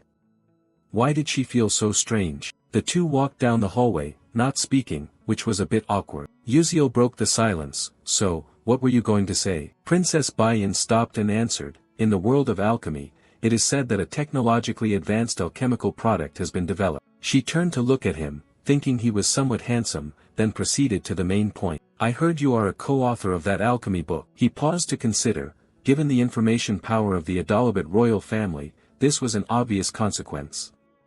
Staying calm, Uziel replied, so what? Do you want to link directly to the merchandise business through me? Reading his intention, Princess Bayan crossed her arms, closed her eyes coldly. Nobleman, I don't deny it, but don't misunderstand. The item is very important, but having a relationship with someone like you is even more important. He was embarrassed. Oh, really? The thought interrupted him. He didn't expect her to think so well of him. Surely this is different from the original. Perhaps this time, I can prevent Princess Bayan's death. However cold she was before, now she is just as shy. Hey, then come eat with me, okay? Suddenly someone interrupted. Ah, it's Bayan, right? Both of them looked at him in surprise. This is Edmund Adalek, the trainee, speaking irritably. I refused to have lunch with you, wondering if there was something important. Never expecting she'd go with such a commoner, really disappointing. Behind Edmund Adalek's cold face, the three stood silent for a long time. But then that silence was quickly broken by Uziel's thoughts and gaze fixed intently on the other party. That man, you have seen him before while playing this game. One of the death flags leading Princess Bayan to destruction. Edmund Adalek, judging by that guy's attitude just now, it seems he still doesn't know he is a co-author of the report created by that random technique. At that moment, Princess Bayan suddenly spoke, startling him and cutting off that thought. She is not an ordinary civilian. Thinking of connecting with the alchemist Alterisha through this civilian, so please don't disturb right now. However, Edmund Adalek wouldn't allow that to happen, a dangerous smile appearing clearly. Hey Bayan, do you really think that just an ordinary civilian like that could have any power to help you? I'm better than that. Uziel listened to the criticism aimed at him, but indifference still dominated his thoughts as usual. It's really funny to look at the princess beside me. That thought continued. Well, I've gotten used to being looked down on like a commoner. Although I know she is a great supporter of mine, Princess Bayan coldly rebutted Edmund Adalek's previous remark. Exactly what does Senior mean by that? Seeing the princess looking somewhat displeased, Uziel didn't want things to go too far, and immediately interrupted their conversation with his own words. Alright, let's just pretend we never discussed the item exchange. Princess Bayan suddenly spun around to look at him. What? Meanwhile, Edmund Adalek was very pleased with this. That's right, the commoner knows his place. But before leaving, Uziel unexpectedly brought up another important matter. Ah, by the way, regarding the item business, I will certainly tell them that Duke Adalek bluntly refused to supply the kingdom of Adalabit. At that moment, Edmund Adalek's face went cold and stern, but a dangerous smile remained. Hey, it seems like you're a bit too arrogant. Do you know what happens when a first-year trainee dares to challenge a third-year trainee? Uziel replied coldly right away, so what? That's none of my concern. Worried about his direct confrontation, Princess Bayan found herself in a somewhat awkward position. As a commoner, he also knew that the hierarchy system in Stella was very strict. Moreover, he was famously the most influential among the third-year students. What was he thinking when he spoke such words? Ignoring both of them here, Uziel turned and left. Then I'll take my leave first. The gazes of the two locked onto his back, after which contempt was clearly visible on Edmund Adalek's face.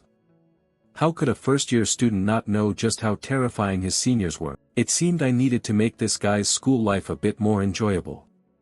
Seeing that all his efforts had come back to zero, Bayan clearly showed a look of sadness and loss. Meanwhile, Uziel had stepped out onto the academy's main courtyard. As he walked, he carried a private sorrow.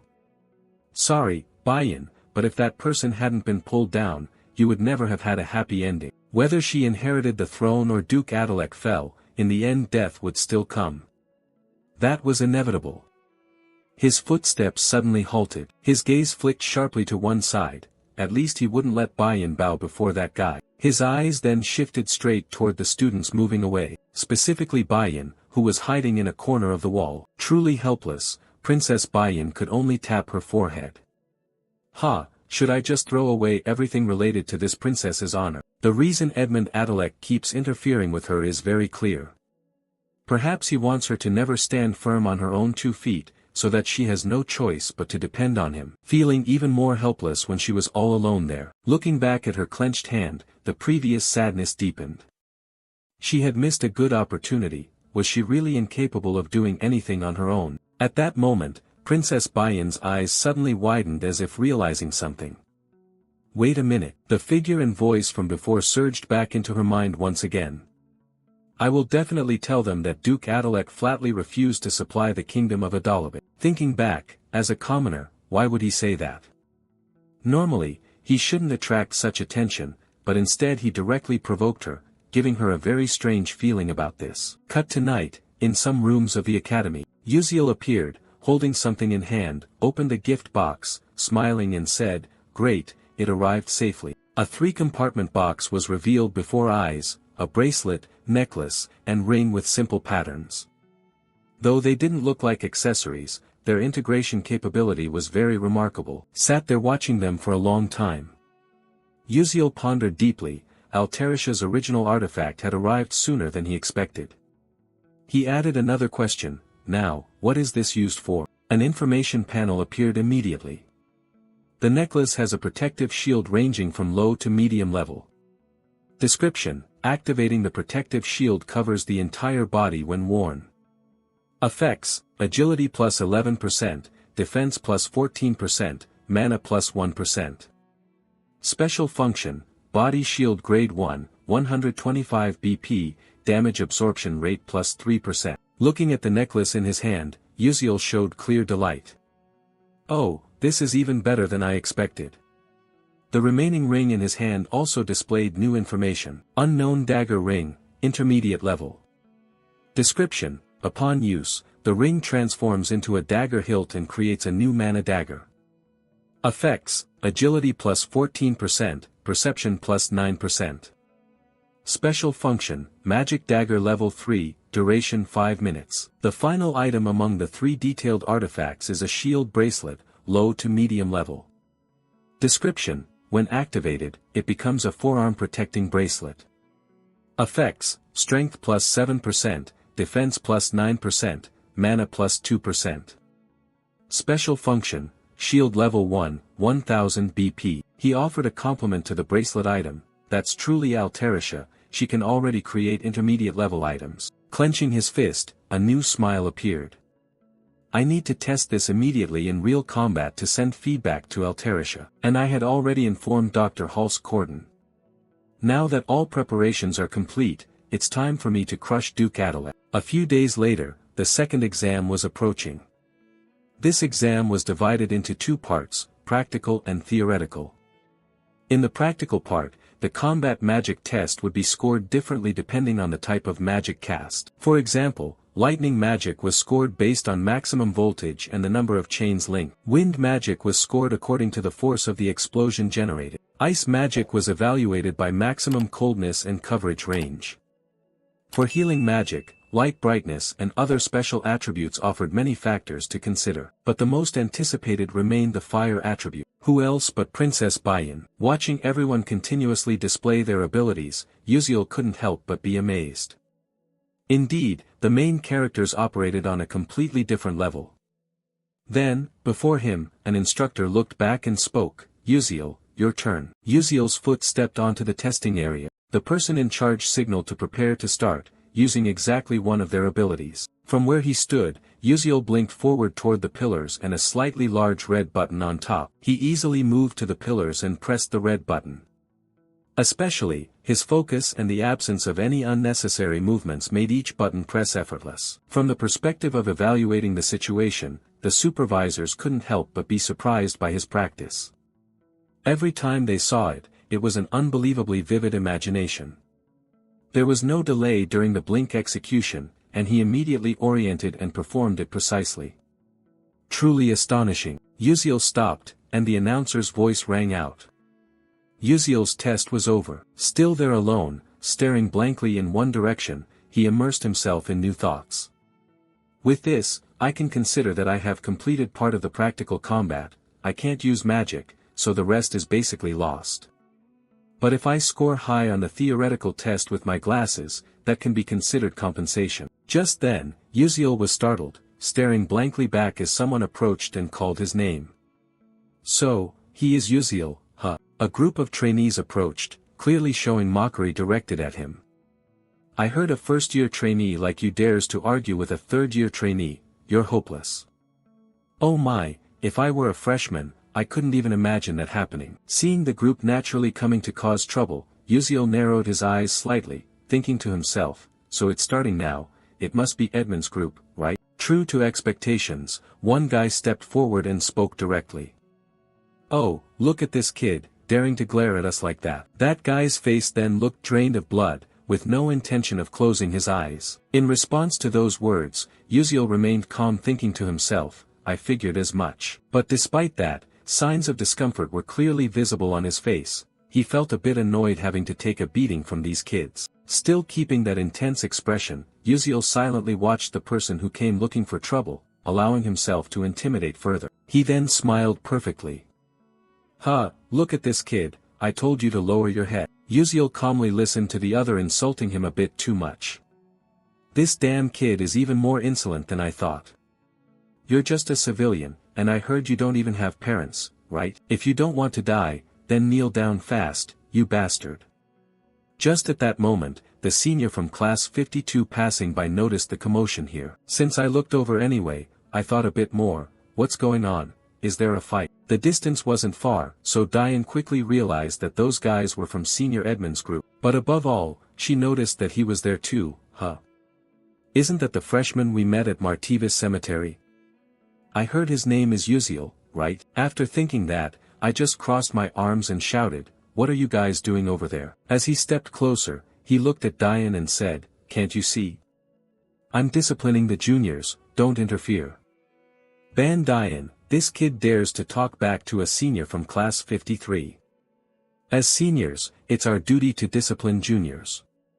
Hearing the argument, everyone also noticed her arrival. "That's Diane, isn't she a student from class S?" Hearing the issue and grasping it quickly, Diane turned to look at Yuziel, clearly surprised, but then after looking at him a bit more carefully, a new idea formed. Yuziel, was he planning to kneel?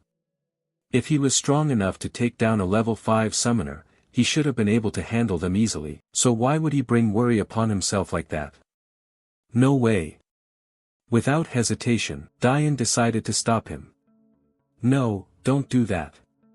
He was also surprised by her decision. "What?" Diane closed her eyes and continued calmly. "If it's true as you say, a rookie arguing back to a senior in episode 5-3 is no small matter. If this is a military mage team, it would be seen as defying a superior. So my suggestion is that we hold a special training session for the juniors." Hearing this, both of them were left stunned, staring blankly. Questions arose. Such training must be approved by the student council president. The opinion was raised, so Diane decided to handle it. I will go get approval, so let's do this properly. Suddenly, with a more reasonable step, he flashed a perfect smile for himself, and then emitted a bit more of a murderous aura. Looking straight at Uziel, he added, "Alright, that sounds fun." The whole group then left, leaving behind only the two pairs of eyes watching them go. Only two remained. Diane then spoke to him, apologizing for the interference, but if they didn't leave him alone, they would never let him go. Uziel said nothing but clearly showed his surprise. "Huh, does she mean they won't let me go?" Not receiving any answer from him, Diane went on to share her guess. "You plan to seize the moment of humiliation to strike back hard, right? Someone smart enough to defeat 1,000,000 summoners wouldn't argue with others without reason. Then there is only one reason to end Stella's long-standing foolish tradition, the senior ritual. You have chosen to sacrifice yourself." Uziel remained silent there, listening, then blankly occupied his spot. "Me? It's like, who am I and where is this?" Returning to the main issue, looking back at those people who still hadn't disappeared, Diane continued to analyze her previous words in more detail. But among them, there were also those who had no choice but to follow Edmund. They are called the coerced, bound by family circumstances. No matter how right you are, you can't let people like them be punished. Then, one of my hands directly placed itself on his shoulder, adding encouragement. "So I will set the stage for you, fight however you want. I will personally persuade the student council president." Hearing this, as if sensing the looming danger, Uziel kept wiping his sweat, not knowing what else to do. A helpless smile stretched across his lips. "Huh, what exactly has she been saying all this time?" Time passed hurriedly, and some green drawings were depicted in detail. It was another type created by some professor. This was precisely the magical protocol interpretation exam. The students below accordingly began their written test. Among them were those who couldn't help but express complaints. "Yeah, I don't understand a thing, can I really solve all of it today?" However, standing out among them was someone who stood up and left their seat. That was Uziel. When putting on his encyclopedia glasses, his knowledge surpassed that of forgetful professors combined. "I'd like to submit my test," he said. The exam supervisor, a bit confused, took the paper from him. "Huh? It's only been 20 minutes, you're giving up the test. How is that possible?" Uziel turned as he was leaving to explain, "No, I've already finished it." It sounded a bit illogical, so the supervisor looked again at the results he had completed. "What? You mean?" And from the earlier confusion, it turned into immediate panic. "This." Putting his glasses away inside his jacket, Uziel calmly walked off, saying, "I didn't study at all, but finishing it feels incredibly refreshing." However, things gradually became somewhat complicated when I had to stop and look to one side as someone was gossiping about me. "That's Uziel, right? I heard he's just a freshman but dares to talk back to Edmund Adalek. It seems like he's about to be properly taught a lesson." Standing there dazed, "You know something bad is about to happen, looks like the whole school already knows." His gaze dropped, and on top of that, Diane had to come out in the open. Special training for juniors simply means a place where seniors who want to teach a lesson can directly challenge juniors. They duel one-on-one at Stella. Seniors are forbidden to insult or hit juniors. But within the training organization, seniors can legitimately punish juniors, called a challenge, though in reality it's seniors using magic to beat juniors, so this must be approved by the student council president to prevent abuse.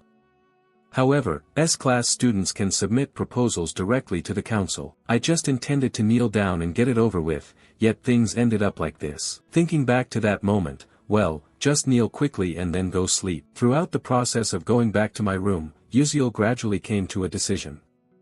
Things had come to this point. A certain box was opened, inside was an item placed in it, something special like a stuffed bear. Holding it in his hand, a confident smile appeared. If it can't be avoided then so be it. Just relax and slowly enjoy it. Move to the Stella Student Council meeting room. Inside, someone was checking documents and had noticed the movement ahead. This student was Stella Student Council President, second year, Class S, Mi Royun. And as expected, the person who had spoken to Uziel earlier was now here, showing a serious demeanor.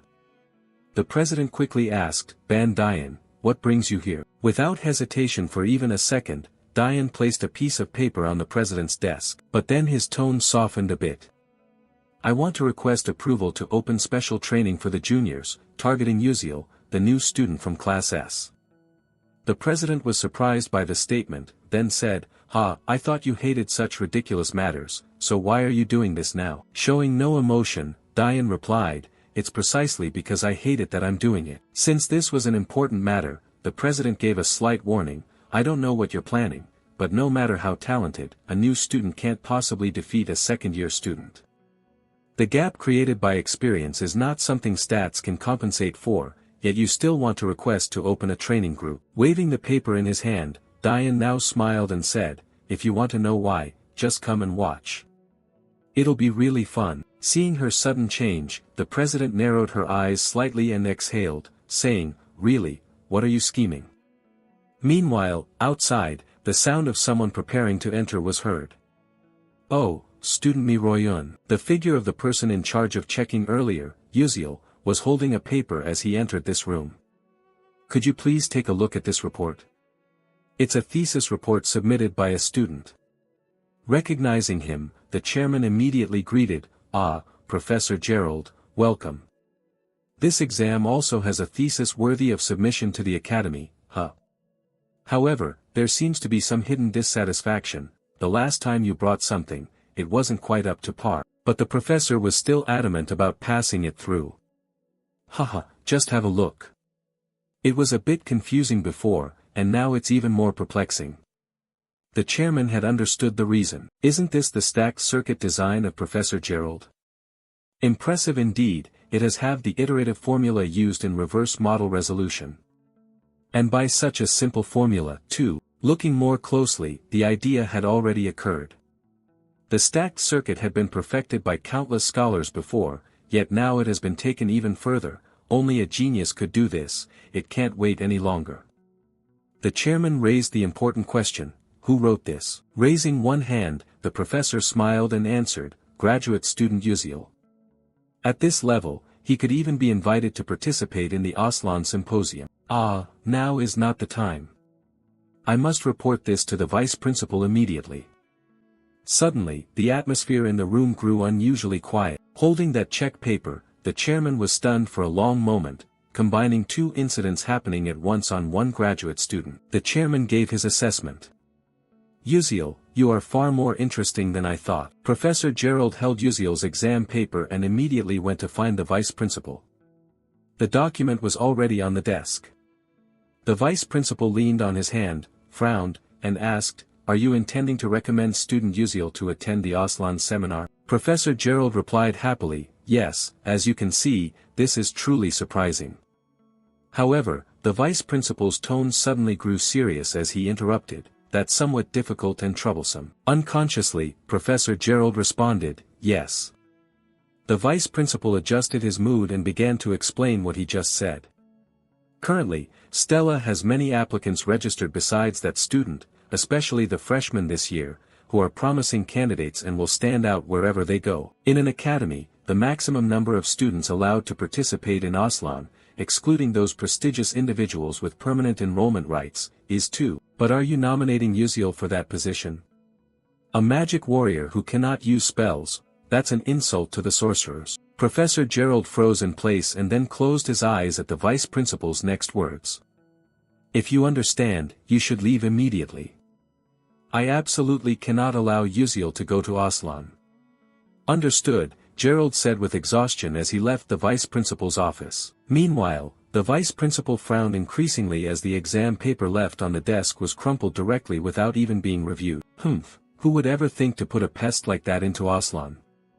No way. With a cold expression, your exam was instantly burned up. Time passed quietly and silently, the second test round had ended and the ranking board was announced. Uziel blended in with the crowd, standing before the large result board. Pointing with a finger, he looked confused and added, let's take a look. I found it.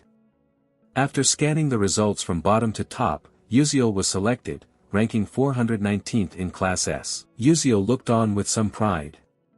Although the ranking had quite a few digits, standing at 419th meant he was truly doing well in this ranking. Even though I scored perfectly on the written test, suddenly your eyes locked and focused intently on a certain position within your view. By the way, This time the top position belongs to, could it be Ma Yuxiang? The first rank showed Ma Yuxiang of Class S, second was Flame of Class S, third Acel of Class S, fourth He Wenriang of Class S, fifth Baiyan of Class S. The top members were all from Class S. The rankings weren't surprising, but something made him feel a little concerned. He Wenriang, who achieved second place last semester, had now dropped to fourth. Could it be because Acel and Flame had focused more on studying than before? At the same time, the figure of Princess Baiyan appeared here. Right after that, he stood beside you without you even realizing it and continued to think. Because Jackie followed the path of the Dark Mage, the entire Dark Mage line of Acel and Flame had disappeared. When focusing too much on you, Princess Baiyan suddenly spoke up and directly asked you. Are you trying to adjust your ranking appropriately? I think it's quite clear now. Princess Baiyan was waiting for your answer, but that seemed somewhat impossible as sweat appeared on Yuziel's face at that sudden appearance. How surprising, what is she saying, why is she suddenly here, is she planning to do something bad? As if reading your thoughts, Princess Baiyan immediately spoke. However, seeing that you had managed to reach the top 600, it seemed like you intended to participate in the academy tournament. Upon hearing this, Yuziel vaguely realized it and brought his hand to his chin to think further. Ah, now that I think about it, there might be such a thing.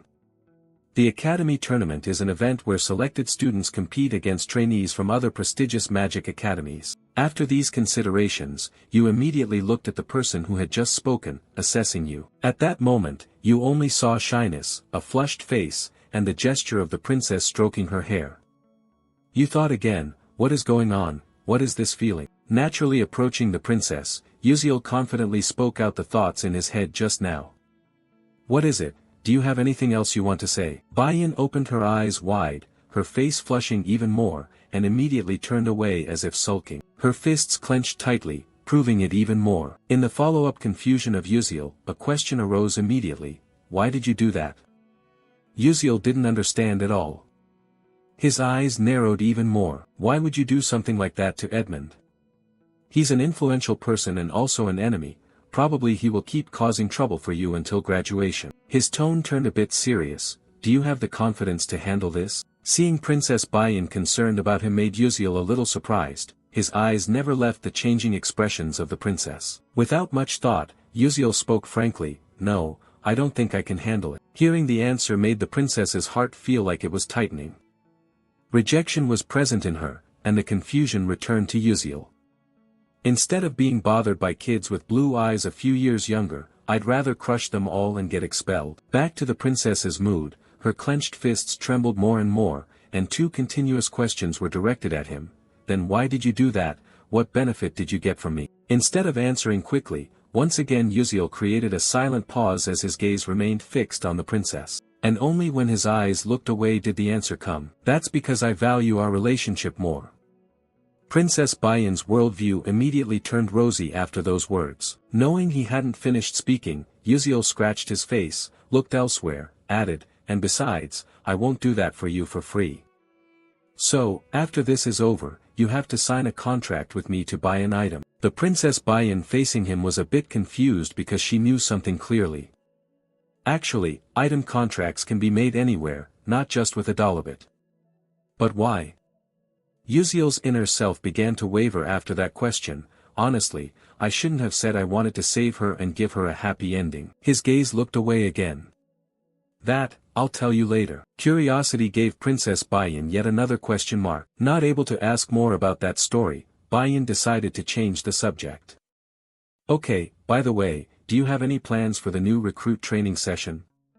This time, he replied quickly. Yes, somehow I have to do something for this. The unexpected advice came from the princess. You don't need to hold back. Yuziel was puzzled. Princess Baiyan had her confidence and burst out a string of words. Yes, you can fight the senior to some extent with your innate ability. It's alright, I will do my best to deal with the consequences. Yuziel was slightly sweating. Okay, thank you. Another thought arose, it seemed she was trying to appear considerate to help me. But why would she think she could win? While the two were exchanging words, in a hidden corner of the hallway someone was standing there listening to everything. This person was none other than Arzhuang. A fire magic talent, she had left, then transferred to a special training place. A large fire suddenly flared up high at this location. Right at the magic practice class site, Arzhuang was here and was under the training of Professor Hong Yil. Praise along with a smile was given. Your control ability is truly wonderful. Arzhuang lacked firepower, but this can easily be compensated by precise control. And you will pass this test. It will work well against sensitive enemies or when performing missions quietly. Right after that, the gaze shifted elsewhere to compare. But your magic is still not enough. Princess Baiyan lowered her face and looked down sadly, while complaints from the opponent kept ringing out.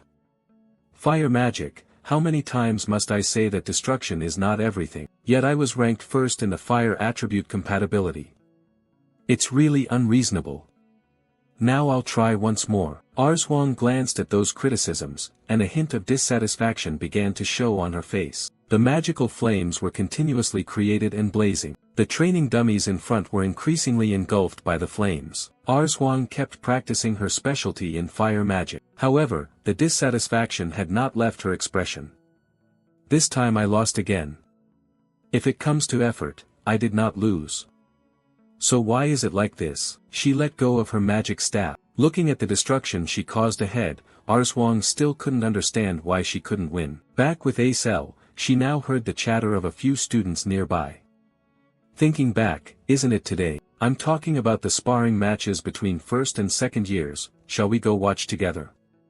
Acel had a private thought about the matter, could it be something involving Yuziel? Meanwhile, she had missed the chance to talk to Yuziel when Princess Baiyan took him away earlier. A sadness marked her very own face, but that didn't matter much to her. She still had to go to class. So Acel quietly walked alone to another place.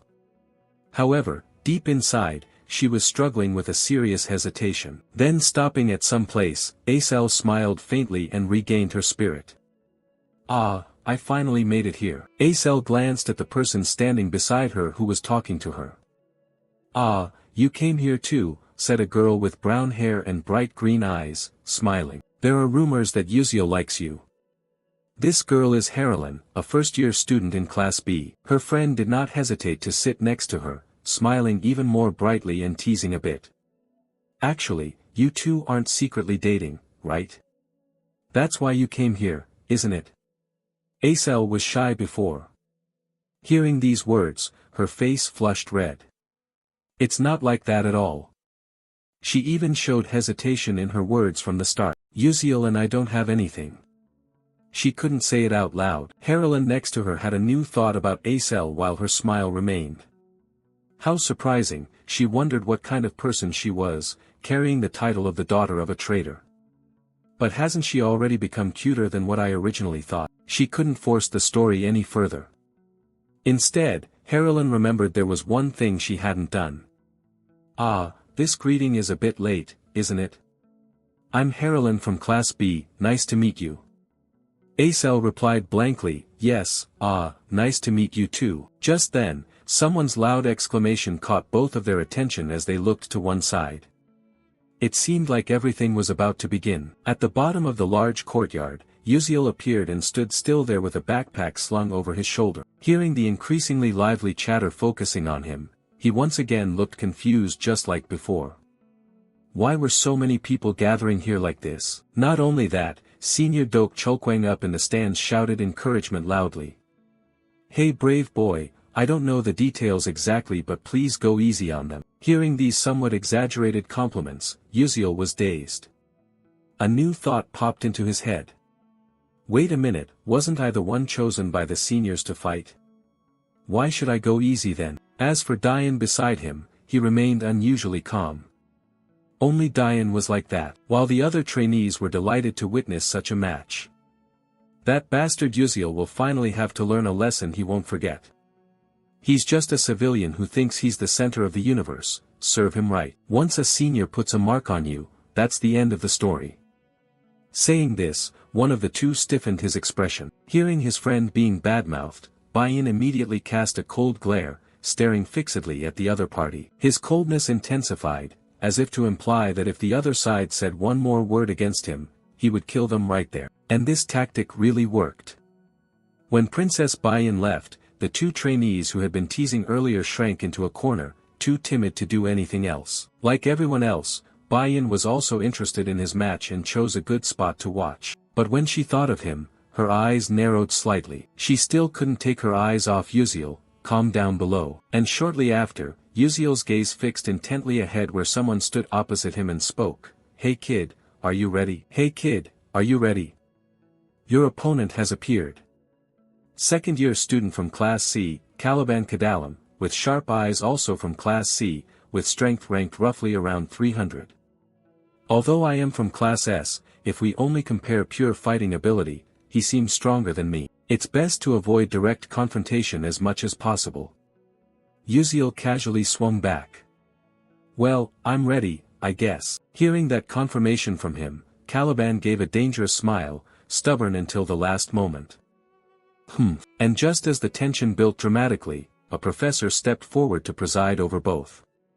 "Since everyone is here, I will explain the match rules. This duel will last at least 15 minutes. It will continue until one of you falls. If there is any sign of life-threatening danger during the fight, Stella's spatial control magic will automatically end the match. Moreover, after 15 minutes, either side can choose to concede, and the match will end immediately." Then the match began. As the sound rang out, both were transported to a vast forest full of green trees. A clock with 4 zeros will be the starting highlight for everything. Caliban remained confident as he took out his wand. Uziel, facing him, grew serious and held a sword of light to ease some of the tension. Harlan looked at Acel and asked a question. "Who do you think will win?" Acel already had her answer and choice. "Of course, it's the senior. After all, Senior Caliban is the inheritor of the Earth attribute.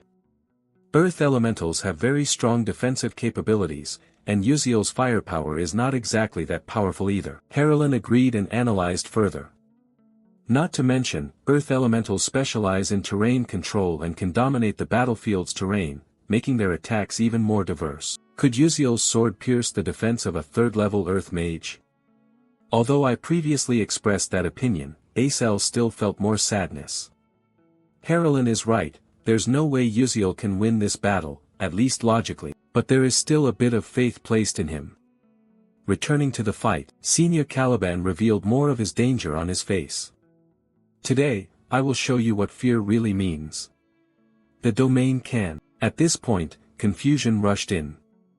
The ground had cracked, but the two words blink constant already appeared in front of Uziel. What Uziel chose to do first in fighting his opponent was to keep his distance. And once he had established a safe distance, Uziel realized something about his opponent. Caliban had also sensed something similar. Immediately, a new smile appeared on Uziel's face.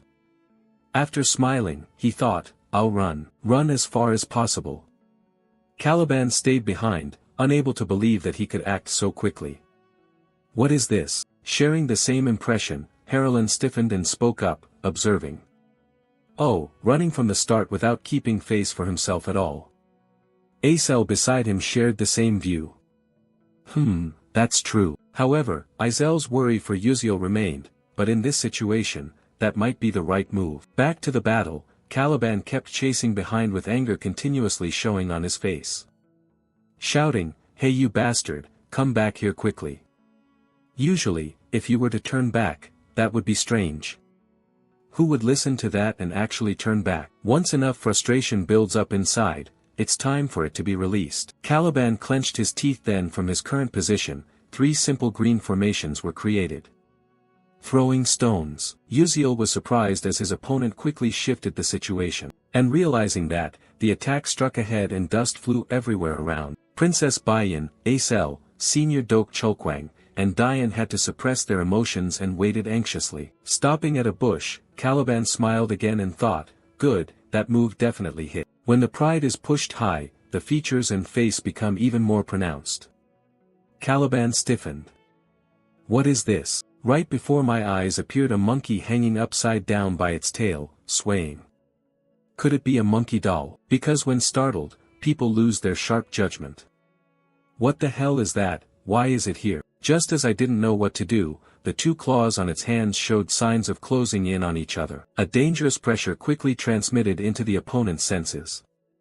Boom! A burst of light exploded, forcing him to raise his hands in defense. True to his earth mage nature, a greenish light enveloped Caliban's entire body. He stood motionless, but a sense of unease increased. Ha! I almost died there. Lucky I increased my body's weight to match the Earth's gravity. But that no longer mattered when his senses detected a strange change. An earth blade formed right behind him, and as Caliban expected, the sound of slicing wind rang out. Bec-Uziel appeared at that spot and swung a slash with his blade of light. A crisp tearing sound echoed, but unfortunately the sword couldn't pierce it. Caliban turned back with a smug grin and raised his wand high. Die. Shatter stone, the earth blade he had created vanished in an instant, replaced by the energy of a new explosion forming. Caliban was certain he wouldn't miss again this time. But the slap in the face slowly changed his perspective right where the explosion formed. Nothing appeared there, not even strange lotus-like traces, nothing at all. Caliban looked around. Hey rookie,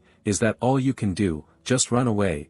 Are those words about knightly spirit just empty phrases? The slap updated again when he stepped on something strange. Oh my god. His body reacted oddly. What had been heavy as a lump of earth was now lifted up, unsteady. Why is my body so stiff? Losing balance, he staggered and tilted to one side, his gaze fixed forward. Hidden in the bushes from afar, Bec-Uziel watched everything intently. A smile that boosted his confidence. But when it caught Caliban's eye it felt like a provocation. That kid, he's smiling. Exerting all his strength to cast magic, Caliban bent down and gritted his teeth. Earth's gravity. His wand pointed once toward where Bec-Uziel had been, but the boy had vanished. Irritated, furious, completely annoyed, Caliban had to use his senses to find him again. This brat wants to play peekaboo, come out now. Whether by choice of angle or not, a strange thing like a tennis ball flew from afar. Sensing the motion, Caliban sidestepped and slid it in two with his wand. Stop those cheap little tricks. From the split of the ball a somewhat intense light shone out. Instead of an explosive bomb it was a smoke bomb. Thus Caliban was temporarily blinded, tears fell, the game was over. But no, Caliban was still there, albeit looking a bit messy. Ugh, is this a CS gas grenade? Though not badly injured, Caliban's attention accidentally hit a bell lying and swaying on the ground that he hadn't noticed before. And as expected, that light was shown for everyone to see. Instead of affecting only Caliban in combat it now affected everyone watching outside. Harlan wondered, what is that? Acel squinted and replied, it looks like a flashing device that temporarily blocks sight and sound. From CS gas to dazzling attacks, this senior seems completely disoriented. Princess Hong Baiyan stood aside, curled her lip, and judged, that's it, now if one can approach slowly and deliver the finishing blow, that commoner will be the victor. Suddenly something changed that made the princess widen her eyes looking below.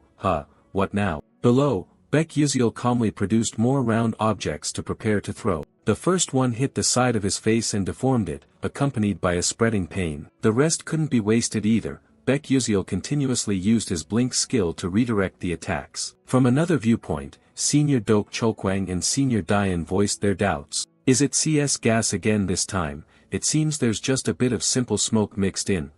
What should I say now? Bec-Uziel's attacks aren't lethal. He has at least inflicted light wounds. Instead of just tears this time there's also spit. Cursing is the only way to vent for now. Damn you Bec-Uziel. Drawing most of his mana, Caliban pulled up a chunk of earth from beneath his feet straight toward the sky. Bec-Uziel below was somewhat surprised by the impact. His earlier insults apparently weren't enough. Caliban raised his voice in the following words. Enough with this so-called training, I don't need it, I'll fight you seriously right here and now. Bec-Uziel couldn't help but look bewildered, unable to avoid what was coming. A massive green magic array with countless characters layered atop one another enveloped the area. From his previous days, Bec-Uziel froze solid with a fresh bead of sweat. Still, a meteor shower isn't too much to expect from a first-year student, is it? Already pissed off about the stakes, and now hearing impermissible words, Caliban's eyes went red as he ground his teeth. Are you out of your mind? I don't know about others, but you shouldn't say that. Both Dok Cholkwang and Dian sympathized with those words. Fair enough. When words couldn't change things, small sharp stone pillars began to sprout from the array. Time started to slow count. 14 minutes 47 seconds, 14 minutes 49 seconds. Caliban's wand-bearing arm rose straight up preparing to strike. The moment his arm came down and pointed forward, he gathered more strength and shouted, "Die!" The timer kept running, 14 minutes 55 seconds. The dense meteor shower surrounding the sky was inching closer to Baek-Yusil. Time reached 14 minutes 57 seconds and he still stood there without any motion to move. Not only that, Baek-Yusil seemed sleep-deprived, so his eyelids gradually drooped. Time slowly passed, 14 minutes 58 seconds, 14 minutes 59 seconds, and the crucial moment arrived, 15 minutes. A smile stretched at the corner of his mouth. Just as the earth pillars were only a few spans away, Baek-Yusil raised his hand and declared, "I give up." Instead of saying it might stop before him, you could say all magic halted under the push of Stella. The entire square suddenly fell into an unusual silence. Because of one thing, they all couldn't believe he would utter those words at such a critical moment. And it seemed the most pitiful person now was Caliban, since from the start he'd been the only one taking hits constantly, staggered, eyes burning, coughing and hacking. One bout of annoyance after another, after a while he finally regained some composure.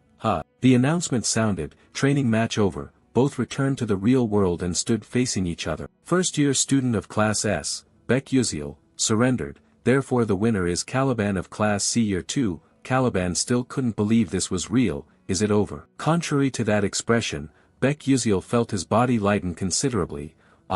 I finally survived. Pity him as he still stood there listening to the announcement. The special training match ends here. His body trembled in its natural way. Then a helpless, metallic wail echoed across the entire square. The match ended, just as most students predicted. The second-year student won. Stepping outside, the chatter grew lively. "Wow, did you see that second-year student's face? He looked like he was furious enough to go mad. If I were in his place I'd start throwing punches regardless of the match result." You're right. It looked like the first year had beaten the second year. But what exactly were the things Baek-Yusil used? Could these be newly developed items this time? Baek-Yusil did very well, but I found myself more drawn to those tools. Senior Dian was also swept up by those comments. Is it really because he likes using magical tools? While ordinary alchemists fight by using terrain features, Baek-Yusil planned the placement of his magical tools from start to finish. Thanks to his superior mobility, he created advantageous terrain by installing items in his area. As expected, that kid really is remarkable. Senior Dok Cholkwang beside him unexpectedly interjected a few words. "Oh, Mi Royun said you requested this training, so did you achieve the result you wanted?" Dian once again observed those around her. "The result I wanted, yes. Now second years won't be able to hassle first years so easily, and sometimes even a second year could lose to a first year." With a bit more murmuring from other students, "I'm in a bad mood. I can't stand seeing that arrogant first year humiliated. What a pity." "Me too," Senior Dian concluded at this level. "I suppose this is the relative outcome I wanted. This situation has become really interesting.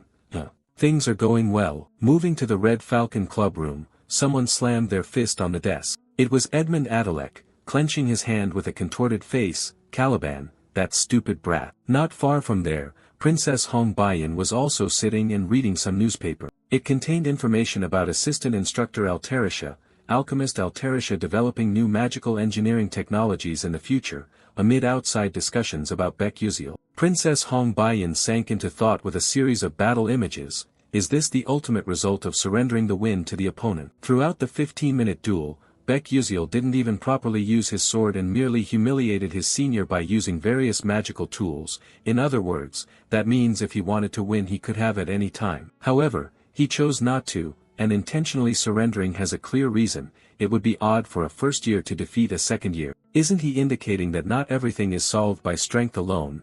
Princess Hong Baiyan thought Baek-Yusil would be enraged and crush his senior. But she never expected he would humiliate the opponent before withdrawing. Seriously, he's a hard-to-read commoner. In a nearby corner, Edmund and his faction members were still discussing what to do about Baek-Yusil. "So what are the second years doing now? Didn't we say they should teach Baek-Yusil privately? Actually the second years still haven't handled Baek-Yusil separately." "What?" A student awkwardly scratched his face and explained carefully. "Contrary to rumors, Baek-Yusil greeted seniors politely and treated them very kindly. I was going to scold him, but because he's so good at starting conversations I ended up buying snacks for him instead. An absurd situation occurred. What the hell?" Edmund was speechless and seemingly couldn't believe it. Just as they began to plan how to deal with it, someone's hurried voice suddenly rose. young master, startled. Both looked in the same direction. It was one of the people who had accompanied Edmund to the academy. Her appearance made Edmund feel uneasy. "What's the matter?" she stammered but managed to say clearly, "It's that I just received a call from the Duke. I think you should contact him." A phone appeared at the needed spot. Edmund made the call as he'd planned before the connection. "Oh my, this is a bit big. Father is the one contacting me first." When connected he replied, "Yes father, this is Edmund." The son's voice responded, "I just received a call from the Alchemist City. He held up a newspaper and said, "I've received extremely important news. The alchemists of the Alterisha Research Institute have stopped shipping items to the country because Duke Adalek refused. Do you know anything about this?" He answered, "Yes, of course not. How could you say that to the Alterisha school?" Although Edmund denied it, the reality was reiterated by him.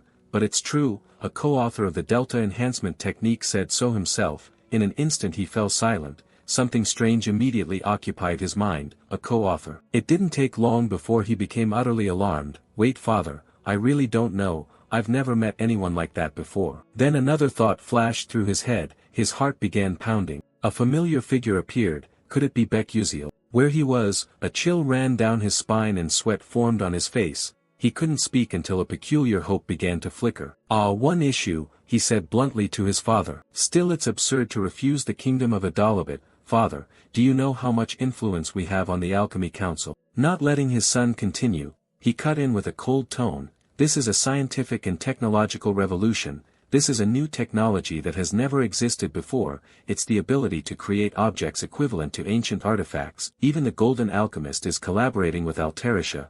Edmund gritted his teeth as he fell into danger. "The Golden Alchemist always is. This is much bigger than I thought." Right. He interrupted, "As you said, the country will soon restore trade routes, but Adalek's name will not be among them." He brought up the previous matter seriously. "I'll ask again whether you are involved in this incident." Edmund had no answer, and that was enough to form a complete response. Back to Princess Hong Baiyan. The princess was surprised when someone called her name, Hong Baiyan. "Can you speak like that? Who else but Edmund Adalek?" Confusion showed on her face and Princess Hong Baiyan replied, "Yes senior." With no other choice Edmund could only rely on Princess Hong Baiyan. "Can you arrange a meeting with Becuzil?" Princess Hong Baiyan couldn't believe Edmund himself uttered the name she found disgusting and hateful. After a moment's thought she narrowed her eyes. "Yes, I'll do that." To the southern continent, the Hull Plain, the lower Moon Prairie, a magnificent scene appeared before everyone's eyes. A girl with long red hair was looking out over the vast expanse ahead. That was Jeliel. Without any expression Jeliel said to herself,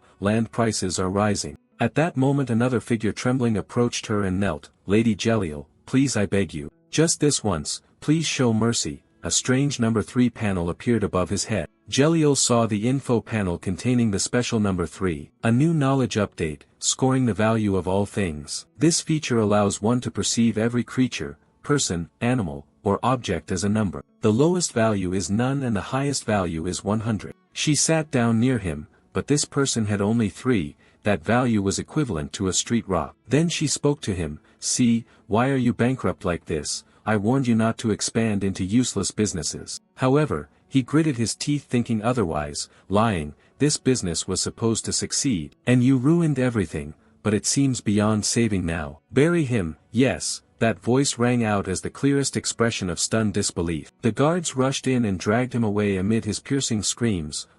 Please spare me, Lady Jeliel, Lady Jeliel." Jeliel glanced at him one last time. Once those sounds faded she broke into a particular satisfied smile. However, it quickly vanished and returned her to normal. How boring. Kids these days really have no will at all. Just as that thought formed a familiar voice suddenly called, "Jeliel, are you there?" Hearing the call, Jeliel beamed with flushed cheeks. The tone was different from before. The arrival of this person was, however, a question mark. And the special person could only be Melian, chairman of Stellaris Company. "My beloved daughter, have you been well lately?" Jeliel stepped forward to hug Melian. "Daddy, was your trip enjoyable?" Her cheeks blushed even more. "How did the deal go? Is everything fine?" she asked smiling. He cheerfully replied, "It's still ongoing." This time the Alterisha Alchemy School developed a new item by combining special magical techniques. There is a video of an actual battle using the jointly developed alchemical item. Would you like to watch it? The smile remained on her face. Jeliel replied, "That would be delightful." A thought intruded. "Honestly, I wish I had more time to talk with father. but she couldn't say that. Then shall we go to my room? Yes. Entering the new room, a purple orb emitted a brilliant light. I'll give a brief introduction before the video. He's a first year at Stella Academy. He fought a second year using that item. Jeliel was slightly surprised by her father's introduction. Alchemical technique. The co-author of Metalomagic is only a first-year student. Jeliel began to feel a curious interest in him. What kind of person might that boy be? When the screen played, Jeliel snapped out of her surprise. Oh. The image of Beck-Uziel appeared clearly, yet through that screen, like her father, he also had an information panel marked with a question mark. How strange, why can't I read his value? This has never happened before. Even the Emperor of the Scalvan Empire, the King of Adalabit, I've seen that everyone has one. There are two cases where the value of all things cannot be measured. She looked at her father more intently. More precisely the small question mark panel. One is when the object is a loved one. Then she stealthily glanced back at the screen showing Beck-Uziel. The other is when the value is hidden to the point it cannot be measured. Knowing you haven't said his name yet, Jeliel asked father, what's this person's name? He smiled and answered, his name is Beck-Uziel. Remember it well, who knows, you might meet him someday. You mustn't displease your father. If he said so, of course I'll remember. Just a little exchange. Moreover, Daddy, before you leave, would you like to play a game of soul chess with me? Maybe. Tapping her fingers on her hand, Jeliel shook off thoughts of Beck-Uziel. Does he have a value that I cannot measure? Add a cold face. Beck-Uziel, I'll remember that name. Back at Stella Academy, more precisely the one recently on someone's mind, Beck-Uziel, he held a glass and was seriously drinking something black. And on the other side, Edmund Adalek showed clear embarrassment, awkwardness and stammering. He couldn't let time be wasted in silence. Beck-Uziel spoke first as he set the glass down. I've finished my coffee. If you have nothing to say, I'll be leaving. Edmund couldn't believe he was so decisive and blunt. Ah, wait. Not daring to look at him, Edmund said, I regret what happened earlier. That was my fault. I am deeply sorry and have reflected on underestimating you just because you're a commoner, so please forget what I said before and take back what you said. He remained indifferent as the other spoke, his expression fixed, his deeper thought reconstructed itself. What's this? Apologies or whatever aren't that important, but to prevent Princess Hong Bayan's tragic end as much as possible, I need to remove Edmund's political power. To achieve that, Edmund was startled when his voice turned oddly cold. I don't want to do that because of you. Right now I should demand more, so what should I do? Let's see. Beck-Uziel put his hand into his coat. What if I do it like this? A paper with writing on it was revealed. This was no ordinary paper but magic paper, a mysterious sheet on which anything can be miraculously created just by drawing. Beck-Uziel continued, this is a magical oath written on magic paper. Bet with me then. Edmund grew puzzled. Bet. He explained in more detail, but nothing changed. The game will be soul chess. If I lose here, I'll withdraw what I said. I'll only supply items to the kingdom of Adalabit through House Adalek. Edmund wanted to confirm again, soul chess, you also add a reverse condition, but only if I win. Please transfer me a regular pass to attend the Aslan Symposium. Edmund sensed a danger in those words. What? He calmly listened as the other spoke. Now do you think that's reasonable? Edmund squinted. Of course not. The Aslan Symposium, a public forum where members of prestigious magical houses gather to hold academic discussion sessions. Only truly reputable houses in the magical elite can participate, and there are 3 conditions to attend. Having attended last year and presented an outstanding thesis to be recognized for participation the following year. Having a paper that can be presented at Aslan. Or being one of the 12 rising stars of this generation. Because worldwide it gathers genius mages to compare merit. Participating in Aslan and even maintaining that status proves one's ability. House Adalek, the Dukes have attended Aslan for decades. This is a key factor sustaining their power. I'm thinking of targeting that. He put the paper back into his coat. Beck-Uziel closed his eyes and added, if you don't like it then fine. Just as he had walked a few steps away, a decisive, hesitant voice stopped him. Wait. Edmund's face fell as if depressed. Did you just say soul chess? If you said that, a smile tugged at the corner of his mouth. With deep danger in his gaze, all right, I'll sign it. We'll meet here at this time tomorrow. He studied his own expression for a long moment to question how the other had slipped into his coat pocket. A day passed to reach an important matter. Moving to the next day, students began gathering far more densely than usual. Surely they were all headed for an event. The uninformed will be told by the informed. Why are there so many people at the cafe today? Senior Edmund in his final year is betting a game of soul chess with his first-year junior. Is that really a thing? the focus point straight behind Beck Uziel whispering who here at Stella Academy can play soul chess better than Senior Edmund, which fearless junior is this? You supply the answer without saying it, it's me. He sighed lightly and glanced elsewhere. Do you all think I like it? From the start I had no interest in soul chess at all, however. What? He startled when he looked toward a student emerging. Here they come. Senior Edmund and Princess Hong Baiyan were accompanied by another student carrying something, confidently declaring themselves the center of attention today from Edmund Adalek. Beck Uziel was similarly concerned. Indeed, he had brought Princess Hong Baiyan along. Today Princess Hong Baiyan was prickly, doubly so when the chatter included her. Wow, the princess looks stunning today. Aren't those two secretly dating? Princess Hong Baiyan focused on Beck Uziel with understanding. What's this? Why is she staring at me so intensely? Did I do something wrong? Unable to do more after sulking, Princess Hong Baiyan crossed her arms, closed her eyes and picked a seat. Another student brought out a board divided into alternating black and white squares. Until now Princess Hong Baiyan had never understood him much. This time was no different. She felt uneasy. What is Beck Uziel thinking? Edmund learned soul chess at 5 and was called a soul chess prodigy. Not just at Stella but across Adalabit there are few players better than Edmund. But why did he choose the game Edmund is best at? Beck Uziel seemed to read minds with Princess Hong Baiyan. Edmund smiled at her like a familiar object. Holding that smile and turning back to the decisive game box, honestly it was surprising Beck Uziel set Aslan participation as a condition. Placing his hand on the white pieces, but this is indeed better, now the time has come. I will make you feel ashamed before me. Edmund lifted a piece, his smile slightly inhuman. Let's begin the game. Finally let's check and confirm once more. Edmund, confident of victory, reiterated the bet. Once you sign the magic paper, breaking the oath means you will lose all your mana. You understand that, right? Beck Uziel replied without odd expression. Of course. But in this matter he did feel he was playing a bit dirty. I have no mana, so breaking that agreement doesn't matter. A final piece was placed by Edmund interleaved at the center point. He let go and extended an invitation to him. The arrangement of the pieces was set. Please go first. Beck Uziel gave himself a brief thought. Is he abandoning first move advantage in such an important bet? He slipped his hand into his coat. It seems he had completely underestimated me. The encyclopedic knowledge he used to his last breath. Okay, things look better for me. At this point, let's briefly explain some rules of soul chess. Soul chess is played on an octagonal board. You must choose 20 pieces from 200 types and place them on that board. You can only move one piece per turn. Unlike ordinary chess, each piece and each square has its own attribute and ability. Combine them strategically to capture the opponent's king and win. That is the ultimate goal. Even for me, a veteran who has fought 10 years in soul chess,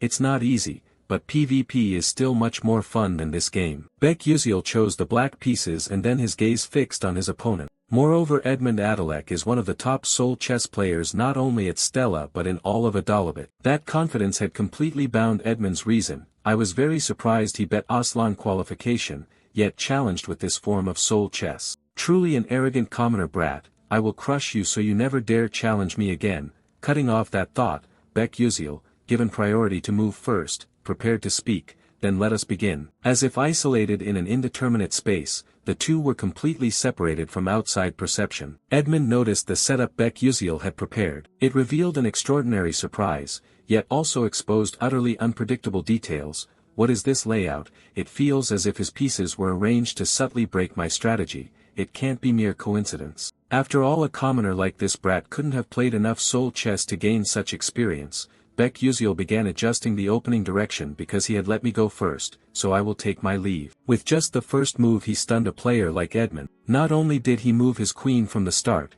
he charged straight into my formation. Lifting a piece resembling a knight, this could prove the guy is an idiot. A smug confidence at the corner of his mouth stretched his smile. This white piece was firmly placed on the correct white square. The piece that moved revealed some vague special transformation in that move. More precisely, that piece quickly knocked one of Beck Uziel's pieces backward. The leading knight, Edmund confidently thought he had secured the advantage. How foolish. That guy dared to push his queen into a dangerous sacrificial position from the start. The piece trait revealed. Rapid running knight, able to traverse the board with its special movement ability. On one side Beck Uziel played seriously. On the other Edmund was confident in each meticulous step. Again the knight surged forward. Where it passed, Uziel's pieces were struck away and vanished. Still the night and it kept charging ahead. At this very moment Edmund seemed unable to hide the inner feeling he'd concealed all along. He covered his face and laughed tremulously. That tremor passed and the human nature slowly came to light. Unbelievable,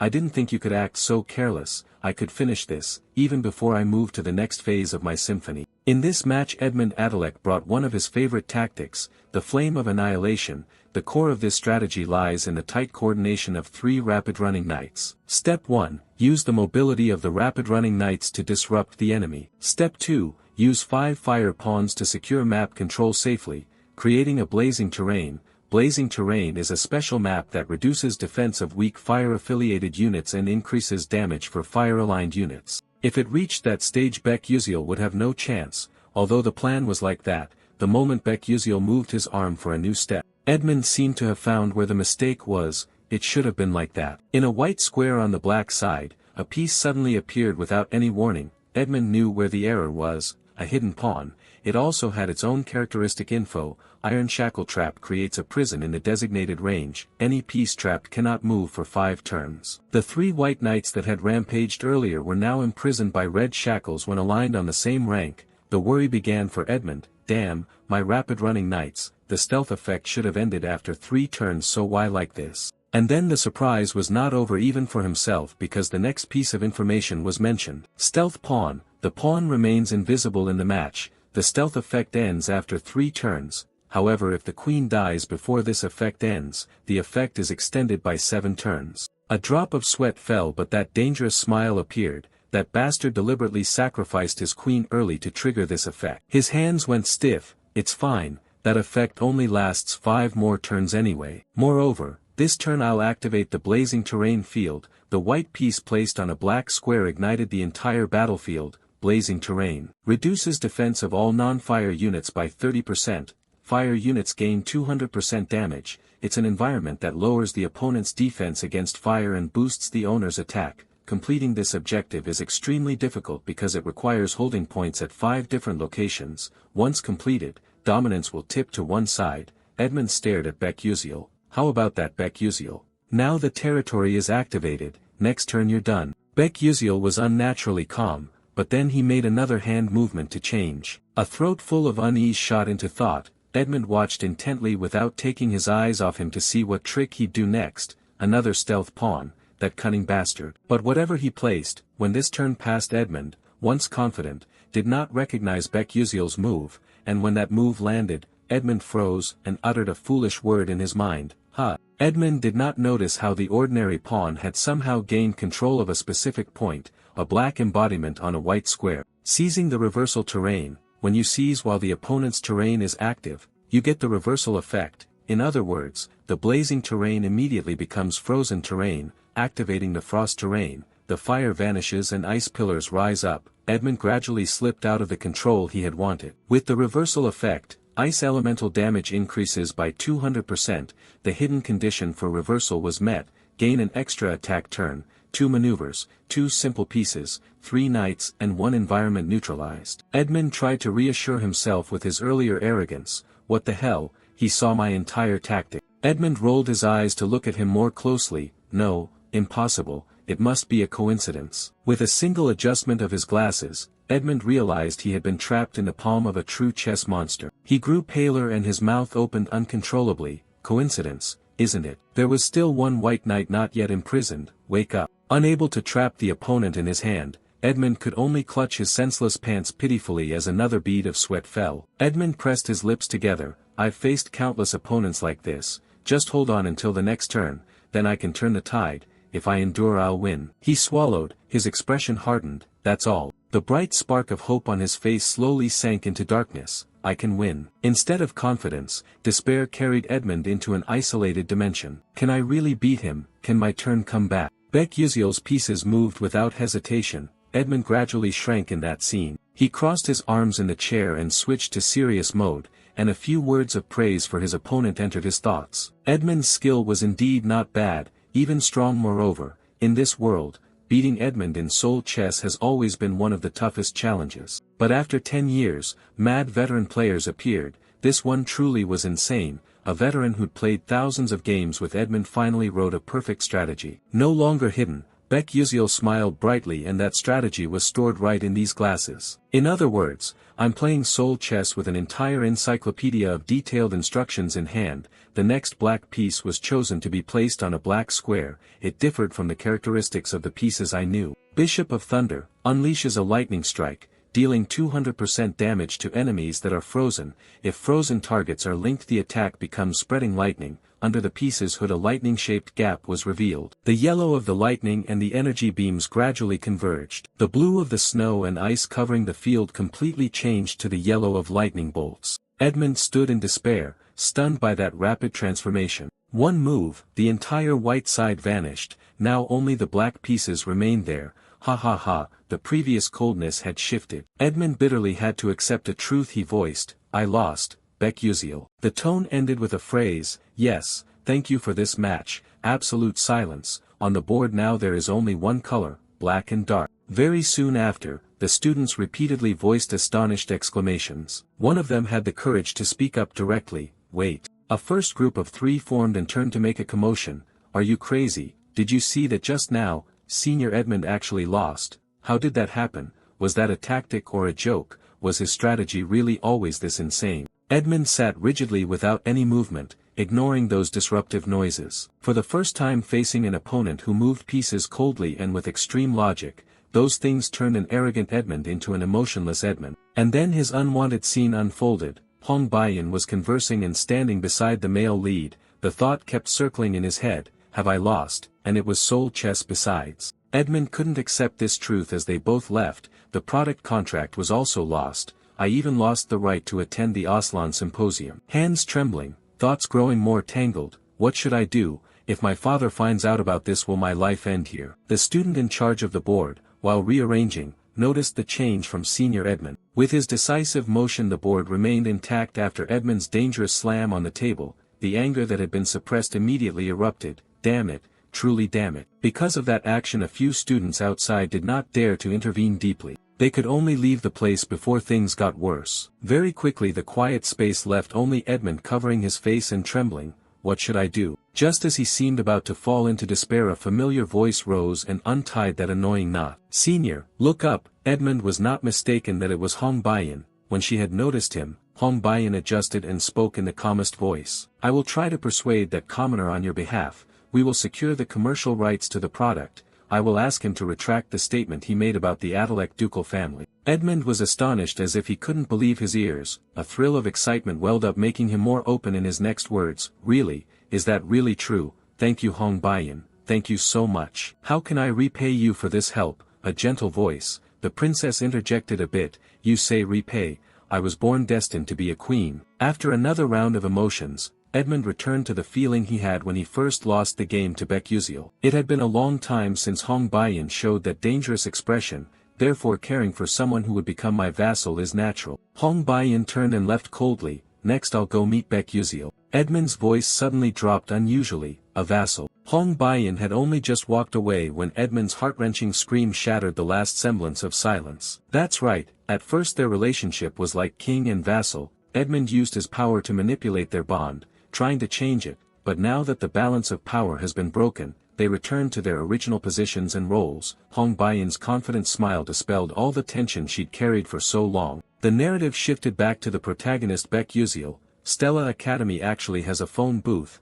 Beck Uziel was contacting the person on the other end. Hello, yes, please postpone all transactions with the merchant in Adalabit for about a month. He smiled and moved to another option. Currently we plan to distribute only through royal channels. Is that possible? A quick reply came back to him. Of course I will do that, anything you want, thank you teaching assistant. After finishing what he had planned, he disconnected, stretched several times to breathe the fresh, comfortable air. Finally it's done. Luckily everything ended safely, but the Aslan participation ticket isn't really that useful, so what should I do now? Anyway, the protagonist will automatically be placed among the 12 rising stars. As he sank into those thoughts someone cut in. Commoner. Who else can call you that so bluntly besides Hong Baiyan still being here? That said, Hong Baiyan hoped you were still nearby. As she stepped closer, Beck Uziel put his hand inside his jacket to take something out. Ah, you arrived just in time. He held a sheet of paper up in front of her. Here, a new contract. Hong Baiyan's eyes went wide in bewilderment. He didn't hide his plan and spoke it immediately. The Alterisha school will be distributed only through the Adalabad royal family for 1 month. How it is used is up to what you want to do with it. Hong Baiyan studied the new contract's details closely and then gripped the paper when he unexpectedly spoke in a slightly sad tone. Well then, I'll take my leave. I don't want you to go so quickly. The princess mustered her courage and spoke anew. This time I owe you. Her cheeks flushed and her voice grew soft. Thank you. Sensing the clear change in her behavior, Baek Yuziel looked back slightly embarrassed and replied curtly, okay, a passing thought. How lucky to receive thanks from her. Knowing he wasn't good at managing emotions, Hong Baiyan blushed but chose her words more carefully. Hey, you said there'd be a price for helping me. If you tell me what that price is, I'll answer right away. It seemed Baek Yuziel hadn't considered that. He touched one cheek and looked away. The price. Actually the price Baek Yuziel wanted was quite simple. He stared at Hong Baiyan. It was obvious, Hong Baiyan would not be tainted by evil. Instead she would choose goodness and together with him build the best possible happy ending. This time Hong Baiyan couldn't bear to look him in the eye. Seeing the princess like that, he couldn't say it aloud but kept it in his heart. Yet he couldn't suddenly say, I hope you become a good person. So, based on 29 years of life experience, he gave the most appropriate and exemplary reaction for the situation. Then Hong Baiyan turned back waiting for the result. The two became cute chatting. Buy me a meal, what? Rubbing his stomach he smiled innocently. Just treat me to a meal. I want to be full to bursting from a meal bought by the princess. Hong Baiyan was surprised and didn't expect the price he asked for to be so odd. She froze for a long moment, then a slight smile replaced it. Her cheeks flushed once more. All right then. Then come with me. Baek Yuziel's steps changed and he arrived at a new place. One thing's certain, you came here with the princess in the car parked beside us. You stared at that car, sweating too fast to wipe it away. In the 10 years I've played this game, cash items have appeared everywhere. The cars in Ether are truly luxurious. You can't just let Baek Yuziel fixate on that car and crawl into it. Hong Baiyan turned back to warn. On this side, a confident smile, the stars sparkling. You must take your eyes off that car and go inside with the princess. She brought me all the way here. Has she planned this already? With the princess's current money I should pick at least the 5 best dishes in Ether, right? But the truth seemed about to give you a bit of a sting. Stepping aside, Hong Baiyan showed you a special eatery. Stir-fried noodles, black bean noodles. We're here, surprised yet, shocked yet. What else could there be but a million question marks and your dazed face? And you even dreamed of a beautiful meal. Where's my big fatty salmon? Where's my salmon caviar canopy? And a whole bowl of black truffle mushroom cream. When the two sat at the same table the atmosphere clearly split into two opposing sides. The bright stars shifted to Hong Baiyan and the collapse. The server remained waiting for them to order. Despite gaining many stars, the princess's expression was oddly serious. These dishes look unfamiliar to me. Ah, I found it. When he asked me to treat him to a meal I thought about what would make Baek Yuziel happiest. Hong Baiyan recalled the conversation with the guard beside her. He said there's a story from his past tied to this place. Really, expensive food means nothing to Baek Yuziel. From the past I happened to see, I learned the dish he treasured most. It was confidence in himself and pointing to one direction on the menu. One item, please zoom in closer. It was black bean noodles. But over there Baek Yuziel calmly raised his hand to order something different from what the princess expected. Ah, I'll have 3 bowls of jampong and an order of tangsuyuk pork cutlets. Huh. Hong Baiyan was embarrassed. His round eyes asked, what's wrong? Can't I order 3 bowls? Hong Baiyan flustered. No, that's not the issue. This time Hong Baiyan forced herself to change her thinking. Why didn't he order black bean noodles? Isn't that his memory with his mother? And it seemed Hong Baiyan realized her mistake. Impossible, right? Why would a commoner write about his mother and black bean noodles in a school assignment? He hadn't overcome the past. He still regretted those things. Because he couldn't repay his mother's kindness that he didn't understand as a child. The server brought the requested dishes. The food arrived. Thank you. Hong Baiyan bowed her head and slowly felt ashamed for bringing him to this place. For him black bean noodles weren't a memory. They were a symbol of regret, and I hadn't even realized that. Though belatedly realizing it, the princess chose to tell him at once. Sorry for treating you to a meal at a place like this. Baek Yuziel didn't notice what the princess was thinking and his mouth moved a little loudly. It's fine. His hand rose, his round eyes continued. Life's surprises sometimes make your wallet act up, but since she's a princess adding a bit more food is fine, right? He said. Sir, we need more fried dumplings. Meanwhile, the soul chess match between Edmund Adalek and Beck Uziel was widely spread by the students present. A big rumor quickly circulated throughout the academy, growing uncontrollably. What, Senior Edmund lost to Beck Uziel? Of course the question why was raised too. The reason was revealed by many students who eavesdropped on the cafe conversation at the time. The truth was even more shocking than the rumor. Sorry, I heard this from Archon, a retainer from the Adalek family. In fact, it seems Senior Edmund Adalek did that because Beck Uziel co-developed the alchemic magic technique. Just the rumor that Edmund Adalek apologized to a first-year student, and that Beck Uziel co-authored the Delta Enhancement Technique, shocked Stella Academy. His name spread not only to Arcanium but also to the Dark Mages. Arriving at the first tower, Tower 1, in the Vice Principal Aki Hayden's office with arms crossed and a face devoid of expression, that guy really is quite annoying, just a commoner, and didn't he interfere with Mai Zentiran's plan? The mysterious figure opposite, identity concealed, asked, should we handle this quietly and discreetly? Aki Hayden's face hardened as he rejected the idea.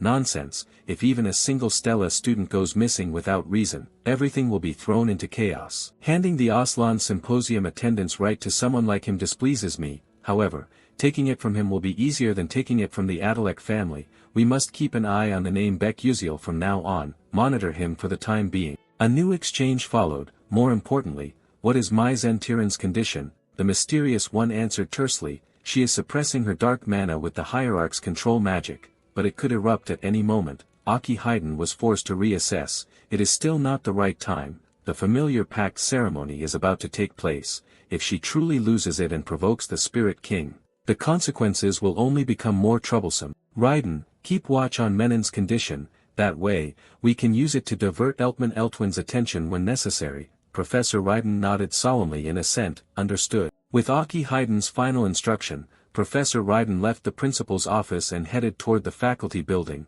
an area almost deserted. Inside, the lights were out, forming a dim laboratory. A rack of glass tubes lay shattered. The lab equipment, including the microscope, had been dismantled into a wretched state. Only a few sheets of paper remained in acceptable condition. In the room, Professor Raiden clenched his fist and looked at something on the floor, exuding dark miasma, groaning with anger. Since this is a mission, the points of concern should be prioritized. Right before him stood the transformed form of Professor Mai Zentiran. Unable to keep her footing amid what was happening, Professor Raiden thought to himself, this has gotten quite serious. Mai Zentiran, now with bloodshot eyes, asked in a hoarse voice, did you come here to tell me to wait longer? If I endure and wait, can I return to my original position? Raiden, outwardly calm but inwardly revealing great contempt. How ridiculous. After a lifetime of stealing what belonged to others, you still dream of getting back the position that was truly yours. However, Raiden still chose to show mercy. Your usefulness is over. Once the plagiarism investigation begins, you will be stripped of all posts and expelled from the academy. Mai Zentiran panicked, regained her senses and asked in a haughty voice, then why did Aki Hayden leave me here? Raiden replied coldly and decisively, you are completely corrupted already. As a different purpose, you can certainly fulfill that role. That is why you were left here. Mai Zentiran trembled and gradually lost control of herself. Ha, are you trying to drive me mad and out of control, you bastard? As Mai Zentiran bared her fangs and was about to erupt in rage, Raiden cut her off once more. Then leave this place. Mai Zentiran stared in disbelief. What? A dark blue something rolled across the carpet. To Lak Veen, Raiden turned his back. Our people are hiding there. If you survive until you find them, break this crystal. It will release magic that suppresses your corruption. Raiden had just reached the stairs when Mai Zentiran's voice halted his steps. Why are you letting me live? Raiden didn't need to look back. I just don't want to see my own people die so miserably. When Raiden had fully departed, Professor Mai Zentiran managed to stand and step toward the crystal. Without hesitation, Mai Zentiran picked up the orb in her hand, and continued walking in an unknown direction, and stopped beside a table holding the annual plan, observing more closely what was on it, more precisely the notes she herself had left. But when she focused deeper on one item, uncontrolled dark magic spilled out, compressing all that hatred. Mai Zentiran gradually unleashed deep dark claws, gradually growing more tyrannical in spirit. How dare you? Do you really think I would leave after being turned into this without doing anything? I will tear everything to pieces. What Mai Zentiran had just ripped up was the familiar pact signing. Time passed quickly, Today is the day Stella Academy students take their first field trip to the cradle of the sacred tree to attend the familiar pact signing. The giant vessels began departing on a new route. In a room, Acel and a few classmates began enjoying a meal. Opposite Acel, two classmates exchanged glances, saying they just remembered Beck Uziel. He was scolded and criticized by seniors for a long time, but now no one dares touch him. Ah, I've heard that too. I even heard he's actually the co-developer of that alchemic magic technique. After that rumor spread, some seniors personally came to apologize to him. The classmates looked at Acel and nudged. Acel, do you know about that? Acel held a pastry and replied casually, no. The classmates continued, so it's really about Beck Uziel, huh? Biting lightly into the pastry, Acel was thoughtful. I think about him a little. Is it just my mood? Somehow I feel increasingly distant from Beck Uziel. It gives me a feeling of loneliness, but the others disagree. A smile appeared. Honestly, I thought Beck Uziel and Acel were dating. Just after the bite before chewing, Acel spat it all out. Seeing Acel act strange, the others showed concern. Acel, are you okay? Water here, thanks. He seems very close to Princess Hong Baiyan these days. Well, could a princess really be charmed by a commoner? Acel drank water and listened to the story, but lately the way the princess looks at Beck Uziel hasn't been normal. This time Acel kept coughing. Acel drinks slowly. Nearby Flame had noticed Acel. Acel was receiving attention from classmates. Flame paused but was thinking about something, then decided to continue on somewhere, but concern couldn't be shaken off. Acel seems quite in harmony with friends. Normally he'd be here alone arguing with Hong Baiyan by now. Something has changed in a place I don't know. Are these things all because of Beck Uziel? Call him and he'll appear. I've been looking for him. Hey, can I ask you a favor? Flame was startled by his presence. Ah, you scared me. Who knew he'd appear like this? In Flame's mood he asked, what's up? He pulled something out and that blank look took over. Pick me a flower from here. Hambaram flower, a windflower. Flame paused to ask, Hambaram flower, the kind that always faces one direction. Do you think I'm a vending machine? Though saying and thinking that, Flame's hand reached toward the box of soil he held out. After a moment Flame's magic activated, a jade light highlighted a spot. Quickly, a shimmering 5-petaled white flower bloomed in the box. Beck Uziel smiled with eyes narrowed when he got what he wanted. Thanks. Flame folded his arms. I know something's wrong with you. What are you planning to use this for? As soon as he said it, Flame vaguely realized something. So a direct question was aimed at him. Hey, don't tell me you're planning to go down to the 4th level. Beck Uziel was surprised Flame could tell. Of course I'm going. Why else would I take it? Flame couldn't help but add a few more words. Watch your back. Or this time too. You appeared with a question mark, not understanding. Flame realized she'd slipped up and hurriedly looked away. No, it's nothing. However, she was a little startled when Beck Uziel proactively asked back, what about you? Are you okay? Embarrassment took hold, asking me if I'm okay. What do you mean? You put the flower in your bag? She smiled. It's just I thought you seemed down after the Persona Gate practice. Flame turned her face away. It's not like that. You're so nosy. Her cheeks flushed uncontrollably. If you're worried about me I won't thank you for it. Beck Uziel looked back with a faint smile. From a distance in the shadows, someone was secretly watching their exchange. Looks like he's thanking me. I told you it's not that. You're really not honest at all. Oh, give me back my flower. At that moment near Menon Tower, two figures in uniforms like the 13th Legion watched the lights ahead, the residents of Myzentiran, who had disappeared and was no longer known under the Stella name. Starting today, first-year research majors will begin their field activities. Menon Tower, 13th Legion, Commander Kane, special activities related to dark magic will commence there. Myzentiran may participate, so please pay attention. The isolated space and the volume of that news quickly dissipated and returned them both to the boundless plane. Additional info, blink space displacement. A unique Menon Tower technique allows rapid travel across long distances, a type of magic only high masters in the world can use. However, even with that astounding magic, the two set out without any special sign. And then standing beside the commander, Deputy Commander Hazen Macaron, who was complaining about the news. Oh my, why is the owner of Ivory Tower so obsessed with Stella? Commander Kane, displeased at the remark, straightened his tone seriously.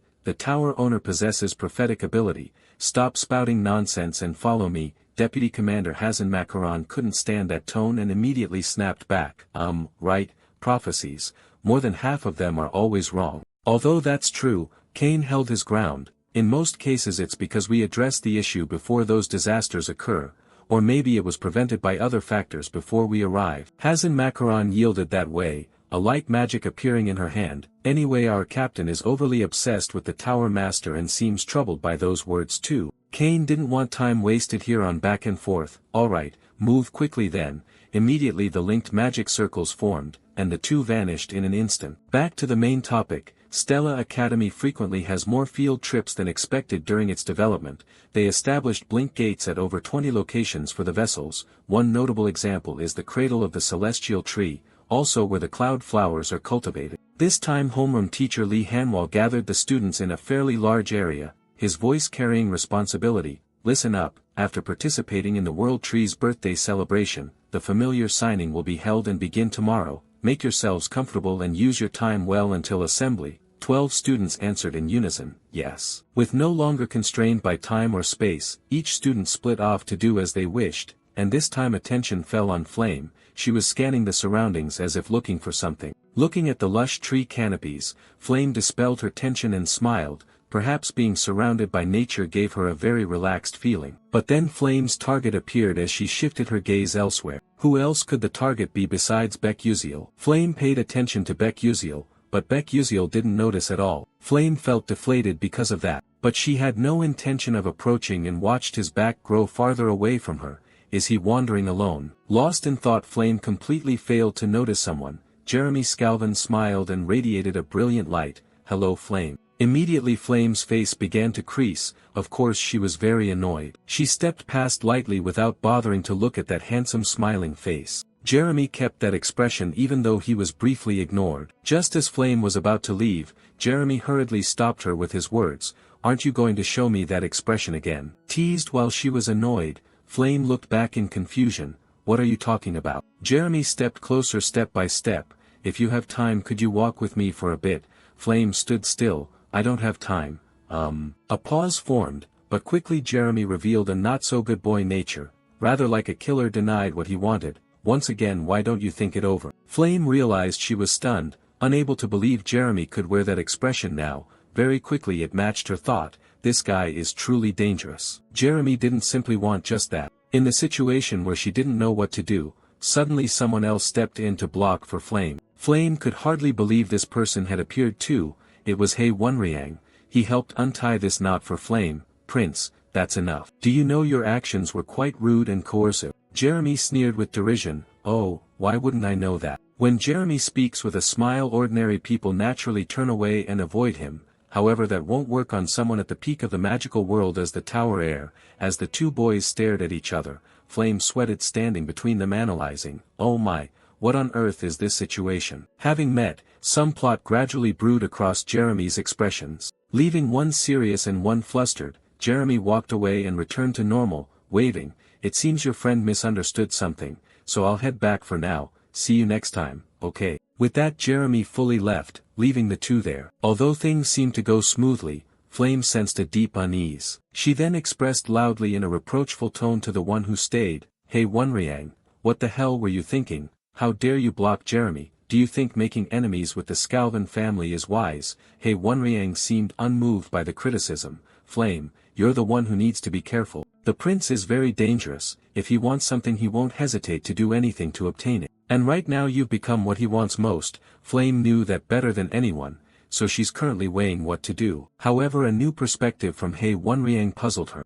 Or perhaps you truly trust him. Indeed, Flame couldn't imagine He Wonriang saying those words. Suddenly this time Flame returned to the other. Who are you talking about? He Wonriang was stunned. From where he stood he turned his back and tried to hurry away. Sorry, I misspoke. Huh. Flame looked on blankly with suspicion. Hey, who is he? He Wonriang suddenly realized his body was gradually losing control for a very strange reason. Immediately he pressed his hand to his forehead and dropped to one knee. Flame knew something was wrong and hurriedly called his name, He Wonriang. Flame rushed closer in concern. Are you okay? However, He Wonriang quickly raised his hand to stop her. The headache flared up again. He Wonriang still stood up and continued to leave. I'm fine. How could Flame possibly believe that? Find my foot. As he walked away the way Becquisiel had earlier, Flame tried to hold him back. Wait, He Wonriang, and that cannot happen. After he left, Flame still didn't know what on earth had happened. He Wonriang,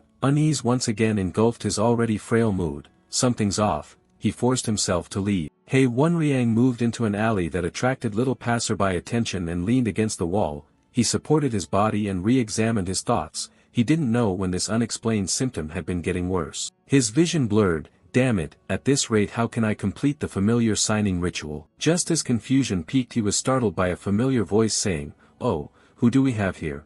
Although He Wenriang had only heard that voice a few times during their encounters. But as he slowly turned his head he confirmed who it was, Professor Mai Zentiran. Half his face hidden by a black cloak, his appearance sinking into shadow, Professor Mai Zentiran stepped closer with surprising calm. "I've been wondering where my seed has gone. So it turns out there's a seed right here. Perfect. I didn't expect the level of infestation to have advanced this far." He Wenriang panicked at those words. "Professor, what are you saying?" The professor's hand and dark magic reached forward, the danger escalated to a high level. "Now, don't resist, for from this moment you will become my subordinate." He Wenriang, do you understand what situation you've fallen into? He tried to push himself to stay awake. "Don't come near." He Wenriang's consciousness began to darken. The memory fragments of standing beside and talking with Flame surfaced. They kept filling that memory. However, they gradually diminished and merged into the darkness, leaving at last the photograph of Flame waving goodbye.